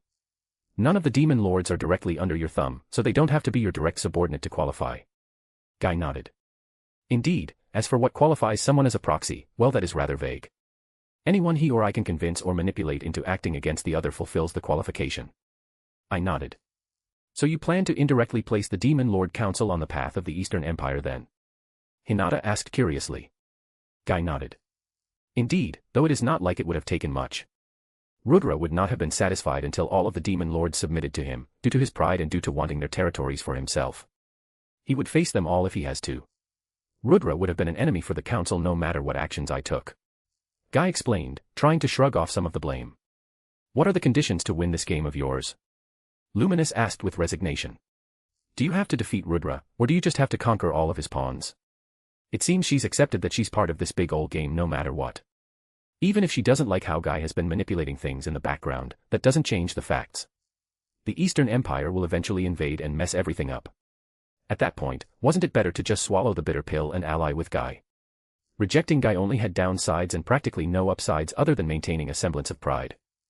Luminous was prideful, but not so prideful to the point that she'd act against her interests to maintain her pride.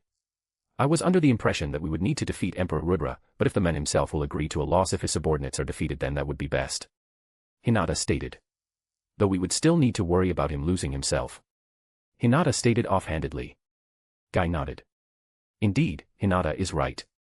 When this game started, I did not intend to kill Rudra, but he has been losing himself for centuries. I do not know how much of my friend remains. To win, Rudra must be put down, he will accept nothing less. Guy said as he closed his eyes mournfully. It was pretty odd to see Guy genuinely mournful about planning to kill someone. This was the same man that had killed millions of people because of the actions of their leader. His demon underlings alone are responsible for many deaths every year. I suppose Guy didn't care for those he didn't know, but those he did care for, he was willing to do a lot for. Ironically enough, that was a very human mindset. So that's how it is. Damrata sighed. I had always wondered what it was you said to Emperor Rudra back then. So it was about this. Guy nodded. Yeah, that guy really needed a kick in the ass to get himself going again. Damrata dipped his head. Thank you. Guy waved him off. Don't mention it. Luminous and Hinata looked confused about Guy and Damrata's conversation. Don't worry about it you two, it's nothing that important. I can tell you later if you want. Both of them nodded. Guy stretched his arms upwards before resting them behind his head. Now that you're all in the loop, I can officially ask you, will you all help me win this game against Rudra? Guy asked as his crimson eyes gleamed. I suppose I have no choice. Rudra has already made a mess of things and he will likely make things worse. Allying is in my best interest. Luminous grunted. Guy nodded and looked to Hinata, who nodded with a serious expression on her face. I will do what I must to protect my friends and humanity. Guy grinned. You heroes are so straightforward, it makes it easy to understand you. Guy said before he finally looked at me, completely skipping over Damrata. I guess Damrata did say he would follow what I said, so there was no point in asking for Damrata's approval. And you, Felix? Guy asked. I shrugged. Rudra was always going to be an issue I knew I'd have to deal with eventually. Having your support only makes things easier. Even if Guy wasn't as strong as he was, he still had a lot of connections that would help. Velzard for one wasn't restricted from participating, according to the rules of his game. The other demon lords were also pretty powerful. Degrul, Leon, Dino, and Malim were all incredibly overpowered. I'd be surprised if any of the single digits, other than that Konda guy, could stand up to them for even a moment. And that was just because he had an unknown ultimate skill. That was the minimum requirement needed for me to even acknowledge someone. I'd still win against him, of course, but getting an ultimate skills was by far one of the most difficult things to accomplish. It showed a certain level of willpower which could get you very far in this world. Guy grinned. Excellent. Though if Guy thought I was just going to play by his rules and do what he said, he had another thing coming. Was that all you wanted to know? Guy asked to the room. I do have one thing to ask you about. Did you know of Tatsuya Kondu? I asked. I was curious if Guy knew about the powerful saint with an ultimate skill on Rudra's side. Guy raised a brow as he hummed. Tatsuya Kondu. He looked behind him to look at Rain, who had been standing behind Guy. Has Misery mentioned anyone like that? Rain looked thoughtful for a moment before shaking her head. I do not believe she has. I blinked. That's surprising. I thought you'd be more aware of your rival's so-called forces. Guy tilted his head. I'm assuming this Konda guy is important then. I nodded. I haven't met the guy, but Damrata said a lot about him. He's a saint and the leader of the single digits, the strongest in the Eastern Empire under Rudra and Velgrind. Guy raised a brow. Oh. That is impressive then. I nodded. But more importantly, according to Damrata, he has an ultimate skill. Guy's eyes widened. Seriously? I shrugged. That's what Damrata said at least, and I'm keen to believe him. Damrata nodded. I may not possess a true ultimate skill myself, but I know what they look like. Those abilities that Konda demonstrated could only be the result of an ultimate skill in action. Guy's lips pursed. That is annoying, but I suppose I should have expected as much from Rudra. Guy sighed.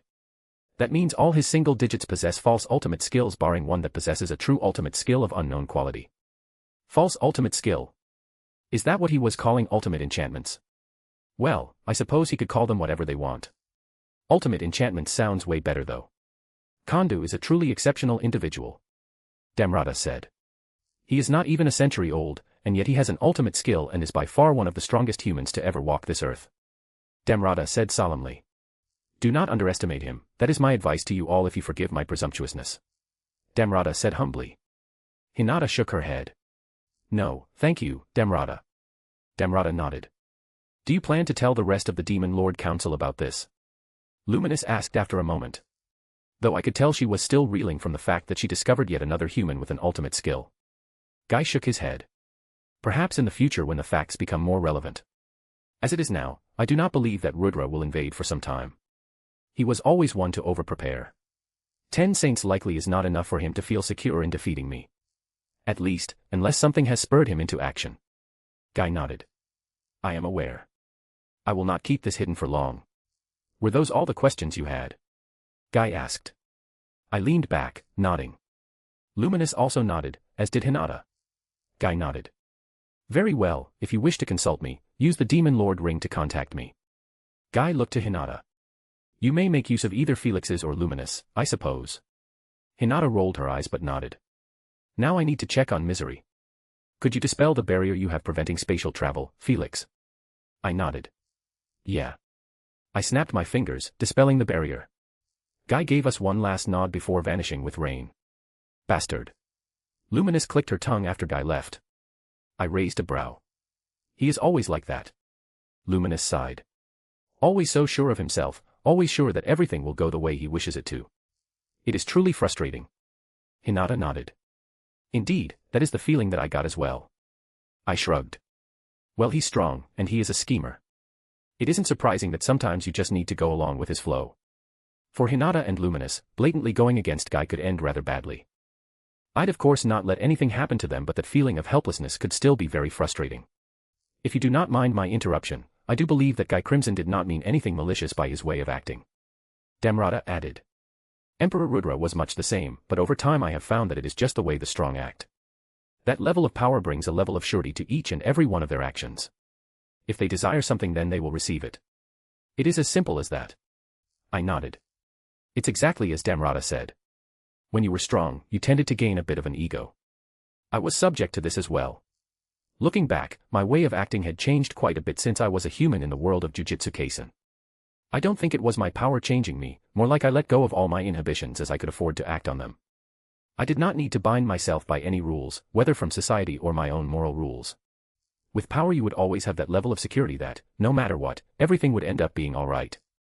And that was a comforting feeling I wouldn't give up, ever. Not to mention the own belief I had in myself, which only made me a bit more egotistical. Luminous sighed. There is no use dwelling on the frustration that men causes. Luminous turned to Hinata, her lips curving up. I am glad that you accomplished your dream, Hinata. Becoming a true hero is no easy feat. I nodded. She's right. Becoming a true demon lord is leagues easier. We just had to kill 10,000 humans or get the equivalent in other species souls, then boom.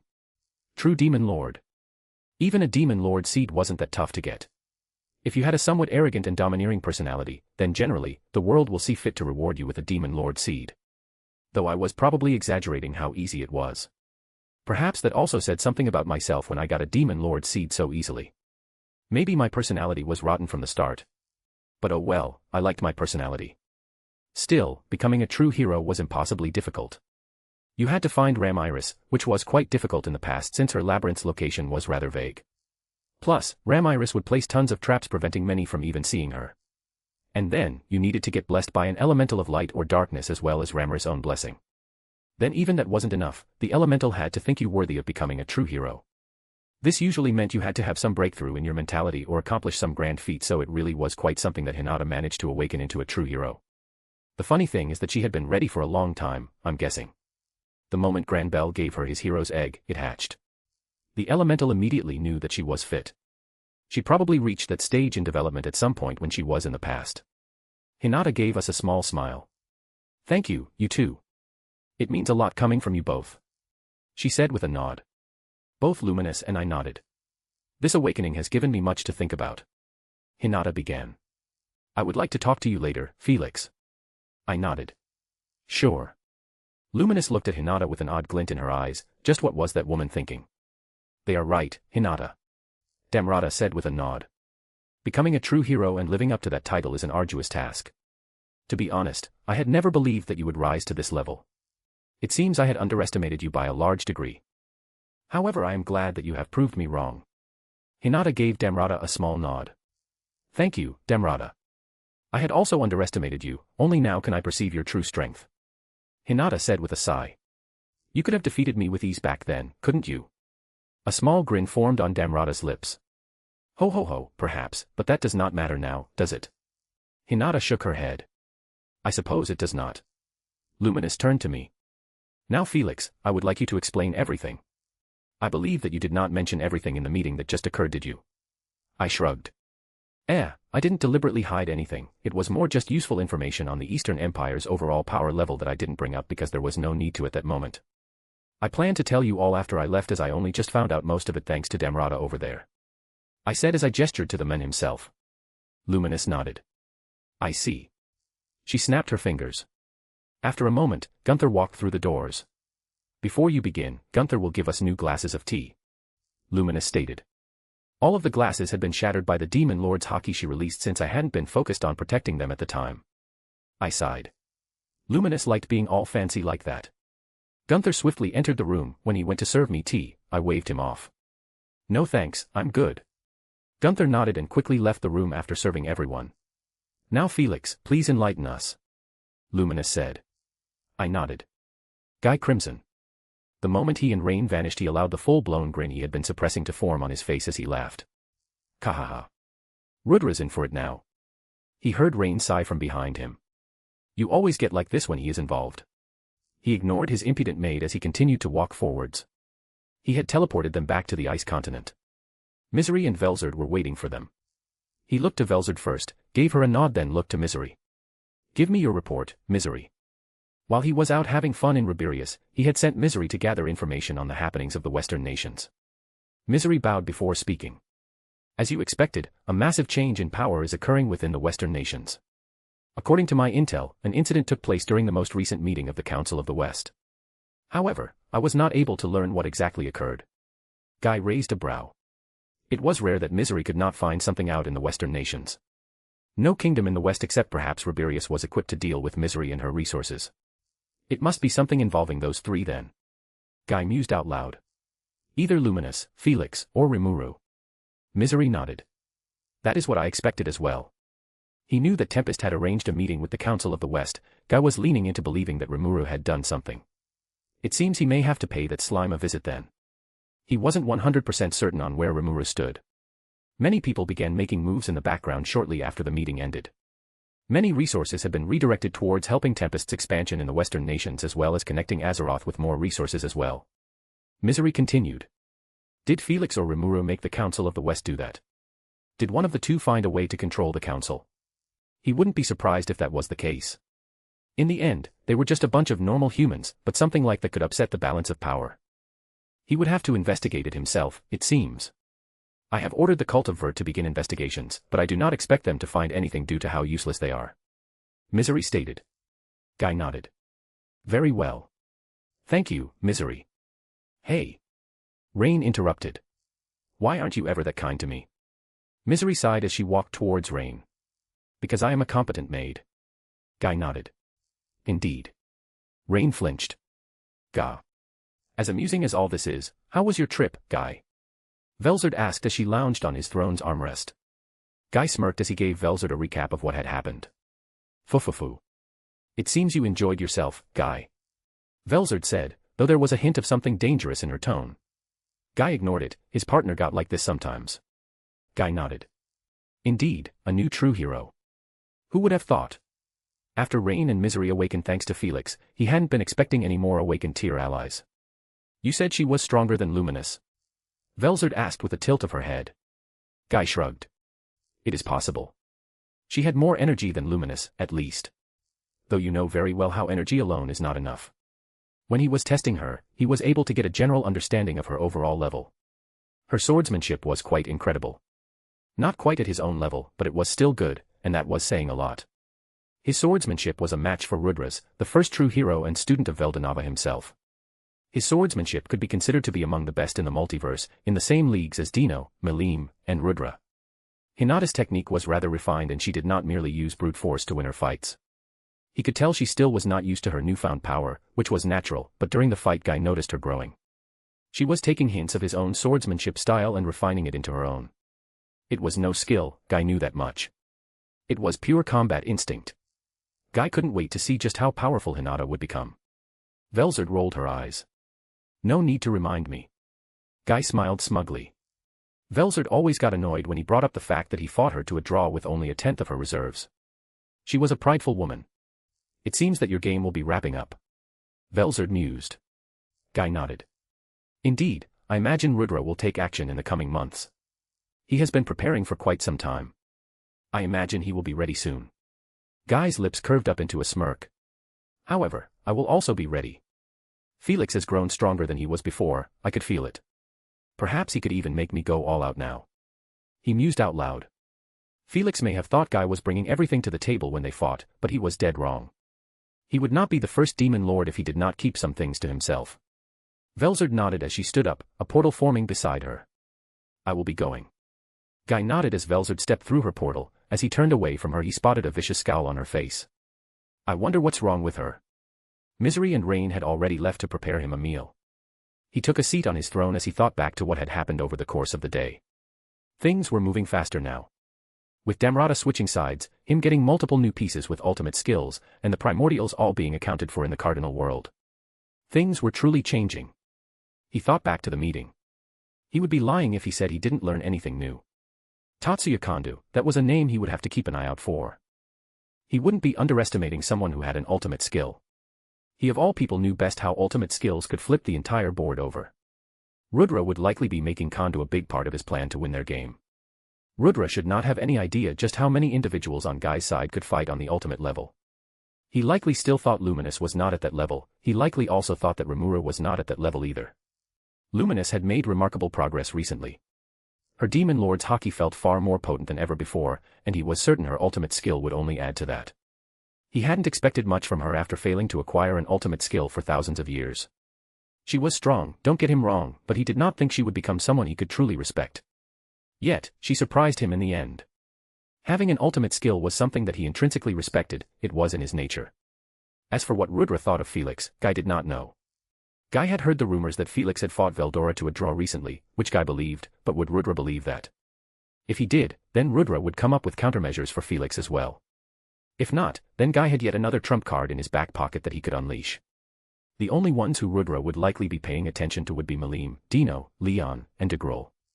Rudra and Velgrind were unaware of the true horror of Velzard as well. Rudra was likely going to rely on Velgrind to take on Velzard.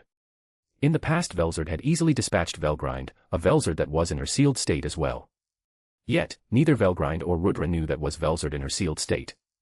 Almost none knew that the Velzard that was currently wandering the world was at a fraction of her true power, and was still able to trash true dragons. He smirked. She was his partner for a reason. He was sure that Velgrind had been training for that exact moment for centuries, if not millennia. Yet even then, Guy believed that it would not be enough. Unless Velgrind became a digital life form, she would always remain time-stop fodder. But he would consider all that further later. Lord Guy. Your food is ready. Rain called out as she wheeled a cart over. For now he would enjoy his life to the fullest extent, like he had been doing for eons. Shinji Tanemura. Good job, boys. Shinji cried out as they finally cleared floor 40. The boss monster was something known as a Tempest Serpent. Shinji hadn't heard of any monster species known as that before he came to Tempest. Going by the name, it likely was closely linked to Tempest and could only be found within Tempest's borders. The snake had a large, jet-black body with thorny scales and tough skin.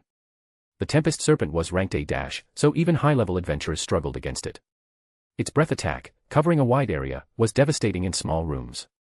You would be stuck in a room with it. When it released its breath attack there wasn't much you could do. Mark groaned. Ugh, finally. That poison breath was a pain. Shin nodded. Indeed. It wasn't like they couldn't take out the Tempest Serpent if they wanted to. It was just that they were trying their best to hold back from using their more powerful abilities in case they were being watched. So they had to use far more effort than normal to defeat the beast. But that was a lesson on its own. It went to show that they had been relying on their skills too much and had not trained their foundation. If Gadra found out, he would scold them. They had been at this now for a few hours. They had been steam-rolling through the dungeon. The higher levels were just that weak. But as they descended deeper and deeper into the dungeon, the difficulty slowly ramped up. Each of the monsters in the dungeon were given a difficulty ranking based on their EP. Shinji thought it was a rather simple and easy to understand system. EP was a numerical value that was given to an individual based on their total energy and physical power. It was not foolproof as how you used your power mattered, but it was still a rather good base to work off of when power scaling.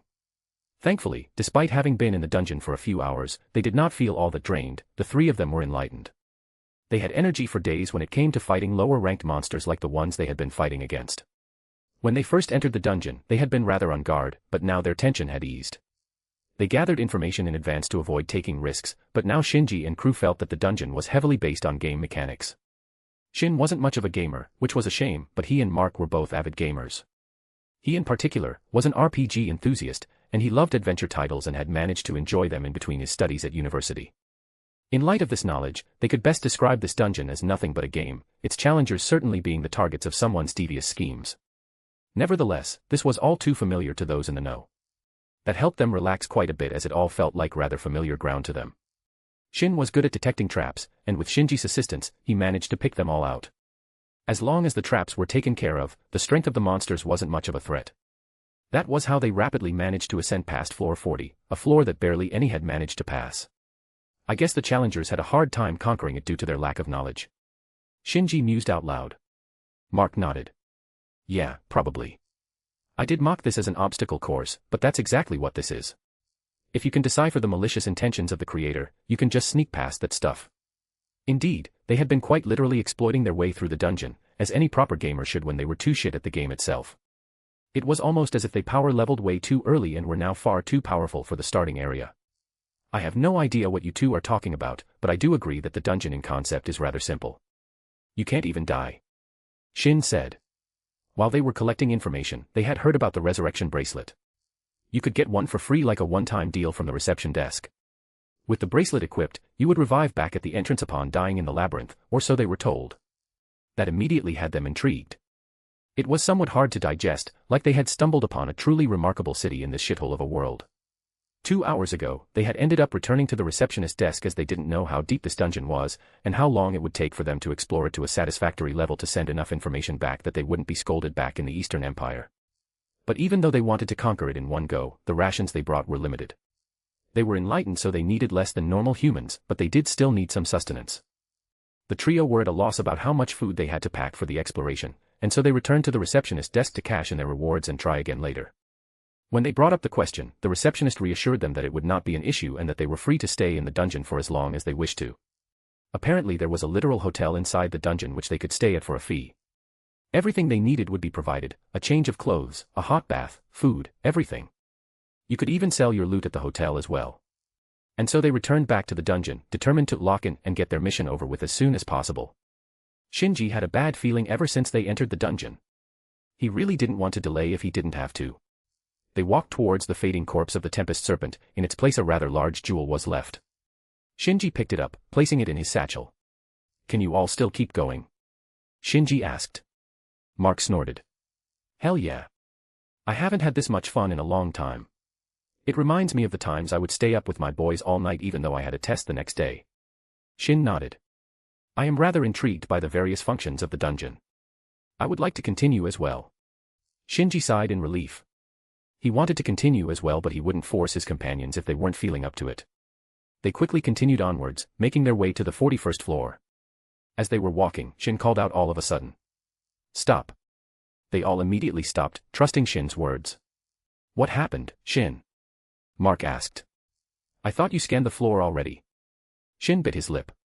I thought I had as well, but now I can feel another trap 5 feet ahead. Shinji's eyes widened. Did they manage to hide some traps from your senses? Shin nodded. It seems so. I don't know if it was dumb luck that I was able to sense this one or not. But we need to be more careful from now on. Shinji sighed but nodded. It would slow down their progress significantly, but it is what it is. Even when being careful of traps, it didn't take them long to reach the 50th floor. In front of the three of them lay a massive gate with 2 heads, one an ox and another a horse. Are you all ready? Shinji asked. Mark stretched. Ready as I'll ever be. Shin nodded. Let's go then. As they stepped forwards, the large double doors opened in sync. Inside the room they could see a large humanoid ox with a pair of thick horns and a nose ring. In his right hand was an axe, while on his left was a shield. Kaha. New challengers. My name is Gozel. I am the boss of this floor. To advance further you must defeat me. Gozel yelled as he slammed the butt of his axe onto the ground, causing an echo to resound around them. The axe itself felt rather powerful. Shinji couldn't say what rank it was without closer observation, however. Mark cracked his neck as he stepped forwards. I got this, boys. This shouldn't take long. And indeed it did not take long. After a few moments Mark stood victorious over Gozel. As Gozel's body vanished, what was left was a sword with an odd gap in the center. Mark skipped over it entirely as he ran towards the chest that Gozel was guarding. Ooh. Loot. Mark yelled in excitement. Before Shinji could warn Mark about a possible trap, Mark opened the chest and grabbed what was inside of it. Whoa. Look at this. I'm totally keeping this. Mark yelled as he laughed. Mark was holding the battle axe that Gozel was wielding. The axe had vanished with Gozel, so Shinji thought that they wouldn't be able to get it, but it seems he was incorrect. Shin ignored Mark as he picked up the sword with the odd gap in the middle. How intriguing. My appraisal magic is telling me nothing. Shinji walked up beside Shin. We'll keep it until we meet Master Gadra. Perhaps he can understand it. Shin nodded as he tucked it into his spatial storage. Mark walked towards them, a wild grin on his face as he waved his new axe around. The axe glimmered with a bewitching silver glow. It seemed to be a high-class masterpiece. Shinji placed a hand on the axe as he attempted to analyze it. Whoa. It's an unique grade. He shouted in surprise. Shin's eyes widened. Seriously? Even back in the Empire, unique grades are incredibly rare. They're just handing these out like candy. What the hell is the king of monsters thinking? Mark ignored their words as he practically rubbed his cheek against the bardiche. It was undeniably a powerful weapon. If you became a single digit of the Empire, you would be lent legendary grade weapons, while soldiers of lower ranks were given equipment that had good quality and strength, though they lacked any magical properties. It was understandable why Mark would be so excited given how even the senior officers would struggle to get their hands on unique grade weapons. This is all good information to remember. Some assumptions could be made if the higher-ups in the military learned that Tempest was releasing unique grade weapons as random loot within the dungeon. It would signify that either Rimuru Tempest was an idiot, or that he did not put unique grade equipment in his eyes, which was a whole other thing. Both Shin and Mark nodded. Let's go further. Shinji ordered. Perhaps his bad feeling really was nothing. Perhaps everything would be fine. I am highly motivated by your guys' reviews and likes, so do that. I'll probably keep writing or something. Author's note. Sup everyone, back with another chapter. Guy, Felix, Luminous, and now Hinata finally come to an agreement of sorts. We get to learn some more backstory like the rules in Rudra and Guy's game, which has been a long time coming. Also some more rain bullying, because why not? Then we also get to see what the spies from the Empire are up to. I'm aware that not a whole lot has happened with them yet, but that was the prep for the bullying session that they'll be getting. Anyways, thanks for reading, peace. Thanks to @Salanti and @Flowerman for betaing this chapter. I'm here again, doing a last edit for mainly grammatical issues. Omnax. Chapter 184, Chapter 113, Death of a Clown. Story, I'm a demon, so what? Disclaimer, I do not own the original setting. Chapter 113, Death of a Clown. Felix. And that's pretty much everything. I said. I told Hinata and Luminous basically everything that I knew about the Eastern Empire that wasn't shared in the meeting. Damrata just quietly listened in and gave his own 2 cents when he felt he could contribute to the conversation. I could tell he felt rather out of place, which was natural. He and I had only recently been acquainted, we weren't that comfortable with each other yet. Plus he had just betrayed the men he was serving for centuries. I wasn't going to blame him for being out of it. I told them about the military power that I knew of, the single digits and how they all had ultimate enchantments and were saints. I told them about what those ultimate enchantments were capable of for the ones I did know. I went into more detail about Rudra's situation and why Damrata had decided to serve me. I told them a bit more about the other significant threats from the Eastern Empire like Tatsuya Kondo and the Scorched Dragon Velgrind. I told them more about Michael, Lord of Justice. About how it was once Veldanava's skill and was traded to Rudra for Uriel, Lord of Vows, because Veldanava believed in Rudra's dream. Of course I told them about Rudra's dream as well. About how he wished for a world where disputes could be settled with words rather than violence, a truly ideal world. I told them about how Guy said that Rudra was forced into reincarnation due to Michael fighting back against Rudra for some reason. They had voiced out their suspicions about Michael being a Monas, and I was leaning towards that as well. No normal ultimate skill should have that level of autonomy. Indeed. If the ultimate skill, Michael, Lord of Justice, is not yet a Monas, then I suspect that it is well on its way to becoming a Monas. That's what I thought as well. I went on to tell them about how after Velda and Lucia's death, Rudra had basically given up. He got depressed. Both Hinata and Luminous were rather surprised to hear that a spiritual life form could actually get depressed. They went on to debate the kinds of effects that would have had on Rudra himself, since as spiritual life forms, the way we think about ourselves drastically influences us as individuals. We quite literally were who we believed we were. I was literally fueled by my massive ego, which made my sense of self ironclad. I told them about how I suspected that Rudra was slowly being corrupted, twisting his ideals. The effect of an ultimate skill/Monas in your soul fighting against you, plus continued reincarnation to counteract that skill/Monas could not be underestimated. Either that or the simple wear of time had gotten to Rudra and warped his ideals. The person that Guy told me about, the person that history spoke about, always held Rudra in a rather positive light, and while Guy wasn't the best source of information, I think he knew Rudra better than any other. Much of what we spoke about Guy didn't reveal in the meeting, so it was important that I shared it all.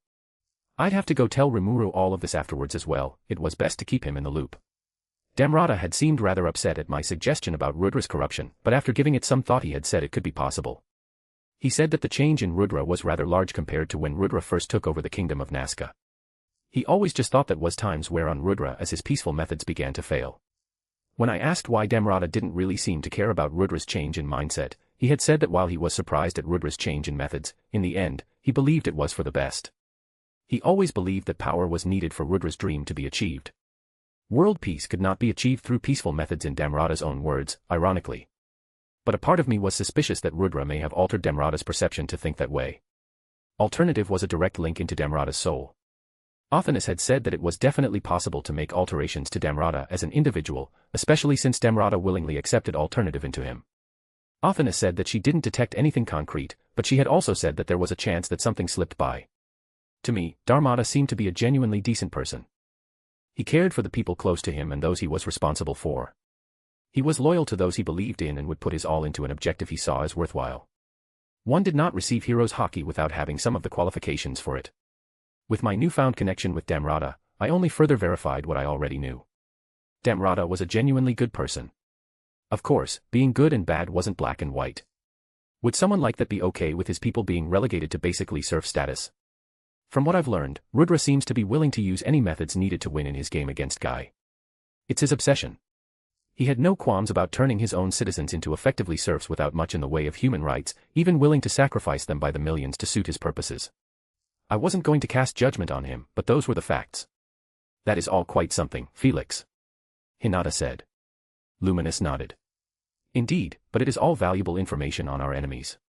Luminous said with approval.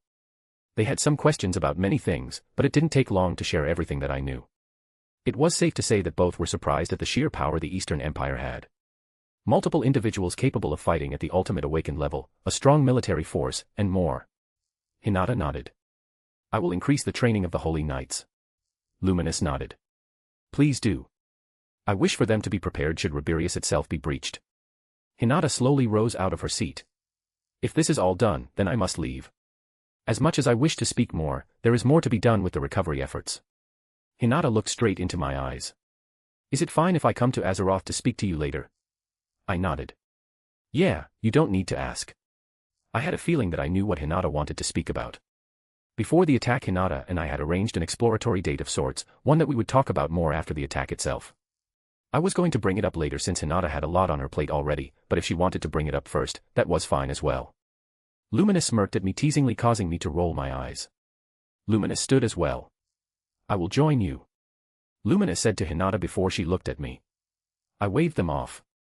Do what you need to do. We can hang out later. They both nodded and quickly vanished, leaving both Damrata and I alone in the meeting room.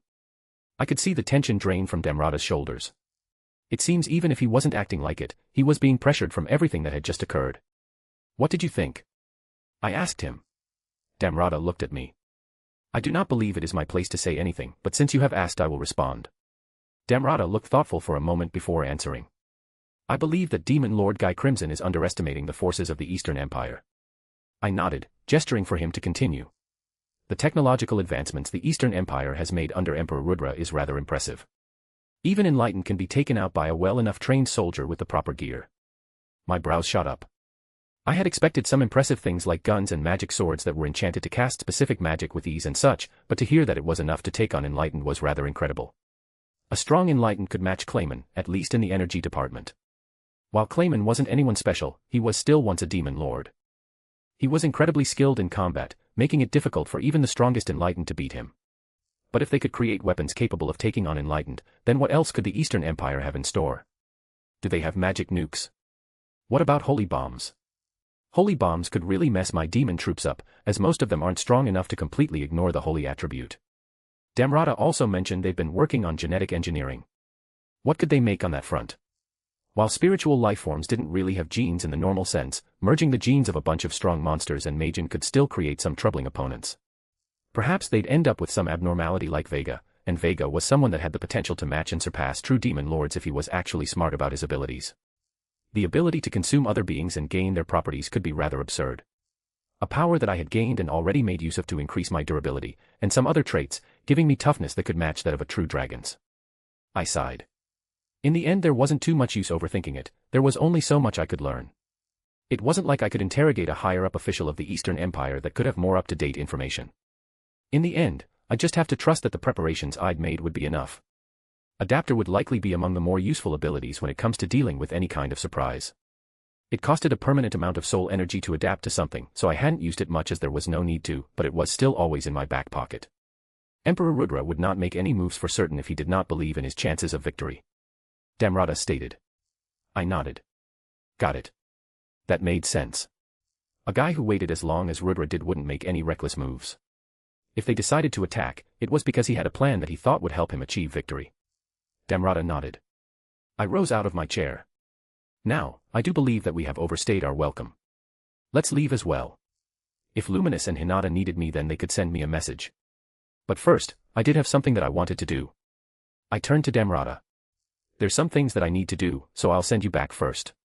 Before I could teleport him, Damrata stopped me. Would you be sending me to your territory? I nodded. Is that a problem?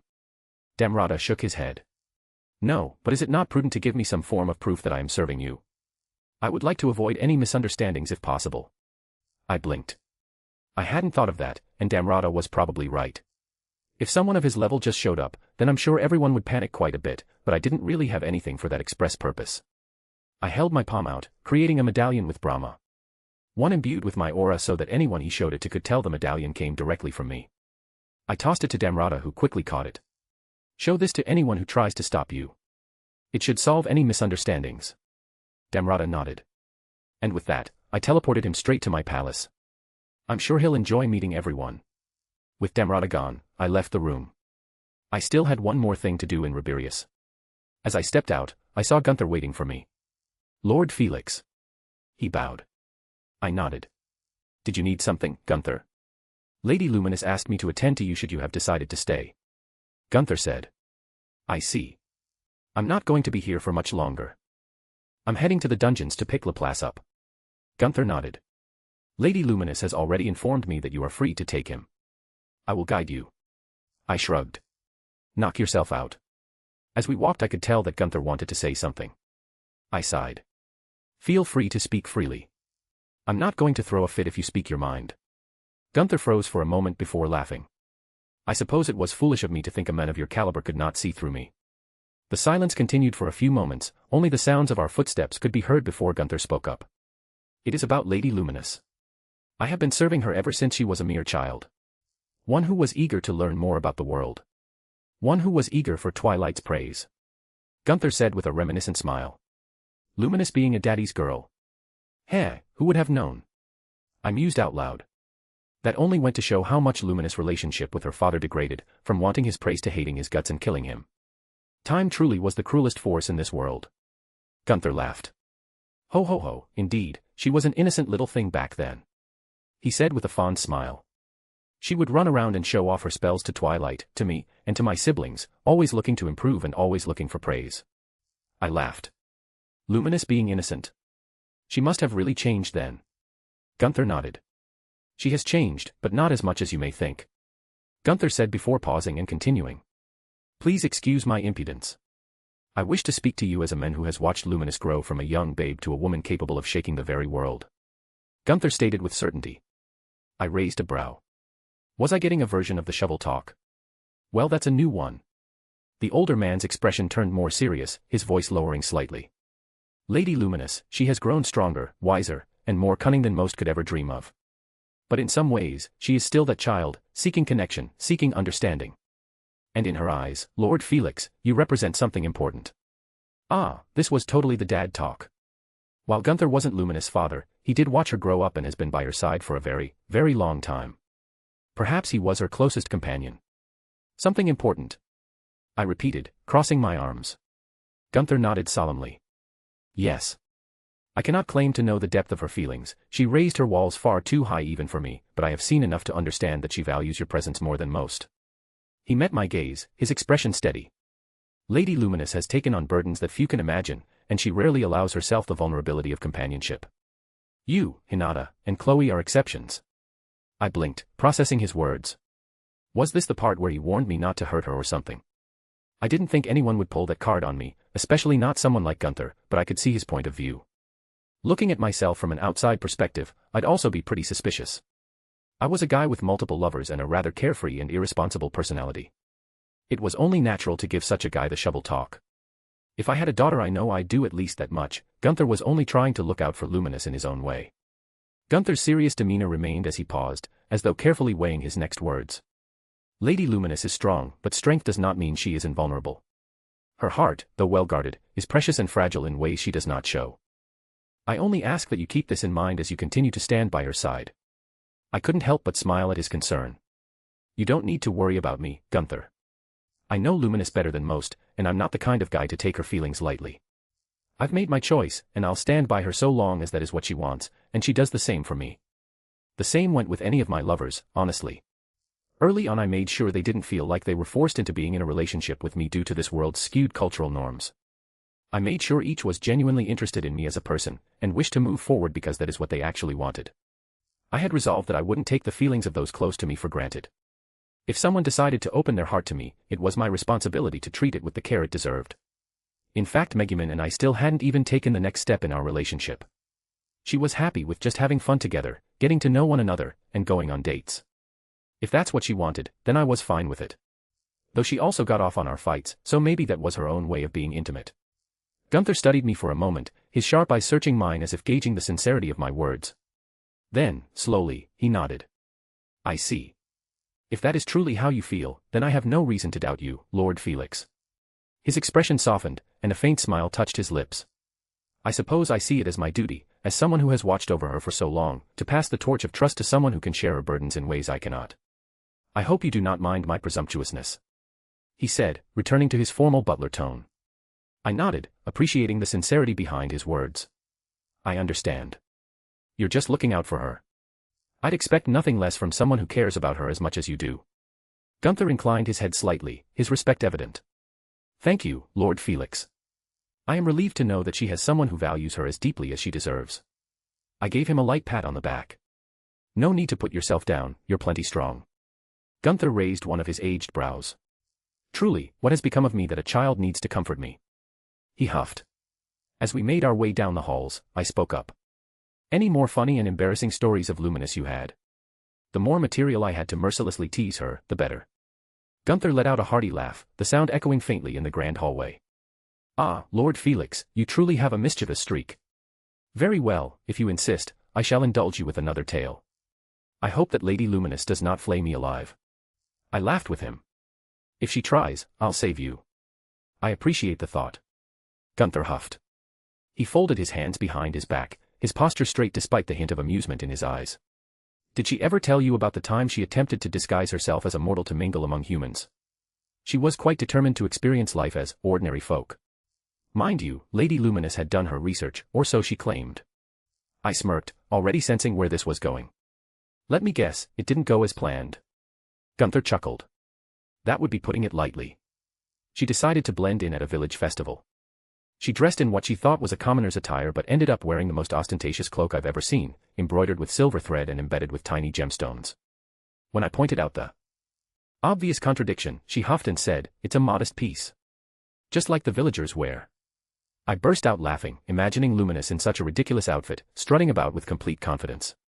Let me guess, the villagers thought she was some sort of royal in disguise. Precisely. Gunther nodded, his eyes gleaming with mirth.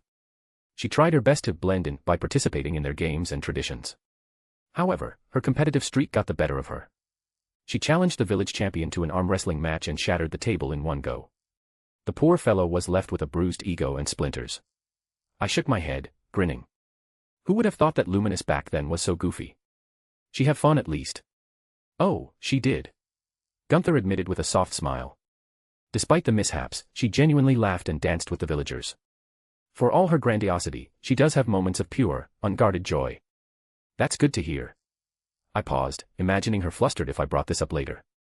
And what did she do when she found out her disguise was a complete failure? She doubled down, of course. Gunther smirked. She declared herself an ambassador of goodwill and left the village with a dramatic flourish. The villagers adored her, none the wiser to her true identity. To this day, they likely tell stories of the mysterious, eccentric noblewoman who graced their festival. I shook my head, chuckling. It seems that Luminous has changed quite a bit since she was a child, but her pride and overall attitude remained. I could see her acting out in a similar way even in the present time if she let some of her inhibitions go. Gunther and I continued talking. As we continued through the winding halls of the cathedral, Gunther led me down a narrow staircase lit with pale, flickering lights. The air grew colder, the walls damp and heavy with the smell of stone and mildew. Gunther led the way, his heavy boots clicking against the polished floor as we descended deeper. I had no illusions about the security measures in place. At the bottom of the staircase, we reached a set of heavy, reinforced doors guarded by two vampires who immediately stepped aside upon seeing Gunther. This is the entrance to the dungeon where Laplace is being held. Gunther explained. He gestured toward the guards. They have been instructed to allow you entry. Appreciated. I replied, stepping forward. The guards pulled the doors open with a deep, groaning creak, revealing a dimly lit corridor lined with cells. Gunther gestured for me to proceed, but as I stepped through, he called out one final time. Lord Felix. I turned back, raising an eyebrow. Yeah. Gunther's smile was faint but genuine. Thank you for giving her something to hold on to. I nodded, understanding what he meant, even though he was being super dramatic. I then descended into the depths of the dungeon. I felt as though that brief conversation with Gunther told me a lot more about him as a person than every interaction and story I had heard about him had. I shook my head as I continued to make my way down to the dungeon Luminous kept. Luminous had seemingly already keyed me into the various seals and barriers, allowing me to pass through harmlessly. This area wasn't for the normal criminals that Riberius and Luminous kept.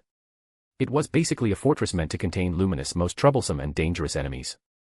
I could feel Laplace's aura immediately, wild, chaotic, and unmistakably unbroken.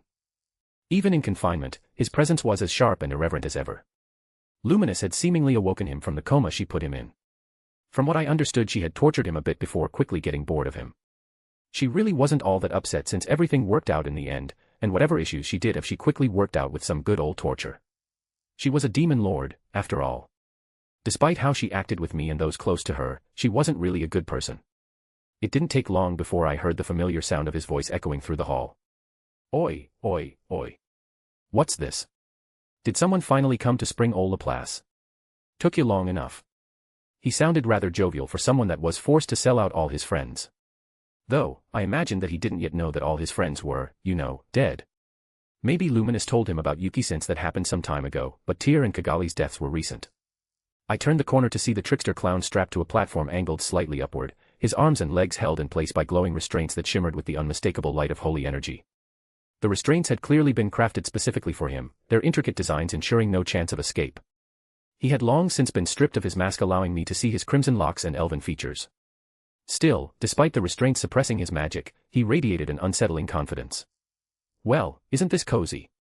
I muttered, stepping into the room. Laplace's head lolled to the side, and his glowing eyes narrowed as he saw me. Oh, great. Not you again. His voice was raspy, but his sarcasm was still intact. I rolled my eyes as I approached him. Long time no see, Laplace. I said, stepping closer. I snapped my fingers, releasing his limbs from the latches that held him. Laplace lightly flexed his arms as he stood up. He didn't even bother trying to escape, seemingly knowing that it would be a futile effort. What are you here for? Laplace said as he continued to stretch. I'm here to get you out. I said simply. Laplace stilled for a moment before continuing his stretches. Well, I wasn't expecting that. So what's the catch? Laplace's expression slowly twisted.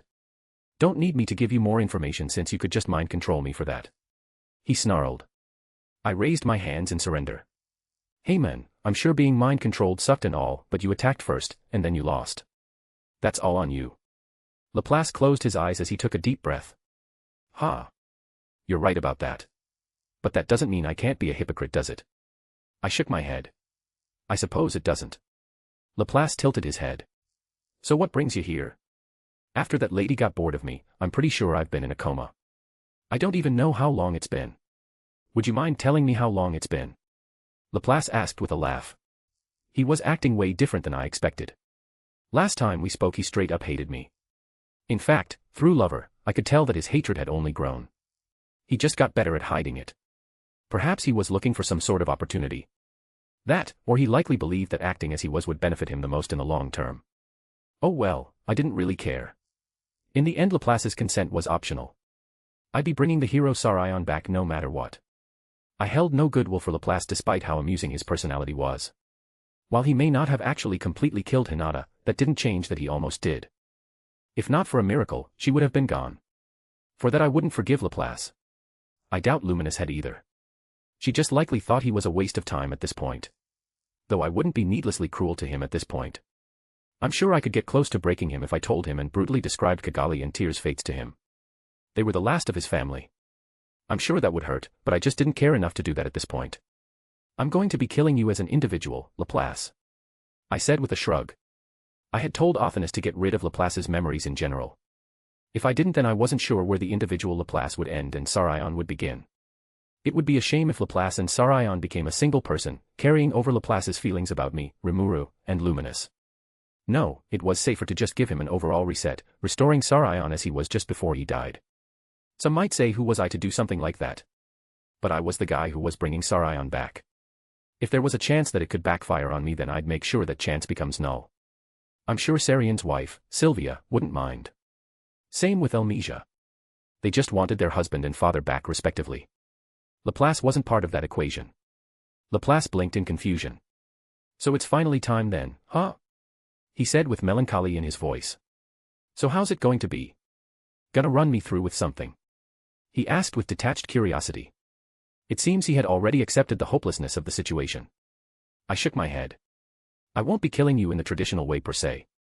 Laplace was already a dead man, might as well do him the honor of knowing how he was going to die. Laplace raised a brow. Oh. I'll be replacing your ego with Sarion's. I said simply. Laplace stifled a laugh. If that was possible, then Kigali would have already done it. I nodded. I was aware that Kigali had attempted to restore Laplace's memories as Sarion, but Kigali's efforts couldn't be compared to what Othinus and I could do with Brahma, Lord of Creation. I shrugged. Believe it or don't, it's going to happen anyway. I said as I approached him. Laplace didn't bother getting into a defensive stance, he knew full well that it was hopeless. It seems the way I easily dispatched him in the past left a bit of a scar on Laplace's psyche. I did sort of beat him without even trying. Just appeared next to him, grabbed him by the neck, tortured him slightly and then sealed off his abilities and threw him into infinity space. Once I was standing directly in front of Laplace, he sighed, accepting his inevitable death. Would you mind telling me what happened to my friends? Laplace asked. They're all dead. He asked, and I saw no reason not to answer. Laplace closed his eyes. I hate you, you know that. I nodded. I could feel his emotions through Lover, it was a mess. There was grief, sadness, pain, heartbreak, but overpowering them all was hatred. I know. Now goodbye. I said as I placed my hand on his shoulder, sucking him up into infinity space without resistance. Othinus immediately got to work on restoring Sarion's memories. The process was pretty dangerous as Othinus basically had to do some deep dive surgery into his soul, but with Brahma the risk was low. I could do it on my own with my computational power and understanding, but I had things to do in the real world. There was Siko and Raiden who were still recovering in my infinity space. After both of their breakthroughs, I'm sure they'll want to test out their power against someone as well. The two of them might just be ready for a life reconstruction. Sukuna and Kurumi were getting close as well. While neither of the two gained new unique skills, they had both still been training consistently for a long time. Their egos had only grown more powerful with time, leading me to believe that they could resist the influx of emotions from the souls used in life reconstruction, but that was for later. Though Sukuna was the weird one, his ego seemed to be a bit divided. But for now, I should probably head to Tempest and update Rimuru on what Guy talked about and what I learned from Damrata. Shinji Tanemura. Shinji adjusted his satchel as the group descended further into the depths of the labyrinth. The 50th floor had been a challenging milestone, but the spoils they'd collected were more than enough to motivate them to keep going. Mark's grin had barely faded since acquiring the unique great axe, and Shin's curiosity about the weird sword hadn't waned. Still, the unease gnawed at Shinji. It wasn't just the traps or the strength of the monsters. It was something else, but Shinji had no idea what. He shook his head. He was probably just imagining things. So far nothing had given the indication that they had been made as spies from the Eastern Empire. They had followed all procedures that they could. Stay sharp. Shinji muttered as they crossed into the 51st floor. The walls shimmered with a faint, ethereal light, casting long shadows in the wide corridor. Mark swung his axe experimentally, the metallic hum echoing down the hall. Man, I can't get over this thing. It's so balanced. Makes me wonder what other treasures we're gonna find deeper in.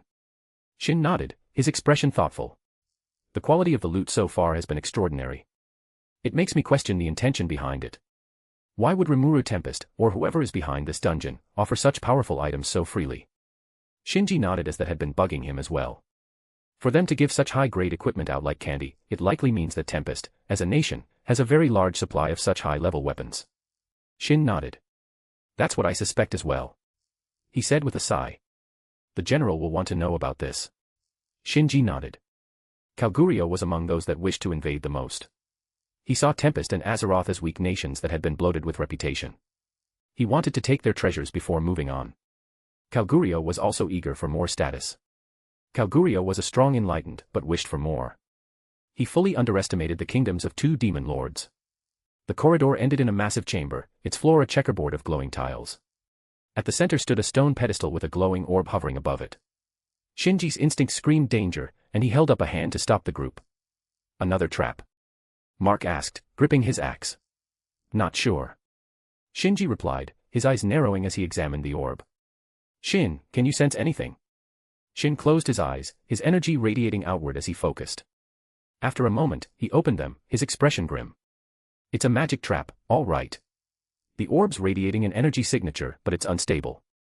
I can't pinpoint exactly what it does, but triggering it would be unwise. Mark sighed, lowering his axe. So, what do we do? Leave it. No. Shinji said firmly. After all that they had discovered, he wanted to go as deep as he could to learn more information. For all he knew, if they brought back enough information, they could get a nice vacation. Shinji still was not sure if he wished to abandon the Empire completely. The Eastern Empire was a shitty place to call home, but Shinji would be lying if he said he wasn't afraid of the consequences of going rogue. The sheer power of the Eastern Empire had been drilled into his head ever since he was summoned. He was afraid of crossing them, but this was too good of an opportunity to let go of. Part of why he was so insistent to push deeper is because it would distract him from his treasonous thoughts. Just like any human, he wished to push his problems off onto future him. The trap is part of the dungeon. For all we know, it could be key to progressing further. We should at least try to disarm it or safely trigger it before giving up. Shinji stated. Both Mark and Shin nodded. The three of them approached cautiously, with Shinji studying the patterns of the pedestal carefully. It looked like there were runes of some kind etched onto the stone. Shinji was no runic expert, but he was still fairly well learned, and the runes looked unfamiliar to him. Let me try something. Shin said, as he stepped forwards. He placed his hand near the pedestal as he carefully allowed his energy to flow outwards. Shinji could tell that Shin was probing the enchantments. Shinji had a feeling that this would take a while. He felt a chill travel down his spine which he quickly brushed off, if for his own sanity. Seconds stretched into minutes as Shin worked, sweat forming on his brow. Finally, the glow of the orb dimmed slightly, and Shin stepped back. I've neutralized part of it, but it's still active. We'll need to solve the rest manually. Shinji scanned the room, his gaze falling on the glowing tiles. It's a puzzle. He realized. The tiles are part of the mechanism. We need to step on the correct sequence to deactivate it. Shinji held back a laugh as he realized how this all seemed like a children's game. The demon lord that ruled over this territory really was an odd one. It gave Shinji some hope that maybe he could be reasoned with and they could negotiate to reside in Tempest. Mark groaned. Great. A brain teaser. This is where you shine, Shinji. Shinji smiled. Let's hope I do. He mumbled as he stepped forward. He examined the pattern of the glowing tiles, noticing subtle variations in their light. Carefully, he stepped onto the first tile, holding his breath. It lit up brightly, and the orb's glow diminished further. Though what confused Shinji was the tone that played right after he stepped onto the tile. Was it some sort of music game? So far so good. Shinji muttered as he studied the patterns before stepping onto the next tile. It really was like a children's game. As Shinji continued going from tile to tile, he couldn't help the amused smile that formed on his face. He could recognize the opening theme of Super Mario Bros. Anywhere. When he stepped on the incorrect tile, he had to quickly dodge out of the way as a fireball shot at him from one of the walls. When he reached the final tile, the orb's glow extinguished completely, and the pedestal sank into the floor. A low rumble filled the chamber, and a hidden door slid open on the far wall. Nice work, Mark said, clapping Shinji on the back. Shinji exhaled in relief. Let's move before something else activates. Chloe Aubert. Hee hee, they're so funny. Chloe giggled. They reminded her of the stories Rimuru had told her about him and his friends in his old world. About how Rimuru and his friends would play video games, the general atmosphere, and such. The three seemed to be good friends, all three seemed to be enjoying themselves as well. It was a shame that she would have to ruin that fun. Veldora and her had come up with a plan to capture the three spies from the Eastern Empire. While she wanted to have some more casual fun with them, she knew that Rimuru would be upset if she didn't apprehend them. She couldn't afford to have her fun with the looming threat of the Eastern Empire over her shoulder. They were currently located on Veldora's floor, observing everything going on through a projection of the three spies. She raised an impressed brow as one of the three managed to actually solve the puzzle. They've got skills. She mused softly. Veldora, who was standing beside her, looked over from the manga he was reading. Oh. They've made it that far, huh? He said as he put his manga away. It's time for the fun now, right? Veldora said with a grin. She found herself matching his grin. They wouldn't be doing anything crazy or anything as fun as she wanted to do, but it would still be pretty funny to watch. They had many options when it came to capturing the three spies. They could do it themselves rather easily, but that was no fun. They already placed quite a few amusing traps in the spies' ways, though they managed to safely get through all of them. It was still pretty funny.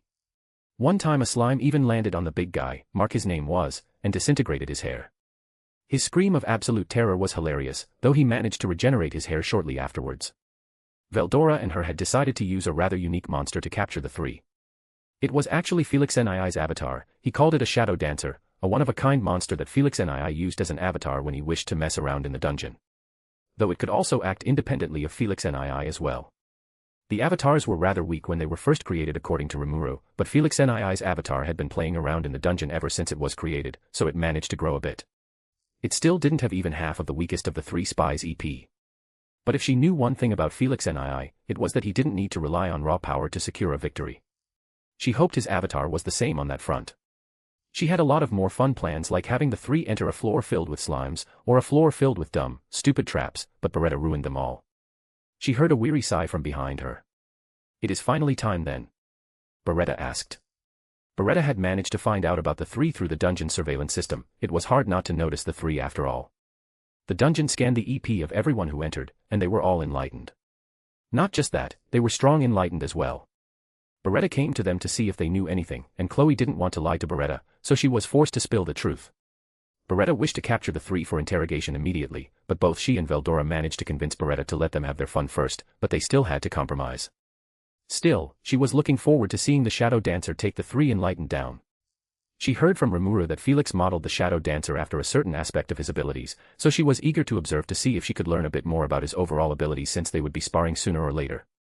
It's going to be so funny watching them deal with Felix Nii's Shadow Dancer.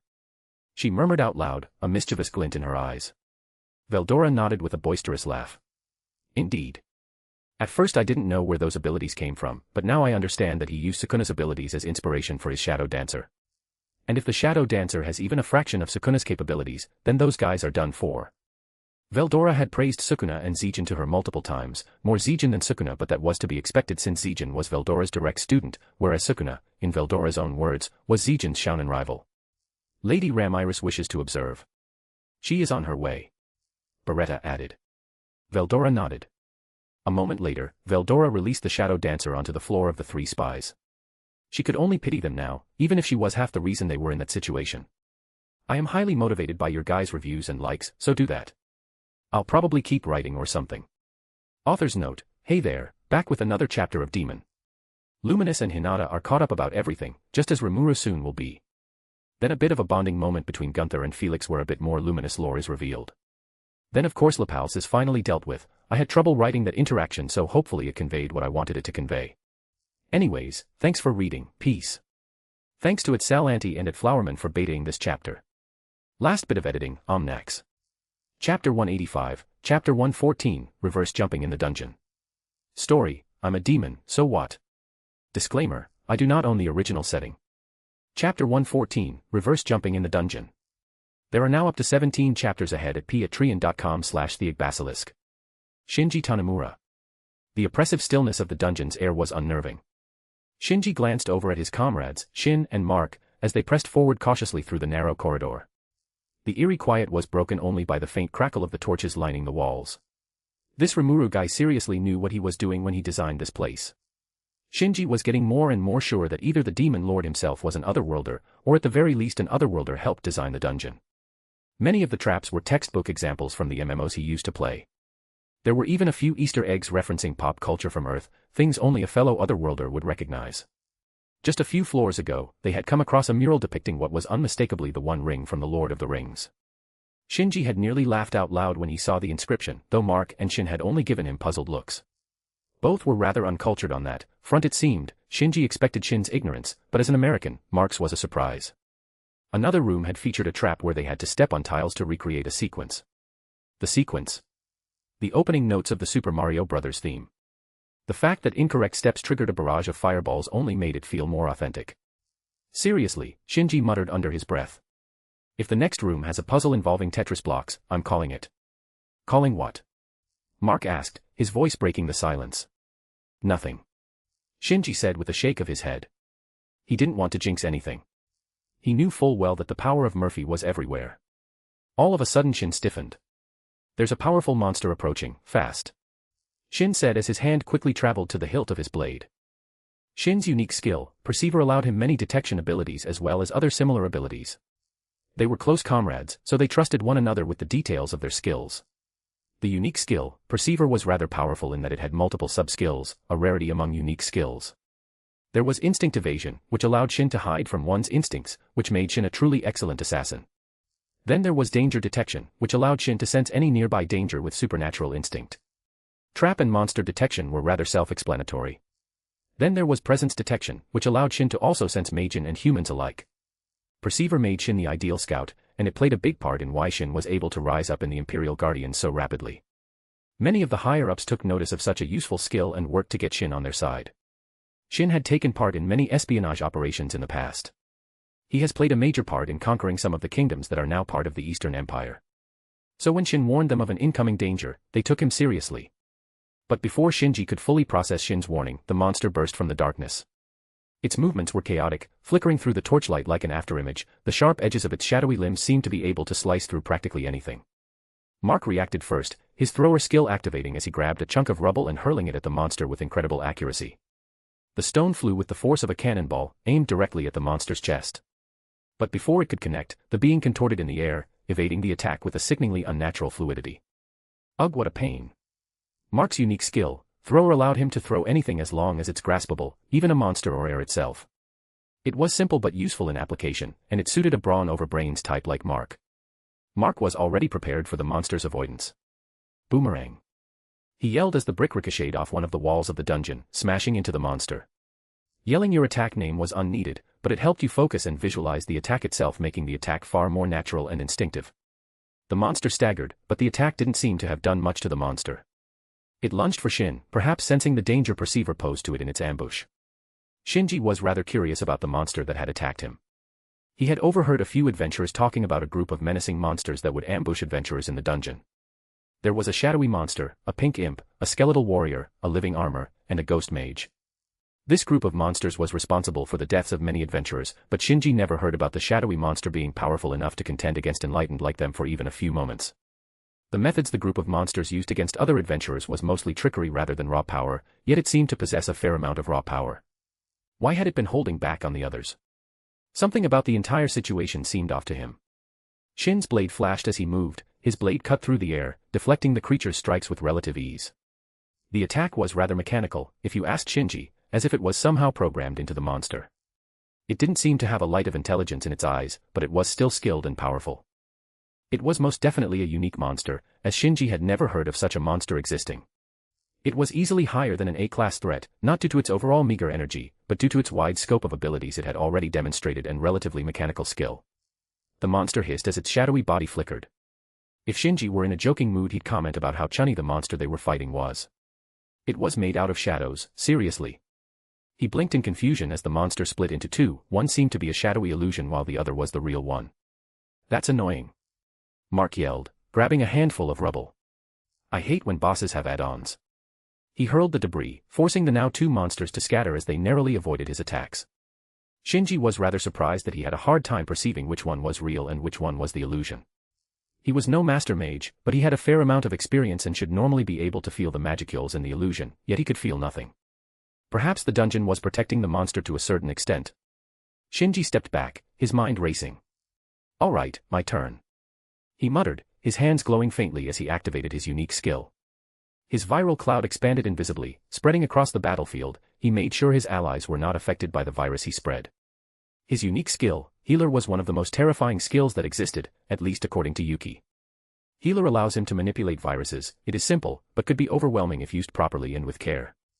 He could manipulate the air composition to spread viral poison, making him nigh invincible against living creatures. Of course, it could also be used to heal others just as it could be used to kill others. He could wipe out entire kingdoms within days with his unique skill by spreading a virus. Of course, Healer was less effective the stronger his target was, as spiritual and demi-spiritual lifeforms wouldn't be as severely affected by a mortal plague. Still, his unique skill, Healer, was a truly absurd power. According to Master Gadra, even Emperor Rudra was intrigued by it and had hypothesized that if Shinji managed to surpass his limits, he could create viruses capable of affecting even spiritual lifeforms. The monster in front of him was no demi-spiritual lifeform, let alone spiritual lifeform, yet it seemed to be resisting the virus somehow.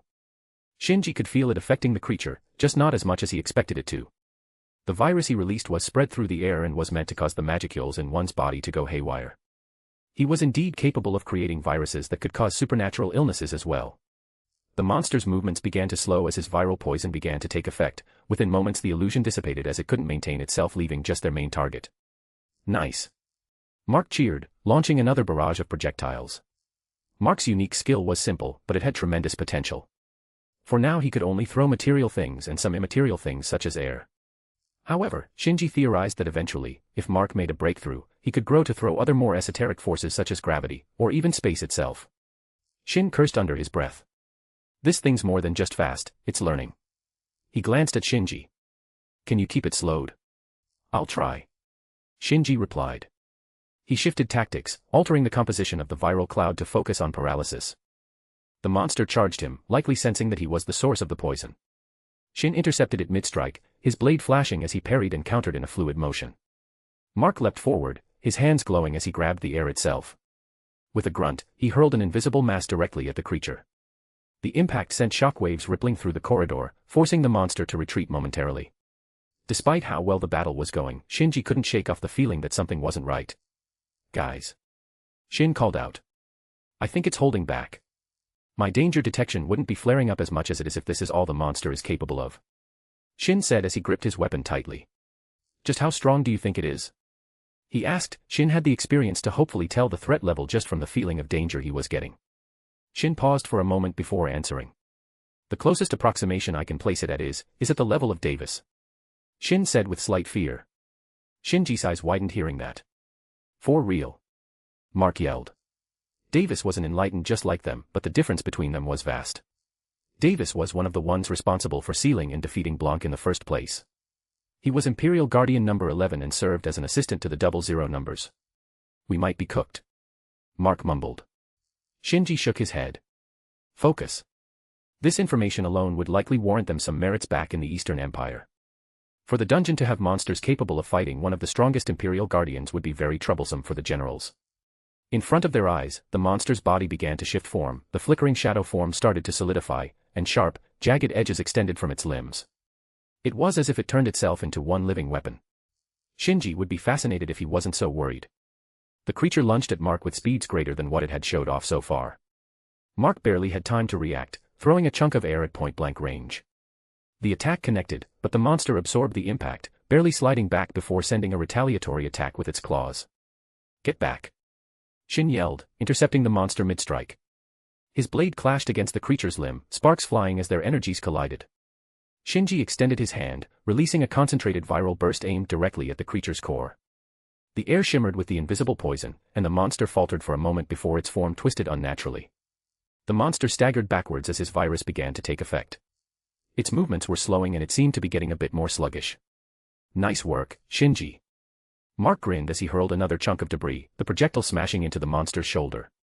The force caused it to stumble, but not falter. Within moments, the monster managed to recover somewhat, though there was still some sluggishness in its movement. In the blink of an eye, it blitzed towards Shin, who was closest to it. Its speed was such that the three of them could barely even react. They felt the shockwave of the sonic boom it left behind travel through them as he and Mark rushed to Shin's aid. "Shit!" Shin yelled as he attempted to get out of the way. Shinji and Mark had both dashed forwards to try to cover Shin. Mark raised his unique great axe as he sent a slash of fighting spirit towards the monster. Just as the slash was about to hit the monster, the creature's form seemed to almost twist unnaturally as its shadowy limbs elongated. The creature sliced its hand downwards in a cutting motion. Shinji felt all his instincts warn him of the attack the creature had sent. Shinji's heart sank as he saw and felt the deadly precision and sheer power of the invisible slash the creature sent towards Shin. When the fight first started, Shinji had quickly attempted to understand how strong the creature was. It had less energy than all three of them, and so Shinji was confident they would win. They were each bona fide, experienced, enlightened, yet it seems he had made a mistake. Shinji sent a burst of poison towards the monster in the hopes of it managing to weaken the monster enough for Shin to manage to avoid the attack. He closed his eyes as he put a vast amount of his energy into the attack he sent towards the creature. The creature staggered backward, its form twisting unnaturally. For a moment, Shinji thought the viral poison had finally taken a meaningful toll on the monster. But then, the air grew thick with an ominous pressure, and the shadowy figure began to shift. Its jagged edges shimmered, and a sharp, eerie hum filled the corridor. Shin had managed to avoid the attack, but he had a feeling that maybe they were screwed either way. The monster clearly wasn't intelligent, but there was some strategy within its head, some methods to its madness making it far harder to deal with than a normal monster as most lacked any semblance of intelligence. "What's it doing?" Mark muttered, his voice tense as he gripped his axe tightly. Without warning, the creature sprang into motion.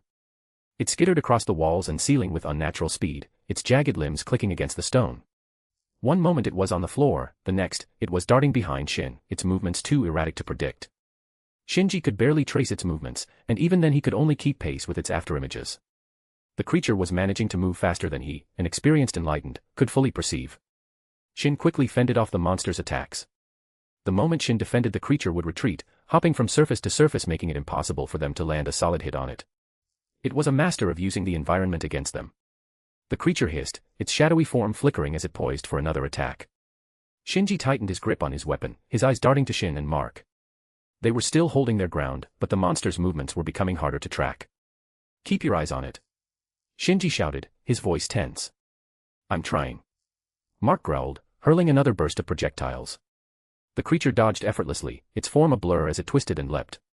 The projectiles struck the walls, sending shards of debris raining down, but the creature was already elsewhere. He was sure that from an outside perspective, their fight looked right out of an anime, and was suitably badass. Perhaps he'd be enjoying himself more if he didn't feel like he was about to die. Shinji barely had time to react as the monster lunged at him, its claw-like limbs slashing downward. He twisted out of the way, but the attack sheared through the floor, leaving a gaping, smoldering gouge where he'd been standing. "That thing's cutting through magicule-infused material like butter," Shin gasped, clutching his side. "It feels like it's playing with us," Mark muttered, his voice filled with frustration. Shinji nodded in agreement. The longer the fight went on, the more abilities and power the monster revealed. It was sandbagging against them, hard. With a guttural roar, the monster's jagged appendages struck the ground, creating a shockwave that rippled outward. The torches flickered violently, plunging the room into darkness. Shinji, Shin, and Mark struggled to maintain their footing as the ground beneath them trembled. "Stay on your toes," Shin barked, his blade poised. Mark braced himself, but the monster was already moving. It blurred forward, its speed doubling. Mark swung with a chunk of rubble enhanced by thrower, but the creature anticipated the attack, sidestepping and delivering a bone-crushing blow to his side. Mark slammed into the wall, groaning in pain. "Mark!" Shinji shouted, but he had no time to assist as the monster pivoted, lunging for him next. Shinji instinctively used one of the defensive applications of his unique skill, creating a viral barrier around himself.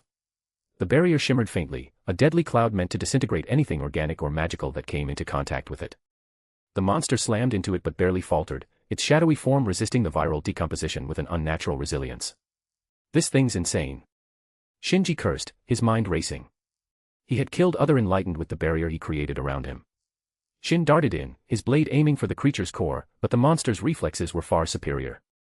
It twisted midair, deflecting the blade with its jagged limb, and retaliated with a slash that Shin narrowly avoided. The creature quickly hopped to a wall. Crouched low, its glowing limbs poised like blades. Then it launched itself toward Shin once again with terrifying speed. He brought up his blade just in time to parry, but the force of the collision sent him sprawling. The creature didn't pause.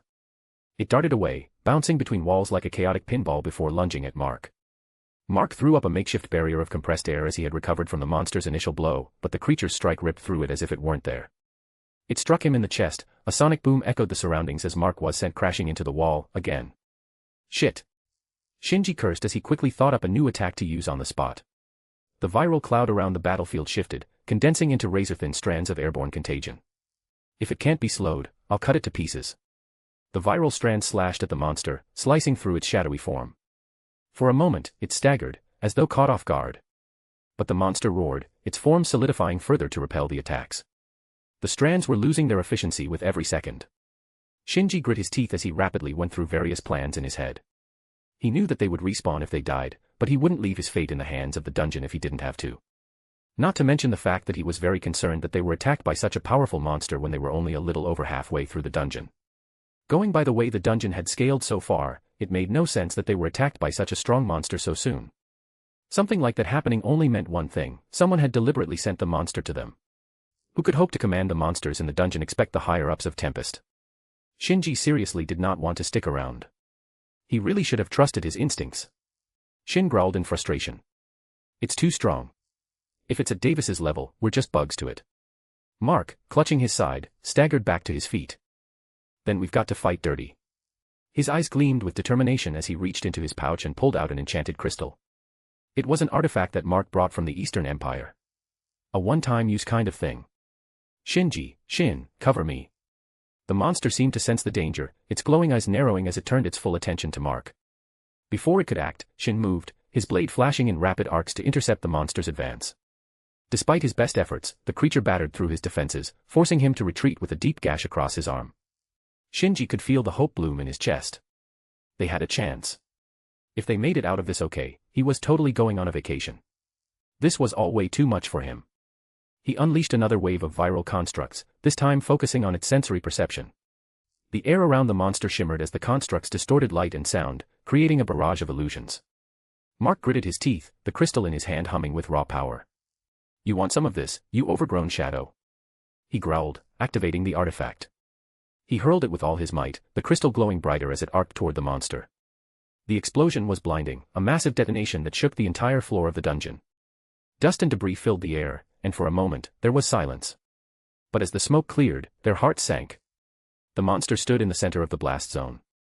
Oh, it was wounded for sure, but it had somehow managed to evade the worst of the explosion. No, it hadn't evaded, it was just regenerating from the wounds it was dealt. Mark slumped against the wall, his face pale. No way. The monster roared, its body radiating pure malice. It surged forward with a speed that none of them could follow, striking Shinji first. The viral barrier around him shattered under the force of the attack, and he was sent flying into a pile of rubble. Shinji! Shin yelled. His vision was blurry, but he could make out the figure of the monster raising his arm in Shin's direction before lowering it in a slicing motion. He felt the magicules around him fluctuate, and then within a moment he heard Shin scream. Gah! Before he managed to lose consciousness, he could see Shin's arm slide off his shoulder, crashing onto the floor below. It was then that he realized that there was no hope from the beginning. The last thing he heard was Mark's roar of rage before he lost consciousness. Chloe Aubert. She tilted her head as she observed the fight between the shadow dancer and the group of spies. It was wrapping up now. One was unconscious, another was on the verge of collapsing and had lost an arm, and then the last was charging forth like a berserker. The results of the fight were as she expected them to be, though the process was a bit different than she expected. She expected the shadow dancer to beat them up in the familiar reverse jumping pattern. It had been told to hold back, of course, so the three could be tested and they could get a better idea of their abilities, but they still put up more of a fight than she thought they would. She supposed it was her own fault for underestimating someone in the Eastern Empire military, though to be fair, she didn't expect even the enlightened to be a bit special. All three of their unique skills were rather interesting. The virus one was especially dangerous. If Cronoa's theory was right, then his unique skill was the most dangerous of the bunch. The three had fought rather well, each demonstrating some excellent combat skills and techniques that would have them revered as champions in the Western nations. Though to be fair, the West was sorely lacking in the champion department. Anyone of sufficient skill and a shown tendency to help humans in some way would be called as such. She watched as Felix Nii's shadow dancer hopped from surface to surface, avoiding Mark's barrage of attacks. The guy seemed to really be getting desperate now. Both of his allies were incapacitated. It seemed he realized that there was something off about the situation. Rah! Mark yelled as he pulled his arm back, throwing the unique great axe he got at the shadow dancer. The sound barrier was breached instantly, though the shockwaves of the sonic boom were absorbed by the dungeon. As for the axe, it whizzed through the air like a comet, the pressure from its flight distorting the surrounding space. The shadow dancer, nimble and unflinching, shifted its position with fluid grace. The axe missed its mark by mere inches, embedding itself deep into the dungeon's wall with a thunderous crash. Incredible. Beretta muttered with awe in her voice. Ramiris had arrived in the midst of the fight and was sitting on Beretta's head. Felix's avatar is pretty strong, but I'd solo him. The pixie said as she began shadowboxing around Beretta's head. My avatar is leagues stronger too. Ramiris added. Chloe's lips quirked up in amusement. It was pretty funny that Ramiris's avatar had more EP than the current incarnation of Ramiris herself. Mark's desperation reached its zenith as his breathing grew ragged. His eyes, now a mix of determination and fear, burned with a primal desire to overcome the odds. She had seen it in others in the past. He sprinted toward the shadow dancer, drawing on every ounce of his remaining strength. She watched with interest as he pushed beyond his limits, plus ultra as Felix and I like to say sometimes. Through the projection she could see Mark pushing his unique skill past its limits. Skills often responded to the desires of their users. In the current situation Mark was rather desperate. In his mind he and his friends would likely be doomed if he lost here now. She doubted he was thinking much further than that, like how they could get out. As Mark rushed towards the shadow dancer, he reached out in the same fashion he used to grip the air, except this time he gripped something else. She watched as Mark managed to grip space itself, condensing it into a ball, before throwing it at the shadow dancer at speed surpassing that of sound. The orb of compressed space shot forward, the air around it warping and shimmering violently. The force of its movement sent shockwaves throughout the dungeon, the walls groaning under the strain of Mark's desperation-fueled attack. The shadow dancer didn't flinch. Its unreadable form stood poised, as though waiting for this very moment. Shadows coiled tighter around it, and its eyes glinted. With a deft and familiar motion, it raised one hand and sliced downwards. Is that? Beretta asked. Ramiris nodded. Ooh. That's dismantle, I think, right? Veldora nodded. Indeed. Cleave requires direct contact to be used, so it must have used dismantle. The orb of compressed space unraveled mid-flight. The once deadly sphere dissipated into harmless particles, the distortions vanishing in an instant. Mark staggered as the feedback from his failed attack slammed into him, nearly driving him to his knees. His energy reserves were practically exhausted now. While the shadow dancer had less reserves than Mark, it excelled at making the most of the limited energy it had. It was likely a carryover from Felix Nii, since he was rather energy efficient as well. The shadow dancer, it seemed, had enough as it blitzed forwards at speeds the naked eye could not observe. In the blink of an eye the shadow dancer closed the distance between itself and Mark. Its movements were a seamless blend of fluid grace, reminiscent of Felix Nii's battle style, but not quite as refined. Mark barely had time to react, raising his arms in a feeble attempt to block the incoming assault. The shadow dancer sent a single, fluid motion targeting his midsection. The impact was surgical, delivering just enough force to incapacitate without causing severe harm. Mark crumpled to the ground, his energy utterly spent. His body hit the dungeon floor with a dull thud. The shadow dancer didn't linger or show any sign of acknowledgement toward its fallen opponent. It pivoted sharply and retreated into the shadows, its form dissolving as though it had never existed. It finished its orders, and so it was done. It had no real personality that would allow it to bask in its victory or anything. In the end, it was just a vessel for Felix Nii when he wanted to play around a bit. It had no autonomy. All of its actions were due to the extremely advanced orders programmed into it that allowed it to give off a semblance of sentience. She heard Beretta sigh from behind her. It is finally over then. Beretta was always a real worrywart.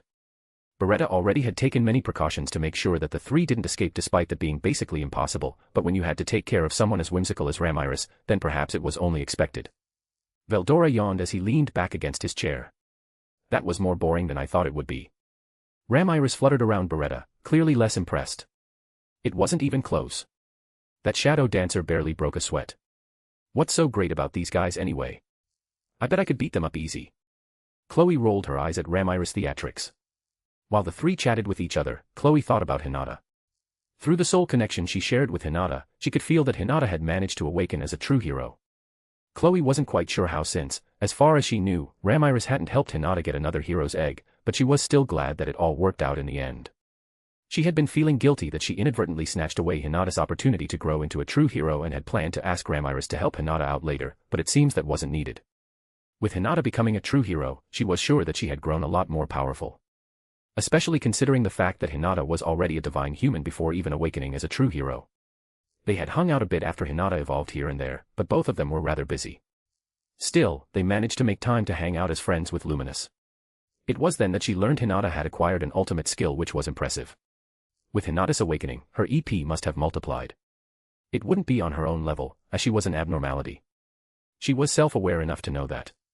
Awakening two heroes' eggs was practically unfair and almost immediately threw her into the same league as true dragons when it came to raw power. Still, she imagined that Hinata would be quite up there in power now. I attempted to reach out through the soul connection but was rebuffed by something. Chloe blinked in confusion as she took in Cronoa's words.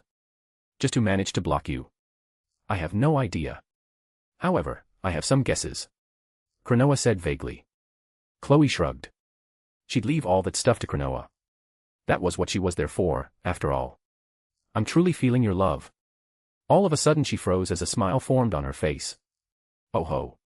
It seems my brother is back. Veldora said with a boisterous laugh. It hadn't been that long since Rimuru had left for the meeting with the Council of the West. He had taken Benimaru and Sui with him, and now all three of them were back. Rimuru was already teleporting right to them. He was probably informed about what was happening by one of his subordinates that was meant to keep an eye on things. Since Sui was gone, it was probably that girl with a crush on Sui, Sauka was her name. After a moment, Rimuru appeared in front of them. Guys. What the hell happened? He asked. Sauka said there were enemies of some kind in the dungeon, and that you were handling them. Chloe. He said as he looked right at her. Before she could respond, Rimuru grumbled. Ugh, why does all of this have to be happening at once, right after the attack on Rabirius too? She blinked as she took in what Rimuru had said. So it really happened. Cronoa had already predicted that the attack would happen when Rimuru went to meet with the Council of the West. The situation was the best it would be, and Grand Bell was one who would take advantage of the timing to launch the attack. Cronoa expected for there to be an attack on the Council as well to keep Rimuru busy, leaving Luminous and Rabirius with fewer allies he'd have to deal with in the short term. Of course she was still confident that everything would turn out okay. She didn't believe that Grand Bell had access to anything that could cause Benimaru and Sui together much trouble, let alone if Rimuru himself was present. Luminous could also handle herself, Chloe knew full well that much. Rimuru sighed. Yeah, Grand Bell attacked Rabirius with his allies, but it's been dealt with now. Veldora snorted. I bet if I was there, there would have been no attack at all. My magnificent presence would send them all away. Chloe tilted her head. You know, that's probably true. Veldora preened. See, she gets it. Rimuru rolled his eyes. That would be a bad thing, you know. Then we wouldn't know when they would attack next. Rimuru said with a sigh. The meeting with the Council of the West was attacked as well. Chloe nodded, she had expected it after all. Wait, don't change the subject. Rimuru said after a moment. What happened here? She took the initiative to explain what was going on. She told him about her random meeting with the three spies and how she felt they were all enlightened, which on its own wasn't that unusual in a growing city like Tempest, but they seemed different from the rest. Her instincts warned her that they were up to no good. So she told Veldora about them and they came up with a plan to capture them and test their abilities so that they could have a better picture of what the three were capable of. To do so, they got Felix Nii's avatar to test them in a fight in the dungeon. Rimuru sighed as he ran a hand through his hair. I suppose you all didn't act that recklessly. Beretta looked at Rimuru in betrayal, as if she expected him to be the voice of reason. Rimuru turned away from Beretta's betrayed look. Did you guys retrieve the three then? Before she could answer, Trainee entered the room with the three spies in tow. They were being transported by roots that ran along the floor. Ah, thanks Trainee. Rimuru said as he looked over the three before wincing. Trainee bowed. It was my pleasure. She said before vanishing in a swirl of leaves. Felix's avatar really did a number on these three. Rimuru said as he walked closer to them. Veldora nodded. It was an excellent battle. Sukuna would be impressed with the efficiency that the shadow dancer made use of with his abilities. Veldora praised. If you're done with your glazing session, could you tell me where Dino and Vesta are? Rimuru said as he gestured to Beretta to handle the 3 spies. They'd probably be healed and everything before being forcefully awoken and questioned. Ramiris flew closer to Rimuru. They're taking a break today. Rimuru nodded. I'll have to give them those demon things later then.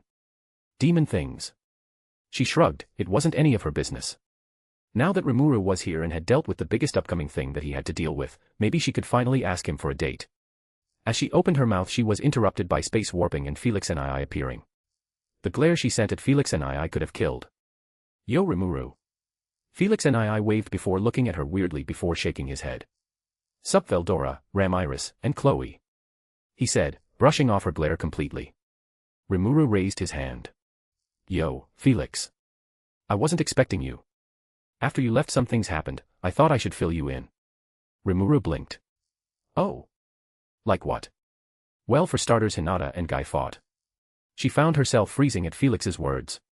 What? Rimuru yelled, she was feeling something similar.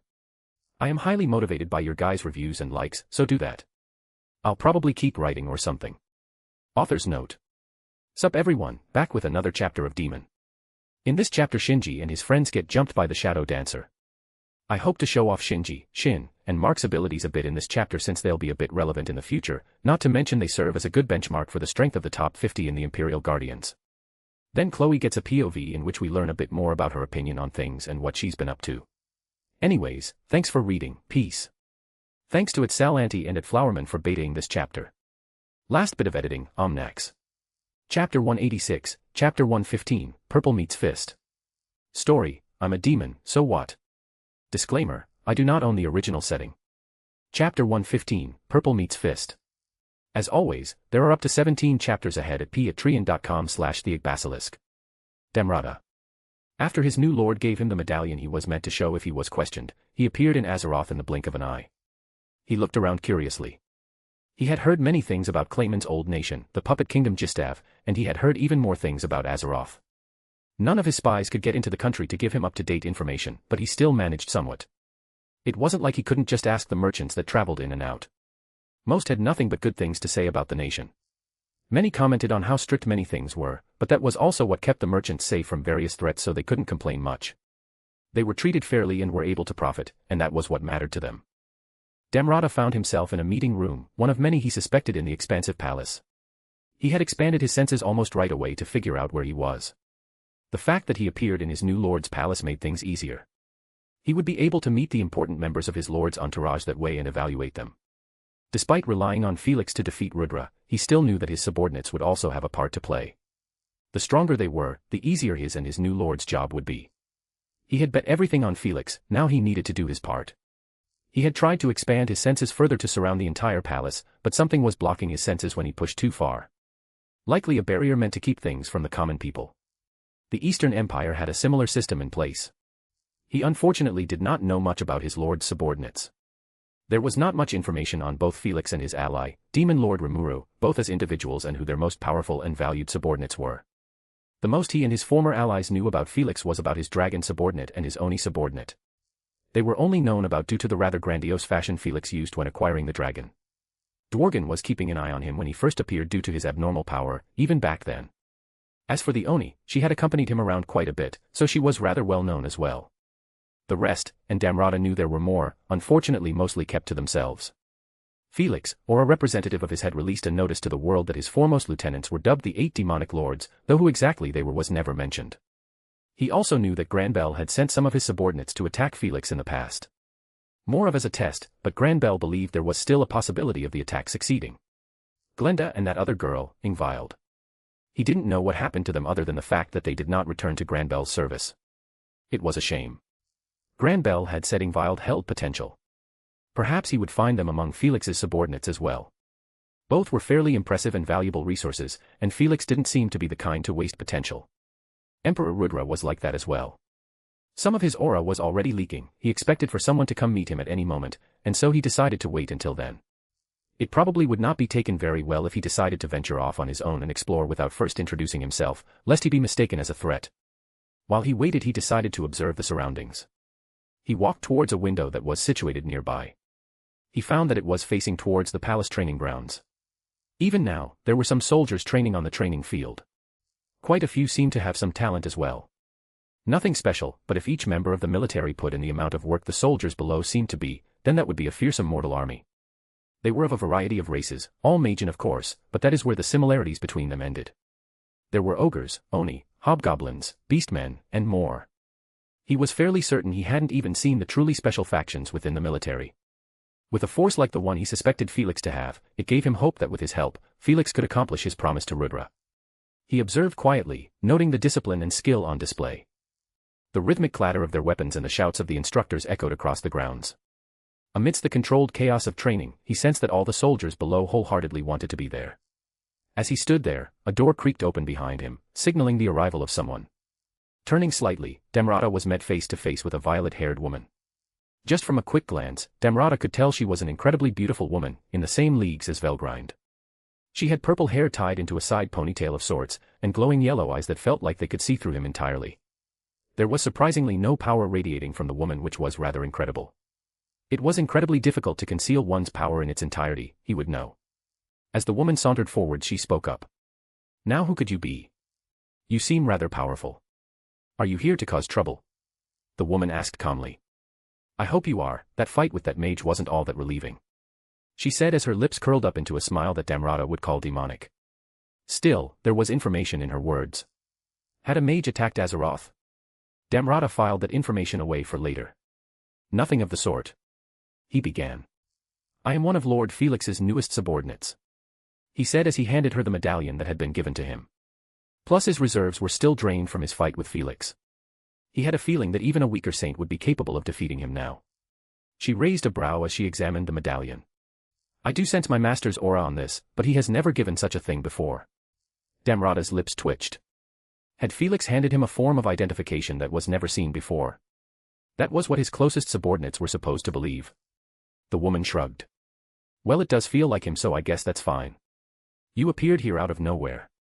No one except my master could do such a thing. Though, if you cause any trouble, I'll kill you," she said with a cheery smile. Damrata was already used to death threats, so he merely smiled. "I thank you," he said with a bow. "My name is Damrata, it is a pleasure to meet you." The woman blinked in confusion. "Ah, Damrata, you said. One of the heads of Cerberus." Damrata nodded. "That would be me." "I see." The woman nodded. "My name is Lalatina. I guess I'll show you around if you want." Lalatina offered. He could tell she was a demon. All demons had a certain feeling about them, and Lalatina had that. It was not surprising that she was named. For her to be one of Felix's direct subordinates as a demon, having a name and vessel was a must. He wondered just how powerful she was, though. She had to have been an archdemon at minimum, though she could be one of the mythical higher evolutions of demons. Perhaps she even knew about his old rival. It would be nice to learn what happened to that demon. He was the only archduke of the demon realm and a dependent of Blanc, while Lalatina seemed to be of Violet's lineage going by her hair color and the general feel of her presence. He nodded. "I would appreciate it if you are not busy." If he was introduced to everyone by one of Felix's direct subordinates, that would help give credence to his presence and status. For some reason, he really didn't want to rely on a never-before-seen medallion as a form of identification from now on. Lalatina grinned mischievously, her glowing yellow eyes glinting as she gestured toward the door. "Well then, follow me. Let's see if you can keep up." Without waiting for his response, she spun on her heel and began walking briskly down the ornate hallway, her heels clicking against the polished floor. Damrata followed, his steps deliberate and composed, taking note of his surroundings. The palace was nothing short of breathtaking, with intricate carvings lining the walls, magical light fixtures glowing softly, and an air of sophistication that spoke of the care the palace had received. He could tell the place was well taken care of, likely by maids, if he got Felix's personality right. "So, what brings a former head of Cerberus to serve my master?" Lalatina asked over her shoulder, her tone casual but laced with curiosity. Damrata focused his attention back on his guide. He was rather curious to ask about her history, but he could wait for that. "I had fought Lord Felix during the attack on Riberius." She raised a brow. "Oh. He spared you then, Damrata's lips twitched at Lalatina's confidence in Felix, but Emperor Rudra inspired that same level of confidence. Damrata couldn't imagine the Emperor losing in a fight, ever. Not even to Guy Crimson. Though Lalatina's confidence was not misplaced, for he was in no way capable of harming Felix if the men came at him seriously. Even the wound he gave Felix with his newest art, Galaxy Impact, was nothing impressive, and was healed instantly. Before I answer that, may I ask what your position with Lord Felix is? I do not wish to share anything that I should not be. Damrata stated. Lalatina nodded. Sure. I'm in charge of the intelligence department. I deal with spying on other countries, rooting out traitors within our own ranks, and all that. The only one who has a higher rank than me you could say would be my master, no matter how much Arcuade likes to claim she ranks higher. He nodded as he went through his memories, wondering if he had heard the name of Arcuade before. Oh, I'm also one of the 8 demonic lords. Lalatina mentioned offhandedly. Damrata froze for a moment before he continued his pace behind Lalatina. The 8 demonic lords were Felix's lieutenants, his highest-level subordinates. Damrata expected each at minimum to be Demon Lord seed level, especially with how powerful Felix himself was. A simple master-subordinate naming from Felix would likely boost one's level drastically. He had been present before when Rudra had named a simple Magen. A simple name from Rudra elevated that mediocre Magen to the level of the higher-level Imperial Guardians, and that too with no training. Now that same Magen was number 17 of the Imperial Guardians, one of the strongest in the Eastern Empire. I see. You must be impressive then to have risen to such a position of power. He praised. A little flattery couldn't hurt. During his time as a merchant he knew full well how much sucking up a little bit to someone could help you long-term. Of course, it could also backfire depending on the person. They may think you were weak-willed and not capable, but he had a feeling that after showing off his power, no one would think that of him. Lalatina looked over her shoulder at him. I suppose I am. She said with amusement. He had a feeling he was missing something. They continued through a series of hallways and rooms, various meeting rooms where plans about the city and the kingdom itself were discussed, the throne room, Felix's personal office and room, and the library which held various magic tomes that Lalatina pointed out. She told him about the reward center which he was rather curious about. It was somewhat similar to the Eastern Empire's own system. However, rather than points, it was your rank that got you rewards. If you rose to single-digit status you would be given legend-grade equipment and an alternative for example. She had told him briefly about what rewards were available in the reward center, and Damrata couldn't help but admire just how ingenious it was. Craving strength was a natural feeling for those who dwelled in this world, it was only natural that people would go after it. Rather than go behind Felix's back for it or betray him for power, Felix made it clear that there was room for advancement, but not without a cost. One would have to earn their right to gain more power. Once one managed to get enough points they could exchange it for an art, spell, or weapon, as well as other various things as they pleased. This would inspire a sense of gratitude in them for the priceless reward they received as well as increase their desire for more power after getting a taste, driving them back to working hard by serving Felix's interest to acquire more points. It was all a loop that fed itself. The rewards Lalatina mentioned were not half bad either. She didn't say what the topmost rewards were, but even the mid-level ones were useful. They had also walked past some of the maids that served in Felix's palace. On average, they were incredibly powerful, easily within the range of Calamity class. Lalatina had noticed how impressed he was and commented that there were 2 maids above the rest who served directly under one of the 8 demonic lords. According to Lalatina, both were at the Demon Lord seed level, which had made him re-evaluate his expectations for the 8 demonic lords as well. For him though, the most interesting maid by far was not quite the strongest, though she was strong. It was a maid that Lalatina introduced as Evelyn. According to Lalatina, she was a bit of a pet project of Felix's, though she did not elaborate on the goal of said project. When Lalatina told Evelyn that Felix would be returning and perhaps calling for her soon, the maid's reaction was rather interesting. She stiffened up as a slight heat gathered on her face before bowing to Lalatina. He was not daft enough to not get the signals. It was not unusual for rulers to make use of maids in such a way and he wouldn't give it a second thought if the maid hadn't interested him. She seemed to be an elven homunculus of some kind, but it was rather abnormal for one to be so far from Sarion, and such a powerful one as well. Evelyn had to be close to the crown in Sarion. Kigali's vessel was of the same variety, yet it could barely exercise the power of a greater Magen, and even for that, Yuki had to pull many strings for. For Evelyn to have such a vastly superior vessel, she must have some rather powerful connections within Sarion. And that was why he was interested in her. For the sorceress dynasty of Sarion was a powerful dynasty that could prove useful against Emperor Rudra. Perhaps he would advise Felix to attempt to draw the sorceress dynasty of Sarion into the inevitable war that would take place. Sarion would be attacked eventually, it was inevitable, but Emperor Rudra is likely to leave them for later. Before he could continue his thoughts, he was interrupted. There is only one more stop. Lalatina said towards the end of the tour. I'll show you to the training grounds reserved for strong people like us. He nodded, he wasn't surprised that there was a training ground separated for the more powerful, it only made sense. Most kingdoms didn't have that issue in the West since there were not many with a level of power that qualified for such treatment, but in the Eastern Empire it was common. As Lalatina led him, they crossed paths with a purple-haired woman.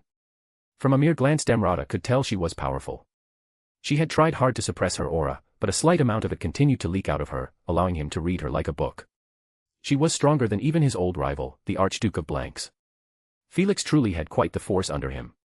The single digits were meticulously trained and handpicked for their power and station, yet Felix seemed to also have subordinates of that level. He suspected Lalatina to be at that level, and this other purple-haired demon may have that same potential. He hadn't heard of another demon on that level other than Felix and the Primordials. Just who was this woman? Could she be Violet? Violet was known to have purple hair, though she was also known to assume a more childlike appearance, but that could always change. Her level of power could be explained if it was Violet standing in front of him. Damrata had never met Violet, but he didn't imagine that she would radiate such an aura of innocence if he had to describe it. "Ah, hello Miss Lalatina." The girl spoke up with a smile. "Has everything been handled?" The woman asked. "Glenn said you ordered her to return back to her quarters." He raised a brow. "Glenn. Could that be short for Glenda?" She was one of the two ordered to ambush Felix by Granbell. Lalatina stopped to address the woman. Surprisingly, a genuine smile seemed to be on her face. Throughout the whole interaction he had with Lalatina, he hadn't seen a genuine expression other than one of cold amusement and the like when she was observing him discreetly, so it was rather odd to see such an expression on a demon of all races, a race known for their heartless and vile behavior. "Hello Ingvild." Lalatina greeted with familiarity. His eyes widened hearing that name. So this was the girl Granbell had told him about. The demon with potential that he managed to practically enslave before foolishly throwing her away due to underestimating Felix. So it wasn't Violet then. Still, she was rather powerful for a standard demon. Apparently she had been summoned using the Otherworlder's summoning ritual. Granbell was rather confused that a demon appeared when he had not used the demon summoning ritual, but he did not complain upon realizing that she would be a useful asset nonetheless. Yes, Master was victorious as expected. "I saw no purpose in having Glenda scan the borders any further," Lalatina said. So it was Glenda then. It was nice to hear that she was doing well. She had some potential. It would have been a shame if she met an early death due to Granbell pushing her too much. Glenda's spatial manipulation could prove to become rather powerful if she had the proper guidance. Ingvild clapped excitedly. "That's excellent. Attacking a peaceful country like Riberius is truly horrible. I'm glad that Felix was able to protect them." His lips twitched as he heard Ingvild's way of referring to Riberius. Peaceful was an odd way of describing that nation. Sure, they did not engage in war, but it still was not perfect. The only thing that Damrata could admire about it was that it ran in a similar fashion as the world would under Emperor Rudra. In order to create a world of true peace, all conflict must be eliminated. Emperor Rudra knew this. And so, he planned for everyone to have their roles to play, too busy to think of rebelling, and before long that obedience would be ingrained into them after a few generations, as they would have known nothing else. Natural selection at its finest. Cruel. Perhaps, but it would work. Though looking back on it, Damrata was not sure anymore if he wished to support such a plan. Would such a thing not take away what made humanity what it was? Ever since he joined Felix, he had been having some doubts about Emperor Rudra's methods. But the past was the past, there was no use dwelling on it. Emperor Rudra's goals had nothing to do with him ever since his friend asked him to act against him. Emperor Rudra believed his loss to Michael would be inevitable, yet he would continue to march ever forward, always pursuing his goal despite the danger it would cause to the world. And so, he was tasked with ensuring Michael failed to take over Rudra's body, the only method Rudra knew of for that was death. Lalatina turned back to Damrata. "While you're here, let me introduce you to Damrata. He is Master's newest subordinate. You may be seeing him around once Master decides what to do with him," she said as that familiar look of amusement shone in her yellow eyes. Ingvild finally turned to him as she gave a light bow. "Nice to meet you." She greeted him happily. He slowly nodded. "Nice to meet you as well. She's also one of the 8 demonic generals," Lalatina added with a smirk. Ingvild fidgeted slightly upon hearing that. It seems she was uncomfortable with the title, or the responsibilities that came with it. Or perhaps she did not see herself as worthy. "Is that so?" he said. "She feels rather powerful, it must be deserved," he said, flattering Ingvild slightly. Ingvild let a small smile blossom onto her face. "Thank you. But without Glenn I wouldn't be as strong as I am now." Lalatina nodded towards Ingvild before turning around. "We must be going now, Ingvild." Ingvild nodded as she stepped aside before they continued on. "It was nice to meet you, Mr. Damrata," Ingvild called out. He nodded. It was a pleasure to meet you as well, he said before he continued to follow behind Lalatina. As Lalatina led him in silence, he found himself growing curious about the rest of the 8 demonic lords. If you would not mind, would you mind informing me about who exactly the 8 demonic lords are? Not much information about them is publicly available, I am afraid. Lalatina paused as she looked over her shoulders at him, her yellow eyes gleaming eerily before a mischievous grin worked its way onto her face. Hey, Arcuade is responsible for that, always trying to have some card in her pocket to play in case some other kingdoms get a bit uppity. Sure, I can tell you. I already confirmed with my master that you were who you said you were. He blinked in confusion. He hadn't felt the telltale signs of a thought communication from Lalatina. As she continued to lead him, she spoke about the 8 demonic generals. She said that it was generally ranked from strongest to weakest, but the top 3 of the demonic generals were rather even in power. Though perhaps Lalatina was biased since she was included among the top 3. Felix himself had apparently decided the rankings back during the founding festival of Tempest. According to Lalatina, the 8 demonic generals was a spontaneous idea of his. The top 3 was filled with 3 women, Arcuade, Megumin, and Lalatina herself. All 3 were demons according to Lalatina. Lalatina had said that he'd meet the other 2 at some point. Following those 3 was Siko, the Oni he knew about, and Raiden, the dragon Felix recruited on Mount Canet, who was also the head mate apparently. According to Lalatina, the 2 were also very close in power, and a fight between them could go either way. It was rather impressive for 2 weak magents like those 2 to have grown as strong as they had. According to the information he had, Siko was once a mere ogre, yet now she was an Oni, a demon lord seed class magen. And the dragon, Raiden, as well. Archdragons were incredibly rare, dragon lords even more so, and yet from what he knew, Raiden did not start at that stage. No, she grew to that level under Felix. After that was a man named Sukuna, who Lalatina called an interesting demon, which confirmed his race for Damrata. Then after Sukuna was a woman named Kurumi, who was a 9-tailed fox according to Lalatina. 9-tailed foxes were an incredibly rare and powerful species of magen. Each being born with one magen that lives inside each of their tails, besides the main one. Those magens had the potential to be extremely powerful as well, and their total power would be added onto the power of the 9-tailed fox as well. He had only ever heard of one other 9-tailed fox in existence, though he was sure there were more out there. It should theoretically be possible for one to evolve into one after all. He wondered if the 9-tailed fox that Lalatina spoke of had any relation to the 9-tailed fox that Kanzis had resurrected as a shadow of his after killing off that village of Magens. Kanzis was a powerful, enlightened and a hailed champion of the Eastern Empire, one who now served in the military. He was an imperial guardian with a strong unique skill that allowed him to resurrect his defeated foes as shadows that served him. His shadows maintained all their abilities, energy, and even skills that they had in life. Of course, there were limits. If the ego of the one whose shadow Kanzis was trying to retrieve was too powerful for Kanzis to handle, then the skill would fail to subordinate them as shadows. The village the 9-tailed fox under Kanzis was actually located close to Azeroth in the past before the Eastern Empire launched its attack on it, during which all the residents were massacred, with their leader, a powerful 9-tailed fox, being resurrected as one of Kanzis' shadows, or so Kanzis' report said. Then finally, at the end of the 8 demonic generals, was Ingvild herself. She wasn't as strong as even the weakest saint of the Eastern Empire in his perspective, but she was still powerful. Felix had at least 8 powerful fighters on his side then, not including his allies and Felix himself. Felix had not even been a demon lord for 6 months, yet he already had such a powerful force under him. It could possibly compare to Emperor Rudra's subordinates, not in quantity but perhaps in quality, and the Emperor had spent centuries in his recruitment and refining of his subordinates. Was Felix just lucky, or did he have something that allowed for the birth of such powerful magens? Lord Felix has gathered a rather impressive force. I take it the military is just as impressive. Damrata probed lightly. Lalatina shrugged. They are adequate. Megumin is in charge of them, she's been training them up for a few months now to be of more use. Damrata's lips twitched at her use of the word adequate. If the soldiers he saw when he first arrived were only adequate, then he wasn't sure what excellent would truly be, but perhaps those ones were the elites.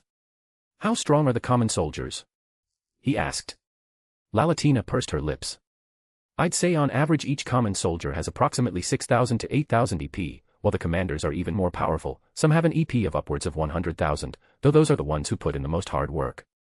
His eyes widened. He was familiar with the existence point system Tempest had released with their announcement of the dungeon being open to all. It was a rather interesting concept all things considered, but not something he would put much stock in. While energy reserves were important, it was how you used that energy that mattered far more. Still, even then, 6,000 EP was said to be equal to a higher level B-class monster going by the Free Guild's way of ranking. B-class beings were capable of destroying entire villages with relative ease.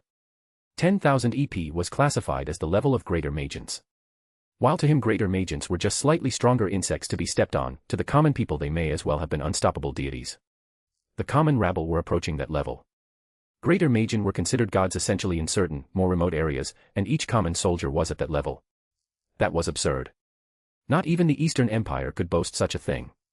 Sure, they had many far above that level, but the common soldiers were far from that level, though perhaps the magi tech that was being rapidly developed could allow common soldiers to fight at that level.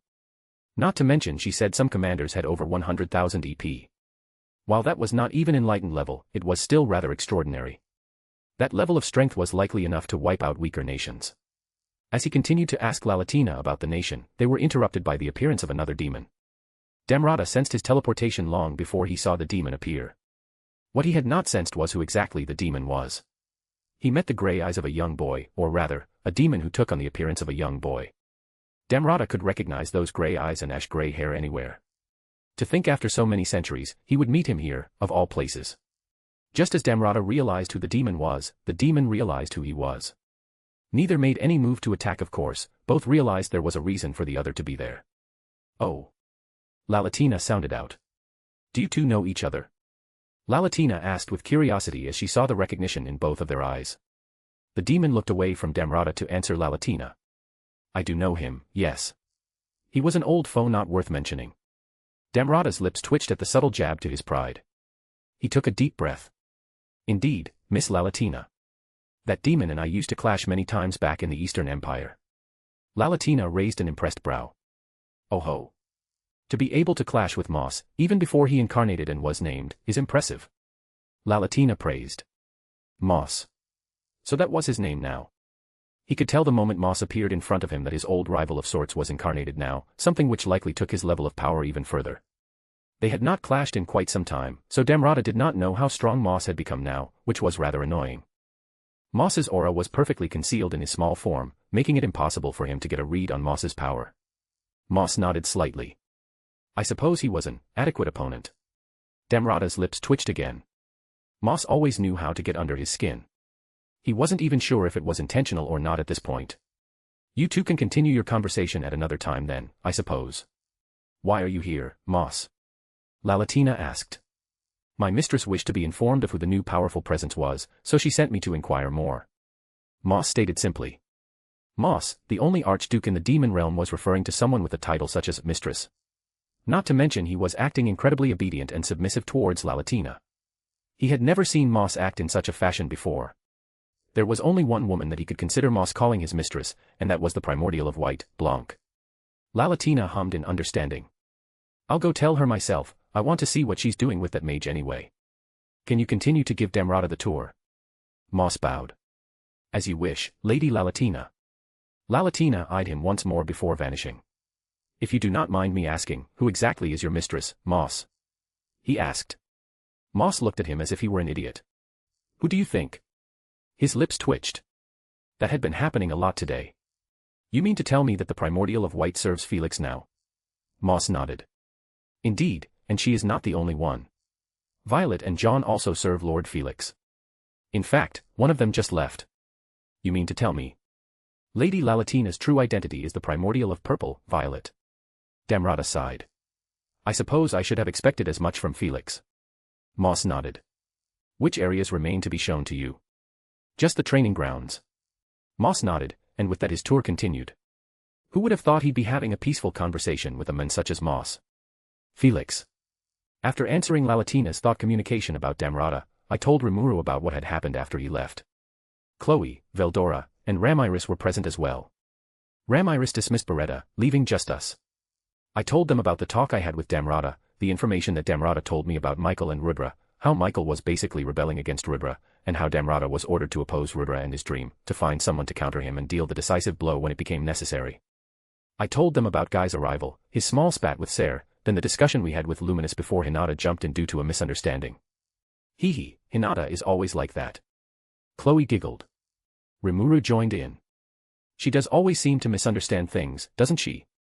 I rolled my eyes, feeling the need to defend the honor of my student. She's getting better. I think. Baha. Veldora laughed at our words. I always knew something was up with her back when she cheated her way to beating me. Rimuru and Chloe shot Veldora a look that made him wilt. I'm pretty sure you're just coping, Veldora. Chloe said with a small grin. Veldora crossed his arms with a pout that should not be on a face as masculine as Veldora's.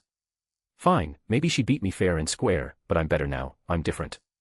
I've already had my training arc. I'm like post-time Skip Luffy now, except better. But Felix said that Hinata fought Guy, could you do the same? Rimuru asked teasingly, joining in on the bullying session. Veldora froze before he shivered for a moment as if recalling some horrible memory. He coughed lightly. Oh, of course I can. Ramiris nodded atop from her perch on Veldora's head before she began shadowboxing around us. Heh, Guy used to run from me whenever I showed up to have some fun with him before Malim was born.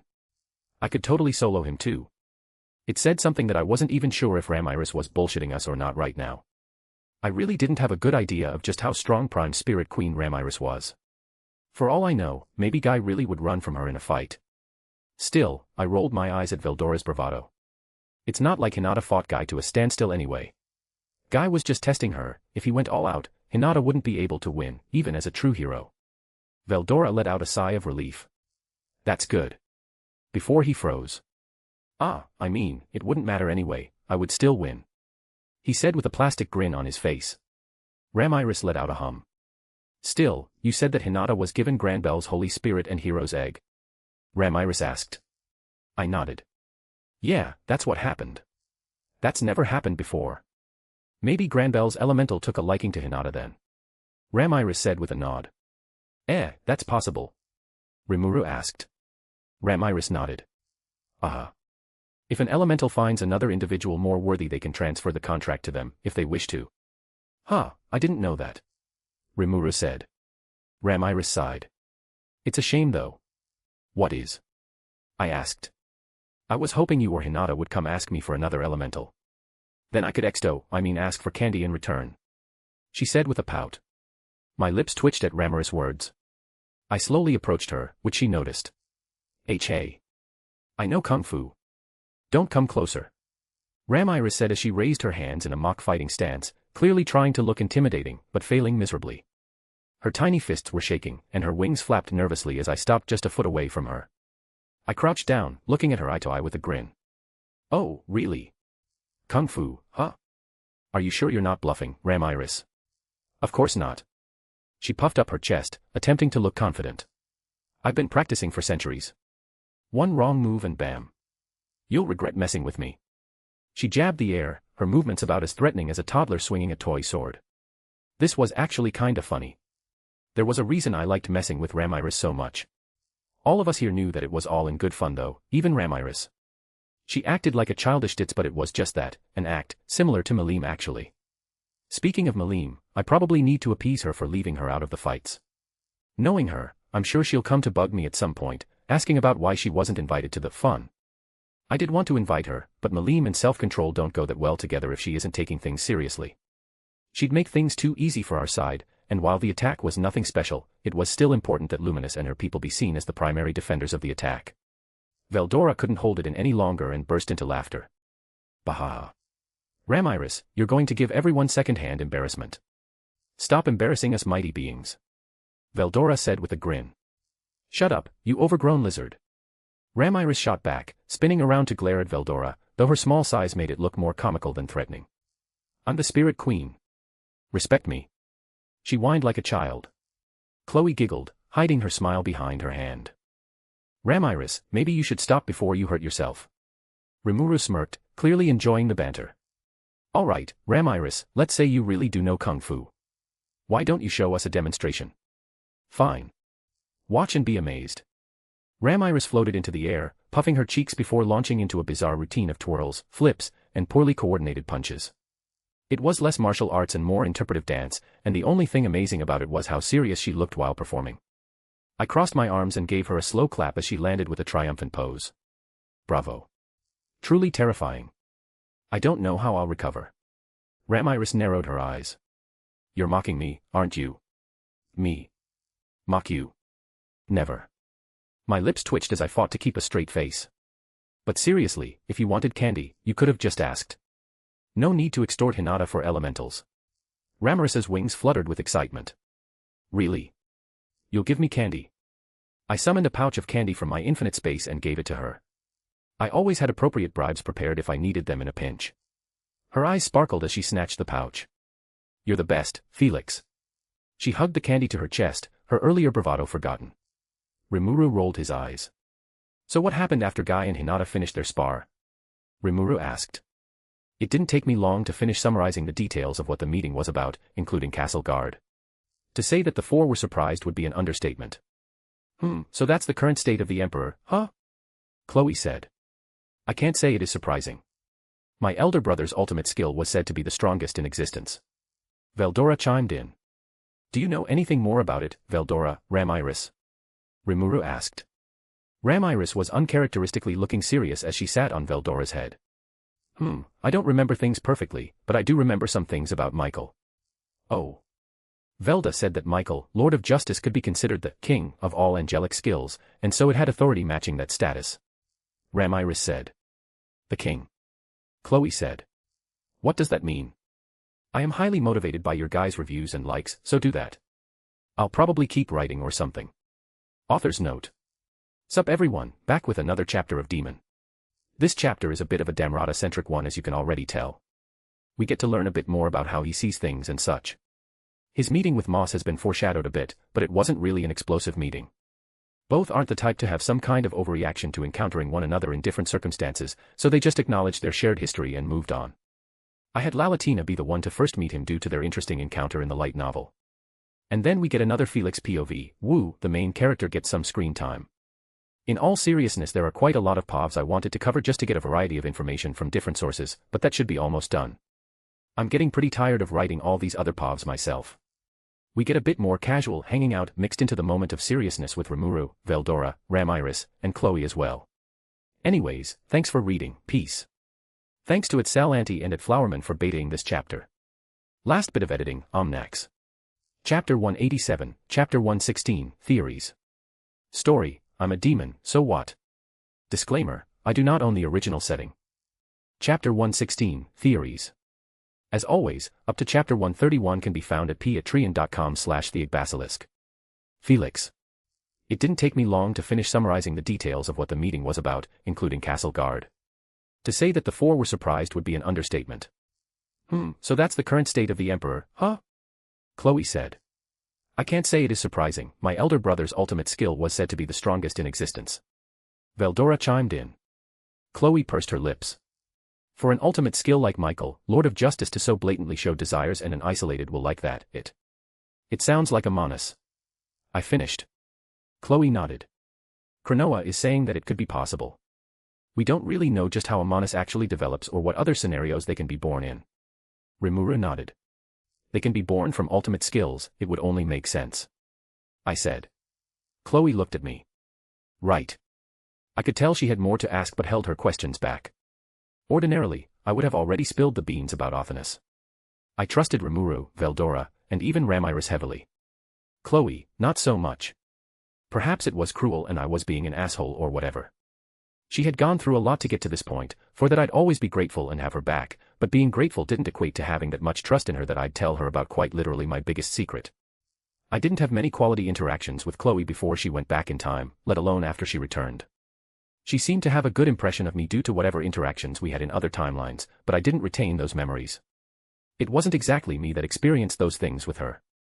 Until our trust in one another deepens, I wouldn't go out of my way to tell her my secrets. I did still plan to fight her. She asked me for a spar and I agreed. I'd stick to my word.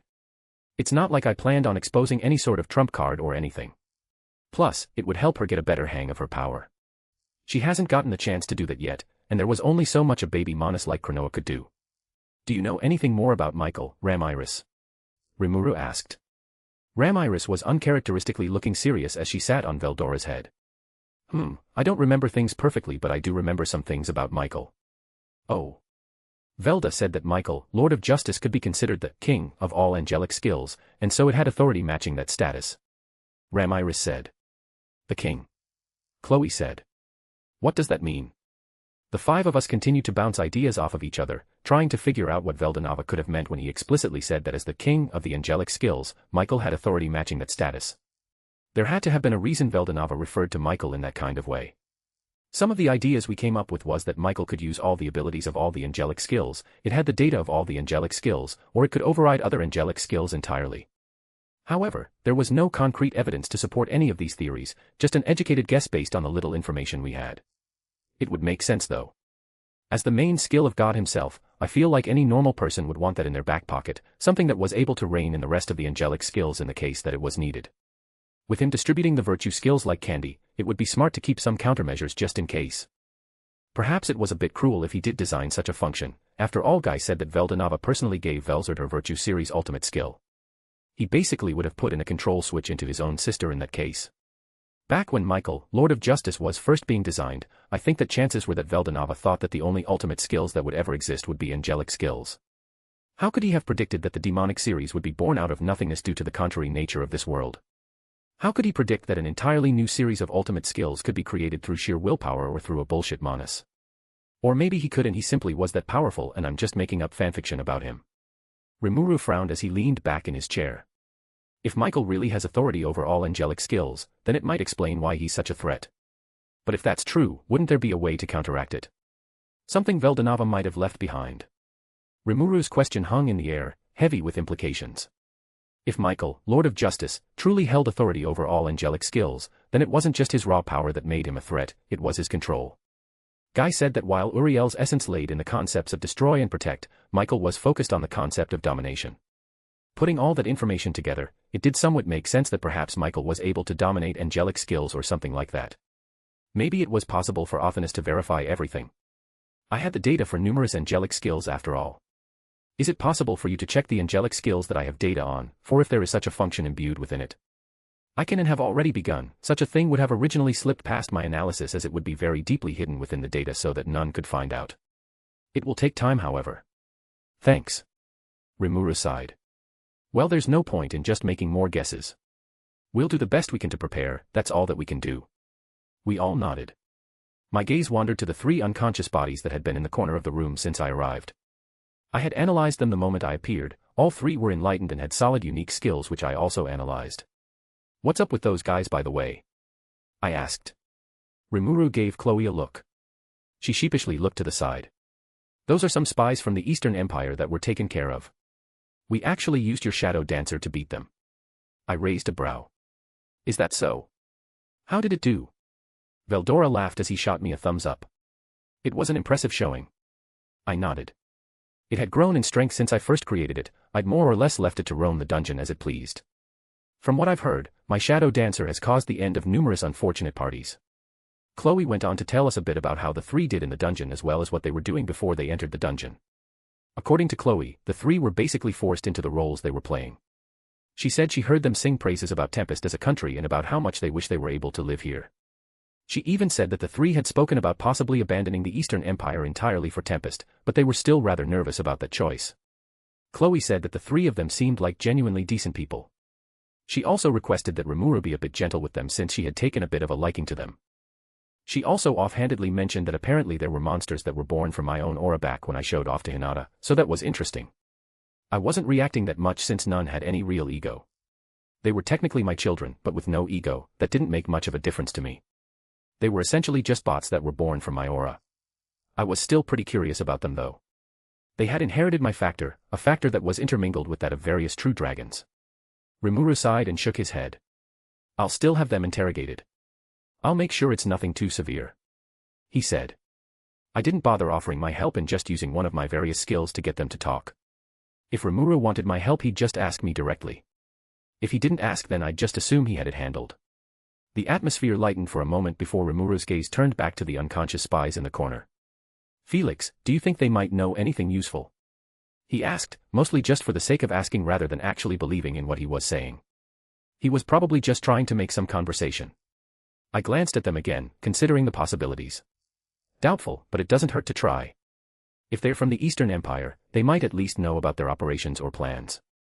If anything, these spies were likely sent for a reason, hopefully they had vague ideas of what the Empire's plans were at least. Spies were common. In fact, they were expected. Spies as strong as these 3. That was far, far more rare. Enlightened were strategic military resources, to waste them on spying was rather risky. Rimuru nodded thoughtfully. I'll have Sui take a look at them. He's good at extracting information without causing too much of a scene or trauma. Rimuru added at the end. I'm sure Diablo would normally be a great choice to extract information, but it would be a bit cruel to let him loose on these guys. Sui should be able to handle this efficiently. I replied, crossing my arms. If they've got anything useful, he'll find it. I hadn't spoken privately to Sui in quite some time, but even back in the ogre village, he was extremely competent. He's only gotten better with time and more resources available to him. He's gotten stronger as well. Rimuru leaned back, his expression contemplative. I just don't want this to escalate unnecessarily. The Eastern Empire's been quiet for a while, but this all feels like they're kinda testing us. They've done some sketchy things before, but nothing so direct. I nodded. Since I've been in this world, while the Eastern Empire has basically been the boogeyman, they actually haven't taken any direct action against the Western nations to my knowledge. This would be the first time we've dealt with them actually starting something. I already knew the invasion was inevitable and approaching, but it was one thing to hear it and another thing entirely to see the first steps of such a thing in front of my eyes. Perhaps I was being a bit too cautious of the Eastern Empire, but who could blame me? Their threat level was ginormous, with the potential strongest human in existence, a true dragon, and multiple ultimate awakened and who knows what else. They have been practically mythologized over time, making them seem even more dangerous than they likely were. In the end, being too cautious shouldn't harm me, even if I was still confident in my own abilities. Self-doubt was poison after all. Do you believe that there is a chance of failure, Master? Athanas asked with curiosity. I could tell she had already come to her own conclusions, likely conclusions backed by evidence. Nah, I'd win. I could feel Athanas' exasperation with my statement. Still, as I glanced at the unconscious spies my lips pursed. Sending Enlightened out as mere scouts was still really surprising to me. Maybe they thought these three would make it back okay. I shook my head. No point dwelling on questions I couldn't get answers to right now. Rimuru broke my train of thought. Felix, while Sui handles their interrogation, is it possible for you to coordinate with Elmesia and see how much she is willing to help us? While the sorceress dynasty of Sarion were our allies, there was still a need to maintain that alliance with continued communication and offering benefits, and that went both ways. Dworgen, and even Riberius, were obligated by a pact to come to the aid of Tempest and Azeroth should either of our territories be invaded by a sovereign nation. However, the sorceress dynasty of Sarion was a bit different. We had more of a trading alliance with Sarion rather than a military alliance, so in theory they weren't obligated to help us. Gazel had already agreed to back us up, so there was no need to worry about him. I was also fairly certain that Elmesia would also support us. The amount of benefits we've given her are staggering. She has access to our trade routes, the various rare goods both Tempest and Azeroth produce, and on top of that, I avenged her father and am in the process of restoring her father back to his former glory. I nodded. I was already planning on meeting her soon, so that works. It shouldn't take Laplace long at all to be restored back to Sarion with Athanas working on it. Plus, Elmesia was smart. Elmesia might play her cards close to her chest, but she's practical. If she sees that helping us also helps her dynasty, she'll be on board. With our little chat last time, I'm hoping that was all enough to put Elmesia firmly on board on our side. She was an ultimate awakened, and according to her, her mother was also an ultimate awakened. I may be fuck-off levels of powerful, but the more powerful allies, the better. It would be fun to just destroy all of the Eastern Empire's plans with just a whole bunch of raw power, after all. Chloe crossed her arms, frowning slightly. Do you think she'll commit her forces, though? The Sorceress Dynasty's military power would be a huge advantage, but Elmesia doesn't seem like the type to take risks unless absolutely necessary. I did not have much interaction with her in any of the loops, so I can't tell you much about her. Chloe said with pursed lips. She won't. I admitted bluntly. From what I understood, Elmesia seemed to like me and Rimuru, but as a ruler that alone meant that she would still have to give it due consideration as she'd be bringing her people into it as well. Not unless we can frame it as a mutual benefit. The Eastern Empire might pose a threat to her territory as well, though. If we can convince her of that, she'll act. In fact, if I know her well enough, she'd want to help either way, but framing it that way can help convince the people in her court who are more rebellious against the idea. I continued. I wasn't certain how Elmesia ran things in her court. She could be an absolute power that no one opposed, or she could actually value the opinions of her court. It really depended on those two possibilities. Veldora leaned back with a grin. Ah, the old political game. It's too tedious for me. Just tell her we'll crush the Empire and invite her to the victory feast. There will be tons of manga and anime. I give her the Storm Dragon Veldora's word. I cringed. Referring to yourself in the third person is not as cool as you think it is, Veldora. It's totally cool, what do you mean, Felix? Ramiris yelled. I rolled my eyes, refusing to have that talk now. Rimuru and Chloe were just watching us with amused smiles. Rimuru smiled faintly, but his gaze lingered on the spies. We can't afford to underestimate them. If they've sent Enlightened as scouts, it means that they are almost ready. I expected the Eastern Empire to take a few more months to officially launch its invasion. According to the information Lalatina had managed to gather, they were still in the process of gathering enough supplies for wartime measures to be undertaken. And with what Damrata said about Rudra sending legions of troops to their deaths in the hopes of an awakening among them, I imagine Rudra may just do the same thing with Tempest and Azeroth. He sounded like the kind of person to have a large enough ego to still not take us seriously and use us as a sharpening tool for his army. Though I imagine if he does do something similar, then things will end up in a similar way as the attack they launched on Veldora in the past. Complete annihilation. Rimuru let out a sigh of exhaustion. I think we've discussed what we could do for now. Let's take a break, I'm too mentally drained for all this. Ramiris nodded from on top of Veldora's head. I'm glad you understand. I have one last thing to ask. I interrupted. How was the meeting with the Council of the West? I was rather curious how it all turned out, what with the attack on the meeting and all. Rimuru shivered lightly. Ugh, it went well enough I suppose. Actually you could say it went excellent. It's safe to say that the Council of the West won't be an issue from now on, what with who holds their reins now. I nodded, assuming that Rimuru managed to tame them all somehow. Over time he had changed. Before he wouldn't have resorted to things like blackmail and such to keep others in line, but ever since he became a bona fide ruler, he's begun playing the game of politics rather well. I just wish you told me that Arcuid was going to show up. Don't get me wrong, she was a real savior. According to Benimaru and Sui, she practically led the entire room around by the nose. Rimuru said. I blinked in confusion. Arcuid showed up. I had told her to watch over things in the Western nations during the attack. Perhaps she knew about the attack on the council and took her own actions. I did tell her to do whatever she felt like, I trusted her judgment when it came to those kinds of things. Rimuru's lips twitched. You didn't even know. I shrugged. I just told her to do what she thought was best. Rimuru sighed. Fine. From what Benimaru said, she blackmailed the entire Council of the West into submission. That's how I got them to agree to all their demands. I blinked. Well that's something.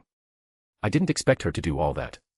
If Arcuid had the whole Council of the West under control, and also the Free Guild under her control, didn't that mean I basically indirectly controlled the entirety of the Western nations barring whatever influence Luminous had over the countries? Luminous had control of the religion, I had control over the royalty and policies, and Rimuru was quickly gaining control over the economy. Did I accidentally just gain control over a significant portion of this world's landmass? Oops. That was probably significantly messed up, but it wasn't like I planned to abuse the newfound authority I had.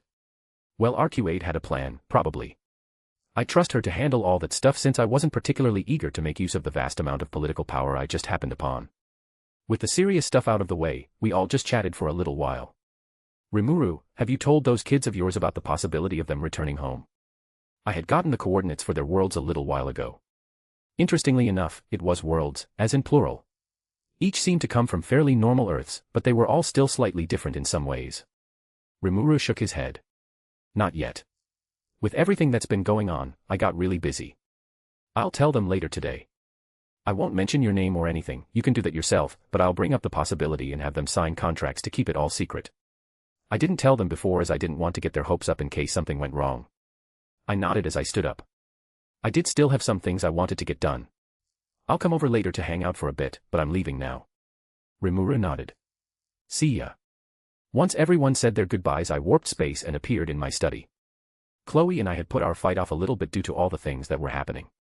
It felt like it had been ages since I had been back here, even though it hadn't been long at all, but a lot had happened in a really short period of time.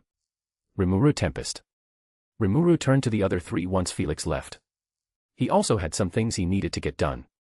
He was still processing what Felix had told him. It really was bad timing that he left only a few short minutes before Guy showed up. It would have been easier if he could just hear about everything right then and there, but when he asked Felix why he didn't just teleport Rimuru to the meeting, Felix just shrugged, saying that he thought he would be busy with everything that was going on.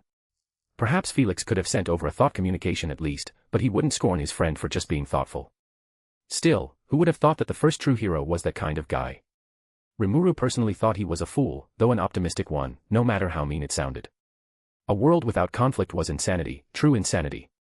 For peace like that, the general population would need to sacrifice a high level of individuality, similar to what Luminous had done for her own people. People will need to lose the desire to be better, to have more, to change. To be rid of the freedom of thought and action and act more like automatons, not even robots. A world devoid of conflict was a dead world. As long as life exists, there will always be conflict. From predators to prey, which is something that can't be stopped unless you purge all life, to ever-increasing populations, with finite resources and space leading to conflict. It's one thing people forget: peace, true peace, is an impossibility. There will always be some conflict as long as life exists. To believe otherwise is simply to delude themselves in fantasy. That's why he was securing peace through economic domination. Mwahaha. He shook his head. Now wasn't the time to get all philosophical. He began to stand up. I'll be leaving now as well, he said as he sucked up the 3 Eastern Empire spies into his stomach. Sui should hopefully be able to crack them, especially if what Chloe said is true. If they really wanted to live in Tempest, he could offer them such a thing with certain strings attached. He could empathize with the 3 and wanted to help them if he could, but he wouldn't do so if it would harm his people, so it all depended on them. Notice. The odds of successfully countering the influence of Felix White in the Western nations is 2.1564334%. He rolled his eyes at Raphael's what sounded like a panicked voice. Raphael had been rather upset once he arrived at that meeting with the Council of the West. He hadn't even left for that long, and yet RQ had managed to get them all to bow down to her whims, something he hadn't been able to do for months. From that moment Raphael began to run calculations to minimize Felix's influence. He wasn't quite sure why, but he trusted his partner. He trusted Felix as well, but if Raphael wanted to go all light Yagami, then she was more than welcome to. Though the odds Raphael came up with were pretty crazy. Tempest's, and by extension his own, influence was rather vast. Many countries in the Western nations relied on him and his country for various rare resources, magical artifacts, and such, giving him a monopoly over goods that were quickly becoming mainstream in the West. An example of this is the train that had just recently been completed in the West. A train that bound his allies together through railroad tracks, making trade even more swift and painless. He also planned to create the same railroad tracks for all the other Western nations now that he was on the council. And yet, even when taking all that into account, Raphael still believed that it was practically hopeless at this point to counteract what Felix had indirectly done to the members of the Council of the West. And to think Felix hadn't even ordered it. RQA just went out on her own and conquered a significant portion of the main continent for Felix, practically gift-wrapping it for him. She really was a go-getter. She had an ultimate skill now too somehow. He had considered telling Diablo about RQA's progress before deciding against that. He knew Diablo, and knowing that guy, he'd do something excessive to try and catch up to RQA. Even Raphael agreed with that conjecture. Chloe nodded. Okay, I'll come hang out later, Rimuru. He smiled slightly. Despite everything, Chloe was still that small child, still wanting him to dote on her. She really was an adorable girl. Do you have any plans, Chloe? Chloe looked thoughtful for a moment before answering. I think I'll go visit Luminous and Hinata. He nodded and looked to the 2 troublemakers of the dungeon. And you too? They both shrugged. Read manga. Veldora answered. Mess with adventurers. Ramiris said. He nodded. As expected. Hey. What's that supposed to mean? Ramiris squawked. He didn't dignify her with a response. Ramiris had been consistently messing with different parties of adventurers ever since the dungeon first opened.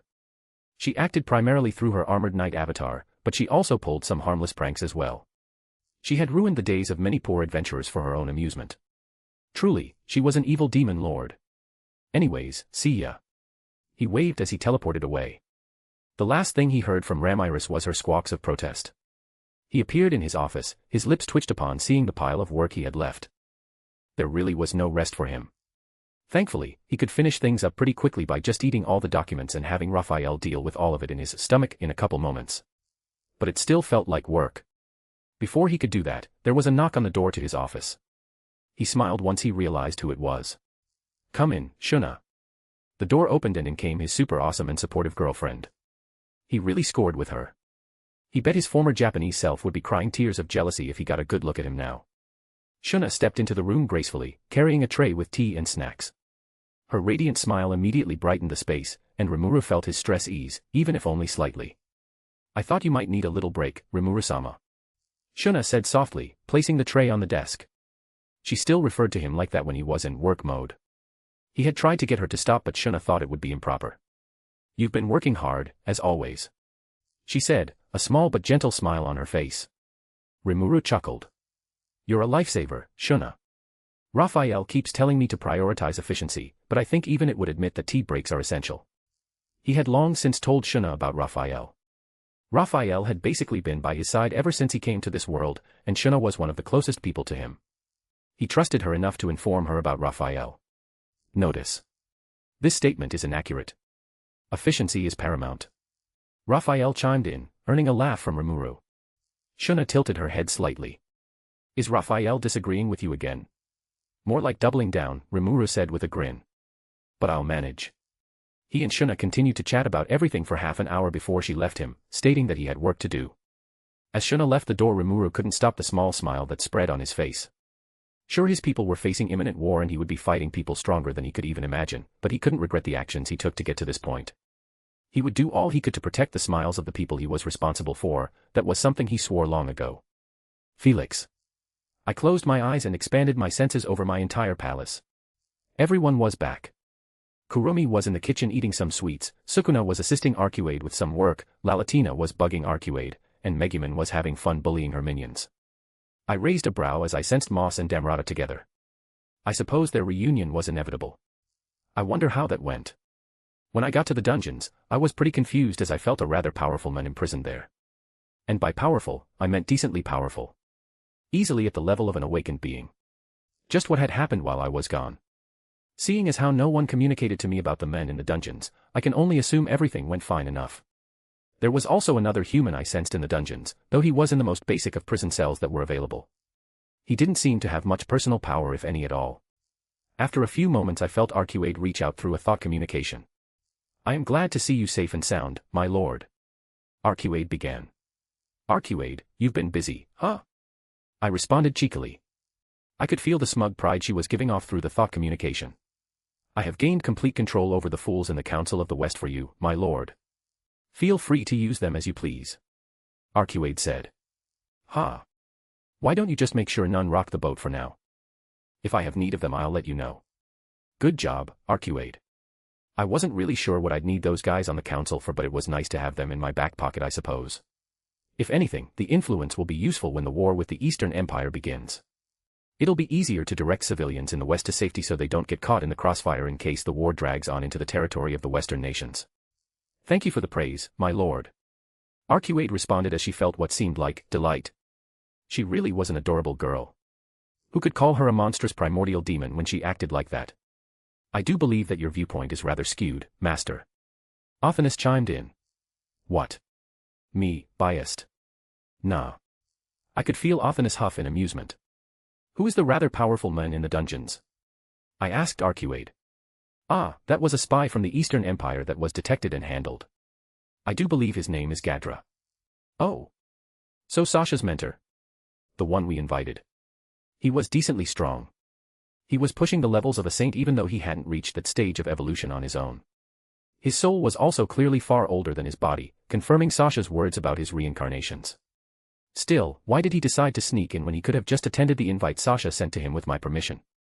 She was rather hopeful of getting him to switch sides since his sole reason for working with the Empire according to Sasha was to get revenge for Adelman and even Albert. The sole people his revenge was directed at had been dead for quite some time now though. Even Granbel, the last of the luminaries, was gone. Sasha said he had a rather high up position in the Eastern Empire, and unlike Damrata, Gadra was likely up to date on the plans of the Eastern Empire. Damrata had provided extremely valuable information, but it was still out of date. Indeed. It seems he disregarded proper propriety entirely and opted to sneak in to gather information for his masters. Arcuade said with what I would call disapproval in her tone. I see. I plan to have him interrogated, possibly with Sasha by my side in the future to help sway him more. He may still prove to be a valuable font of information. Did you wish to attend the interrogation? Arcuade asked. I'll be there, but I'll leave the brunt of the questioning to you. I will not disappoint you. Arcuade beamed through the thought communication. What about that human? He wasn't here before either. Ah, he is Johann Rosita, one of the 5 elders. During the attack I opted to invade his private mansion and secure him for future use. With the 5 elders now defunct, he may still prove to be useful. I was able to use him to intimidate the council easily at the very least. Arcuade shared. Arcuade and I continued to chat for a few more moments. I asked her to meet Damrata and figure out a role for him to play. Perhaps I should have given that more thought when I first decided to recruit him, but there is a lot that he can do, so I'm sure it'll be fine. When I asked about Lalatina, Arcuade said that she had just finished her conversation with Lalatina, and that Lalatina would be making her way to greet me. You've done a lot of good work recently. What do you want as a reward? I asked. A reward? There is no need for such a thing. Your thanks is more than enough reward for me, my lord. Arcuade answered with complete sincerity. Arcuade, I said sternly. I could sense her giving in through the thought communication as her desire to ask for something won out when I so clearly insisted on it. As Arcuade hesitated over what to ask for, I could feel her trying to suppress a small, almost childlike excitement through the thought communication. Whatever she wanted, it wasn't something she was used to voicing. Arcuade, I said gently, I can practically feel your hesitation. Just say it, it's fine. You've earned it, no matter what it is. Finally, she gave in. If it's truly no trouble, I would like to spend an evening alone with you, my lord. She said softly. Just the two of us. Perhaps tea in the gardens. I blinked in surprise. Of all the things she could have asked for, treasures, authority, or power, she wanted something so simple. She really was rather adorable. I don't care whatever rumors the Eastern Empire has spread about her. Tea in the gardens, huh? I repeated, a smile tugging at my lips. Yes. I would cherish the opportunity to enjoy your company, my lord. She said, her voice tinged with rare vulnerability. There's no need to make a big deal about something so simple. Of course I'd accompany you, Arcuade. She paused, as though trying to rein in her excitement, but I could feel her delight radiating through the link. Thank you, my lord. I'll make the arrangements myself. Don't go overboard. I said, chuckling. It's just tea. But her voice was already brimming with enthusiasm. I'll ensure everything is perfect. One last thing, Arcuade. Yes. Think of another reward. A simple date shouldn't be a reward but an expectation. An expectation from both of our sides, so I don't count it. Very well, my lord. As the thought communication ended, I couldn't help but shake my head, a fond smile still on my face. Arcuade, the ever-competent and fearsome primordial demon, had such an adorable side when she let her guard down. I thought back to Arcuade's request. I do think I have dedicated a good amount of time to enjoying life with my lovers, going on simple dates, hanging out, etc., but perhaps I could be even more proactive. I shook my head, pushing the thought aside for another time. According to Arcuade, Lalatina is the one who fought Gadra. I could only feel bad for the guy. Arcuade said that Lalatina wasn't quite satisfied with the fight she had with Gadra, which was a shame. I could sense Lalatina approaching. Within a few moments, there was a knock on my door. Come in, Lalatina. I called out. The door opened with Lalatina skipping through, a small but giddy smile on her face. Master. I smiled, greeting Lalatina. Lalatina. It seems you've had some fun. Lalatina took a seat on my desk, kicking her legs back and forth. Thankfully there were no papers laying about, not that there usually were anyway. She pouted. That guy was so weak though. If he's going to try to trouble you, then he at least needs to meet a certain threshold of strength. I rolled my eyes at Lalatina's words. If everyone had that kind of common sense, to not mess with someone out of your league, then the world would be a far different place.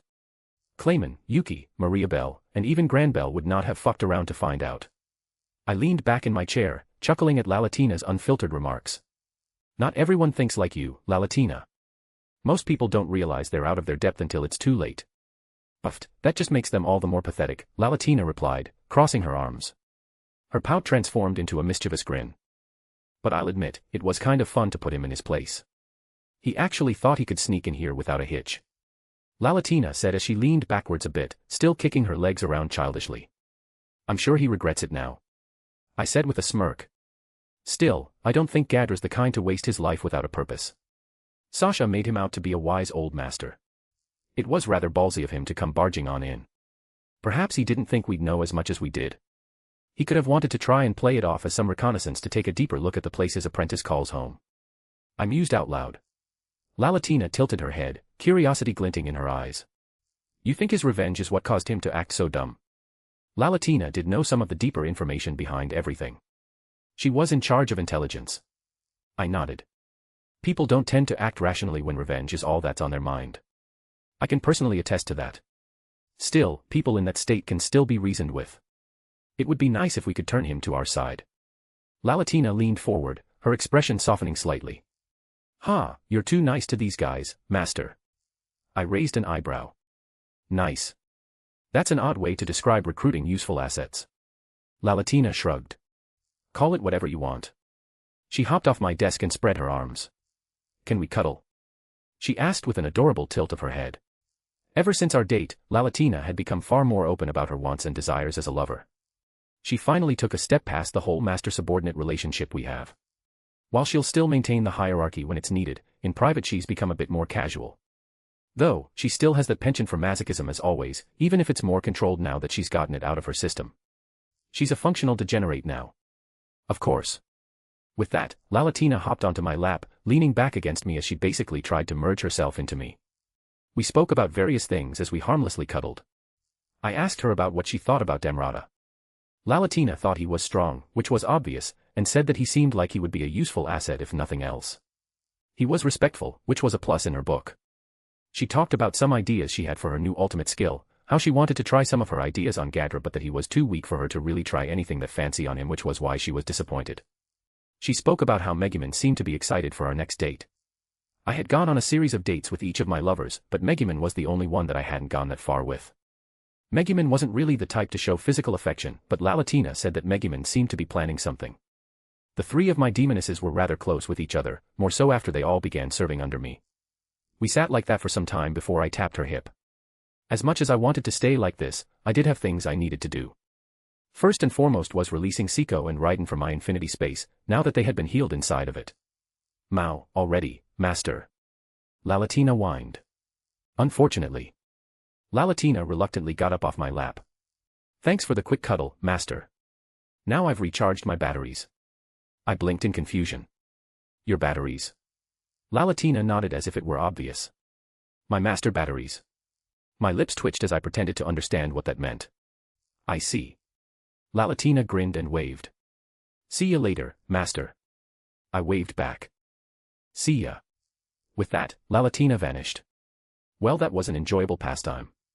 I mumbled aloud. I shook my head. It was time to release Siko and Raiden. I am highly motivated by your guys' reviews and likes, so do that. I'll probably keep writing or something. Author's note, hello everyone, back with another chapter of Daemon. We get some more theorizing behind Michael, some more showcasing of Arcuade and Lalatina's relationship with Felix. Then also some showcasing of Rimuru with Shuna. That ship hasn't had much appearance since it first began, just wanted to show that they are still going strong. Anyways, thanks for reading, peace. Thanks to @Salanti and @Flowerman for betaing this chapter. Last bit of editing, Omnax. Chapter 188, Chapter 117, Recovery. Story, I'm a demon, so what? Disclaimer, I do not own the original setting. Chapter 117, Recovery. Up to Chapter 133 is available at patreon.com/theagbasilisk. Felix. We sat like that for some time before I tapped Lalatina's hip. As much as I wanted to stay like this, I did have things I needed to do. First and foremost was releasing Siko and Raiden from my infinity space, now that they had been healed inside of it. Mao, already, master. Lalatina whined. Unfortunately. Lalatina reluctantly got up off my lap, though in the process of doing so she leaned upwards towards my face as she pursed her lips. I smiled lightly at her neediness, but complied nonetheless, giving her a quick peck on the lips. I could feel Lalatina's lips curl up into the kiss before I pulled back. She quickly hopped up off my lap. Thanks for the quick cuddle and kiss, master. Now I've recharged my batteries. I blinked in confusion. Your batteries? Lalatina nodded as if it were obvious. My master batteries. My lips twitched as I pretended to understand what that meant. I see. On your way out, could you send Damrata over by the way? Damrata's tour with Moss seemed to be over, seeing as the two of them were just hanging around in one place. I'm guessing they were catching up or something. Damrata made it out to seem like they were ancient shonen rivals, always fighting each other with none getting the upper hand. I suppose that just went to show just how special even Moss was among demon kind. To be able to take on a saint like Damrata, even if Damrata would have been weaker than he was now, was no small feat, especially since Moss would not have had a proper vessel to incarnate into, or a name. He was taking on Damrata as just an archdemon, with his EP restricted to 200,000. That's pretty crazy when you think about it. The fact that Damrata couldn't beat him could either be a total skill issue on his part, or Moss was simply built different. I hadn't seen Moss fight much, so I didn't know a whole lot of his combat ability, only that Arcuade looked upon him highly, which was very rare for her. Feel free to tell him that I can see him after he's done with what he's doing. I didn't want to be a dick and interrupt their conversation. Lalatina grinned and waved. No problem. Just before Lalatina was about to leave, she paused. Is it fine if I visit the kingdom of Coleus sometime, master? Lalatina asked. I raised a brow. It wasn't often that she requested something. The kingdom of Coleus? That does sound familiar. As I brought the kingdom to the forefront of my mind, Othinus interrupted me. It is the kingdom that Rimuru Tempest visited some time ago on the request of the former guildmaster of the Free Guild, Yuki Kagarazaka. Ah, that's right.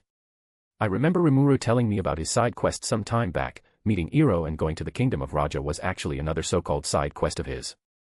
For the kingdom of Coleus, back when Yuki and Rimuru were friendly, when neither I nor Rimuru suspected him of anything sketchy, Yuki requested Rimuru to handle some business that was going on in the kingdom of Coleus. The king had reached an older age and was going to be passing soon, so of course there was a battle for succession which the Free Guild was forced to get involved with due to the local branch in the kingdom of Coleus basically going rogue and declaring allegiance to one of the princes. Normally, the Free Guild is supposed to be an impartial force, so a branch declaring allegiance to the prince was very concerning. If allowed to spread, it would damage the reputation of the Free Guild, and so Yuki wanted it handled right away. Despite what I thought about him, I would never deny that he wasn't competent when it came to his job as the guildmaster of the Free Guild. The main thing that led to his early demise was his overconfidence in his abilities as well as the copious amounts of misinformation he must have had. There's a reason I'm being so meticulous about being well informed. Despite my confidence in myself, I've seen what's happened to those who act before they know the full picture. Rimuru had accepted the request from Yuki, of course. He genuinely liked Yuki back then and saw him as a close friend. Not to mention he felt like he should help Yuki due to Shizu's emotions that bled into him a little bit. He went under a disguise, of course, that made him look like a human, but once he got there, he realized that things weren't quite as they seemed. He met the princess who was blind and cursed. However, even if she did not have eyes, she could see Mount Tai. She had a unique skill similar to Malimi that allowed her to gaze into the true nature of others. She immediately realized that Rimuru was a Majin, though Rimuru said that she still acted normally. Rimuru went through a whole series of events where he played the hero. He solved the conspiracy that was going on, which was pretty similar to what happened in the kingdom of Raja. The dying king summoned 2 archdemons, hoping to preserve his life. What was going through his mind, I don't understand, but I suppose most people who are going to die soon would act rather recklessly to preserve their lives. Of course, the demons were under Lalatina's lineage and acted against her orders in the hopes that she would reward them. It turns out the princess of Coleus was another excellent vessel for Lalatina, just like Tawa was. So they planned everything so that the princess would end up in Lalatina's hands. Lalatina ended up being summoned and inhabited the princess's body. I haven't heard Lalatina perspective on things, but Rimuru said she just scolded her subordinates and had a duel with Luminous who showed up to counteract Lalatina's summoning, since Luminous considered the west her domain. In the end, Lalatina decided to retreat for whatever reason, but she killed the 2 archdemons before doing so. Archdemons that could likely delete kingdoms off the map. This world really was something else, but I wasn't one to talk when I could do much more than that. I thought you were finished with the kingdom of Coleus? I asked. A mischievous smile formed on Lalatina's face. I am. I have no need for them anymore. However, I am curious about their princess. I had inhabited her for only a short time, yet my energy will still have an influence on her. I am rather curious as to what those effects are. I nodded. Sure then. Just let me know when you leave. Lalatina nodded. Thanks. I'll leave now. See ya later, master. I waved back. See ya. With that, Lalatina vanished. Well, that was an enjoyable pastime. I mumbled aloud. I shook my head. It was time to release Siko and Raiden. After their fight with that insector, Razzle, both were rather worn out, both physically and spiritually. I already knew Razzle would be a very tough foe for them, even outnumbered. Razzle was strong. The biggest challenge was his armor with extremely bullshit levels of magic resistance. 99% of what Raiden and Siko threw at him just bounced off of him harmlessly. Only when the two managed to touch the ultimate level did they wound and defeat him. The battle had pushed them to their very limits, forcing them to tap into every ounce of strength, skill, and resolve they possessed. Both of them gained new unique skills which took a lot out of them, not to mention the energy and power they exerted in the fight itself. Both went plus ultra, if you will. Both of their unique skills are uniquely suited for them as well. I'm pretty curious about how each will make use of them. Siko's is basically a temporary power-up through spiritualization, while Raiden's is basically the ultimate made skill that allows her to achieve victory as long as it's possible and she believes it's possible. Both were powerful and suited their wielders. They had been resting in my infinity space where I had been feeding them energy, hastening their recovery process dramatically. I opened a portal to my infinity space, the familiar swirling void revealing itself. Stepping through, I was greeted by the serene environment I had crafted, a tranquil, floating expanse of greenery surrounded by the endless expanse of stars. I had designed it to be like this. Why? Because it looked cool, of course. I don't often enter my infinity space, but seeing as both Raiden and Seiko were already awake within my infinity space, it would be rather rude to just fling them out when they are in the middle of meditating. Both seemed to have reached a state of enlightenment, not dissimilar to the one that Damrata seemed to have reached in the middle of our battle. Though Seiko's and Raiden's was weaker than Damrata's. That guy managed to reach a new peak after focusing up a bit, whereas Seiko and Raiden seemed to just have an easier time focusing. In the center of this space, Seiko and Raiden lay resting. Seiko sat cross-legged, her sword resting across her lap. An excited smile spread across her lips as she spotted me. Raiden was similarly sat, cross-legged with her tachi laying across her lap, small flickers of lightning fading in and out of existence around her. Both were back to peak condition. In fact, they had surpassed their old peak condition. Their combined presence radiated far more strength now. It seems they had managed to control their new power pretty quickly. Thanks to the fight with Razel, even though they got new unique skills which costed them energy, they still were in the net positive when it came to total EP, Felix-sama. Seiko called out. Master. Raiden said in a calm tone of voice, though she couldn't quite hide the excitement shining in her eyes. Not to mention Lover allowed me to read her like an open book. It really was an unfair skill when it came to matters of the heart. Both stood up as they greeted me, with Seiko sheathing her weapon on her back and Raiden returning her tachi to the spatial dimension within her body that she stored it in. Hey there you two. It seems you've both recovered rather well. Seiko smirked proudly. Of course, Felix-sama. With your essence nurturing us, there is nothing that we cannot do. My lips twitched at the phrasing of Seiko's words. Raiden also looked at Seiko with a deadpan. She was getting more expressive as time went on, which made me happy. Raiden's start when it came to ego and strength was lower than basically all my other direct subordinates, except perhaps Seiko.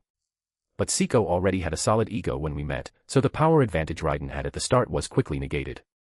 But as time has gone on, Raiden's ego has developed and she's grown into her own person. I was worried that I was holding her back, that I was somehow stopping her from reaching her full potential by giving her whatever she asked for and not rushing her to make progress, but it seems all that worrying was for naught. Raiden turned to look at me, she quickly bowed. I apologize for the trouble I caused you, Master. She said apologetically. I waved her off. It was no trouble. If I can't even take care of my adorable lovers, then why do I even have all this power? Raiden's lips twitched as she fought to hold off her smile. Seiko did no such thing as her grin grew wider. Thank you, Felix-sama. How are you two feeling now? The physical effects of their fight with Razel may have been gone, but I couldn't take away the mental effects that may have lingered. Well, maybe I could, but I wouldn't. Seiko's lips pursed as her fists clenched. She took a deep breath. I am glad that we succeeded, that we did not disappoint you, but I'm angry that I almost failed. Seiko admitted honestly. Raiden nodded. If it were not for the sudden increase in power. I fear that even with all that I had learned from Sir Midray, with all the training I have done, it all would have been insufficient to complete my duties as your maid and fulfill your orders. Raiden said with disappointment in her eyes, disappointment in herself I could tell. Even if I didn't think she should be disappointed in herself at all, I could still empathize with her position.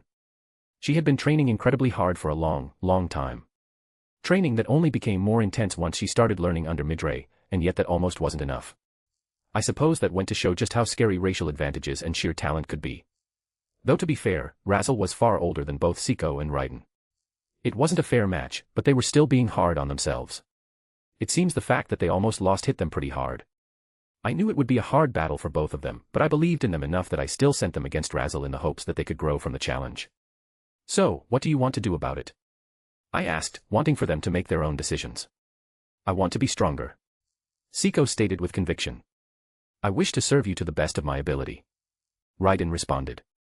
I smiled. I didn't expect them to be down for long. Then I might have just the thing to help you. They were ready for a life reconstruction now. If they could take advantage of the opportunity, it may just be enough for them to acquire divinity of their own, which would be a qualitative change in their existence.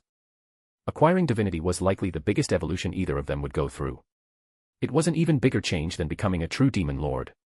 In my case, I became a true demon lord and gained divinity at the same time. Gaining divinity would allow them to elevate their attacks to a level they likely couldn't even imagine. You would step into the domain of the so-called gods, at that point, being able to affect things at the ultimate level if you tried hard enough. As for an ultimate skill, well, that would be up to them. Athanas would of course assist them in its creation if they were ready, but if they weren't ready, forcing it would only create an ultimate skill that failed to reach its true potential. Something similar to an ultimate enchantment, I imagine. Powerful, but not as powerful as it could be if it was born the natural way, through desire and willpower. Even Damrata was subject to this, as while he could fight at the ultimate level due to his enchantment and his knowledge, if he acquired an ultimate skill on his own, he'd be leagues stronger. It was likely why Tatsuya Kanda managed to defeat him with relative ease, or at least that's what Damrata said.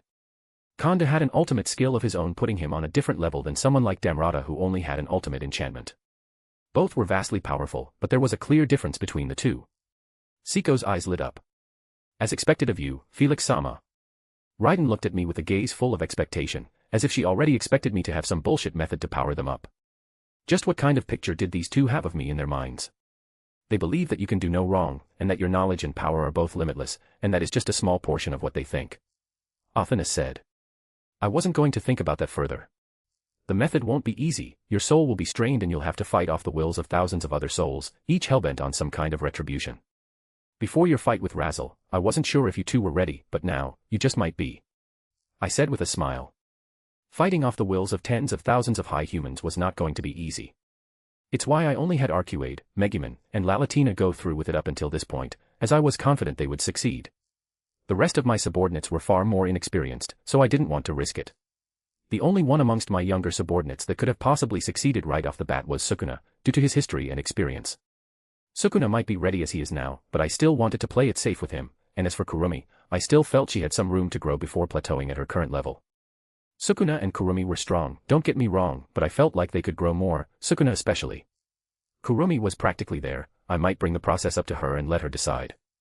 Sukuna though, he was the big bad villain for a shonen manga, he was the boogeyman of the jujutsu world, he had flayed an archdragon, and yet I still knew he was likely capable of more. I had a feeling his rivalry with Zijin was what would push him to his limits. Zijin had insane potential, and with the minor adapter integrated into his body, Sukuna did as well. His variant functioned more passively than mine and just refined him further every time he encountered some new element or was pushed, which suited him just fine. Kurumi also had tremendous potential. Her EP and overall strength could increase proportionally to how strong the tamed beasts in her tail were. As for Ingvild, I didn't think she was the kind of person who would want to grow stronger in this kind of way. Not to mention she was a gentle girl. She was already strong enough at this point. She could fight saints to a standstill if she really went all out.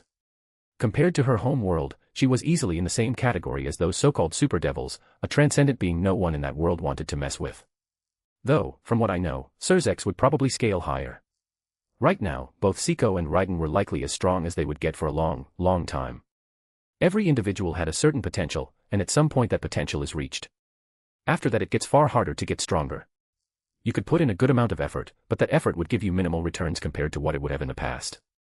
Midray was stuck at that stage. He had reached his theoretical limit and was now pushing beyond that at a very slow pace. I was in a similar situation, but I have various methods to push past my potential. The Harvest Festival, Dragon Factors, etc. All of those things pushed my potential higher and higher. Now my soul was constantly being refined with Brahma, making it so my potential would keep expanding, if at a slow pace. Now was the perfect time to increase Siko and Raiden's upper limit. Siko looked me in the eyes. I'm ready, Felix-sama. As am I, Master. Raiden said, determination shining in both of their eyes. I smiled. I wouldn't offer it if you weren't ready, but before that, why don't you two go get more familiar with your new level of power? The both of you have grown quite a bit, and while the two of you seem to have used your time here rather well, seeing your power in practice will be helpful. It's why I was so eager to have that spar with Malim. With Athanas, I knew controlling and using my power wouldn't be an issue. It hadn't ever been an issue in the first place, but the amount I understood my own power grew from that spar. The same could be said to the recently enlightened Damrata. If he didn't get a chance to test out all the ideas that were no doubt running through his head, then his burst of enlightenment wouldn't have meant anything. In the end, practice did make perfect. Damrata had proven that even a minor shift in focus and intention could lead to a breakthrough, and I wanted the same for these two. Raiden bowed. As you wish, Master. Siko pouted but also nodded. If you think so. Siko's excitement was palpable, her fingers twitching as if itching to draw her sword. Now how about a reward? The two of you have worked rather hard and deserve something. We were merely fulfilling your orders, Master. There is no need for such a thing. Raiden stated. Siko nodded along. You're already giving us the opportunity to grow more powerful, Felix-sama. That's something many Magen can only dream of, that is reward enough. Siko said, referring to the life reconstruction I had mentioned. I waved them off. Nonsense. You two did incredibly well seeing as I put you in a rather unfair situation now that I look back on it. That deserves a reward. I know that the two of them were rather eager for growth, but I'm sure I could have instigated such a thing in a much more tolerable and gradual way. I believed that they would succeed and they were being monitored so that, in case the unexpected happened, they wouldn't be harmed, but looking at it from their perspective, it was pretty unfair of me to do that to them. You did no such thing, Master. You were looking out for our best interest by placing us against Razzle. Raiden defended me. Siko nodded along. Umo. There is no need to apologize, Felix-sama. Well, I'm glad that you see it that way.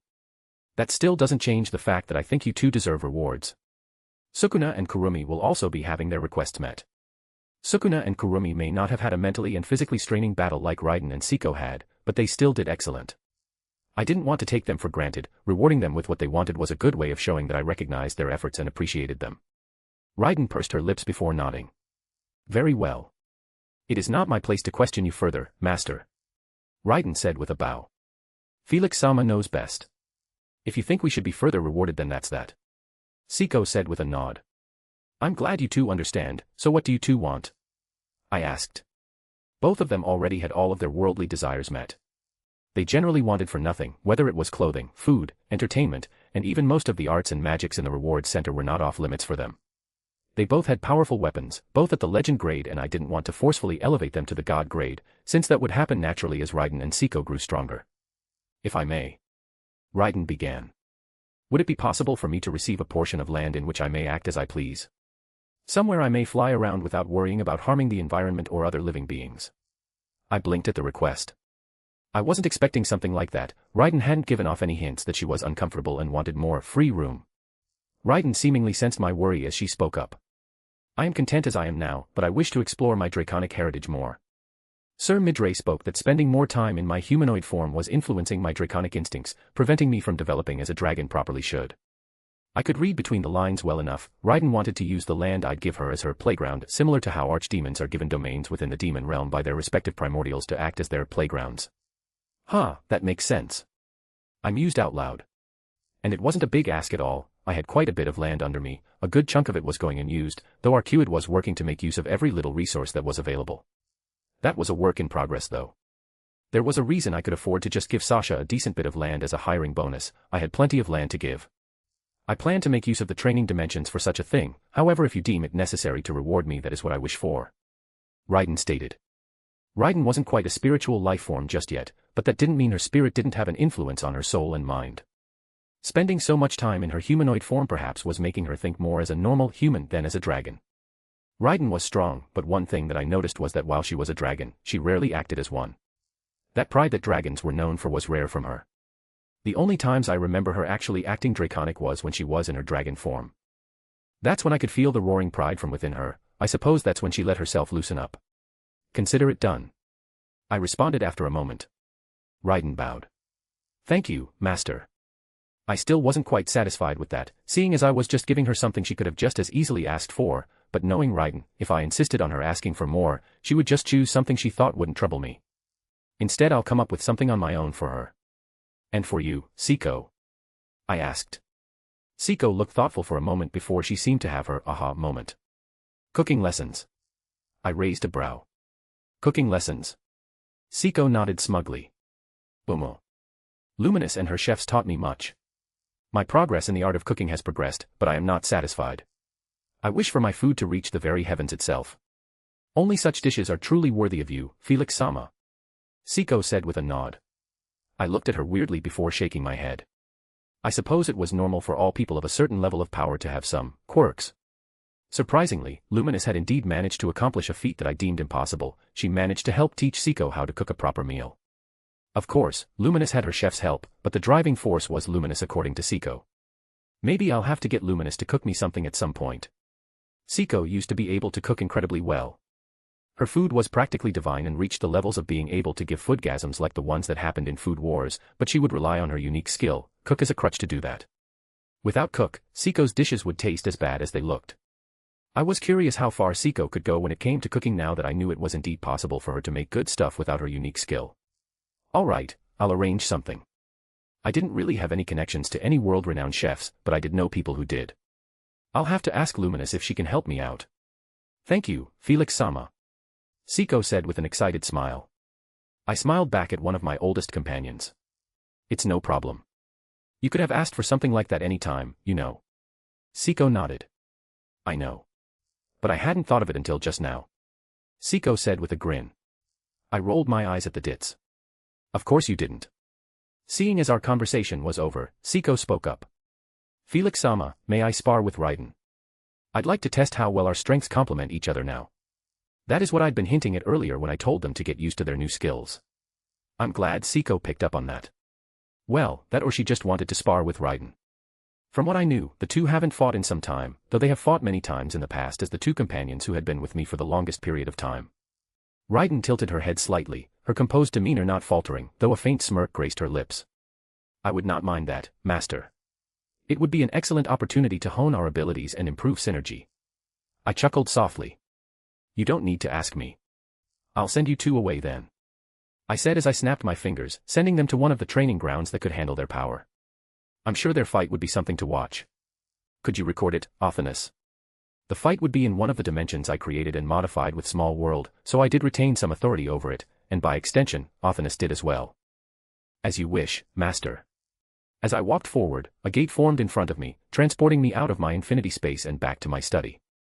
Now with that done, I suppose I ought to check on Kurumi and then later on Sukuna, see what they want as a reward. Neither of them have really asked for anything at all ever since they started serving me. All of my subordinates are being paid of course, but Kurumi only really spends money on some art supplies, while Sukuna has only spent money on purchasing better clothing from Shuna. I did want to see all of the various art pieces that Kurumi had created, but ever since the visit to Sarion where I learned about that hobby of hers, I've gotten rather busy very quickly, though I had still made sure to ask about her artwork and take a look at some of her works. But I didn't get any deep dive explanations from her. Now that the big event that I had been preparing for is over, I should have a lot more free time to do what I want to do. The Eastern Empire isn't going to attack for a few months at least, and all the preparations that are left for me to do is just speak with some people. The rest is mostly about strengthening my military and maintaining alliances.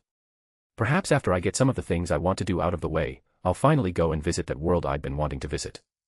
Yeah, that's what I'll do. I was rather interested in that world since I was curious about how the lore behind it would have mixed with Veldanava and his creation. The Absolute Being is said to have been responsible for creating countless universes in the lore of the world I want to visit. I wonder just how true that is. Solo leveling may not have seemed like it, but it did have some powerful figures in it. The rulers and the monarchs couldn't even afford to materialize since their presence would shatter Earth into pieces, which went to show that they were powerful. As I was internally musing, I felt Damrata approach the door to this room.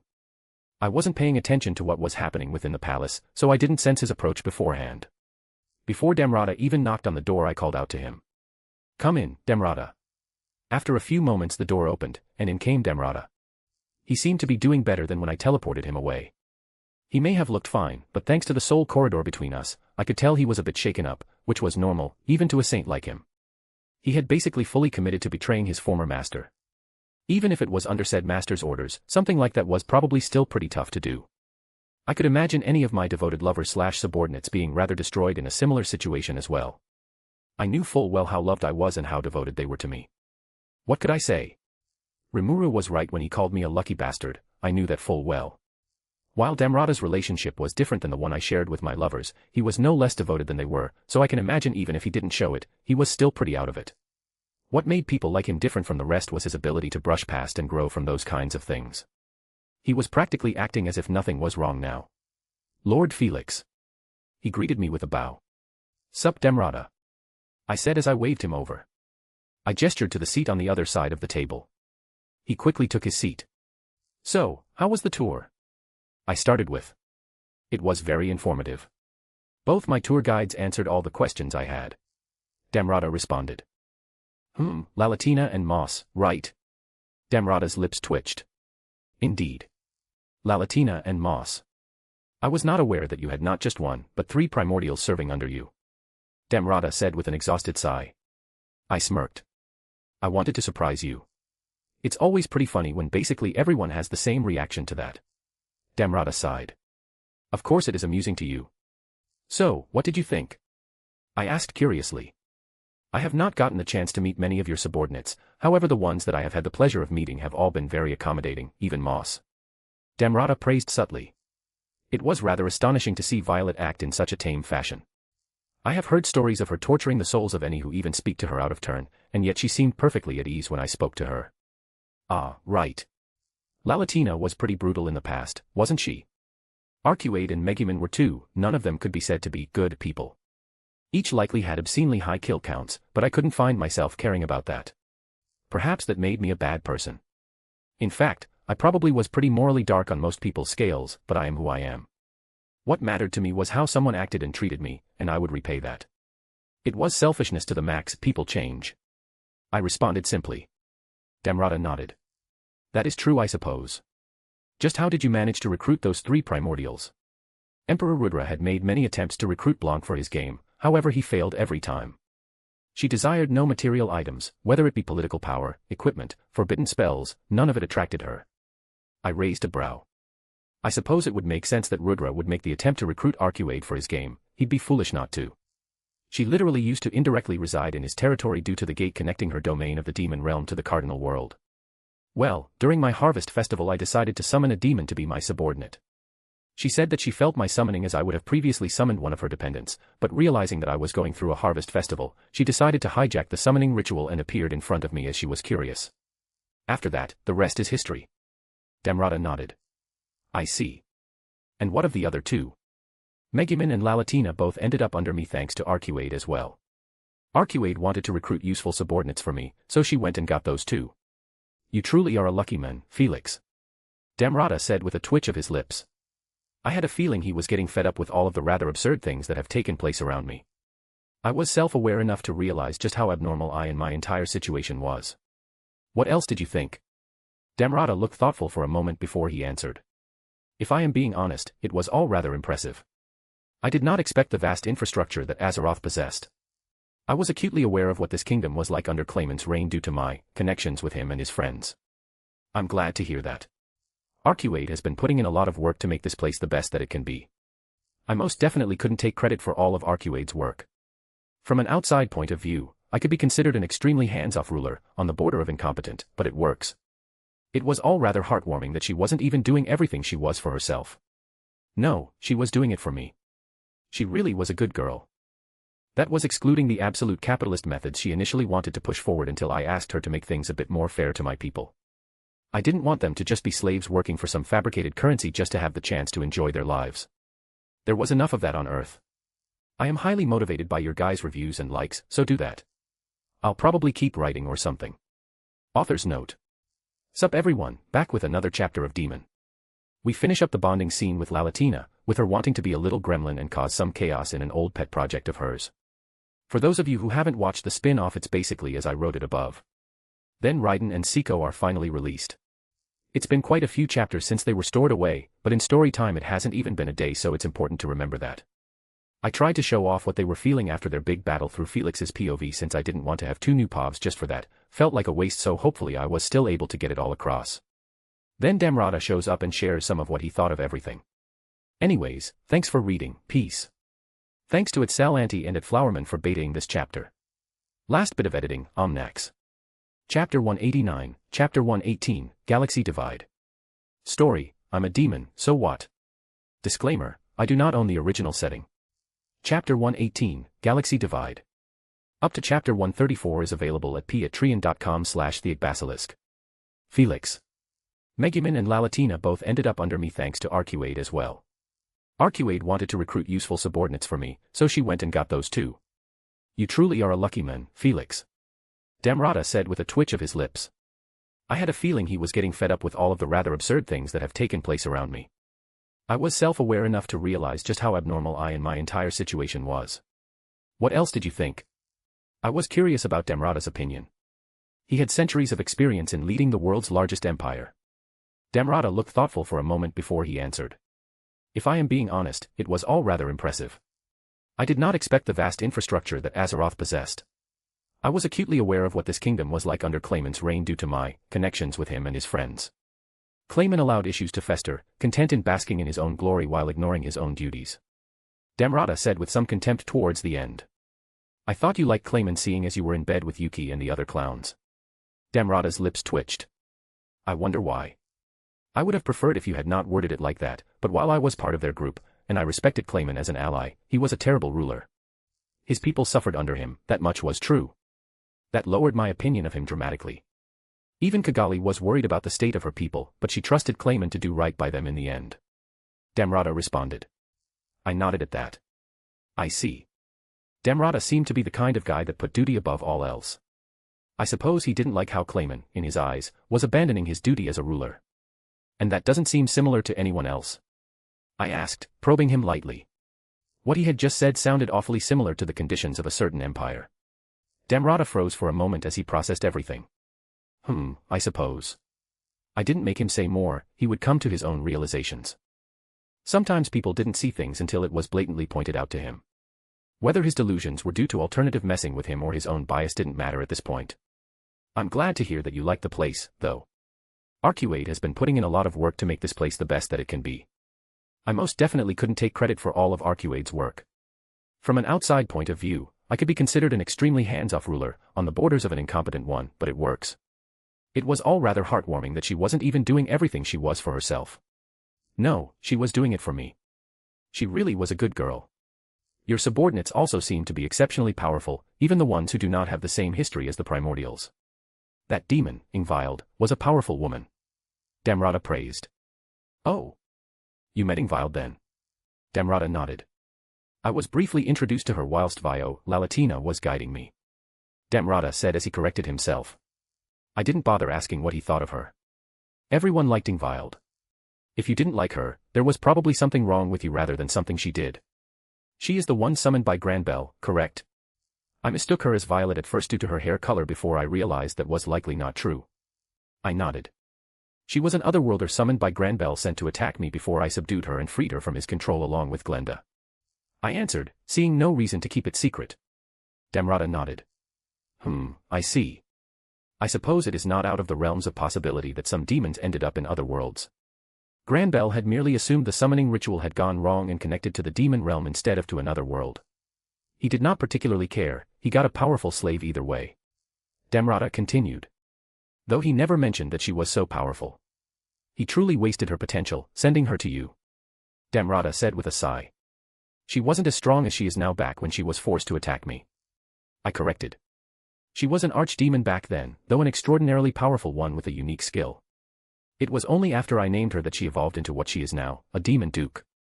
Damrata nodded. I see. For there to be archdemons in other worlds is rather intriguing, however. She comes from a race similar to demons, but not quite the same. She was transformed upon entering into this world.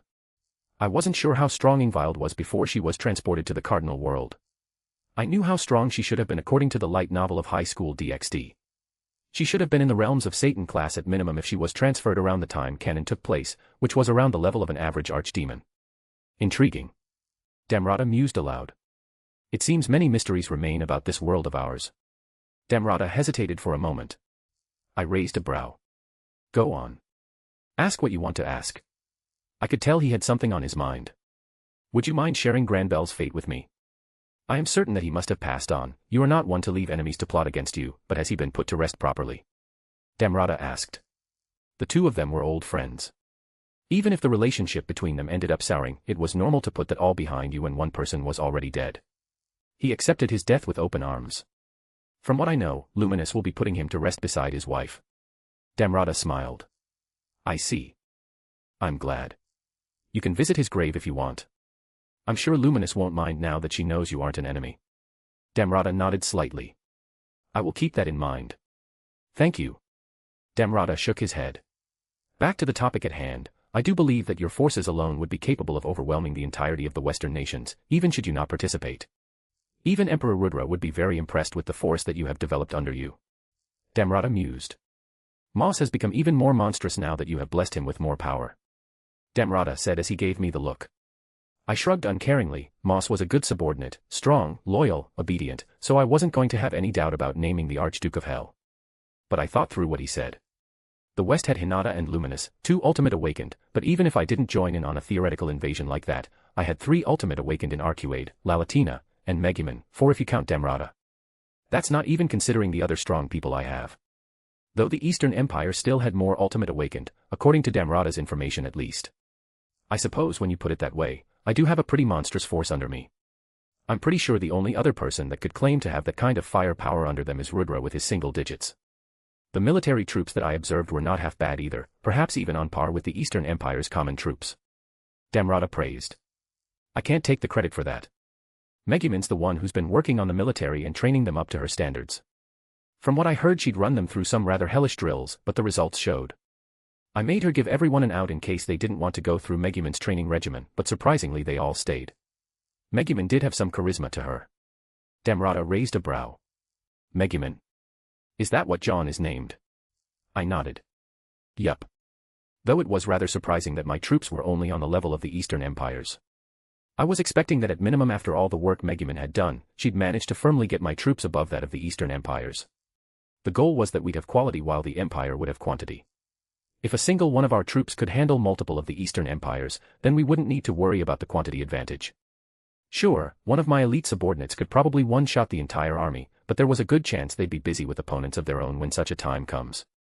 Not to mention that I wanted my troops to get some real combat experience. How would they feel that after all the training they've done, they still weren't able to contribute? Something like that would affect the overall morale, which was not something that I wanted. Even if it wasn't something that I technically needed to worry about, I wanted to at least give my people some satisfaction. The common troops of the Eastern Empire are that strong. I would have thought that with the sheer quantity in the military it would be difficult to maintain quality. Damrata nodded. You would ordinarily be correct. The Eastern Empire's military consists of millions, not including the reserves. It would be impossible to create a common standard for strength and push everyone to maintain it. However, once Magi Tech was discovered and created, that problem became null. I had heard about Magi Tech from a few sources, and I suppose if used properly it could push even the lower-ranking soldiers up to higher ranks. Perhaps I should do something similar. Create some sort of Magi Tech and outfit my subordinates with them. Some guns that shoot lightning spears sound simple to create. I would just need to inlay some runes in the barrel of the gun as well as a pre-programmed magic circle. That was a thought for later, though.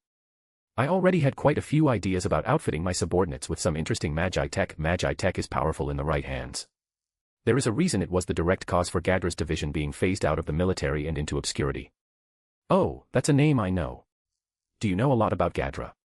The information we had on Gadra was pretty minute. He was the court mage of the Eastern Empire, he taught Sasha and Raisin, he reincarnates, and he's friends with Adelman. That's all we knew. Seeing as the guy was in my dungeon and might be a potential enemy, it would probably be wise to learn more about him. Damrata made a SOSO gesture. He was instated as the court mage centuries after I began serving Emperor Rudra. Once he joined the Eastern Empire, I had already been given my mission by the Emperor, and so my contact with the higher-up officials of the Eastern Empire were cut. I have interacted with him as Damrata of Gold, as Yuki had a relationship with him. I sometimes acted as an intermediary between the two of them. My brows shot up. I didn't know Yuki had a relationship with him. I knew that Cerberus was based out of the Eastern Empire, but I would have thought that an organization like Cerberus wouldn't want to make contact with someone like Gadra. He was the court mage of the largest empire in the world. Damrata raised a brow. I assumed you knew. Yuki has funneled a large amount of Otherworlders to the Eastern Empire using Gadra as a contact. The Otherworlders that Yuki had sent over make up a large majority of the composite division. Damrata shared. I did not know that. I said as I pursed my lips. The composite division was one of the 3 divisions of the Eastern Empire's military. It was a relatively newer division compared to the rest. I didn't know much about it compared to the other 2 divisions, the Armored Division and the Magic Beast Division. Do you have any idea why he did such a thing? If Yuki had kept all those Otherworlders on hold in the Western nations, chances are he could have been a bigger pain than he ended up being. I knew he was already dead, but I was still curious about his actions, if only from the perspective of an unconcerned outsider. Damrata nodded. I do know why. He hoped that once he had gained sufficient control over the Western nations, he could temporarily return to the Eastern Empire and stage a coup, gaining control over the Empire's vast resources, taking the first step towards taking over the world with ease. I rolled my eyes at the foolish plan Damrata told me about. He seemingly sensed my derision as he spoke up to defend Yuki. I had not informed Yuki of the dangers of such a plan due to not wanting to give my position away. In the end, I was not invested in that. I waved him off. No need to defend the guy, he was an idiot, through and through. I would never understand what drove Yuki to be so overconfident that he was 100% right. It was like the thought of him missing something, or of him being wrong, wasn't even something that he believed to be possible. Despite my own ego, and belief in myself, at least I tried to keep an open mind. Now whether I was actually successful in that endeavor was debatable. Probably. Damrata's lips twitched, but he held back his words in the end. It seems some part of him did genuinely like Yuki and believed in him.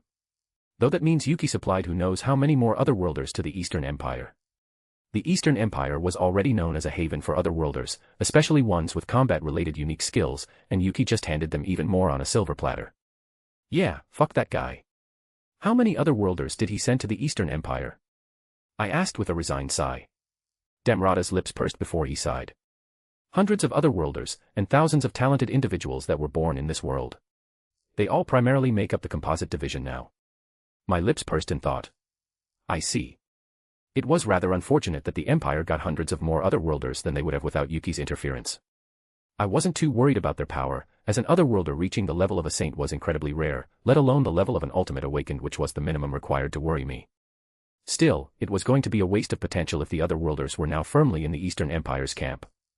I wouldn't take pleasure in decimating hundreds, maybe thousands, of people pulled from their homes and forced to play by the rules of this world, but I'd do what I had to do. Having some empathy really could be troublesome, but I wasn't willing to give that up just yet. So what else do you know about Gadra then? He was in contact with Yuki, what else? Seeing as Sasha wasn't aware of that tidbit, he likely did it secretly. Whether Rudra was aware or not, who could tell? Damrata shrugged. I do not know much, but I will tell you what I do know. Damrata began telling me about Gadra's whole revenge story. I didn't interrupt him despite already hearing the story because I wanted to see if our stories would match up, and in the end our two stories did match up. He did tell me something that I didn't know, something he mentioned before. Apparently, Gadra was the head of one of the military branches, a branch responsible for developing magic spells and such to use in military operations. His division was once the most influential of the bunch, but magic was hard to learn. It required years of training, learning, and dedication, so once Magi Tech rolled around, it was quickly replaced with the weaker, but more accessible Magi Tech.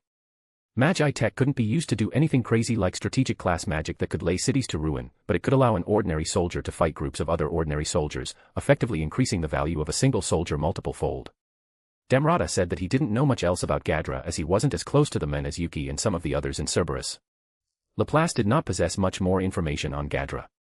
Othanus chimed in. I see. Thanks for trying. Since Laplace's soul was in my possession, going through his memories wasn't that difficult, mostly due to the vast difference between us. Of course this process was dangerous for the soul involved. There would be some damage if I wasn't careful, but I was careful so no such thing happened. Plus I always had Brahma, Lord of Creation, that could repair most damage. With someone stronger, even if I had their soul, violating their soul to go through their memories would be more difficult. The two of us spoke for a few more minutes, mostly just me making sure he would be getting settled in all right. As Damrata got up to leave, I said, head over to Arcuade. She'll get you situated and find you a role to play. I didn't have any specific role for Damrata involved when I recruited him. I just thought he was a pretty interesting guy and saw the opportunity to recruit another strong person, so I didn't think much about it. Worst case, Damrata just joins the military as a general or something if Arcuade doesn't have a role he would fit into. Damrata bowed. As you wish. He stood up straight. When my new duties are not occupying me, do I have your permission to make use of the facilities available to improve my strength? I nodded. You're my subordinate. Everything the rest have access to, you do as well. I won't discriminate against you because of where you came from. Damrata smiled. Thank you. Feel free to ask anyone for a spar as well. I won't promise that they'll agree, but they won't take it badly at the very least. Damrata raised a brow. Even a primordial like Lalatina. It seems that Lalatina's reputation precedes her. I snorted. She'll probably be eager to mess with you a bit, the same with the rest. All of my subordinates would be curious about Damrata. I'm sure he'll get some challenges himself soon enough. Damrata nodded. I understand. One more thing before you go. You learned Galaxy Impact, so I wanted to tell you about its other variant. It was only right to complete the set. Galaxy Divide was just as powerful as Galaxy Impact, it was just focused in a slightly different direction. Its other variant. You did speak about it as if you had seen it before. Damrata said. Not the exact thing of course, but I have seen something like it. I said, not elaborating on one piece. It wasn't relevant to the situation at hand. Damrata gave a slight nod, his curiosity piqued. Very well. I am open to any suggestions you have. I would be a fool to dismiss this opportunity. Good. Galaxy Impact is a super-powered punch infused with your hockey and energy. It's straightforward and is meant to cause the maximum amount of damage, both to an individual and to a wide area of effect. I said, remembering Garp using it to cause mass destruction to Pirate Island. With the power available in this world, that could scale even higher. Damrata's attack alone would have annihilated a country had the barriers I placed not been absorbing the impact. I raised my fist, letting a faint aura of red energy spark to life around it. My Demon Lord's haki barely flickered to life as I didn't want to invoke my entire presence right now. Small, red flickering tendrils of energy began to warp into existence around me. The telltale sign of Demon Lord's haki wavered and dissipated almost as quickly as they formed as my fighting spirit and Demon Lord's haki flowed to my fist. It was a mere imitation of the true galaxy impact. Damrata's eyes narrowed slightly as he watched my fist with intense focus, clearly intrigued. Yet, as I expected, he couldn't feel the pressure emanating from it. I was holding back, barely using any of my Demon Lord's haki or energy, and Damrata was a man who could withstand the full haki of true Demon Lords. Still, it looked pretty damn cool. This is what I call a baby galaxy impact, I said casually, recalling Honesty Impact. Honesty Impact was stronger than what I was doing, but they were similar in concept if I removed the haki element from my fist. Don't get too impressed, it won't matter in the midst of actual combat. Without warning, I thrust my fist forward in a controlled punch. A sharp crack echoed through the room as the gathered pressure released all at once, small shockwaves rippling outward. The air distorted for a moment, bending around the force before dispersing harmlessly. There were runes in place in my study to handle things like that. As long as I didn't go over a certain limit, nothing would be damaged. Astonishing, he said. I blinked in confusion. He had unleashed something hundreds if not thousands of times more astonishing than what I just did. Just what was he so impressed with? The control needed for such a precise attack is impressive. My eyes lit up as I understood why he was impressed. Control was just as important to those in the top tiers as raw power was, as it should be. Without control, your raw power didn't matter as much as it could. Look at Veldora, getting beaten by those far weaker than him because he lacked control. Now he could beat his former self with a fraction of his energy. You'll get there one day, I said, brushing his comment off. Now you know all of that, I said as I lowered my fist. What I'm going to show you is another way to focus the power that you gather in your fist. In some ways, this is far more difficult than performing a standard galaxy impact. After unleashing galaxy impact, there is generally no need to control it since, if you're using it, you're most definitely going for absolute destruction to the area around you, you can sort of let loose with it. I want to show you that that doesn't always have to be the case. Damrata was my minion now, so his growth was a priority for me. I raised my hand again. Once again the atmosphere in the room shifted. The temperature didn't change, nor did the air pressure, but there was an unmistakable feeling of gravity bearing down on the space. Enforcing your will onto the world was pretty cool. Haki was seriously awesome. One of the coolest skills I had by far. I put a bit more of my will into my Demon Lord's haki this time, but still nothing that this room couldn't handle. This technique is different from Galaxy Impact, I explained, slowly curling my fingers into a tight fist. Instead of an outward explosion of power, this one is about complete, refined focus. A thin, almost imperceptible ring of force surrounded my fist, crackling with restrained energy. Red lightning bolts of energy arced between my knuckles as my fighting spirit and Demon Lord's haki intertwined, concentrating into a singular point. I took a slow step forward, my body moving deliberately. Unlike the all-consuming devastation of Galaxy Impact, this was a technique meant to jab forwards in a controlled manner, to carve through obstacles with absolute precision. I watched as Damrata observed closely, then, I struck. Galaxy Divide. My fist cut through the air in a downward arc, and space seemed to split. A razor-thin line of destroyed space followed in the wake of my fist. Since space itself had been carved apart, there was a momentary fracture in reality before the will of the planet stitched itself back together. Space was rather tough and difficult to affect at all in this world, with the will of the planet always reinforcing every aspect of this world. There's a reason a proper spatial cut could hurt even true dragons. But my unique affinity for space made it rather flimsy around me, meaning even a weaker attack like the one I just did would be able to damage the space around me. A blinding fissure of red energy erupted from my knuckles as I controlled my Demon Lord's haki and fighting spirit, not letting them rampage as they wished to, but focused it into a single beam of concentrated power. A beam fueled and filled by my Demon Lord's haki and fighting spirit. While Galaxy Impact released its energy all at once, allowing the energy to destroy everything in its path as it wished to, Galaxy Divide was about controlling that energy and using it on a single target, making the individual attack far more powerful since the energy wouldn't be as spread out. A soundless pressure wave expanded outward, not an explosion though. The reinforced walls trembled, and the protective runes strained against the force of my restrained power. The ground beneath us didn't crack, but the attack I just released would have carved a hole through mountains with ease. The beam was absorbed by the wall that I sent it at, the runes doing their jobs by filtering the absorbed energy out into the atmosphere. Damrata exhaled slowly, his normally composed expression betraying a flicker of astonishment. A horizontal cleaving force, a more concentrated version of galaxy impact as you said. His voice was steady, but I could tell he was impressed. I lowered my fist, letting the residual energy dissipate as the weight in the room faded. Don't be too impressed now, I said, waving him off. It'll be far harder to control the more energy you pack into your punch. That right, there was nothing a strong enlightened couldn't survive if they are experienced enough, so it wasn't that difficult to control. As much as I enjoyed being hyped up, I wanted him to understand the full picture of galaxy divide. The more energy you had, the harder it was to control. It was simple logic. The same applied to other attacks as well. The more energy there was in an attack, the harder it would be to direct and control. Damrata nodded thoughtfully. Fair enough. I walked over to my desk and sat back down on my seat. All right, you're free to go now. That's all I wanted to show you. Arcuade should be in her office, go see her later. She can tell you more about what your duties will consist of, I said as I gave him directions to said office. You also need some rest. I'm sure you have some things you want to think through. I'll have a maid guide you to a room. Damrata nodded, but the thoughtful look on his face didn't fade. I'm sure it wouldn't take him too long to get a full-powered galaxy divide down. Maybe a month or two. A month or two may have seemed like a lot, but when compared to his lifespan, that was nothing. Galaxy divide was far more difficult to use than galaxy impact, and even galaxy impact still required tremendous control. Without that state of enlightenment that Damrata reached, he'd be having trouble using a galaxy impact alone.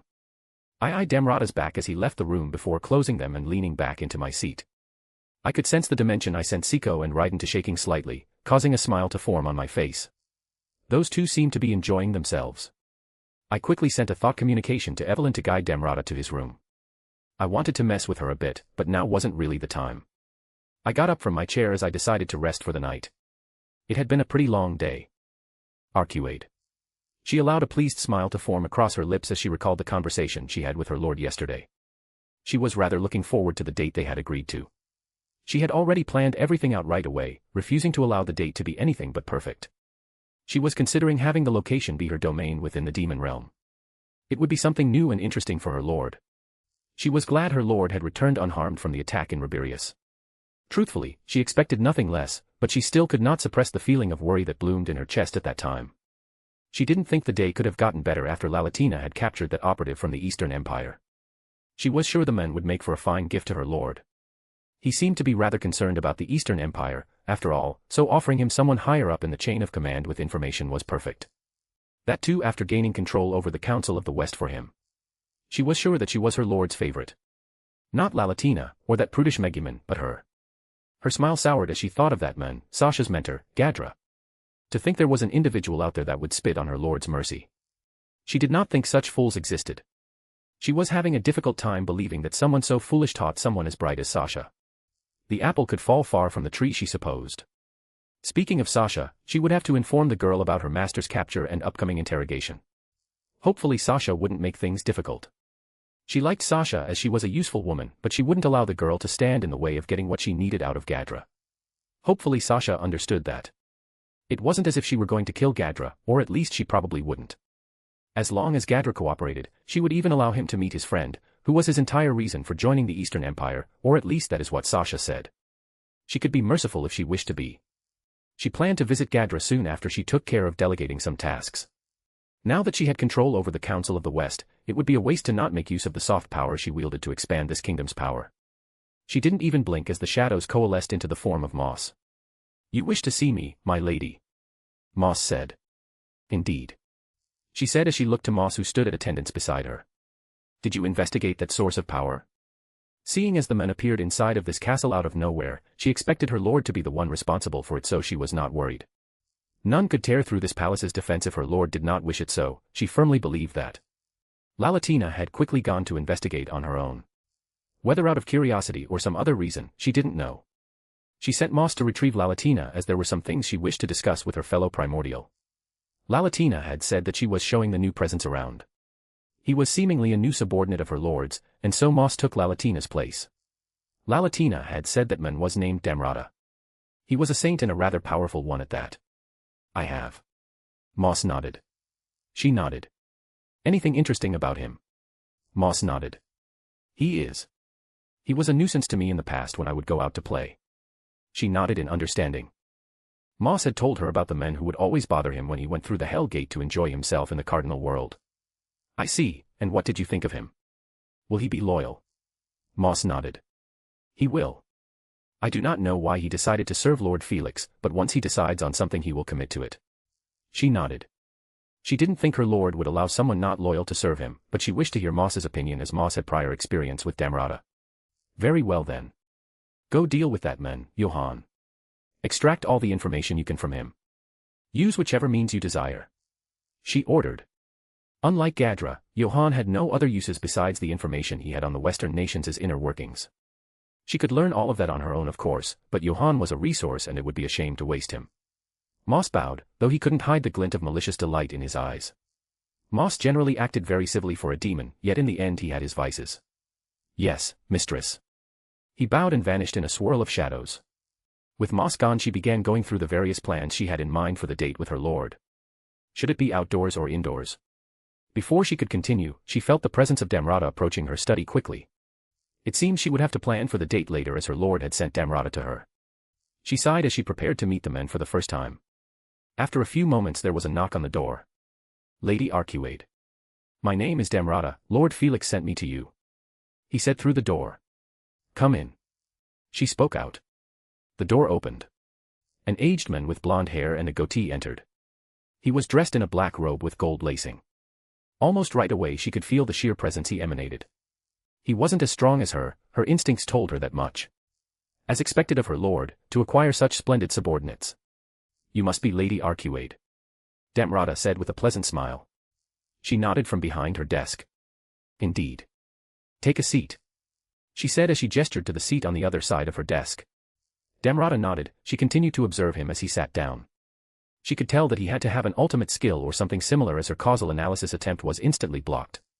Only a being at the ultimate level could do such a thing. She knew the man as Damrata of Gold. Only recently did she find out his true nature as an Eastern Empire operative. You are as beautiful as the legends have said, Lady Arcuade. Damrata began. Her lips curled upwards. Era, what a flatterer. I can see why my lord took a liking to you.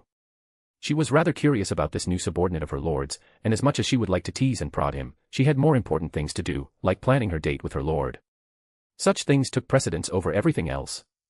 Arcuade's smile lingered for a moment before she leaned forward, resting her chin on the back of her hand as she regarded Damrata with a measured gaze. Now, flattery will get you nowhere, saint. But I appreciate the effort. Damrata chuckled, his demeanor unshaken. I would expect nothing less from a woman of your caliber. Still, I am honored to be in your presence. She liked this Damrata. He knew how to play the game just as she did. Arcuade's amusement dimmed slightly. I assume our lord has sent you for a reason. You may dispense with the pleasantries and get to the point. Damrata's smile strained ever so slightly but he nodded. Indeed. Lord Felix mentioned to ask you about what sort of role you wished for me to play serving under Lord Felix. He said he would leave it up to your discretion. Do with me what you wish.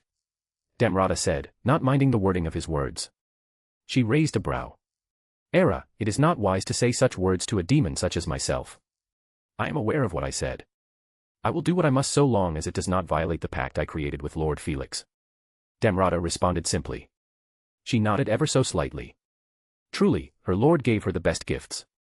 Her own personal saint. Arcuade tapped her fingers lightly against her desk. Interesting. You were once an agent of the Eastern Empire, yet now you swear loyalty to my lord. Some would question such a rapid change of allegiance. She knew her lord would make no mistake, but she wished to hear his response. Damrata's smile never wavered. Perhaps, but I have seen the shifts of power change many times over the centuries. The Eastern Empire has drifted further apart from the ideals it was formed upon, and for my former master, I must correct its course before things irreversibly change. She knew that Damrata was hiding something, but overall what he said was truthful. He was standing against his old master, Emperor Rudra most likely, because his old master wished for him to. How odd. I do not place my faith in nations. I place it in individuals. Damrata said with a resolute smile. I see. I accept you under my care then, but know this, betrayal is not something I take lightly. If you so much as think of deceiving us, you will find that there are fates worse than death. Her ultimate skill gave her control over life and death. Should she wish, it was a simple matter to force Damrata into a rather unfortunate situation for him. Damrata gave a small, respectful bow. I would expect nothing less from a woman such as you. She nodded in satisfaction. You once played as a merchant, correct? She asked. Damrata nodded. I was responsible for acquiring much of the funding of Cerberus. I also served as the Prime Minister of the Nazca Kingdom as well as many other administrative roles. He responded. She nodded as she quickly thought of a few roles Damrata could fill. If you were not aware, I am now in control of the Council of the West. Perhaps you could fill in there. She originally planned for Moss to be her intermediary between herself and the Council, but Damrata would be better due to his prior experience in similar roles. Damrata blinked in confusion. The Council of the West. Under your control. I was not aware of that. You wish for me to serve on the Council in some fashion then? She allowed a small smirk to grace her visage. Indeed. Very well then. Damrata nodded. Since Lord Felix has granted me a place under his banner, and as such, I wish to prove my worth. Since you now control the Council of the West, should you require an intermediary, an enforcer, or even a strategist, I would be more than willing to lend my expertise. Excellent. I am glad that we found somewhere you fit in. I may also call upon you to assist me in more administrative tasks. Damrata nodded. I will serve you as you wish.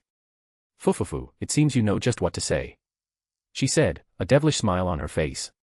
She had a feeling she and Damrata would get along just fine. I am highly motivated by your guys' reviews and likes, so do that. I'll probably keep writing or something. Author's note. Sup everyone, back with another chapter of Daemon. In this chapter we get some more info on the Eastern Empire. Damrata learns Galaxy Divide because I gotta complete the set, and he gets the role he's going to primarily be playing. Not much else to say here, anyways, thanks for reading, peace. Thanks to @Salanti and @Flowerman for betaing this chapter. Last bit of editing, Omnax. Chapter 190, Chapter 119, Interview with Arcuade. Story, I'm a demon, so what? Disclaimer, I do not own the original setting. Chapter 119, Interview with Arcuade. Bit of an early release since I'll be out of town Friday and would rather be early than late. As always, up to Chapter 135 is available at patreon.co/theagbasilisk. Arcuade. Excellent. I am glad that we found somewhere you fit in. I may also call upon you to assist me in more administrative tasks. She informed Damrata. It was nice that she now had someone else that she could rely on to assist her in managing this country. Normally Moss was the one she gave the smaller tasks to. It wasn't that she could not run this entire nation herself, it merely would give her less time for her other activities. Despite her strength, there were still a set amount of hours within a day. Even she could not change that. Damrata nodded. I will serve you as you wish. He said simply. Fufufu, it seems you know just what to say. She said, a devilish smile on her face. She had a feeling she and Damrata would get along just fine.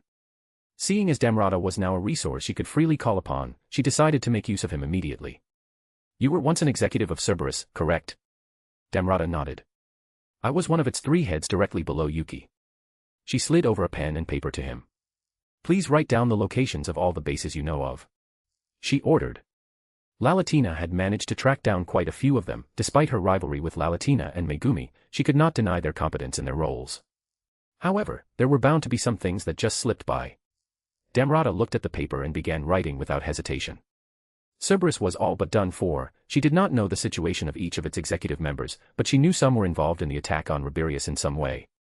She was certain her lord had dealt with them properly at this point. He was not the type to let enemies linger, but she would confirm it with him at a later date, when she will meet him to speak about the events that had taken place. The thought communication they shared was not enough. With Cerberus gone, it would be a waste for their resources to be wasted, and so she wished to claim all the resources for herself to make use of for her lord's interests. The bases that Lalatina ordered her subordinates to raid had resources that they had acquired.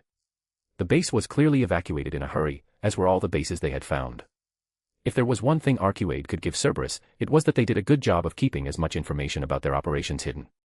Even with 2 of their leaders gone, they still managed. After a few moments Damrata slid the paper back to her.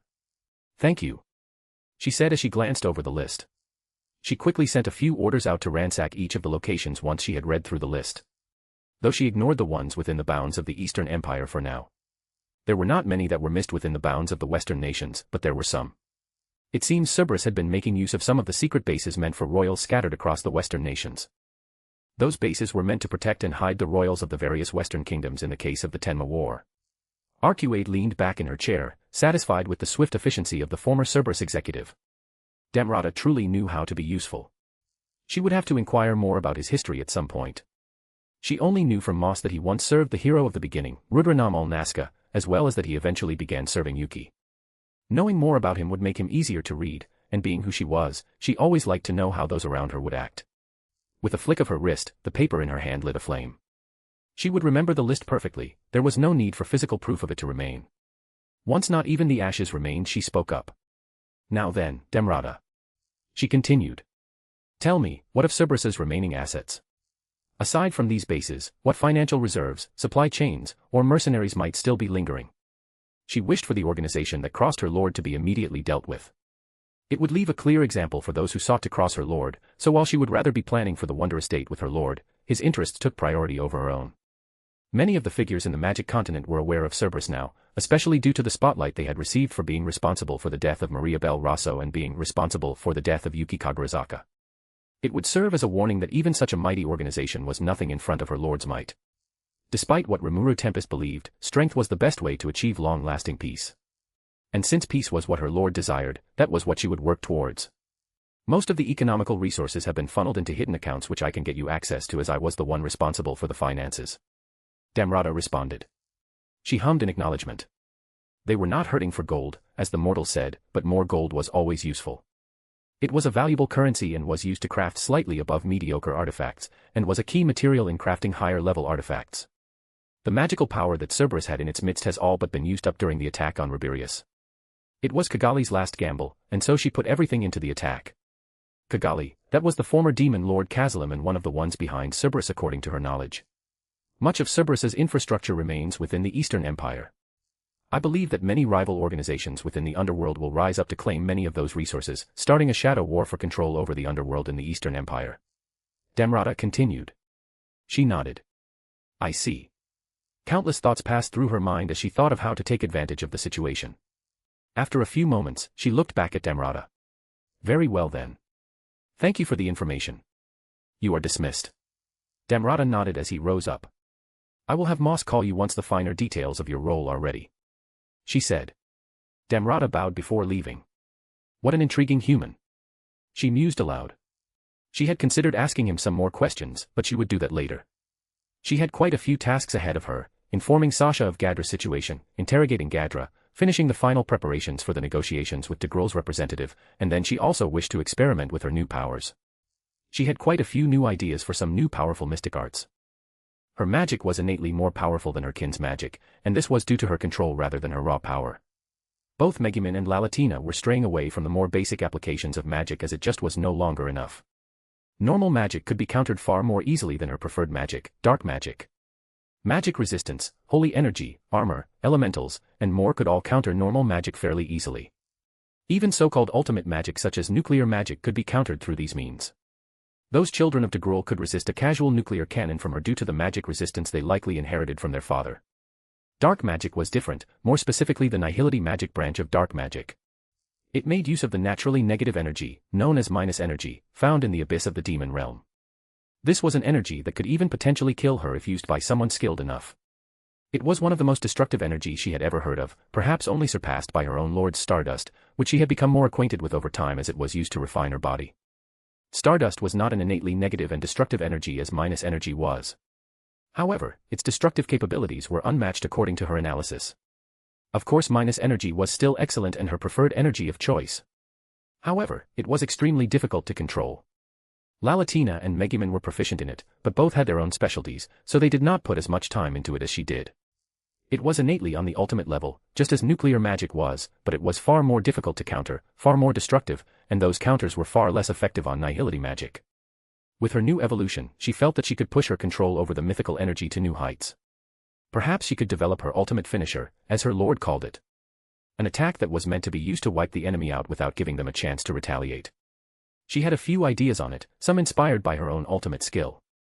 First, however, she will report to her lord on what she decided to do with Damrata, perhaps he will even agree to meet in person so she could be debriefed on what had gone on in Riberius in detail. Hinata Sakaguchi. Luminous and her sat across from each other in one of the various rooms littered around her palace. Felix had left yesterday, and as she had told him, the first thing she did was check in on her temple knights. Luminous tagged along, but she kept herself hidden as the common holy knights were not aware of just who was behind Riberius. Most were rather worn out. Temple Knights as a standard were the cream of the crop of humanity, with Holy Knights surpassing even that. At minimum, Temple Knights were at the B+ rank, meaning that they were able to fend for themselves mostly during the attack. However, their reserves and stamina was limited, so they were rather worn out and shaken now. Almost none had considered the possibility of Lune, the capital city of the world's largest religion, being capable of being attacked in such a direct manner, and this attack was even almost successful from a certain perspective. If Felix had not teleported all the civilians away, then the death toll would have been very high. If he did not somehow repair each and every destroyed building, cracked road, destroyed artifact, etc., then the situation would have been dire. Rebuilding a city was not cheap, let alone one as architecturally advanced and magically advanced as Lune. Luminous could afford it, of course, but it would still take time and would be an unneeded expense. Most of them were still coming to terms with the fact that their home, which they believed was supreme, was not absolute. Some took it with grace, deciding to increase their training, while others worried about their lives. She knew with time those who had lost the will to fight and could not regain it would be filtered out over time, and it was better that way. There was a non-zero chance that some of the Temple Knights may have to fight against the Eastern Empire's forces should the Empire push too far into the Western nations. In those kinds of battles, those without faith were lambs to a slaughter. She also knew this event would likely only increase the faith directed at Luminous. Many now saw just what was possible in this world of theirs. Entire cities could be razed in moments if measures were not taken.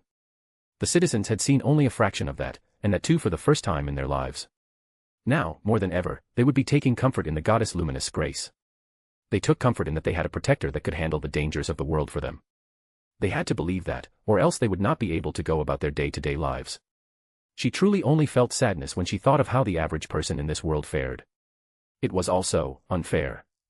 She didn't like it, but as one of the few to benefit from this unfairness, she wanted to do everything she could to make life just a little easier for those who were not as lucky as her. She shook her head. She was getting distracted. Now was not the time to be melodramatic. The Holy Knights had fared much better than the Temple Knights. As the elite unit of Temple Knights, they were ranked at minimum A rank. They had much more combat experience and worldly experience than the Temple Knights and were more politically aware of the situation occurring in the West. The Holy Knights were the ones deployed with the higher level threats, such as Hazard class and Calamity class beasts. Some were even speaking about Felix and how he saved them from having to deal with a powerful Hydra in a single attack. That alone seemed to have humbled them quite a bit, as they realized they were not as high in the hierarchy as they believed. Felix casually one-shot a Hydra many of them were not sure they could defeat, even with Arnaud on their side. Most took it in stride and were merely grateful for the help, seemingly understanding their goddess's reason for allying with demon lords. They were beginning to come around to the side of, if they are helping us, then their status should not matter. She hadn't seen such a change to Luminism occurring ever. Now everything was different. Everything was better, if you asked her. She also went to check in on the remaining members of the 9 great saints. The first thing she did was praise them for their efforts. She had overheard many of the civilians praising them to the high heavens, how they had their lives saved by one of them, of how friendly they were, and more. Not from the attack of course, since the civilians were all but evacuated, but in general they had all been doing well. She was proud that they were acting like the protector she knew they could be. Each of them were well on their way to becoming champions in their own right. One did not need a hero's egg or even an elemental to be worshipped as a champion. If the masses recognized you as a hero, as an individual who fought for the people, then the world itself would recognize you as a champion. This oftentimes gave the champion a boost in power as well as the extra skill, heroes hockey. None of the 9 great saints except for her had reached that state, but she was looking forward to when they would. Hockey was a wondrous power and it was one she had failed to make use of properly until now. It would be remiss of her to fail to make use of her new holy hockey as well at this point. She had quite some work ahead of her, working on her holy hockey, spirit run manipulation, as well as beginning to create some more powerful arts, but that was good, she felt like she needed the business.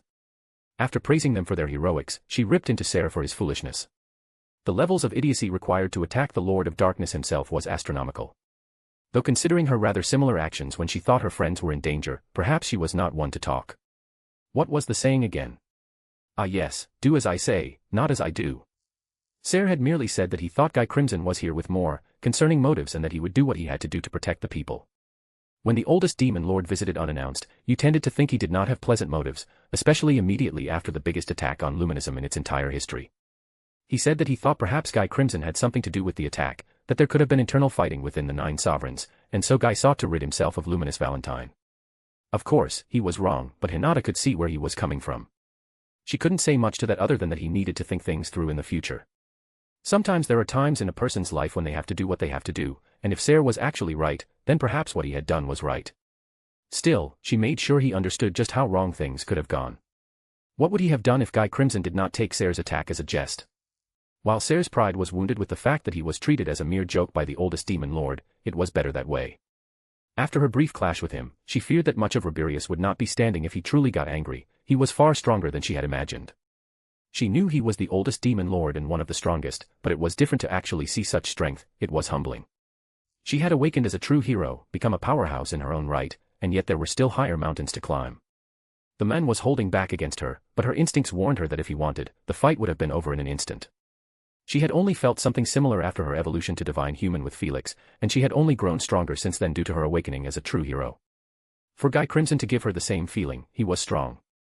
She was stronger than ever, and yet there were still those vastly stronger than her, but she had been expecting as much.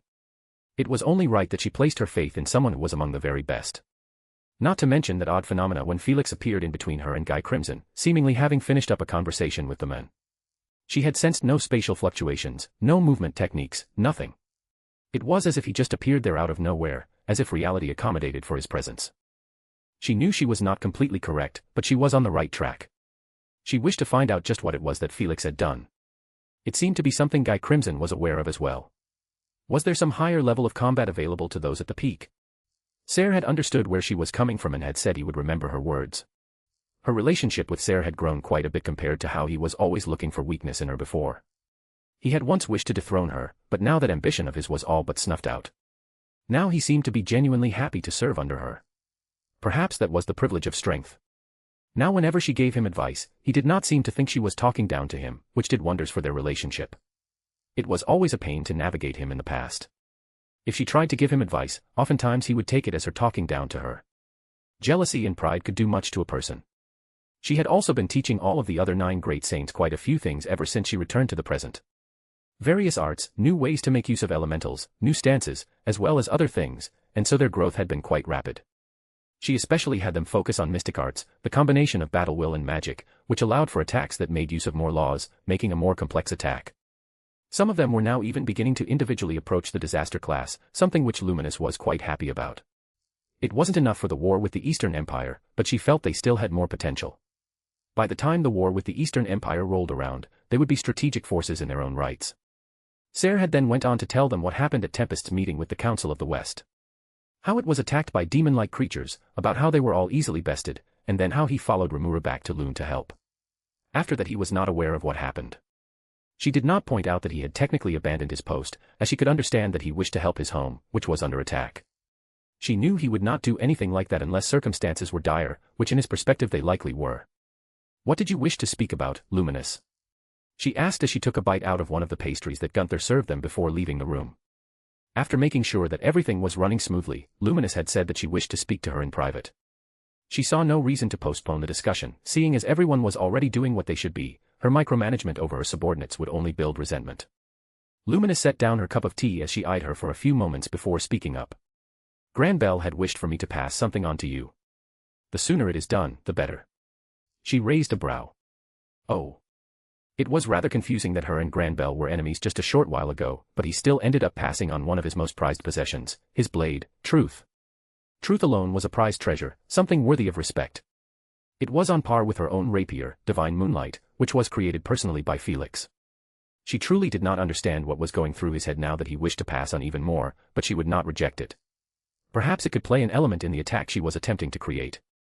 Something that involved all of her powers, or almost all of them, and was capable of taking out her enemies in one strike. His ultimate skill, Serial, Lord of Hope. He wished for it to return to the hands of a hero. "You were the first choice that came to mind and what Granbell would have wished for," Luminous stated. She blinked in confusion. His ultimate skill. Did they just grow on trees now? Before she had been dreaming of acquiring her own ultimate skill, yet ever since gaining Fortuna, it was like she was getting more left and right. With Serial, she would have 3 of them. Luminous nodded. It has to do with the cycle of reincarnation, meaning it can be used to manipulate souls and life force.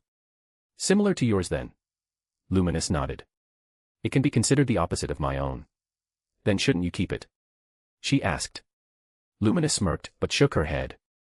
Even at this moment, Serial is attempting to reign itself free from my control. I am far from compatible with it. It is as I said, my opposite. The only reason I was able to extract it from Granbell was due to him ripping it from his soul and passing it on to me. Asmodeus counters Serial, allowing me to suppress it temporarily, but I fear that eventually it will break free from my control. She nodded in understanding. Skill compatibility was very important. Normally you would not develop a skill without being compatible with it. Not everyone had a Monas to bridge that issue. Things were changing, methods to grant others skills were being discovered. I understand. I am open to receiving Serial, Lord of Hope then.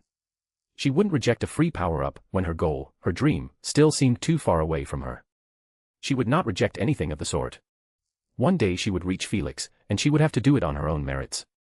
It still heartened her that despite growing to match and perhaps even surpass Luminous, her friend still didn't let that get in the way of their friendship.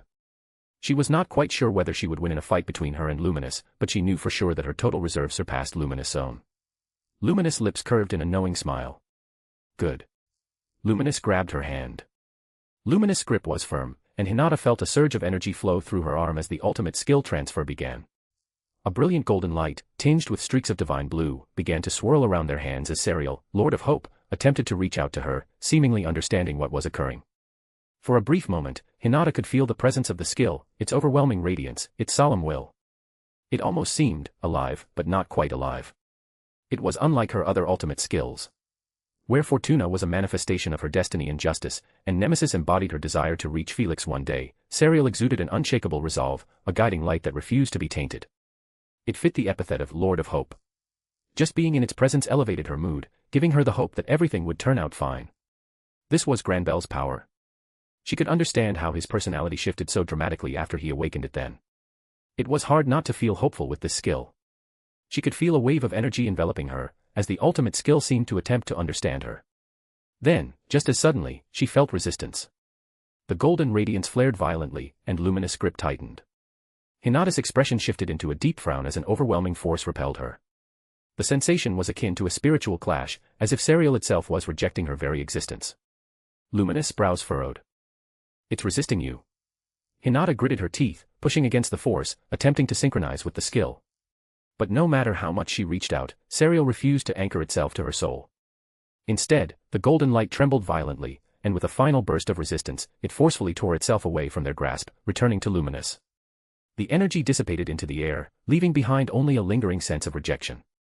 Hinata clenched her fist, staring at where the light had vanished. It rejected me. The words came out as a statement rather than a question. She knew it was a possibility, but it was still not enjoyable to feel the rejection. After feeling its power for a few brief moments, she felt that her and Serial would have done well together, but clearly it did not believe so.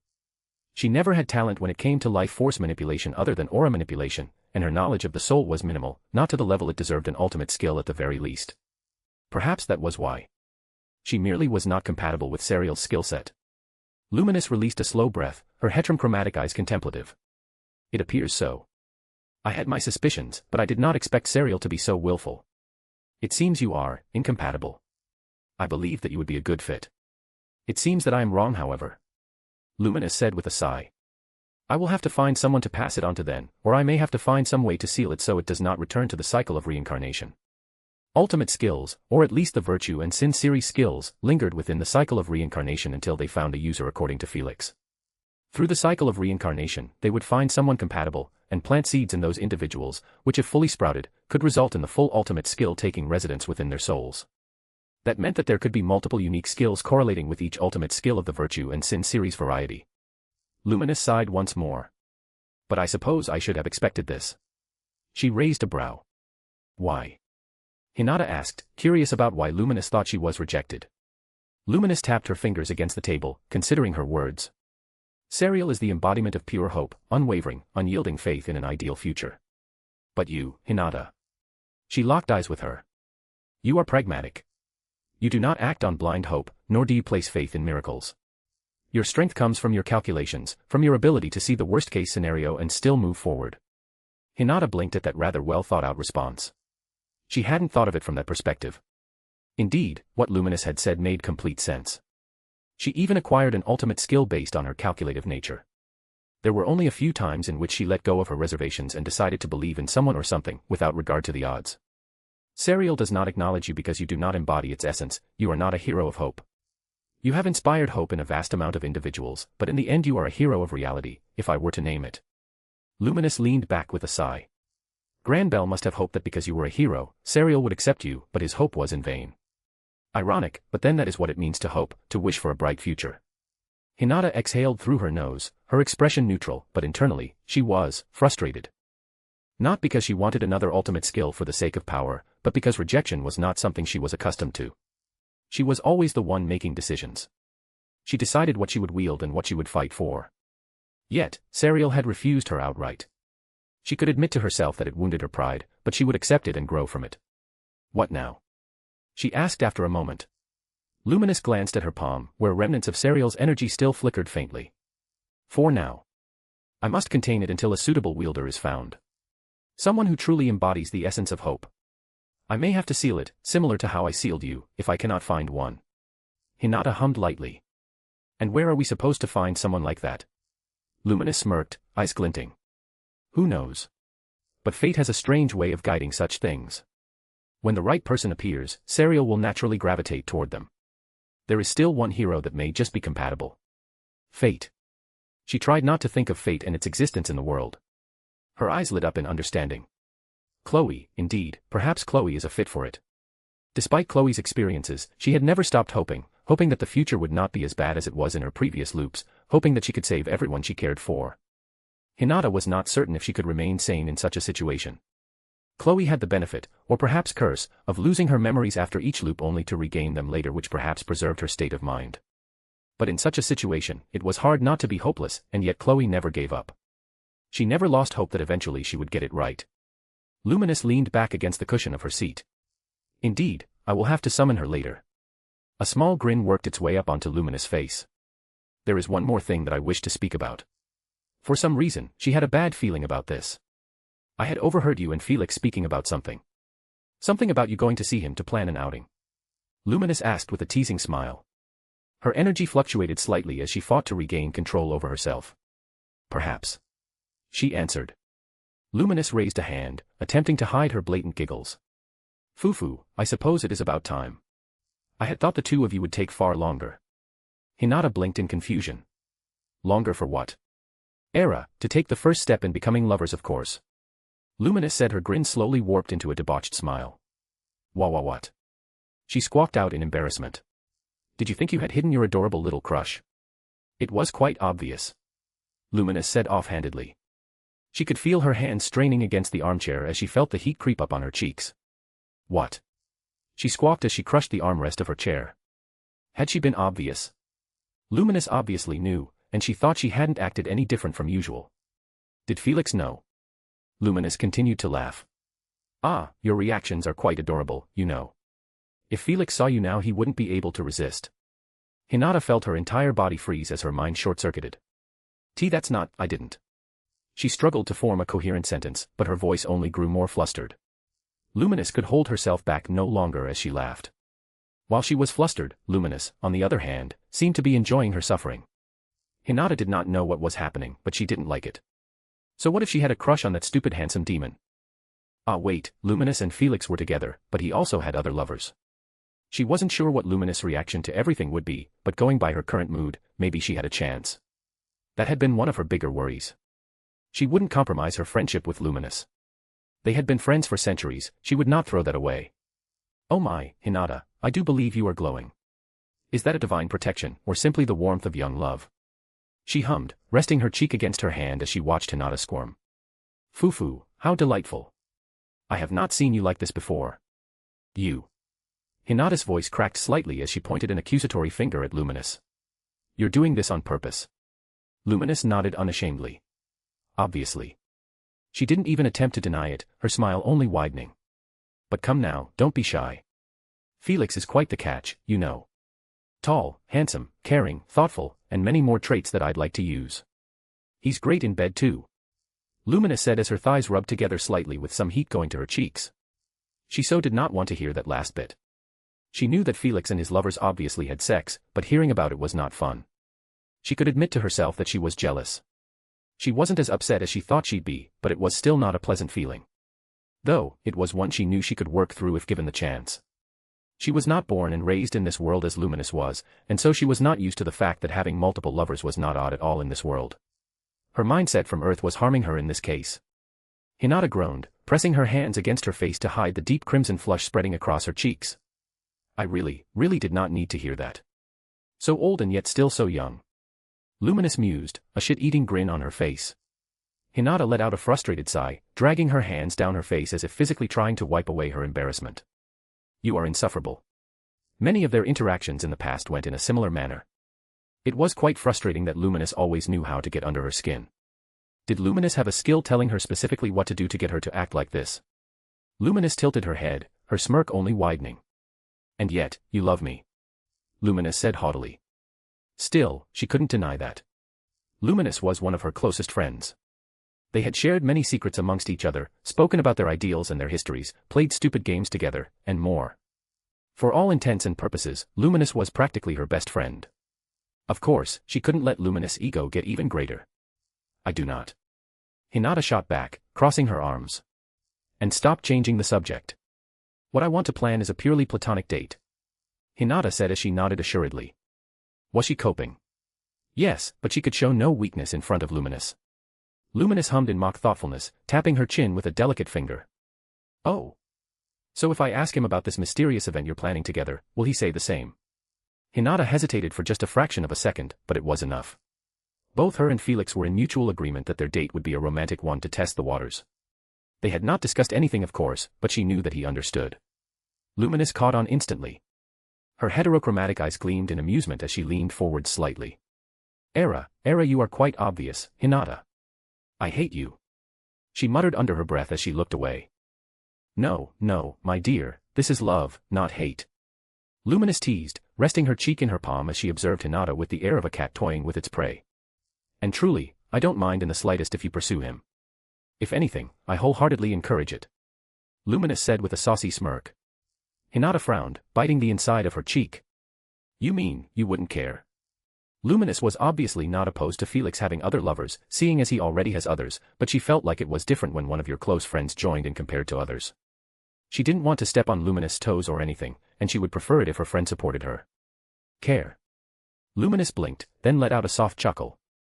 Hinata, you truly are still bound by your old world notions, aren't you? She waved a hand dismissively. Polygamy and polyamory are rather commonplace among the powerful in this world. Most of the demon lords merely do not care for such things, but various enlightened, saints, and strong magen have had such relationships. Felix has many lovers. I am one of them, yes. I merely wish for him and you to be happy. I believe that you are both capable of adding more happiness to each other's lives. That is all. Luminous said. Now will you take the step forward, or allow your fear of what-ifs to rule you? Hinata felt something tighten in her chest. It was a strange, unfamiliar feeling, a mixture of relief and something else she wasn't quite ready to name. All she did know was that she was grateful towards Luminous for being there for her. I know what I must do. Hinata said with determination. She had been putting it off for too long. As Luminous had said, her own calculative nature was hurting her. She was a divine human and a true hero, yet she was insecure enough to wonder if Felix would reject her, despite knowing he most assuredly would not. But feelings did not follow logic. I am highly motivated by your guys' reviews and likes, so do that. I'll probably keep writing or something. Author's note. Sup everyone, back with another chapter of Daemon. In this one Damrata and Arcuade have their meeting, with some more in-depth looking into how Arcuade is seeing things and her changes. We get her view on Damrata and Damrata gets his role.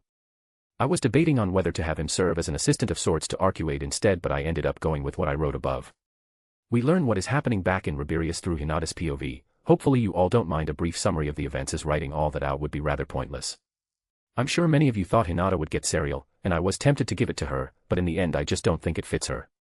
It doesn't fit her personality, her skill set, etc. She will still get her power-ups, but Serial won't be a part of it. Then we get some Luminous teasing and a pep talk from the lewd vampire. Thanks for reading, peace. Thanks to @Salanti and @Flowerman for betaing this chapter. Last bit of editing, Omnax. Chapter 191, Chapter 120, Teasing Hinata. Story, I'm a demon, so what? Disclaimer, I do not own the original setting. Chapter 120, Teasing Hinata. As always, up to Chapter 136 is available at p@treon.com/theagbasilisk. The next world jump has also begun there. Luminous Valentine. I know what I must do. She heard Hinata say, causing her to bite the inside of her cheeks to hold back her grin. Yes, things were going just as planned. Despite attempting to cheer Hinata up and motivate her to pursue what her heart wanted, she would be lying if she said that she did not have ulterior motives. She was a demon lord, after all. It wasn't as if she was tricking Hinata either. So what if she would satisfy some of her long-lasting dreams if all went according to plan? Chloe may have been out of reach, but not Hinata. And at this point, while she did view Chloe as an exceedingly attractive woman, she could bear to allow her feelings for her old friend to dissipate. In fact, they mostly had already. She knew that Chloe would never look at her that way. She was far too determined to go after that slime, and she respected her friend's wishes and wished her all the best. Still, this day could not have gone any better. Granbell was finally no longer a thorn in her side. His burial was already underway. He had been laid to rest next to his long-departed wife, Maria Rosso. She would go to pay her respects at some point, out of respect for their former friendship. He was also responsible for Hinata's evolution into a true hero, so for that he had somewhat redeemed himself in her eyes. She did not have to worry about the after-effects of Razel's disappearance as the Majin was the one holding Guy's demons back. Ordinarily, that would mean trouble for the Western nations as no one would be holding back the demons of Guy Crimson when they decided to cross the vast ocean to play. Considering that, she had gone out of her way to come to an agreement with Guy during their talks. Guy agreed to keep his demons under a tight leash from now on due to their agreement to help in his game with the first true hero. Previously, Guy allowed his demons to do as they wished due to his desire for them to grow stronger. Competition always fostered strength. He never named them as he did not wish for them to grow stronger that way. He wished for them to truly claw their way up. Now, however, he would put a stop to that. It galled her to think that all of her actions until now had merely been part of a grand game, a game between the first true hero and first demon lord. But just because someone else thought they had control over her, that didn't mean they truly did. Controlling her pride was one of the first things she learned to do. Despite its vastness, she was capable of that much. Back when Twilight had been sane, he had drilled into her that she must control her pride, and he made sure she did.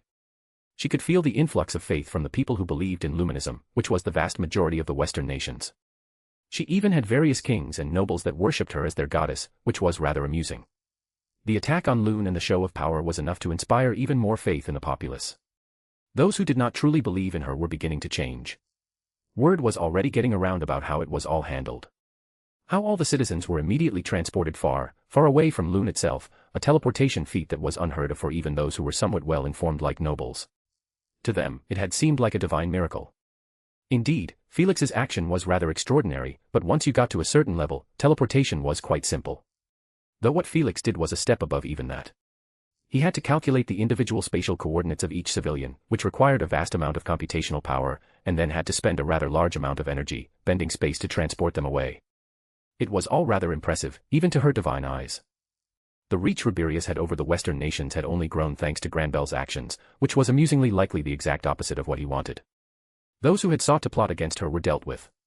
Kigali had learned just how foolish she had been, however it was too late for her. She had been informed that Felix had taken Laplace away.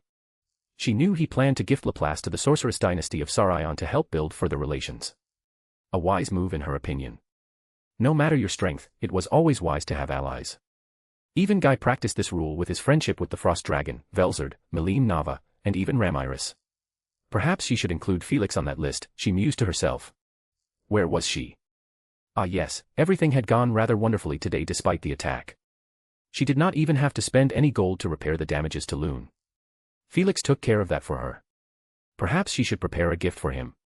Yes, she shall. A fitting reward for the one who had thoroughly ruined her. Her thighs rubbed together slightly as she fought off the deep-seated heat within her. The familiar ache that had only grown stronger ever since their first night together. At first, she had dismissed it as lingering excitement, a natural byproduct of passion, but it became impossible to ignore as time passed. Something had changed. It wasn't just lust, nor was it simple longing. This was something different. She knew full well what lust felt like, her ultimate skill was based on it after all. No, this was more dangerous. A craving that ran deeper than mere desire, a need that refused to be ignored. She knew that Felix had used some skill on her whilst they were making love. At the time, she hadn't given it much thought, too lost in the overwhelming waves of pleasure he brought her. He flooded her with his love energy, completely ruining her. In hindsight, she could feel it, how something had embedded itself within her, twisting her reactions, amplifying every sensation, forging a connection that defied logic. And she had let it happen. In the heat of passion, she had embraced it fully, welcoming the loss of control as he took her beyond the brink of sanity. He had truly pushed her beyond the brink, but just as he did to her, she did to him. Asmodeus could be used in some rather creative ways. If she were not Luminous Valentine, it might have been too much for her. But she was Luminous Valentine, and she had loved every second of it. A shiver ran through her spine at the memory of that night. The way he had handled her, the unrelenting hunger in his touch, the way he had pushed her to the very limits of pleasure. She had never been dominated in such a way before. Even if she was open to it, no one would have ever dared to try. But Felix? He did not care, he did what he wished and forced her to surrender completely, for the night at least. And worse yet, she wanted it again. She bit her lower lip, suppressing a groan as heat pooled deep within her. She had always been able to control herself before. Sure, she had fixated on him, but it had been manageable. Even then, her fixation was not even that deep, she was far more focused on how she could get to Hinata through him, but now that had all changed. Then Lalatina had given her that damn image. Perhaps she could not completely control herself, but what could a woman do when her very spiritual body acted against her mind? And now? Now it was even worse. The mere thought of Felix's hands on her skin, his voice whispering against her ear, was enough to make her tremble. She of course knew that something was different ever since their first night together. It had been an experience that she could not compare to anything else. In that moment, it was as if a connection that transcended the physical realm was established between them. There was an overwhelming euphoria that lingered in her very essence. And it wasn't natural. Whatever skill Felix had used on her was extraordinary. It had branded her. Not literally, of course, but it had changed her nonetheless. The pleasure she experienced with him was unnatural, addicting. Not that she would ever admit it aloud, but deep down, she found it incredibly exhilarating. Not to mention, his skill even managed to improve her own power by a fraction. It was not much, but it would add up over time. His essence exchange, as he called it, was truly quite useful. A shiver ran through her spine at the mere memory of their last encounter. That man had utterly ruined her. And she loved it. Even better was that he did not let it go to his head. Outside of their chambers he treated her normally, his respect for her had not diminished. She would be lying if she said she did not worry if her true nature would cause Felix to have some doubts, but she quickly realized how foolish that was, especially when the man adored a woman like Lalatina, who was debatably even further gone than Luminous herself was. She felt like she could open up to Felix and act how she wished to act without fear of judgment when it came to her deepest desires. She knew just how abnormal she was after all. Perhaps she had a hidden masochist streak, but what of it? She was Luminous Valentine, a demon lord, a ruler, an untouchable goddess to many. If she found a partner to satisfy those desires of her, then she would take pleasure in such a thing. She would not allow such doubts to take hold within her. Her thighs rubbed together once more as she let out a slow, controlled exhale. Yes. She would gift him something. Something worthy of a man who had changed her so completely. Luminous Valentine did not take lightly to debts, after all. And this was a debt she wanted to repay in full. With interest. Solely out of the goodness of her heart, of course. And so, she exhaled slowly, fighting back the heat, knowing full well that it was a losing battle. Hinata seemingly noticed her oddities as she gave her a half-lidded gaze. Luminous coughed lightly as she folded her hands in front of her, schooling her features into the calm, composed mask she had mastered over centuries. Still, she couldn't help but feel a thrill of satisfaction deep in her core. Good. She nodded. A resolute look formed on Hinata's face. I shall ask to plan it out now then. She said with determination.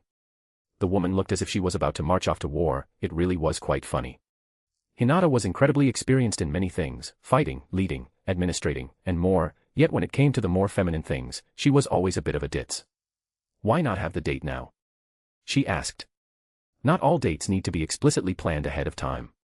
The date she and Felix last went on was something she came up with on the spot, and it turned out quite excellent. They learned more about each other and enjoyed each other's company. Was enjoyment not what going on a date was for? Hinata shook her head. It would not be proper at this moment, not when our people are recovering from an attack. For me to go enjoy myself now. Of course. Luminous scoffed. You have done enough for everyone, Hinata. Go enjoy yourself. Humanity can wait. Despite growing older and wiser, that part of Hinata would remain the same. That savior complex within her had dimmed down over time, but it was still there. Hinata looked hesitant for a few moments before finally nodding. I will see if Felix is open to it. Luminous would bet that Hinata did not know the first step when planning something like this. Perhaps she would be generous and give Hinata some ideas. Luminous' lips curled into a knowing smirk as she leaned back in her seat, watching Hinata with barely restrained amusement. I never thought I'd see the day when the Hinata Sakaguchi would be taking my advice on romance. If this were the you from before, you would have skewered me alive. She laughed. Hinata shot her a glare, her face still slightly flushed. I never said. Ugh, whatever. She exhaled sharply, running a hand through her hair before fixing Luminous with a serious look. I will go through with it, she repeated, as if she was telling herself that more than she was telling her that. It was rather amusing. Hinata was a woman who had faced off demon lords, powerful Magian, a primordial demon, a true dragon, and even Guy Crimson without fear or worry, and yet here she was worrying about asking her crush out on a date. I had already asked Felix out on a date previously. However, we mutually postponed it until after the situation in Riberius was resolved. Hinata said seriously. Luminous raised a brow. She hadn't known that. Perhaps Hinata had not needed her help after all, if she worked up the courage to ask Felix out on her own previously. Luminous leaned forwards.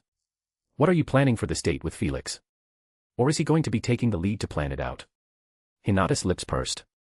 I don't know. I can give you some ideas then.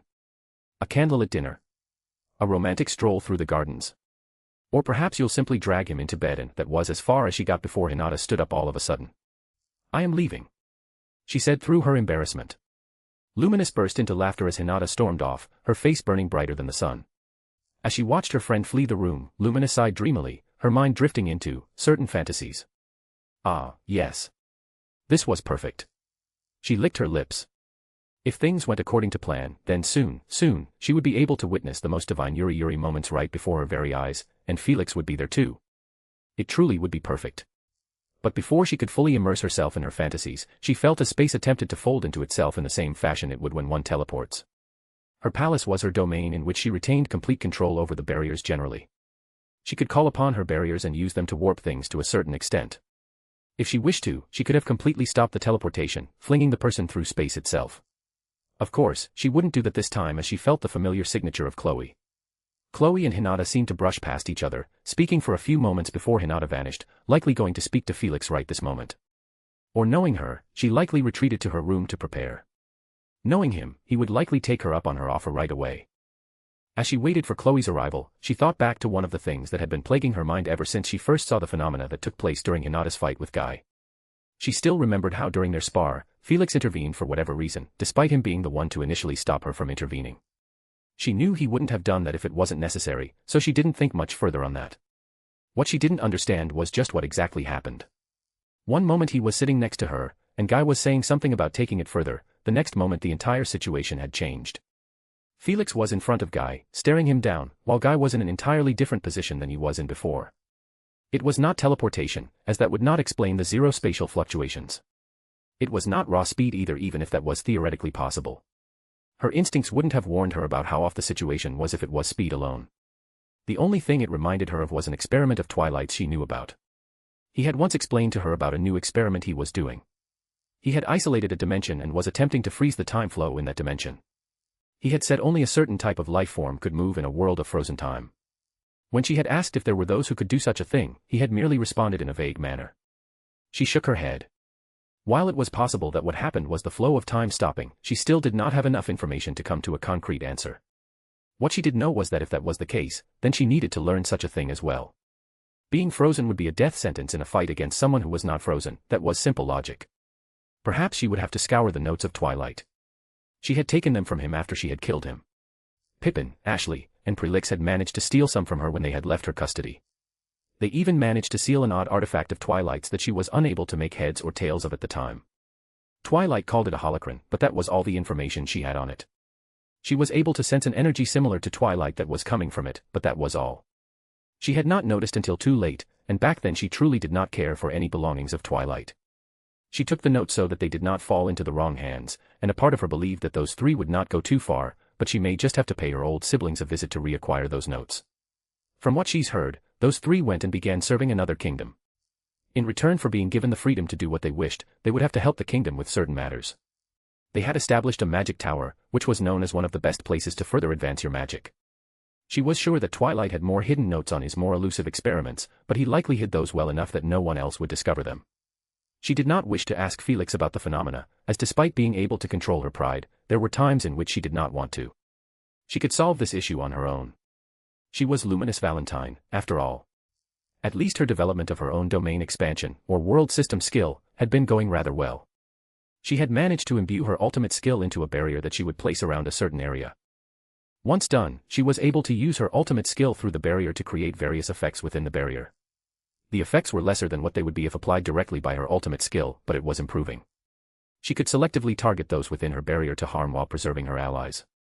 It even mimicked the sure-hit effect of domain expansions by activating instantly and having almost zero travel time. Though it could be defended against by a sufficient enough defense. Asmodeus, by nature, was a support skill, not an offensive skill like the more elemental-based skills. Though Asmodeus could still be used for offense, so long as she wielded it with finesse. She had yet to develop a full skill for her bastardized domain expansion, meaning it was still incomplete. However, she was well on her way to such a skill. The idea she had for it would be enough to instantly defeat the majority of her foes, even if they were on her own level. Soon enough, the door opened, and in came Chloe. Era, it is a surprise to see you here, Chloe. She greeted her old friend. Chloe smiled upon seeing her. Sup, Luminous. What's wrong with Hinata? She seemed a bit off when I was seeing her off. Chloe said as she walked in. She was currently in her mature form. She seemingly only took on her child form when attempting to cozy up to Rimuru. It was rather amusing. The two newest true heroes were both attempting to get in the pants of two demon lords. What had the world come to? Luminous raised her teacup to hide the smirk on her face from Chloe, though going by the look on Chloe's face, she was unsuccessful in that endeavor. Did you do something? Chloe asked with curiosity. Fufufu, I merely convinced Hinata into taking the first step towards her happiness. Chloe's eyes brightened. Ah, you got her to ask Felix and I out.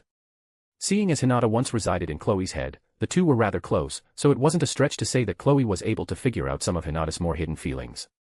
She had already done that apparently. Their date was merely postponed, so I convinced Hinata that now was the right time. She said proudly. Chloe pouted. That's great. She totally likes Felix and I, even if she always said otherwise. As someone who shared the same body as her for a time, I just know it.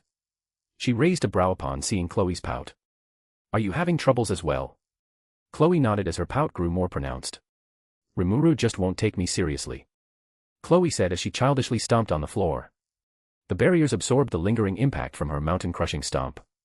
She gestured for Chloe to continue. She was curious about her friend's troubles, after all. Chloe took the seat that Hinata had previously sat on across from her. I had asked him out on a date, but he merely pat my head and accepted. Luminous nodded, she could see what Chloe was having trouble with. I understand. Chloe nodded. I knew you would. He still treats me as that same 10-year-old girl. Rimuru always struck me as the type to hold certain boundaries no matter what. You will have a tough time breaking through his boundaries unless you do something drastic. Chloe sighed. I know, but what if it backfires? Luminous shrugged. I do not believe I can tell you what will work best in this situation, as I do not know Rimuru as well as I do Felix. I can merely advise you to do what you think is best. I know. Chloe responded. That's not why I came here anyway. Oh, why did you come here then? Chloe grinned. To hang out with my friends, of course. Well, friend, since Hinata is busy. I see. Very well then. Let us commence this hanging out. She responded seriously. She would have to see if Serial was compatible with Chloe after they finished hanging out. Chloe clapped. Great. Felix. As I made my way to where Ingvild was, I continued observing the fight between Siko and Raiden. The two were in a special training dimension I created with Small World, basically isolating it from the spacetime of the Cardinal World, which allowed me to accelerate the time within the dimension without interfering with the spacetime of the Cardinal Universe. Not that I could even do that in the first place. The world would resist against something like that very aggressively. Damrata had already met with Arcuade. She had informed me through a thought communication that she felt Damrata would serve as a good fit for being her representative to the Council of the West. Basically, he would go there in her place to manage them properly, rout out any spies or conspiracies in the making, etc. Some might think it was odd to give so much power to a new subordinate, one who had just previously been on the opposing side, but Micah told me that Damrata wouldn't betray me. Arcuade seemingly thought the same, or she wouldn't have entrusted such an important role to him. After that, she had requested a short meeting, which I obliged. She wanted to hear about what went on in Riberius in detail rather than the brief summary I gave her. She seemingly wanted to see if she could use any of the information I gave her. She had commented that the power of Luminism had likely expanded greatly since the existence of their goddess was confirmed in their minds. They had received proof that she was there and she was watching out for them, or at least that's what Arcuade thought. She said that my feat of teleporting every single civilian out of Lune into somewhere safe was likely considered to be an act of their goddess. I didn't mind Luminous taking the credit, it was better for me if she got more powerful. The more faith she got, the more faith she could draw upon when it really mattered. After that, she had reluctantly left, saying that she wished to plan for our date as well as go through the meeting plan she had arranged for the dignitary that would be arriving from the holy void of Demargania. I had some free time on my hands, so I decided to visit Ingvild to see how she was handling things. She and I were rather different people, but I tried to make sure she didn't see the worst of what went on in this world. Ingvild and I spoke often. She was at every one of the daily dinner meals too, but we didn't interact one-on-one much. The times we did, it was usually when she asked if I wanted to play some music with her, in which case I would be the background pianist while Ingvild would be the lead singer. After speaking with Ingvild, I wanted to see Kurumi and her art that she told me about. I was rather curious about what kind of things she could have made. Despite the mess in Rabirius being handled, I did have quite a lot to do still. Like sending Laplace, or rather Sarion, over to Elmesia once I was done restoring him, arrange that meeting with Elmesia's mother to get her on board with everything, and maybe even copy her ultimate skill. With me giving Sarion back to them, that should be more than enough for the sorceress dynasty of Sarion to firmly become the allies of myself and Rimuru. Then there was Gadra to deal with, though if I wanted I'm sure Arcuade could handle him on her own. I just wanted to be there in person as I took in information better that way. There was that spar with Chloe that I agreed to, though I could postpone that until later. And perhaps most importantly, there was the date with Hinata that I was looking forward to. She said she would come visit me to plan everything out when she was free, so the ball was in her court on that front. I was making the preparations for the world jump as well, so I'll be doing that as soon as possible. Athanas had the coordinates for the world, but she insisted on checking things over again to make sure nothing would go wrong in the transfer of worlds. She was a bit concerned over the entities that could possibly exist out in the wider multiverse, and maybe even be found in the world I want to visit next. I didn't blame her for her caution, she was just looking out for me. I wanted a break from the Cardinal World and its messes. Perhaps I should have gone to another world already, but a part of me felt like that would just be stalling for the inevitable. I'd rather get the ugly stuff out of the way before enjoying myself in another world. Now all that's left is the Eastern Empire, and that was some time away if my understanding was correct. It was the perfect time to have some fun. I planned to bring, or at least offer, a few people the chance to come with me to the next world I was going to, but that was only after I got to take a look on the other side and confirm the overall threat level. I planned to take Rimuru, Melim, Veldora, and Ramiris. I wouldn't be taking everyone that I could, as that was a surefire way to overwhelm the world. I distinctly recall that the Earth itself in solo leveling was rather fragile, so the rulers had to release mana through gates into the world to reinforce it. The longer I stayed here, the quicker time passed in the world of solo leveling, as the time of that world is a bit more accelerated than the Cardinal World. So while I can return to the moment I left in this world due to having the exact space-time coordinates, the same cannot be said for the world of solo leveling. So once Athanas is done verifying the coordinates, I'm leaving. I can take care of the things I have to do in this world when I get back. I planned to sync the times between the two worlds up, so time would pass in a 1-to-1 ratio, but that was fine. Something like that was probably impossible for me to do with my own power, but Planeswalker was a skill granted to me by the voice of the world itself. It had certain capabilities that were unlocked with time and mastery that allowed me to do certain things that I normally couldn't do in regards to different universes, or rather different planes. Syncing the time streams up temporarily was one of them, but that was with a system coded into the voice of the world helping me. Perhaps I could even invite Luminous or Hinata. I doubt they would stay for too long as each of them had duties they wouldn't want to leave for long. I shook my head. I could think more on that later. Now, I was approaching where Ingvild was. She was in the music room that I had set up for her. There were various instruments, amplifiers, sheet music, and more inside.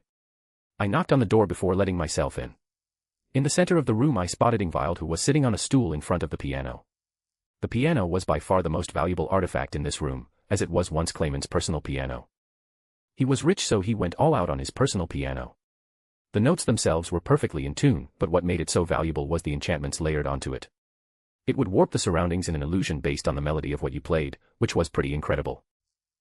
I mean Felix. Ingvild said, correcting herself to call me by my first name. I smiled. Hello, Ingvild. I eyed the sheet music on the piano. It was the sheet music to unravel. As a demon duke, Ingvild really had no need for sheet music, but she said she preferred having it since it was a habit for her. She jumped up from her stool and appeared in front of me.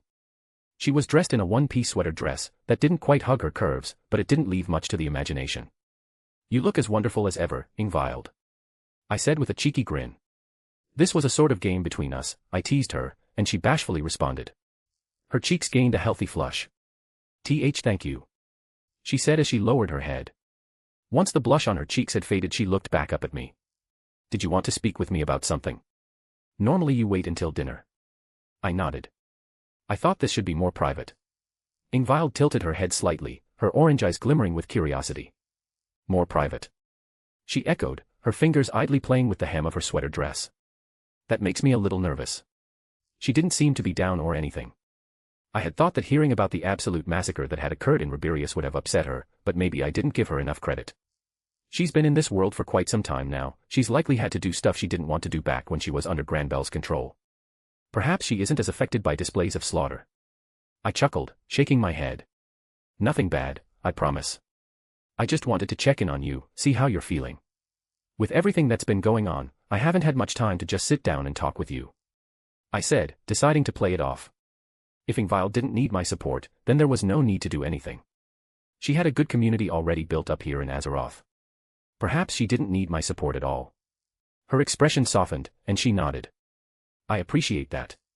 She gestured towards the piano. I've been spending most of my free time here, playing and composing. It helps me think. I glanced at the sheet music again. Unravel, huh? That's a good one. I nodded. A wistful smile crossed her lips. A little. It's a beautiful song, but I think it also captures a certain loneliness. Longing. I can't quite put it into words. Ingvild nervously grabbed the hem of her dress. Would you like for me to play for you? I'd be honored. I said as I took a seat in one of the lounge chairs in the room, resting my elbows on the armrests. Ingvild allowed a cheerful grin to take her face as she sat down, stretching her fingers before placing them on the keys. The first few notes of Unravel filled the room, and immediately, the illusion enchantment took effect. The walls shimmered, the air around us warping as colors swirled and danced like liquid light. It was almost like stepping into a dream. Clayman had taste at least. Ingvild's voice was as incredible as ever. I just closed my eyes and enjoyed the feel of the illusion over me and Ingvild singing. For a few minutes, there was nothing but the music. When the last note faded, the illusion gently dispersed, leaving only the two of us in the quiet room. Ingvild spun around on her stool to face me as I stood up and clapped. That was great, Ingvild. Thank you. She said as she ducked her head. I had a small request to make. I raised a brow. She wasn't one to really ask for anything, so I didn't hesitate to answer. What did you need? Would you allow me to host a concert in this city? She asked. A concert? That sounds great. It could be a way for Arcuade to generate some more money, bringing some more attention to Azeroth, not that it was needed, and Ingvild would get to enjoy herself. I don't think mass musical events like this have even happened in this world, besides the occasional one in Tempest, so that was another step to modernizing this world, something that Rimuru had been trying to do ever since ascending to power. You think so? She asked excitedly. I nodded. Your voice will surely charm everyone. Maybe someday you'll be the biggest star in the world. I said with a grin. A nervous smile formed on Ingvild's face. I won't let you down.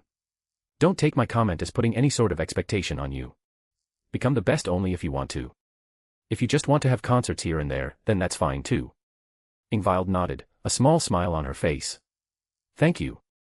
I'll have you informed of the details of the concert later. I didn't want to bother Arcuade with this, seeing as she was already rather busy. I know that if I asked, she'd take care of it in a heartbeat, but why make her more busy when it honestly wasn't needed? I could deal with setting up a concert. I'd need to have some vendors agree to supply food and drink, make sure to claim the entertainment center in the city for Ingvild for a day, and make some announcements. Those were the basics. There was a lot more smaller stuff to do, but a lot of it I could delegate. I stood up from the seat I took. I'm sure you want to begin preparing your scores, I'll leave you to it. Ingvild nodded. Goodbye, Felix. And thank you. You're welcome. I said as I left the room. With that done, I made my way to Kurumi's area. I knocked on the door to the room I sensed her in. Despite having fought to help defend Rabirius, she didn't seem worn out at all. The door quickly opened, with Kurumi greeting me with a foxy smile. Master. Kurumi stepped aside, motioning for me to enter with a playful flick of her wrist. I walked in, taking in the sight of her space. It was far more personalized than the last time I'd visited, though to be fair I didn't make it a habit to visit everyone's personal quarters. Everyone deserved their privacy. I didn't even expand my senses to these areas. I trusted them enough to not get into trouble. There were paintings lined the walls. Some were of magic beasts, others were of landscapes, but there was one thing in common with all of them, each was coming alive. They were similar to the paintings that I inherited from Clayman back when I first became a demon lord. Those paintings were made by a renowned artist known to have such skill that his paintings were almost alive. He would paint them in the presence of the magic beast in question as well, leaving some of the beast's lingering aura within the ink itself. Kurumi hadn't done that, but she was getting there. I see you've been busy. I said, stopping in front of a piece that depicted a lush, moonlit garden. The leaves in the painting rustled ever so slightly, the glow of the painted moon shifting as though real. You really are something else, Kurumi. She giggled, closing the door behind me. Flattery will get you everywhere, master. Then, with a teasing smile, she waved her fingers toward another painting, this one of a grand cityscape. Slowly, tiny figures within it began to move, going about their lives in a silent, painted world. I watched, fascinated. This is incredible. Are you using magic to animate them? Kurumi twirled a strand of her dark hair around her finger as she worked to wipe the smile off her face. Not exactly, master. It's less about forcing movement and more about capturing a moment so vividly that it refuses to stay still. She turned her golden gaze to me. Art has a life of its own, wouldn't you agree? I chuckled. I don't have much of an eye for art, so all I can tell you is that I think this all looks amazing. Some of these I preferred over the ones I got from Clayman. She beamed, pleased. Then, her expression softened, and she gestured for me to sit. So, what brings you here, master? Surely you didn't come just to admire my work. I did wish to see your artwork, I've wanted to ever since we visited Sarion. I didn't know you had a hobby like this, so I was curious. Era, if you show me such attention, I may get the wrong idea, master. I rolled my eyes at the teasing minx. She was a nine-tailed fox, it was in her nature to be seductive and teasing, so I was used to it from Kurumi. God knows she's knowingly said such easily misunderstood phrases before. Though surprisingly, when we went to Sarion, there was nothing like that from her. She was just enjoying the moment. And through Lover, I could sense that she meant her comment. She was most definitely open to, and even eager, for a deeper relationship with me. If things developed that way I wouldn't say no, but that was for another time. Preferably when she and I had more one-on-one moments to see if we were truly compatible. I leaned back in the chair she offered, exhaling slightly. I also wanted to check in on you, to see how you're doing after your fights. Kurumi tilted her head, her ever-present smirk shifting into something more thoughtful. I did enjoy myself quite a bit. While I did not face any foes that could test me as Siko and Raiden did, I was able to iron out the kinks in a few arts that I created. It was a pleasant experience. Kurumi said with a pure smile, as if she hadn't slaughtered hundreds of magic beasts with simple swipes of her tails. Maybe everyone here was a little crazy. That's good then. If you need anything, you can always ask me. Despite not making much use of gravity manipulation, it did fall under my law domination, meaning I had nigh absolute control over it to a certain point, and Kurumi had been specializing in gravity manipulation. Kurumi's smile turned a little sharper. Even if what I want is you, master. I rolled my eyes, smirking. Nice try. She laughed, the tension in the air fading. You can't blame a girl for trying. Shaking my head, I glanced back at her paintings, watching the tiny figures move like echoes of life captured in time. You really do have a gift, Kurumi. A small but cute smile formed on her face as her fox ears twitched. Thank you. She was always weak to compliments. I am highly motivated by your guys' reviews and likes, so do that. I'll probably keep writing or something. Author's note. Hello everyone, back with another chapter of Daemon. In this one Luminous finally convinces Hinata to take the first step towards what we've all been waiting for, all while she daydreams about Yuri moments. She truly is peak. Then a quick summary of the talks with Arcuade. I felt it would be repetitive to show the conversation since it would just be a recap of information that was shared like a chapter ago. Then some talks with Ingvild since she's been left out a bit, and then finally Kurumi. Thanks for reading, peace. Thanks to Sal Auntie and Flowerman for betaing this chapter. Last bit of editing, Omnax.